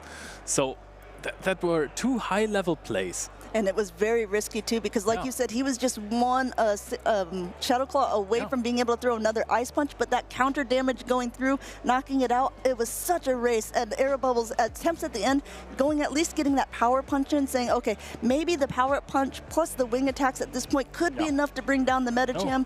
It indeed was not. And it's such a tough call, and this is what really separates the good players from the great players, in my opinion. I think that this was a masterclass on how to manage energy. It also proves that just because you lose the lead, and not only the lead and the swap, that does not mean that you are going to lose the game. I mean, people say, especially Adelian, he has not been stopping to talk about this. Abomasnow is a decent call breaker for Lantern, Trevenant, and Noctowl. However, the matchup of Abomasnow versus Noctowl is not a hard counter because, yes, you're basically winning the 2 shield scenarios. But if you're throwing one Weather Ball, which is your favorable move there, you don't want to throw the Energy Ball, you're not going to knock out the Noctowl. No, it's Noctowl will 2 times knock you out with a Sky Attack. It is going to absolutely destroy the Abomasnow. So if you are in this matchup, you're going to be a shield down. Absolutely. It is a counter, but in some matchups, a bit of alignment doesn't help you if you are a shield down, and your opponent can actually just also farm some energy as well. That's right. You have to realize when it's better to be a shield up, when it's better to be shields down, when it's better to have energy and not exactly a lot of health left. I mean, would you say that he played it perfectly? 3 cat puns so far if you've been keeping up, ladies and gentlemen. Oh man, in our first round together, Amanda, how could you? No, I really like that one. Okay, good. Thanks. No, but yeah, it was absolutely phenomenal. Just banked so much energy onto the central dash. You really threw me off with this. I'm so sorry. I just, once it came into my head, I'm like, it's got to come out of my mouth. I mean, that's what we do, right? We're casters. So, that's right. So, again, banked a lot of energy. Again, then gave the Abomasnow the opportunity to go for another move, like the Energy Ball. Took the Energy Ball, 50% more than I expected. Yes, that was a lot of damage. But they are both Shadow both Pokemon. Shadow and both quite frail. Energy Ball is hard hitting. Yes. And then he swapped out, sniped it. It was just fantastic. Even more energy on the Medicham with this one more counter that KO'd the Abomasnow. That was just absolute masterclass, as you just said. I'm incredibly impressed. I'm at loss for words. Yeah, and already we have 2 now day 2 contenders. There will only be a top 8, so we are taking the top 4 from the winners and also from the losers bracket. Yeah. We again won't be able to show all of the losers finals, but we will be able to show all the winners one. So we still have 2 more from the winners and 1 more losers bracket to show everyone here. Do you have any idea who it is? I believe the next one up is going to be Biblicious. Oh, Biblicious would also be nice. Biblicious definition, make those Swedes go crazy. So I've seen something about Group C, which is definitely not on a screen on my desk right now. Oh, okay, so tell me. I just used my mind powers, my mind joke. It would be Zephy Mastics versus Arsenio. Oh, okay. Well, I'm going to give you a preview then of the last round. Yeah, and that honestly, that is a crazy matchup because I really like both of these guys. Yeah, I completely agree. We have a French battler, then Arsenio, who has actually done very well and made day 2 quite a bit as well against Zephy Mastics, who we just saw on screen securing some really solid victory against an Obstagoon, which seemed like the complete core breaker for his team. But I think he relaxed. He was able to play around it against one of the best players, someone who competed in Worlds in the senior division last year, PvP David. And I mean, I really love it when players show emotions. I loved this with a mind joke in the last round, but also Zephy Mastics, when he called the final bait there, he just went, yes, and almost took his headset off, which is not allowed. We weren't quite sure what we should or could say when we saw that the headset was off. No, but I think that the judges made the right decision to not issue a penalty. Oh, no, of course like that, not. Because that game at this point was definitely decided. And you could even, that was one of my favorite things as well, because we, of course, can see the close-ups of their faces on the screen, and you could see him debating that whole time, and then that last second shield, it was like, if it was a bait and he shielded that, he would have lost. If it was not the bait, then he also would have lost. So he played that the only possible way that he could have to win. Yeah, and rightfully so, he's standing in the Group C winners finals. But we have another little treat for you guys. Tomorrow there is going to be a community day. Yes, what are you thinking about this? I'm really excited about it because Fennekin is adorable. Foxes are my favorite animal, and I think this looks like a pretty fox-like Pokemon, don't you think? Yeah, I also really enjoy the shiny version. Yes. It looks fantastic. I actually have no idea how it looks like when it's evolved. Is it still gray? Great. We're going to find out. Tomorrow. At 2 p.m. until 5 p.m. Yes, and you can also evolve for a couple hours after it to get the exclusive Community Day Blastburn. Now, we've already seen Blastburn on a lot of Charizards, and so it is definitely, I think any of the Community Day moves, they're really going to not overpower, but definitely make that Pokemon shine. Yeah, in most instances that is definitely the case. You can debate whether you want to run Mystical Fire or this Blast Burn move. I mean, if you have ever looked at a Charizard in competitive play, you know that Blast Burn is a powerhouse. Let us know in the chat which one you would prefer. For me, I think I would also go for Blast Burn, but I know that there are merits to both. We can maybe discuss that also a little more in depth tomorrow as well. But I wanted to ask you, did you see before we showed your AR photo with Darmanitan on screen? Did you miss it or did you see it? No, I saw it. Okay, that's very good. I was really happy about that one. You guys know by now that I really love Darmanitan, and to have it integrated in the coverage just makes me really happy. But for the moment, we have found someone in the winner's interview area, so let's just kick it over to our winner's interview with a mind joke. Hello folks, I'm here with the lovely Mind Joke, who has just made it into day 2, I believe. Is that right, sir? Yeah, it is true. And I'm still shaking. Yeah, I can see that. Like, just like put your hands out. I'm still shaking. You can see. Oh yes. So, aside from the nervousness, though, I personally am not surprised to see you in day 2. Are you surprised then? Let's say no. Like I was really confident, but still, like sometimes something can happen and you don't make it, right? So yeah. I was confident. I know I can do it, and I did it. I pulled it off in the end. It was really. I was really anxious with this game, but game 3, especially when I saw the lead, I was really, oh damn, it's that one. But yeah, we managed to pull it off somehow. Yes. It was really, I think, enjoyable. So talk me. So yeah, because in that last game, you had to do what I would class a very high-level, high-play strategy towards the end in order to overcome Aero Bubble, because he's a very talented battler. Yeah, so he's not played really well. Yeah. So talk me through that. How did you pull that off? Because that was so impressive. Yeah.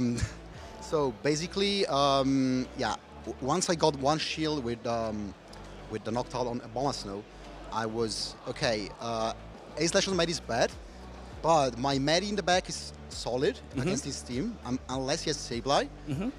So if I just can get a shield advantage from Bomber Snow, then somehow I know I can flip it. So I can now say Sandslash is not a Medi counter, but Medi is not that good against Sandslash. You can flip it somehow.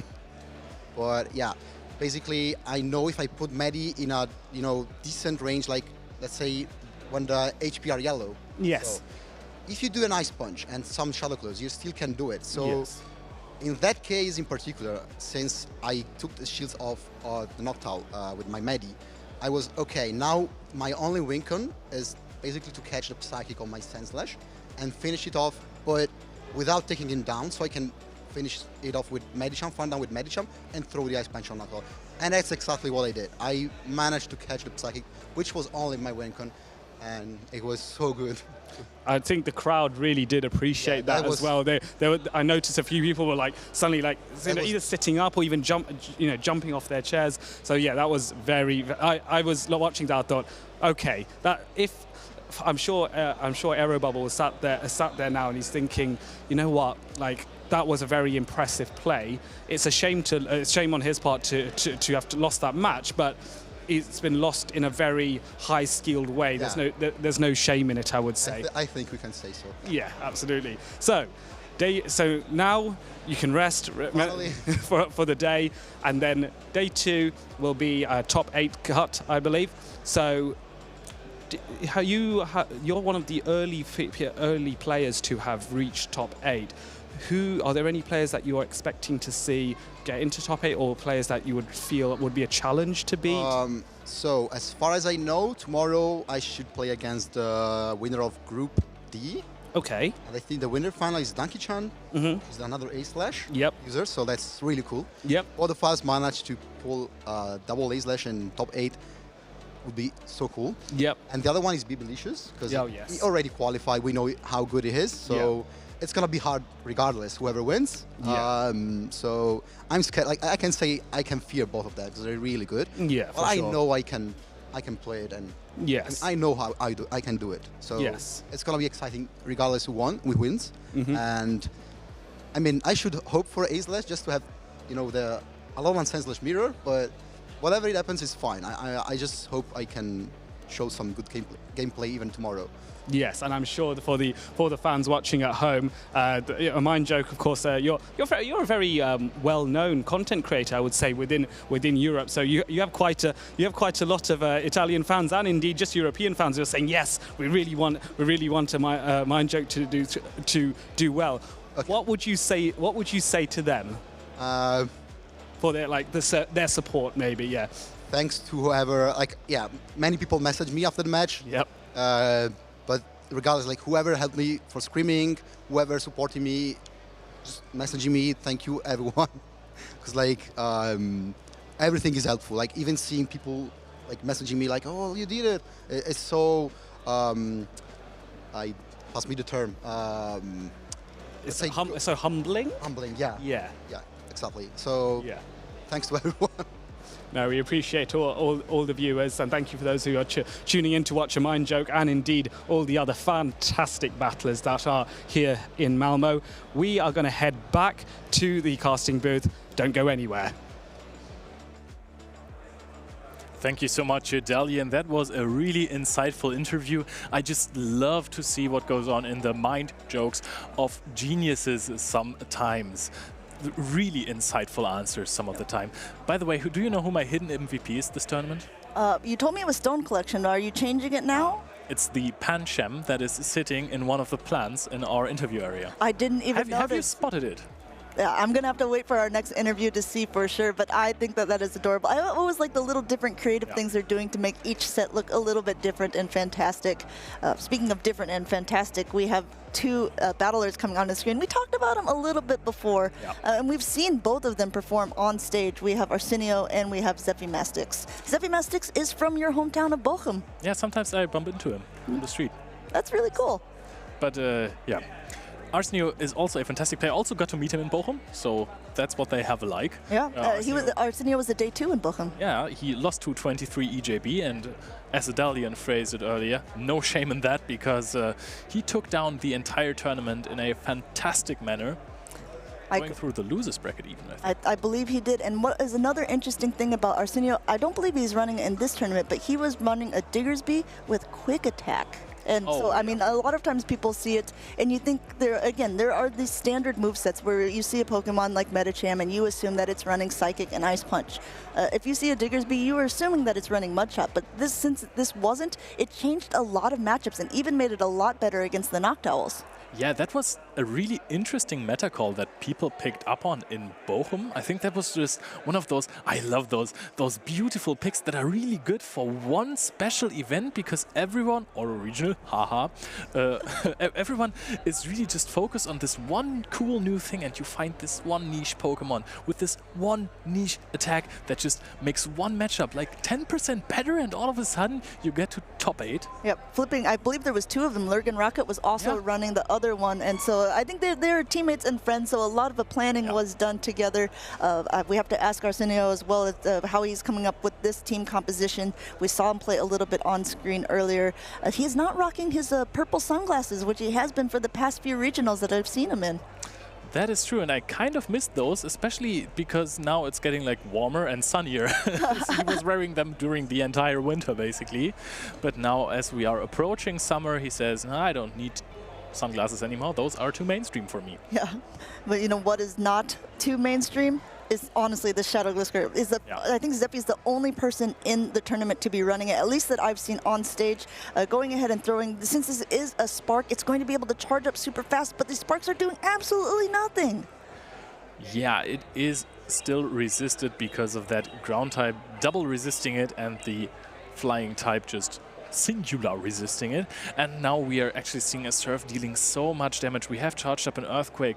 Arsenio is going to call the bait, maybe? Nope, he is not calling a bait. He says this is an Earthquake, rightfully so. We are blocking this with a shield. And now, but we have to throw, you know, we can't farm this down here because Zephy is almost at another Earthquake. Yeah, I don't think that Arsenio wants to expend 2 shields in this matchup. He does have a lot of energy as well. We have to remember the Spark variant of the Lantern charges to its charge attacks very, very quickly. In comes the Sableye, but look at this. Arsenio's Lantern still has 2 Surfs stored up before even a single foul play is able to get through. It appears like Zephy Mastics is really going to win with this Noctowl to double shield this one possibly. And now we're seeing a Registeel, which is also a really good answer to the Noctowl. It is interesting that Arsenio is bringing both of these Pokemon that are strong against the last Pokemon Zephy Mastics back out against the Sableye. So maybe there is a potential win condition for Zephy Mastics there, because this Lantern was really strong, right? Yeah, the Lantern is indeed really strong. 2 foul plays aren't going to be enough, but we have to remember that Shadow Claws just keep adding up on this ridge, still getting to these moves so quickly, and you do need a Zap Cannon. Meanwhile, Zephy Mastics has 2 shields left, choosing to use its first one up on this Sableye, recognizing how strong Sableye has been against this core.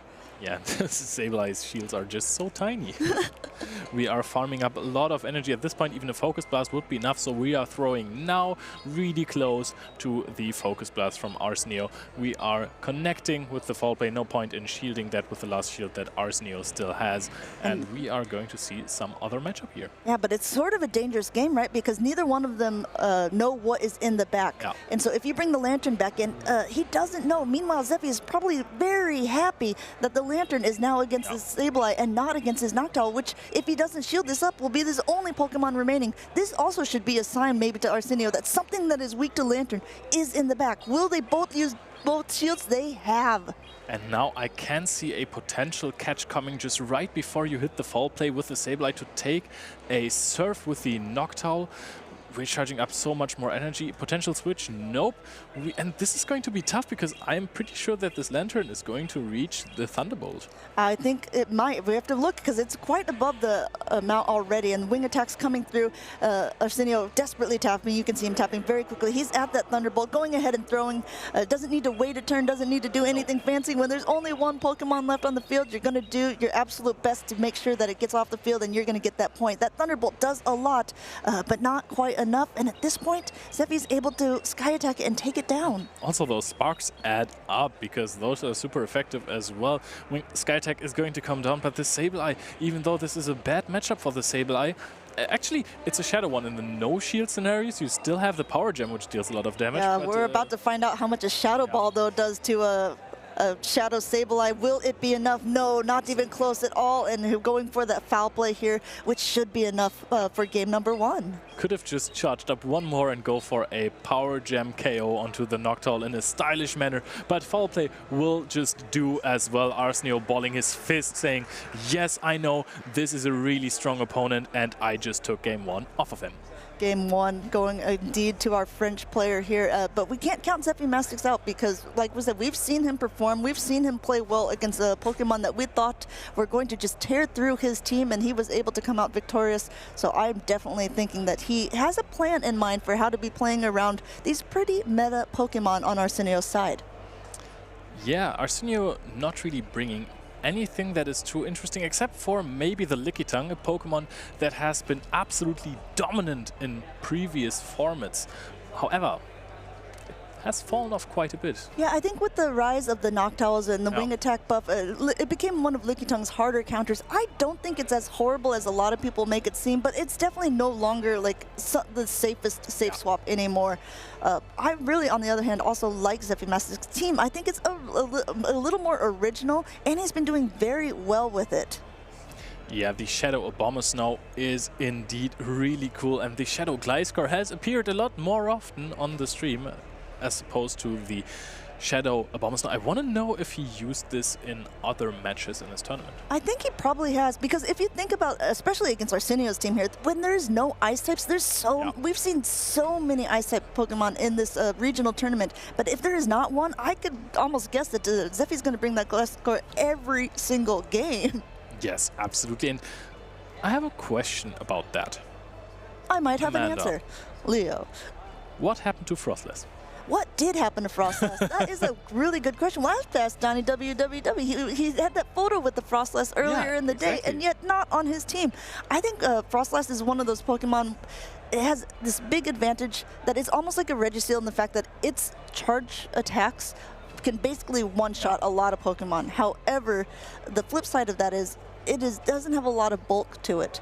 So maybe in this meta, when there's a lot of Trevenants that can fight back, when there's a lot of Sableyes that can fight back, a lot of people have maybe decided that Frostlass is not the Pokemon they want to use. But we have seen a lot of success with it in other tournaments as well. I think that maybe it is because of the rise of Sableye again, because also at some point Sableye wasn't the most popular Pokemon. However, right now we have seen Sableye in basically every match. We're seeing it in this match right now as Arsenio uses it as a safe swap here to get out of that bad matchup of the Noctowl and Registeel, and it looks like Zephy Mastics choosing to stay in. This foul play going through before even a Zap Cannon, wanting to ensure that it's going to get as much attack as possible in case he gets that debuff. Zap Cannon coming through now, and Arsenio looking to shield. Yeah, and he's also, of course, hoping that this does not get the attack drop, because then he is pretty much going to KO it. Okay, there is the attack drop. We aren't able to switch out as we have switched earlier. Yep, just going ahead and going straight for these foul plays. I mean, now they're more like regular foul plays, right? Since still it does a lot of damage. We have to remember that it's not the bulkiest Pokemon in Great Lake anyway, and also with the shadow damage, just going to be doing so much more. Getting a little bit greedy here with the wing attacks going through, able to get up to another foul play, forcing Zephy Mastics to now take that first Protect Shield. And it always feels kind of bad to shield with a Pokemon that has basically just 10% HP left, right? So I know there is a lot of energy. We are going for an Earthquake here. I think that Night Slash might have even been enough at this point. It potentially could have, and we have to remember, maybe not quite, but still with those wing attacks afterwards, could be doing something. We'll have to see how he chooses to come in. Coming in with the Noctowl, which is the much safer bet here. Not sure how much energy there's left. The Registeel definitely does not want to take an Earthquake. Can handle these Night Slashes much more comfortably, and even if it boosts this late in the game, you can see it immediately goes down. And now we have to see the Registeel coming back in against the Noctowl, which was how we started this entire matchup. Yes, and I think that this is actually a very high attack Noctowl, because it looks like it's kind of dealing a lot of damage with those wing attacks, to be honest. Yeah, and the Shadow Ball is doing heavy damage as well. We'll have to see how these two trainers do it. Trying to, looks like a snipe, instead banking this move on the Registeel and coming in with the Sableye. We basically saw this in a flip earlier with Arsenio's Sableye. This one, however, is the purified version, so it is a little bit tankier. These foul plays aren't going to be doing as much damage, but it's not going to be hit as hard by this Zap Cannon either. I want to be honest with you, Amanda. Going for a combo play with a Registeel sounds kind of cool. That is really, really powerful, and you have to be afraid of that as well. Sableye immediately shielding up the first Zap Cannon here. Okay.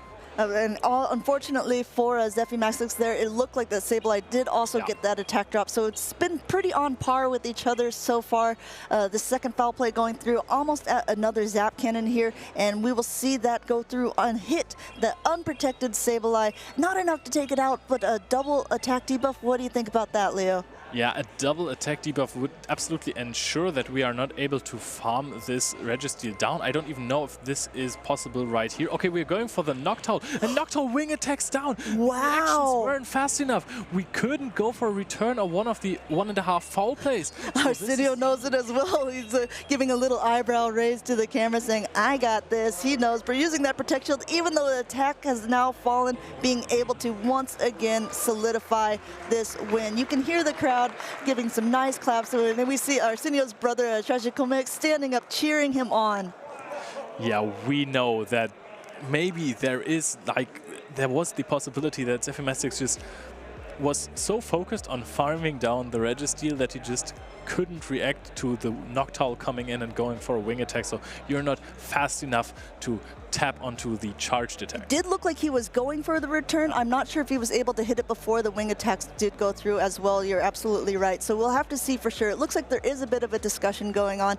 Either way, it was extremely well played by both players. I like that banking the energy on the Registeel later. That really came in handy. Unfortunately for Zephy Mastics, Arsenio still had a Protect Shield left in the game.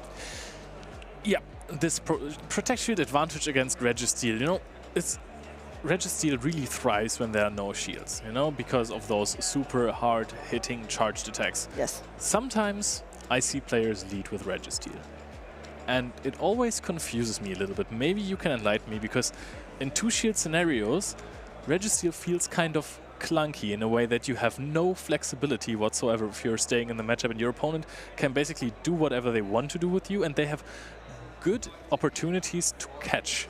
That is absolutely true. You only have like three more lock-ons after, or 2 more lock-ons after your Zap Cannon that you can do before you have to throw, otherwise you're wasting energy. I think a lot of times it comes down to the fact of a lot of people are leading Noctowls, right? Or something that is flyer, and Registeel is one of the best tanks for that. Also with the 66% chance of a Zap Cannon debuff, I mean, chances are if you hit 3 in the game, at least maybe you're going to get 2 of them that'll work. So the more that you have this Registeel in the game, the more opportunities you have to either debuff your opponent or give yourself different win conditions. I do agree in the lead, it's not bad by any means, but it's a little bit different. A lot of people like to use it as that safe swap because it can still deal energy and damage to the meta champs. But again, that's what Aero Bubble, like he was saying, was hoping for. He hopes people swap in that Registeel and makes them think, and he's going to get all that more energy with those power-up punches. I just think that if you are having the Registeel in the lead, you should better have a Pokemon in the backline that also has powerful charge attacks, like no 2 Charmers or something like that. Right, yeah. I did that at the start of Hoenn Cup when I was sitting at breakfast in Bochum. That was just really horrible because people were shielding 2 moves from my Registeel and then my Gardevoir just did nothing. Yeah, I mean, I think that's the harder part about the Registeels as well. It's like the lock-ons are only doing 1 damage every single time, no matter what. So in that case, you're not usually, I don't want to say never, because we've seen it quite a few times that can actually change matchups, but you're not seeing lock-on farm downs that often. It's not a heavy hitting move when by it any happens, means. when it happens, it almost always wins you the game. If you're farming down something for 80 energy, it's insane. Yeah, but that's also the thing. If there's just a very small sliver of health left on your opponent's team, having to throw another charge attack just feels like such a waste, because then not only are you energy dry, you're probably low enough that whatever's going to come in is going to get farm off of you. So I think Registeel is a double-edged sword. Yeah, if you're, for example, in a matchup versus a Frostless that has a really low HP count and it's at 5% health, you are more than happy to bring in your Registeel and lock on down this Frostless, even though it is a normal attack on a Ghost type, because it can only deal 1 damage. If you are, however, in a matchup versus a Lickitung and it's at 5% health, that's basically still 300 hit points. Yes, that's a whole nother game.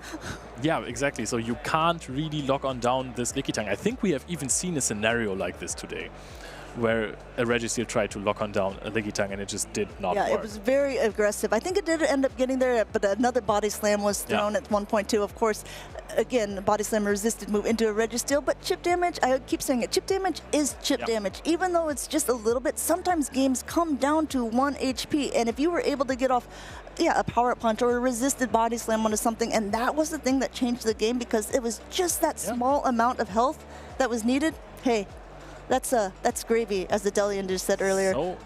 So many times we have seen that games came down to the absolute wire, to the last HP. But for now, and this is quite the cool ramp up, before we are going into our next winners final, we have a video ready. We have a player spotlight for Biblicious. Don't go anywhere. Stay tuned.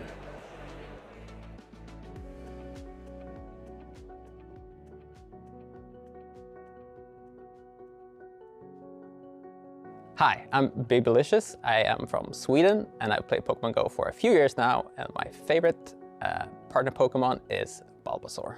I started playing Pokemon Go roughly the same time as everyone else in 2016 with all the hype, and I played on and off for a few years until they decided to release the Go Battle League. And the first season of Go Battle League, I did not do very well, and that I think sparked somewhat of my competitive side. And I really wanted to get better at the game. So for season 2, I worked harder, and I think I got a lot better at the game. And since then, I have just, kept on going. I have not looked back, and it's been going pretty well, I would say. So I have qualified for the Worlds in Yokohama later this year. And it all started with me somewhat randomly deciding to go to a tournament in Texas, because my wife is from there. We're celebrating Christmas. We did a little road trip. I had no expectation going in, and somewhat I find myself in day 2, and then I win the first game, win the second game, and all of a sudden I have my invitation. And in the finals, it did not quite go as I would have liked, but I was super happy, especially the moment when I qualified, and it's just like, it felt like a weight lifted from my shoulders, and it was like an out-of-world experience, honestly. I think a lot of people were surprised to see me in Texas. I didn't really announce that I was going because it was somewhat of a last-minute decision. But it was really great meeting people that I have played against before, actually have a real-life conversation with people that I've only spoken to online previously.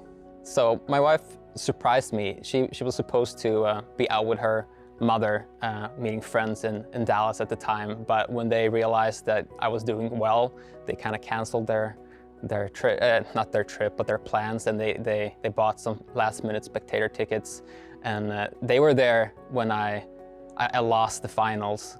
She was super supportive and really happy for me, even though I at the time was, you know, somewhat disappointed, but it was great to be able to share that with her and have her, you know, someone that I actually know and love, be there and support me. Thanks so much for listening to my story, and back to the action.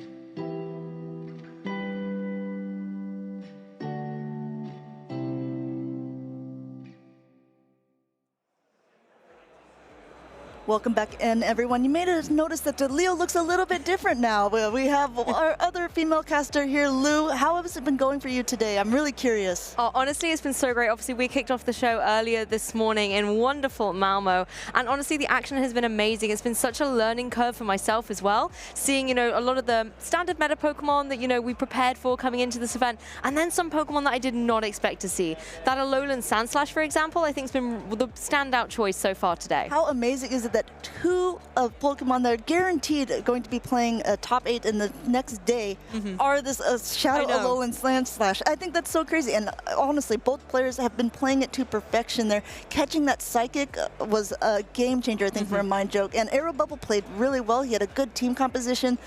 Fortunately, hopefully he'll still be in the losers bracket. We'll have to see how he's doing after a while. Yeah, that's the thing. I always look forward, particularly in tomorrow's broadcast, when you kind of take a deeper look at the losers bracket and see which players are going to make that run through as well. And it's that kind of grit and determination that I think is such an amazing thing to see in our Pokemon trainers, because it's not just about the games in front of you, it's about the end game that you have to visualize as well. And the players who were able to make it through after that one loss, I think just have so much pressure on their shoulders, and to come through that is always amazing to see. I think that's sometimes especially true when you maybe lose earlier on in the day, not only because there's just more pressure, losing one more and then you're out, it's because you have so many more games as well, right? So if you're in the losers bracket, you're playing a lot more matches than the people who are in the winners. I mean, that's one advantage. just don't lose. Yeah, exactly. Just keep winning and everything will be fine. Follow us for more life hacks. Well, we've actually, instead of life hacks, we've actually got some really cool life moments, I suppose, with some really cool pictures that we took through Pokemon Go with AR. I mean, this one absolutely cracks me up. It's wonderful. Look at Bulbasaur's little face. Oh, this is actually one of our producers for the Pokemon Play thing. So you can go ahead and give us compliments when we're doing something good, and if something looks bad, we'll just go ahead and blame Derek, right? 100%. That's always the strategy. And I think he knows it, judging by his facial expression here. He's a little bit angry with us already. Meanwhile, Bulbasaur also doesn't like us attacking his owner. Yeah, Bulbasaur is ready for action here, but I think this is one of the beautiful things that, you know, this game has for the community as well. You can make these wonderful little snapshots and get mementos from wherever you are, whether it's just a kind of go walk that you're doing or here at a regional championships. And speaking of regional championships, I love this one of yourself, Amanda, with Sableye. Look at you and your tea party. Yeah, Sableye is one of my favorite Pokemon. As you can see, it has a best buddy ribbon on it as well, because it is one that I've always tried from the very beginning. It's one that's a little bit harder to get XL candies for. So if you have the best buddy, it boosts it one whole stage. So you might not need those XLs if you're just able to use it as your buddy at that time. So that is a good hint for someone if maybe you're looking to power up your Medicham. Start walking with it as well, so you can get those buddy hearts, you can get those interactions, and make it level 50 a little bit quicker. Yeah, I've seen a lot of those Best Buddy ribbons out on the show today, actually, which has been great to see. And here's a fellow commentator from the video game side of things, David Partington, with his Best Buddy, the Murkrow, and that Shadow Murkrow as well, ready for action. Balancing on his hand there, saying, we take no prisoners. I mean, Murkrow definitely on the video game side of things does take no prisoners, using haze to reset the battlefield. It's definitely the nemesis of the big fish Dondozo, but not seeing any of those, of course, on the Pokemon Go side of things, but lovely to see little Murkrow here. Yeah, we actually don't see much Honchkrow either. We have another one of the video game casters. He specifically requested that it was a shiny Kingdra, so I had to search through my Pokédex for it, but I love this as well, saying, don't spit on me here, come on. We're friends. Yeah, stay calm, Kingdra, it's all okay. This is Charlie, and also a fun fact about Charlie, he was an extra in the Harry Potter movies. Yes, I love these little bits of trivia, and to connect into that, I remember I actually auditioned for one of the characters in the Harry Potter movies. Oh my goodness. Turns out I can't act, but you know, I looked the part, and I think I will let the audience guess which character inevitably... I'm already excited to hear more about this offstage. It could have been. This is a fun one. I guess it's a little nod to the Norwegian-Swedish community. These are friends and teammates with a little bit of their signature Pokemon, their mascot here. We have a giant Snover. I didn't think he was actually that big, but he's taking up a lot of room on the couch with these other Pokemon players who have been seen so far in this tournament. Yes, and you can't really rule out Little Snover because particularly when it evolves and it becomes that Abomasnow, it is huge and ferocious to deal with. And we've seen quite a few of them in the tournament, right? I believe this Snover who's sitting next to Biblicious, Biblicious said he has it on his team. Yes, exciting to be said. And actually this morning on the couch when we were talking about maybe hot, spicy picks to bring in, I think it was mentioned that you should bring Abomasnow because, you know, we're here in Sweden and it would be kind of that home advantage. And we did see it actually win on the broadcast against a Shadow Charizard of all things. I know, that was quite insane. I think that's one of the things when Abomasnow, it gets its moves a little bit quicker, and since Shadow Charizard is not very bulky, it really can't take more than one of those weather balls, and meanwhile it still needs to charge up to that blast burn.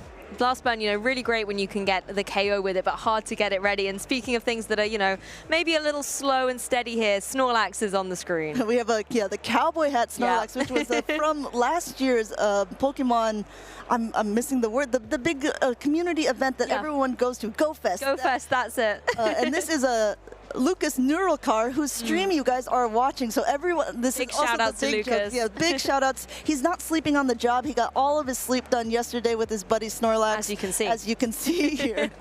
Yeah, this is actually in our little kind of caster content creator area that is going on here at Malmö, which is a lovely part of the tournament experience here. A lot of the content creators can come and film cool content, including Snorlax, who you know is the best content creator around. I've heard that there's actually what they call bounties out on a couple people as well. So you can challenge some content creators in their specific game, and if you win, you can get some TCG booster packs. There's a wheel you spin as well. I think there's certain names in TCG and VGC that you have to battle. Okay. And then if you beat them in the main competition, you get to go spin the wheel, and there's a multitude of different prizes. All right, I'm going to have to try to find one when my break is up, because I'm going to win some prizes here. I got to spin that wheel. You've got a reputation to uphold here, Amanda. You've got to be the #1 caster here, getting all of those KOs, taking all those bounties. So we have just been informed that there's actually going to be a rematch on that very last matchup. For those of you who didn't see it, it was very close, down to the wire, between Arsenio and Zephy Mastics. The judges have looked over everything and decided that a rematch is warranted. So we have both players on the screen again. Arsenio on the left-hand side versus Zephy Mastics on the right. I mean, Zephy's a player I've had the pleasure of being able to interview twice today alone, and he is certainly feeling unstoppable at the minute, very, very confident. And I asked him if there are any players that he was, you know, worried to face, and he kind of said, you know, I'm feeling that this is the day when no one is going to stand in my way. I'm going to be a really formidable threat. So I'm really looking forward to seeing how he's going to be able to go in this particular match. I was very impressed with that play as well, because I was saying it when I was watching and casting over the matches. He played against an opponent who had an Obstacoon, and the Obstacoon just looked so good against Zephy's team that I was like, I'm very interested to see how he's going to play around it. And he played around it really beautifully. On the flip side here, we don't have the teams up right now, but the Gliscor on Zephy's side has no ice types on Arsenio's side, so I think we're going to see it almost every game. Yeah, the Gliscor's been a really key choice, and it's nice to see him having such great success with it as well, a little bit more of a unique pick. But you're right, if you have those kind of type advantages, you need to be able to steamroll with them in order to get the KOs. These are quick games after all. They are quick. We see a Sableye Shadow against that Shadow Abomasnow as well. Again, those 20% more damages being effective right away against each other, seeing how these two players like to play it out. Already out of Weather Ball, charging up a little bit extra, throwing right before the foul play goes through, winning a charge attack priority. Yeah, the Abomasnow just getting the edge here, going to be able to fire off at the very first charged attack here. Does good damage into that Sableye, but foul play is ready to go as well. Instead, I think you want the power gem possibly, but no, foul play is going to be the move choice here. Going into that Abomasnow that's wisely, I think, going for the shield. Yes, it looks like both players are determined to at least get a shield off of each other here, dealing some heavy damage back and forth. An aggressive, almost farm down, only to be met by one of Abomasnow's hardest counters in that Registeel and immediately be swapped out into that Gliscor. And this is where the Gliscor has a moment to shine. You know, getting a powerful Earthquake or something down into that opposing Registeel is certainly going to hurt. Zap Cannon is going to be first to move though, however, connecting down into it. So not very effective, but still does a huge chunk of damage. Yes, already at that Earthquake, throwing immediately Zephy, not wasting any time because, again, with the potential attack debuff, he doesn't want that. He wants it fully loaded. Arsenio calling it here and putting up his shield there, only to be met with, I assume, another Zap Cannon. Yeah, it's there, ready to go. Zap Cannon's going to come out and connect, and even if you use the shield, you have to worry, like you said, about that attack drop that you might get. The shield is going to be here so that the Gliscor is able to survive through, and it does get the attack drop. That's not what Gliscor wants at all. Yeah, but will it be enough at this stage? We have to remember, this brings it down to almost regular damage. The Shadow's doing so much more, and this Earthquake is super effective against the Steel-type Registeel. Connecting, still able to take it out, and now in comes the Noctowl. Again, this is an attack debuff, so it's not going to be doing that much damage, but still chipping away at the Pokemon that are left on the field. Yeah, and getting the KO on the Registeel is critical. You can see how little it's doing to the Noctowl, so I think it's wise seeing the switch in here, bringing that Lantern in. It's going to be that Water Gun Lantern. Water Gun Lantern does not fare as well against Noctowl. It will now be a little bit more of a bait-dependent matchup. Already at the Shadow Ball here from Arsenio's side, which is the heavier hitting move, the thing you want to be throwing at the Lantern. Now Zephy almost up to a Thunderbolt and throwing straight away. Will Arsenio be able to call another bait, or does he think this is the real move? There we go. We're going to see the shield come through. Not going to have to take any damage from that Thunderbolt. Really wise there to keep Noctowl in the game at this point. Just getting his energy up here, and Shadow Ball is ready to go for some big damage. This is a very, very intense matchup. There are still 3 Pokemon left on Zephy Mastics' side here. Meanwhile, Arsenio has a very low health Sableye left. It looks like it probably only can be used as a sacrificial swap at this point. Not even able to get to it at the Surf going through, which should be enough at this range to knock that Noctowl out. Yeah, and there we go. Noctowl is out of here. Lantern being able to survive that Shadow Ball, I think, was really critical as well, and gets the knockout there. Yeah, Arsenio not super happy with the way that one turned out for himself, but Zephy staying in this, now tied up 1-1. Again, if you guys are just tuning in, these are the winners finals for day 1, so whoever wins this matchup has a guaranteed spot on day 2. Exactly. There's so much to play for. It's not only been an intense day of Pokemon action from the beginning, but like you mentioned, this is the kind of those winners final stakes. Things are a lot more intense. You do not at this point want to drop down to the losers bracket and kind of break your momentum. Yep, neither one of these players have lost to any opponents yet in the tournament so far. And again, like, I've been liking these. So far, they've all pretty much come down to this decisive game 3. And that's what we're here for, right? We're seeing these very high competitive battles. We have to also remember, Arsenio has been a day 2 competitor on a couple other regionals, and Zephy Mastics made it qualified for Worlds last year in Bremen. Exactly. Lots of accomplishments across both these players, and I think both kind of fan favorites as well coming into this. We know particularly the French community is behind Arsenio as well, you know, really cheering him on, and then Zephy again has a lot of support here. A lot of people very happy to see him on broadcast, including Leo as well. I believe they're from very similar locations, so good to have that local support as well. I know that the Zephy came in from Germany with basically a carload of friends, and I believe it was pretty much the same as well for the French player Arsenio, and also Arsenio's brother was in the crowd. You could see him cheering, standing up for him when he won the last round. Hey, that's fantastic. And that's what I love so much about the Pokemon community in general, that camaraderie and team spirit. And at the end of the day, when you're on the stream stage as well, that can be quite an intimidating thing. Of course. And to know that you've got people not only, you know, on the stream and broadcast rooting for you, but literally in the audience, you can hear them cheering and calling your name. I think that really does give you that confidence you need. Speaking of confidence, though, like you said, I was listening to your interview with Zephy, and I have to say he does have this confidence about him. But I was talking to Arsenio earlier, and he said, you know what, this is my time. He's been fairly confident in each of these regionals so far, and he, like I said, he's a very good competitor. He's someone that we played against a lot in the grassroots tournaments, and he is a recognized name in the community. Yeah, so actually, if both these players feel like they are on their A game and that this is their event, then this match really is such a pinnacle of the tournament so far. To be able to have two players so confident and really well demonstrating their skills as well to be testament to that confidence, I think shows what potential this Game 3 has in store for us. I also like that at least I've been, I said earlier, 80% of Alolan Ninetales are going to be Powder Snow. I only saw one charm so far, and I've also been pretty good on these predictions overall of like the Obstagoon coming in and the Gliscor coming in. So, all right, I also feel like I am on my A game. That's why you're the expert here, Amanda, and I am literally taking notes all day long, being able to kind of see how you as a Pokemon Go commentator as well have been able to kind of flourish and give all this great insight as well. You're getting good records with these predictions. Keep them going. Keep them going. At least an 80%. That's my goal to keep. I think you've smashed and surpassed that at this point.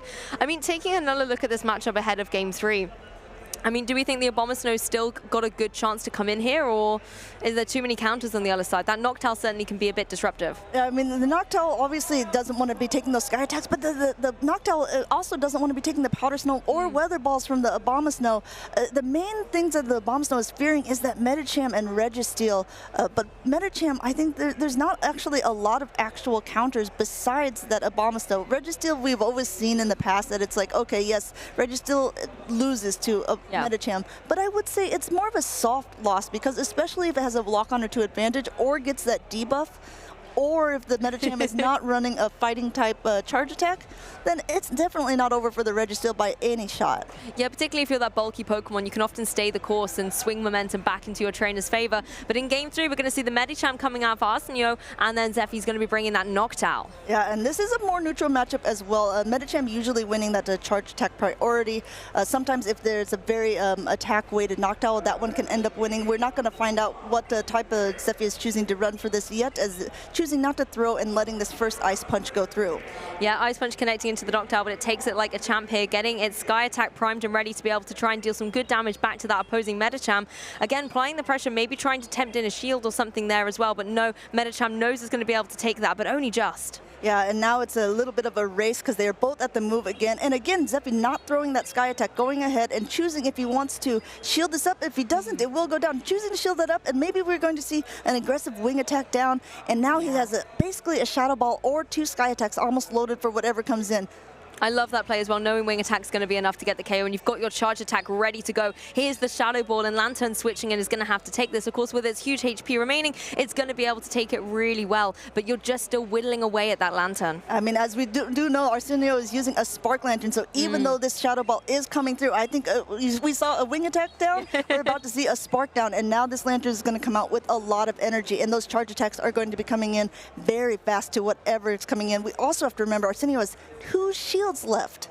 Well, it only takes one spark to start the fire, and that's really what this Lantern's trying to do here to get the win for its trainer. Sableye joining the action, though, however, is going to have to face down against the Surf, though, coming through from the Lantern. It's really getting these charge attacks ready very quickly. Yes, already at another Surf, should he choose to employ it yet, going ahead and going for that Thunderbolt right at the same time as the foul play goes through. And now we have to decide, are you going to use a shield here to get your move off? And no, he's choosing to let that go down. Yep, just letting it drop, and now all eyes really are on this Registeel here. For Arsenio trying to pilot through. He's going for that lock-on, just trying to get the energy up and try and go for something like the Zap Cannon and get that drop. But foul play is going to come out from the Sableye. This is a difficult position because Arsenio does not know what's in the back for Zephy Mastics here. It looks like he's appropriately saving his shields because the lock-ons aren't doing anything, but that Focus Blast would hurt the Registeel very badly. Zephy Mastics choosing to shield up this last move, which should be a good indication to Arsenio that whatever's in the back is weak to this Registeel.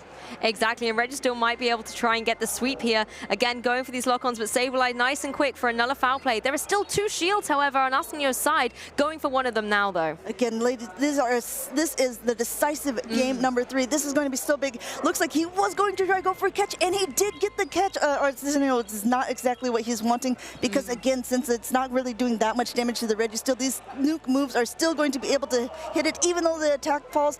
It is at a range where the Focus Blast will still be enough to take it out. Yeah, that's the thing. And we see Focus Blast coming out from Arsenio a little bit faster here. No Protect Shields remaining on Zephy's side. Yeah, this should be enough to knock out the Registeel, but how much energy is left on the Sableye? That is the real question here. Already past a foul play. He needs to get to 2 because there is still a shield left in play, but will he be able to get to 2 beforehand? The first one goes off. Arsenio is shaking his head. No, he shields it up. Will he be able to get to this next one beforehand, or will that charge attack priority go through? I think a lock-on did go through. Is he at it? He is at it, but he loses that charge attack priority. Little Sableye, the superhero, coming through once again here for Zephy, going to be able to take the knockout against this Registeel. I mean, it was a tall order for Registeel to do. I know it's bulky, but in the face of Sableye, it just could not get that final KO. I mean, I think that was really well played by both the players here. I think the major thing that helped Zephy there was that wonderful catch at the end, moving in his Registeel, almost using that as a sacrificial swap for that Zap Cannon, because obviously, if you're a Registeel, you don't want to be throwing a Focus Blast at the Sableye because that's resisted. Exactly. And that's the thing, you know, going for those moves and catching those switches is such a critical part of Pokemon Go, and Zephy was just able to make that switch perfectly. Yeah, really well played, and also to be down at the beginning, you know, you lose the first round, then you're a little bit nervous, right? Because you know, oh man, only one more loss and I am out. But Zephy able to be calm and composed and ended up basically reverse sweeping this and taking it in the end. It's really impressive, but don't count Arsenio out yet, because again, this is a double elimination. He is just now in the loser's bracket and can still claw his way to day 2. That's the thing, you know, one loss is fine. You can keep winning through. You just don't need to take that second one. But I'm sure it's not the last. We'll see him on the broadcast maybe a little bit later on throughout the weekend. We'll be able to feature him and kind of keep an eye on how his progress is going. This will unfortunately be the last that you'll see of me of the broadcast though today, because this has been my last cast for this round. We're doing this rotating pairs. I hope you guys have been enjoying it. We've kind of outfit to modeling for all of us together. You guys can also let us know in the chat what pairs you really like to see together. Maybe we'll take into consideration for day 2 as well. It's always good feedback for us as well. You can also tell me how much you love or hate the cat puns that I've been doing. I think if anyone has anything bad to say about them, they should walk away from the keyboard, because I have been here for it. Oh, I love it. You got to close them out with the good ones here.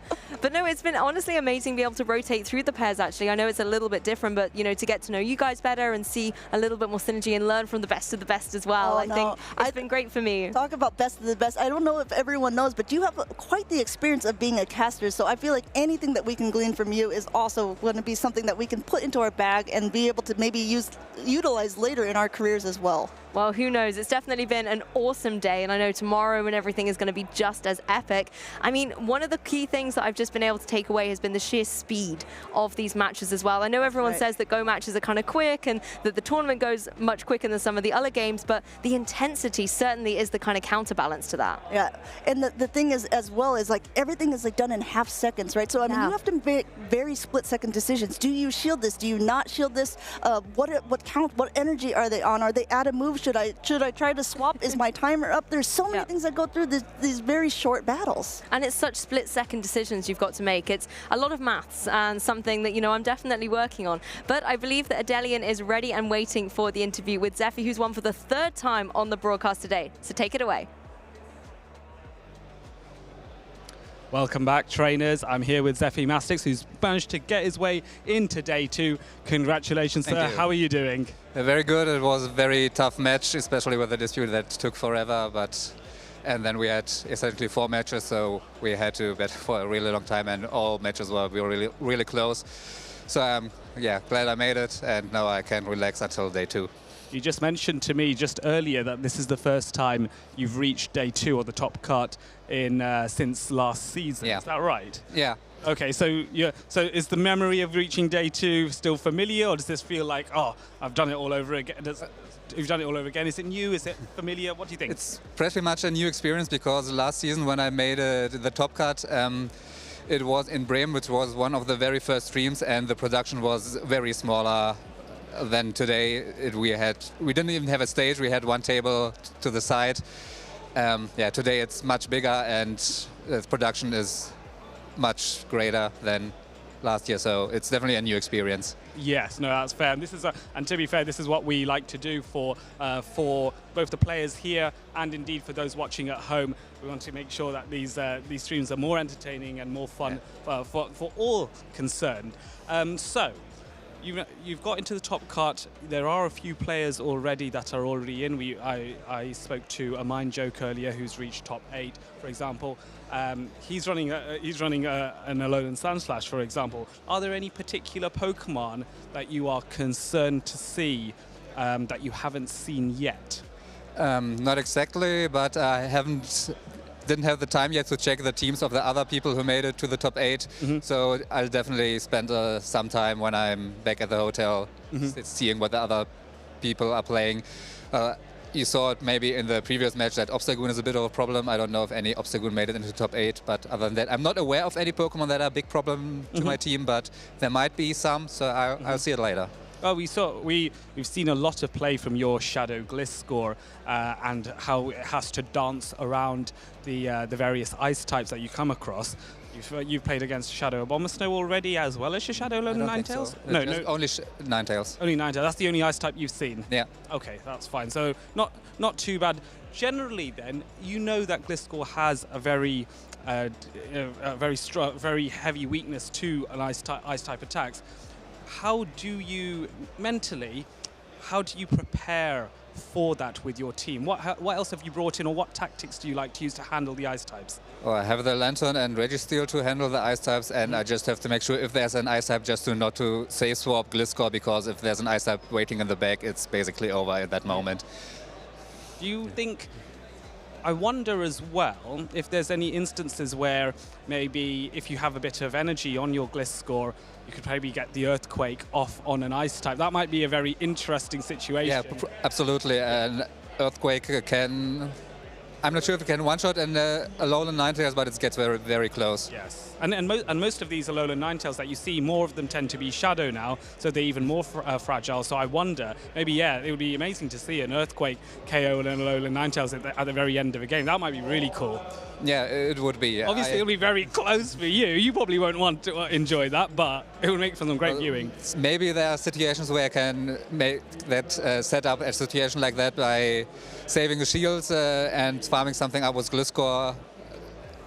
Sometimes I see maybe there's a team comms where I see a situation where I can make it happen. Yes. Then I'll try, of course. Yes, and we'll be there, like screaming with joy, going, "Wow, this is going to be amazing!" So, day 2 means you're one step closer to a World Championship invite in Yokohama. Have you been to Japan yet? No, that's experience I'm aiming for, so I'll try my best tomorrow to make it. Yes, no, fingers crossed for you. I'm very excited to see how far you get. Hopefully, all the way get that World's invite. Now, the one final thing that pops to mind then. Let's talk about by the time the World Championships come about in August, there is likely to be a certain adjustment potentially to the meta for Open Great League. Is there anything you would like to see changed or something new come in? Any particular moves on new Pokemon, for example, or adjustments to moves? Not maybe for the meta. I'm not sure what I would like. Some shake-ups would be nice, but what I personally would like to see, because I have a very good shiny one, would be counter on Lady Anne. It would be very interesting. It wouldn't be a topic, but it would be fun to play, I'm sure of it. Yes, I'm sure there would be some meta, because we think actually it's a very good point, because with Ladian with a hypothetical counter, Ladian's big fear is like the rock types and the steel types, and counter would actually be quite handy there. So I do like that, and I think in the main series games, so in the video games, Ladian can run counter if memory serves. Yeah. I'll probably have to check and research that now. It can run counter, that's why I'm asking. I wouldn't ask for moves that aren't in the game. I know it learns counter. That's fair. But how experienced are you with the video games before Pokemon Go? I haven't played really competitively, but in Generation 6 was the last time I played around a bit with online tournaments, and I didn't get into the real competitive stuff, but I was doing okay. But all the things that changed in the meta, new mon, new moves, new abilities, haven't spent much time researching it, and if I would try, I would probably get beaten up by everyone who really spends time on it. Yeah, you're gonna stick to Pokemon Go. Yeah. That's fair enough. Well, congratulations once again. We're gonna head back to the casters, and good luck to the remaining battlers. Welcome back. We've kicked Amanda out. I'm back in. So, regarding the rematch that we have just seen, there was a situation in the end for anyone who hasn't really seen it, where Zephy Mastics was supposed to get to a move, but there was apparently a 1.5 second delay. So actually a move that should have come off to win a matchup didn't come off, and that's why they rematched. You know, sometimes there are issues, you can't do anything about it. Sometimes it's the connection or anything else, basically. And yeah, that's Pokemon sometimes. It happens. I always blame a little Pikachu maybe chewing a wire or something and causing a little bit of disruption. But let's not delay any longer, because we have our next match ready and waiting for you on the stage. Yes, Danki Chan versus Biblicious. And that is a fantastic matchup as well. And we also are going to see another Alolan Sandslash. I love this. Honestly, I came into this tournament being like all about Shadow Swampert, and now I'm all about this Shadow Alolan Sandslash. And this is, of course, the last match we're actually going to be able to feature in today's broadcast. Oh, good point. Completely forgot about that, yes.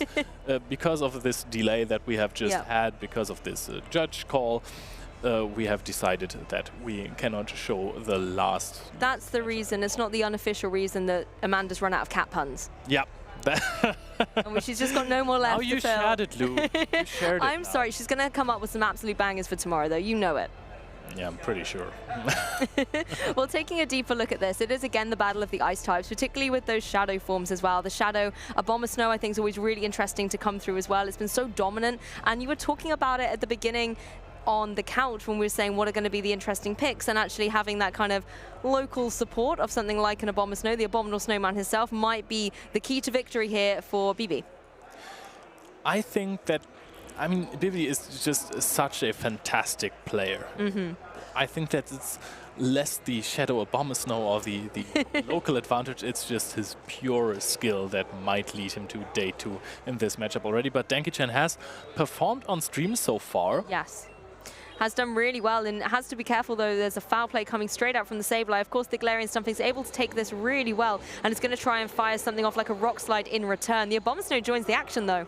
And that I find really odd. Okay, yes, Mud Shots are not going to deal any damage to this Abomasnow, but we are already at 2 Rock Slides even before we are reaching the first Weather Ball, so this would take out. We have to invest a shield here, and that for a switch in, that is a kind of an interesting play.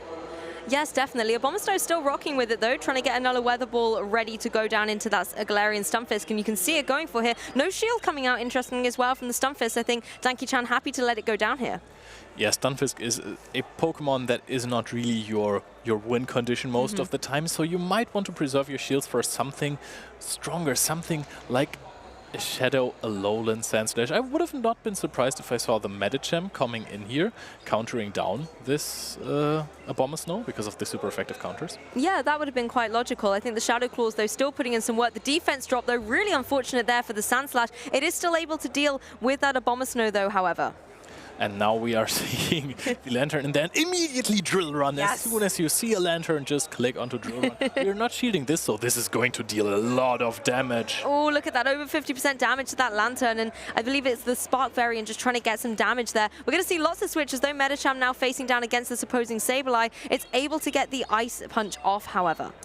Yeah, this is not the best matchup for Medicham because counters are resisted, and honestly, those Shadow Claws deal so much damage. You can just look at how it's chipping away on the Medicham.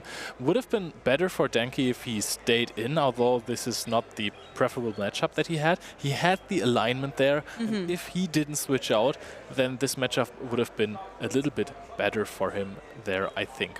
Well, we're going to see an immediate shield here, knowing another foul play is coming in the way of that Medicham here. I think, you know, just going through these shields again shows the pressure that Sableye has on the field. The Shadow Claw is doing so much damage as well. It's going to be another Ice Punch here. BB only has 1 shield remaining. Not going to be using it on the Sableye, though, maybe preserving it a little bit later on for the Lantern.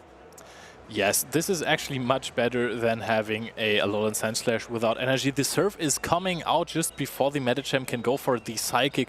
Should have thrown maybe an Ice Punch just so another Ice Punch from the Alolan Sandslash can do the trick, but we are outpacing towards the Surf. We are throwing it. This is a low HP Lantern, but it has a shield.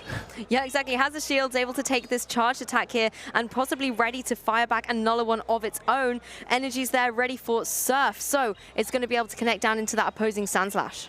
Yeah, Sand Slash wasn't really... I want to call it Ice Slash, basically. Ice Slash, Yeah, that can be a new named coin for it. But Lantern able to get the knockout, meaning BB's going to take game 1 here. Yes, BB well deserved. So this was a really strong performance. Nothing too crazy happened in this game. There weren't like the craziest catches, but it's sometimes also just really nice and interesting to see how players just play out their advantages. Yes, and I think as well, you know, making sure the Sableye was in a position where it could apply a lot of pressure to that Medicham. The Shadow Claws followed up by those quick foul plays as well. Yep. Just, I think, allowed him to get a lot of momentum and just, you know, render the Medicham in a really difficult spot. Like you were saying, the counters aren't going to be dealing any damage really in comparison to those Shadow Claws. And if you've already, you know, done your switch, you have to wait for that timer to reset. And that just means that Medicham's kind of a sitting duck at that point. Yeah, I would have liked to see Medicham countering down the Shadow Abomasnow just to generate some more energy. However, if the Sableye comes in there, you would have to switch out, and then you would have the Alolan Sand Slash versus Lantern all over again. So actually the alignment wasn't in Danki Chan's favor. I think, I don't think that the counters would have really done too much to help him there. The energy was much better preserved on the Sand Slash. Oh, hey! Arceus Aurelius in the crowd being really high. Everyone just loves to be on camera. I love this about the community as well. Yes. Everyone's just having so much fun. They certainly are. And the one thing I've loved is every single time I've come out the stream area, these Go seats are completely filled. Yeah. It's the hottest seats in the arena right now because everybody wants to be center stage supporting these trainers. And I think that's one of the lovely things that you've got, that camaraderie. But we're jumping into game 2. It's going to be Noctowl versus Medicham. Yes, the Sableye was immediately switched out. Of course, fighting type versus a flying type is not the best thing you want to have. However, it is still a lot better than having those Shadow Claws not dealing anything to the Noctowl. Yes, we're going to see a very early shield here onto that opposing Medicham here. Noctowl just doing what it does best, going for those wing attacks, trying to get some energy up. But we're going to see a switch, and it's going to be the Medicham catching this Ice Punch. A nice adjustment here from Danki Chan. Yeah, if Biblicious went for the Psychic, this would have been much better for him. However, Ice Punch, of course, is a better move in the matchup versus Noctowl. So great catch from Danki Chan. On a good way to take game 2. Yes, exactly, getting a little bit more momentum. You are going to have to take one of these Psychics, though. This time it is going to be able to find its mark. Not a nice punch going down into the Medicham, but then Medicham on Danki Chan's able to retaliate with a Psychic as well. And looking at the low HP on BB's own Medicham here, it looks like it's going to be able to almost get that knockout. Yeah, we are actually going to another Ice Punch. Can we reach the Psychic? They're almost the energy stored for it. Another Ice Punch from Danki Chan's Medicham is going to connect onto the Sableye, but this barely just tickles the Sableye. Exactly, minimal damage onto it. You can see how well it's able to take that. And the Shadow Claws, of course, just going to be able to deal with the knockout onto that Medicham, forcing Danki Chan to bring one of these remaining Pokemon in from the back. So Danki Chan with the shield advantage. Now in a favorable matchup right here, the foul play is being thrown. Yes, and Noctowl obviously quite happy to be down against this opposing Sableye here. It's going to be able to, you know, get some of those fast attacks down and just start going for something like a Shadow Ball. And this Shadow Ball is at least almost going to take out the Sableye. I think at this range it is, yes, not quite going to take it out. One more wing attack, which is more energy. Exactly, you know, just not only getting a KO, but a little bit of energy for the end game in those charged attacks, I think does again show just how powerful Noctowl is, that it has so much flexibility and synergy across its moves. We're going to see the Galarian Stunfisk join the field though, however, it wants to be able to get one of those Earthquakes up nice and fast to be able to hit that Lantern. And that is one of the most uncomfortable matchups that I think there are in GBL in Pokemon Go, because do you hit the Earthquake? Or do you not connect with the Earthquake? Is this a bait? Biblicious is absolutely sure that this is not a bait and is instantly shielding the Earthquake correctly so. Yes, making note of those counts as well, you know, really knowing where on the position Danki Chan's going to be with this Stunfisk. There's going to be a shield as well from the Stunfisk. Doesn't want to take another one of those surfs. We saw it take the first one really well, but it's still super effective damage, and you want to make sure your Stunfisk is able to apply pressure to that Lantern. It's going to be having to shield again in the face of a surf. And I think now it's going to come down to a catch, to be honest, because if this Earthquake that is going to be fired off soon is... Oh, the Earthquake! Medicham jumps in to take the Earthquake. What a fantastic switch from BB. Wow, he got the perfect spot there. Now this Lantern is of course going to outpace the Galarian Stunfisk of Danki Chan, but we're seeing a counter catch! The surf is going to connect. It is a critical undercharge by Biblicious, so this will not take out the Noctowl. We are going to get some more sparks in, but maybe we're going to reach a Shadow Ball, and a Rock Slide can help there. Let's have a look. Noctowl able to go for that Shadow Ball. What an amazing turn of events. Quick changes from both of these players trying to gain that momentum. Yes, but I think that Lantern is going to be able to spark down the Noctowl and immediately go for a Surf there versus the Rock Slide. Charge, attack, priority event. The Surf is going to connect. There is a high chance that this is going to take out the Stunfisk. But if it doesn't, it connects and it takes out the Galarian Stunfisk. Biblicious 2-0 and advances to day 2. What a fantastic victory there for the little Lantern. Being able to get the big KO with that Surf. What an intense way to finish out the broadcast, Leo. Yes, absolutely. You could see Adelian totally happy about how this game turned out. What a fantastic match. What, 2 great catches in a row. That was fantastic. Of course, for Danki Chan, it was a little unfortunate because the catch did not have quite the result because of the fast thinking of Biblicious to critically undercharge this Surf. Exactly, and I think that's such a hype moment as well. And of course, BB being one of the players that we've kind of highlighted to watch out for a little bit on the broadcast as well, we've been able to get to know. I think it's been really nice to showcase exactly why he is a player whose name you should know when watching the Go broadcasts. Yeah, he has been he is qualified for Worlds already, 2nd place at a regional in North America. A fantastic player, and just I love it when people showcase their knowledge in Pokemon Go. Like, you can just see that everything they do in those battles is so smart. Everything was calculated as well. They knew exactly what they needed to do, making that first switch, but then your opponent also makes a fantastic switch in there, taking those powerful charged attacks. I think does just show, you know, again, we've spoken time and time again about the speed that you have to think when playing Pokemon Go. And this does just show what it takes to be great at the game. Yeah, and again, it's also all about, Amanda said this before, chip damage is so important. Critical. Now, just imagine that this Noctowl had taken like 1 more counter before, then this would have been 1 less spark for the Lantern after undercharging the Surf, and it wouldn't have been at the Surf when the Galarian Stunfisk came in to take a Rock Slide and then just lose there. We see this across in VGC as well, where it's not just about the turn happening right now, it's about the end game situation as well. You're not only thinking about the turn literally on the field, but maybe 3-4 turns ahead, what Pokemon you need to be in what position. And I think, again, preserving those Pokemon at the right time so they can be in that end game, taking out the Pokemon that threaten that Pokemon you've now got safely in the back, again, does just show how well you can pivot around on Pokemon Go. And it's been an absolute masterclass to see. Yeah, and it's sometimes even you want to have some Pokemon with lower HP on the field, you know? You want your Pokemon to take more damage, so the next Pokemon that will knock yours out gets less farm. It's all of those small little details that make some players so great, so fantastic, and they constantly perform. Yes, they, again, have that consistency, but they also really know the Pokemon so well. Particularly, I guess, the more balanced Pokemon that we see, they know not only what they're capable of on their team, but they know all the sets, all the different kind of counts that you need to be able to calculate. And particularly with that information game you have in Game 1, particularly with Medicham, is it Power-Up Punch and things like that, as soon as you've got that information, adjusting your strategy to counter it, I think is amazing. We saw that actually with the Charm Ninetales earlier as well. It destroyed in Game 1, taking all 3 KOs, and then we didn't see it the rest of the set because the player knew his opponent would be able to adjust for it. Yeah, and now we are going to see if Pokemon like that are going to be even brought tomorrow, because most of the players, or all the players who advanced through the winners bracket, have been on stream. But enough of us, we are going to give it over to Amanda, who is interviewing Biblicious. Thank you, guys. As we wrap up day 1 of the Malmö Regionals, I cannot actually think of a better interviewee than who we just got for this final one, and that is Biblicious. Thank you. Bibi, first, let's just talk through, you said you're already still shaking. Yes. Can we discuss that second matchup, though? That was extremely close with catches on both sides.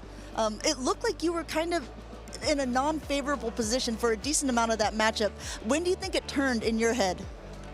Oh, I don't even know if I can recall the game. It's all in the shambles. But I thought when I did the catch, that's when it turned, and then I almost threw it by letting him counter catch. So I thought I lost it until I did the catch, and then it was a very hectic few seconds there. Let's put it that way. That was a fit. Like, was it more on feeling, or were you counting? Like, I mean, that was like you had to be so precise to catch that earthquake on that Metacham that which is so low health. So I knew he was at the earthquake, and I thought he would wait a turn. So then I also waited a turn, and then I went for it. I also tried to CMP and throw the ice punch, which ended up not mattering. But I was just happy to get the catch, and it was a good feeling. Let's put it that way. Yeah, I don't know if you guys can hear anything at all through those headsets, but the crowd just went wild when you caught, really? And then also when Danki Chan had that counter catch on the surf, everyone went just as wild. I mean, I think it was one of the best games I think that you could end one of these regionals on. I was not sure how much HP the Noctowl had. I just knew it was pretty low, and I knew that I needed the extra energy. So I was just hoping that it would be enough for me to farm it down and get enough to throw another surf, and luckily I managed to do just that. And congratulations on it. You have officially made day 2. Yes. You've only been in 2 Play Pokemon tournaments so far, correct? That is correct. And you have made day 2 on both of these days. How confident are you about being one of the best battlers in the world? Well, I wouldn't say that, but I am very happy to be here. I'm happy that the first time wasn't a fluke, and I feel like I can feel good about myself at this point. So it's nice. So we briefly talked about this earlier when you and I had a conversation, but now you can really say, because you've played a tournament in both the US where Biblicious has qualified for Worlds already, and also now you've qualified for day 2 in Malmö. Have you noticed a difference in any of the play styles or like the Pokemon that are being run, or anything specific that you say, yes, I can tell that I'm definitely in Europe, or this seems like a North America competition? I think they're pretty similar. Yeah. It's also, I've played only 4 games, I think, today, and it's a pretty small span to like make. Yeah, it turns out if you don't lose, you only have to play 4 matches, right? Yes, apparently so, yes. Yeah. So is there anyone or anything, we already talked about it a little bit before, people you were fearing playing, now it looks like you for sure made day 2. Are you analyzing the different movesets, the different players that you'll be playing against tomorrow? Yes, there will be some research going on tonight for sure, and I'm very happy that I managed to win this game, because I very narrowly managed to beat Stone Collection before, and I saw that whoever lost this game would have to face him again, and I wouldn't want to do that again. So I'm happy I got through in this way and manner. Okay, so then I have one last question for you. Like I said, you have already qualified for Worlds, but it was a 2nd place qualification. That's correct. Tomorrow, are you going for number 1? Are you going for that travel incentive as well? That's why I'm here. Excellent. All right, that's what we want to hear. And are you going to do it? I will do my best, and by that I mean yes. Yes, I will. Well, you heard it here first, guys. Biblicious going ahead and taking the thing tomorrow. The other competitors don't even need to play. But in the meantime, we're going to kick it back to the casters. It's been a wonderful first day in Malmö, and don't forget to tune in tomorrow, because that's when the action is really starting to happen. Yeah, the Pokemon Go action will continue tomorrow, where we will be crowning our regional champion here in Malmö. We've already whittled the competition down. You know, a lot of players have been knocked out due to that double elimination bracket, and this is the penultimate chance they have in Europe. It's the last regional. There is a special event later on in Italy, but these are very limited spots for the World Championship qualification. Yes, and tomorrow we will, of course, advance from top 8 to top 6 basically, and then top 4, and all the good stuff. We are going to show a grand finals, maybe a bracket reset, so who knows? You can't miss anything from this point on. Tomorrow we're going to show every single match, and we are going to start our broadcast from 8:45 a.m. It's AM, yes, right? yes, not in the evening, in the morning. You know, get a good night's sleep, and then we'll be here from 8:45 with the Pokemon action hopefully starting at 9 o'clock. Yeah, talking about a good night, you have seen city footage from Malmö in the morning. You have seen some from midday, but have you seen Malmö at night? Both of us wish you a nice evening. You can turn over to the other Pokemon regional that is right now happening in North America. Yes, at Hartford. Yes, and yeah, we're just gonna say see you tomorrow, I guess, right? Yep, see you then.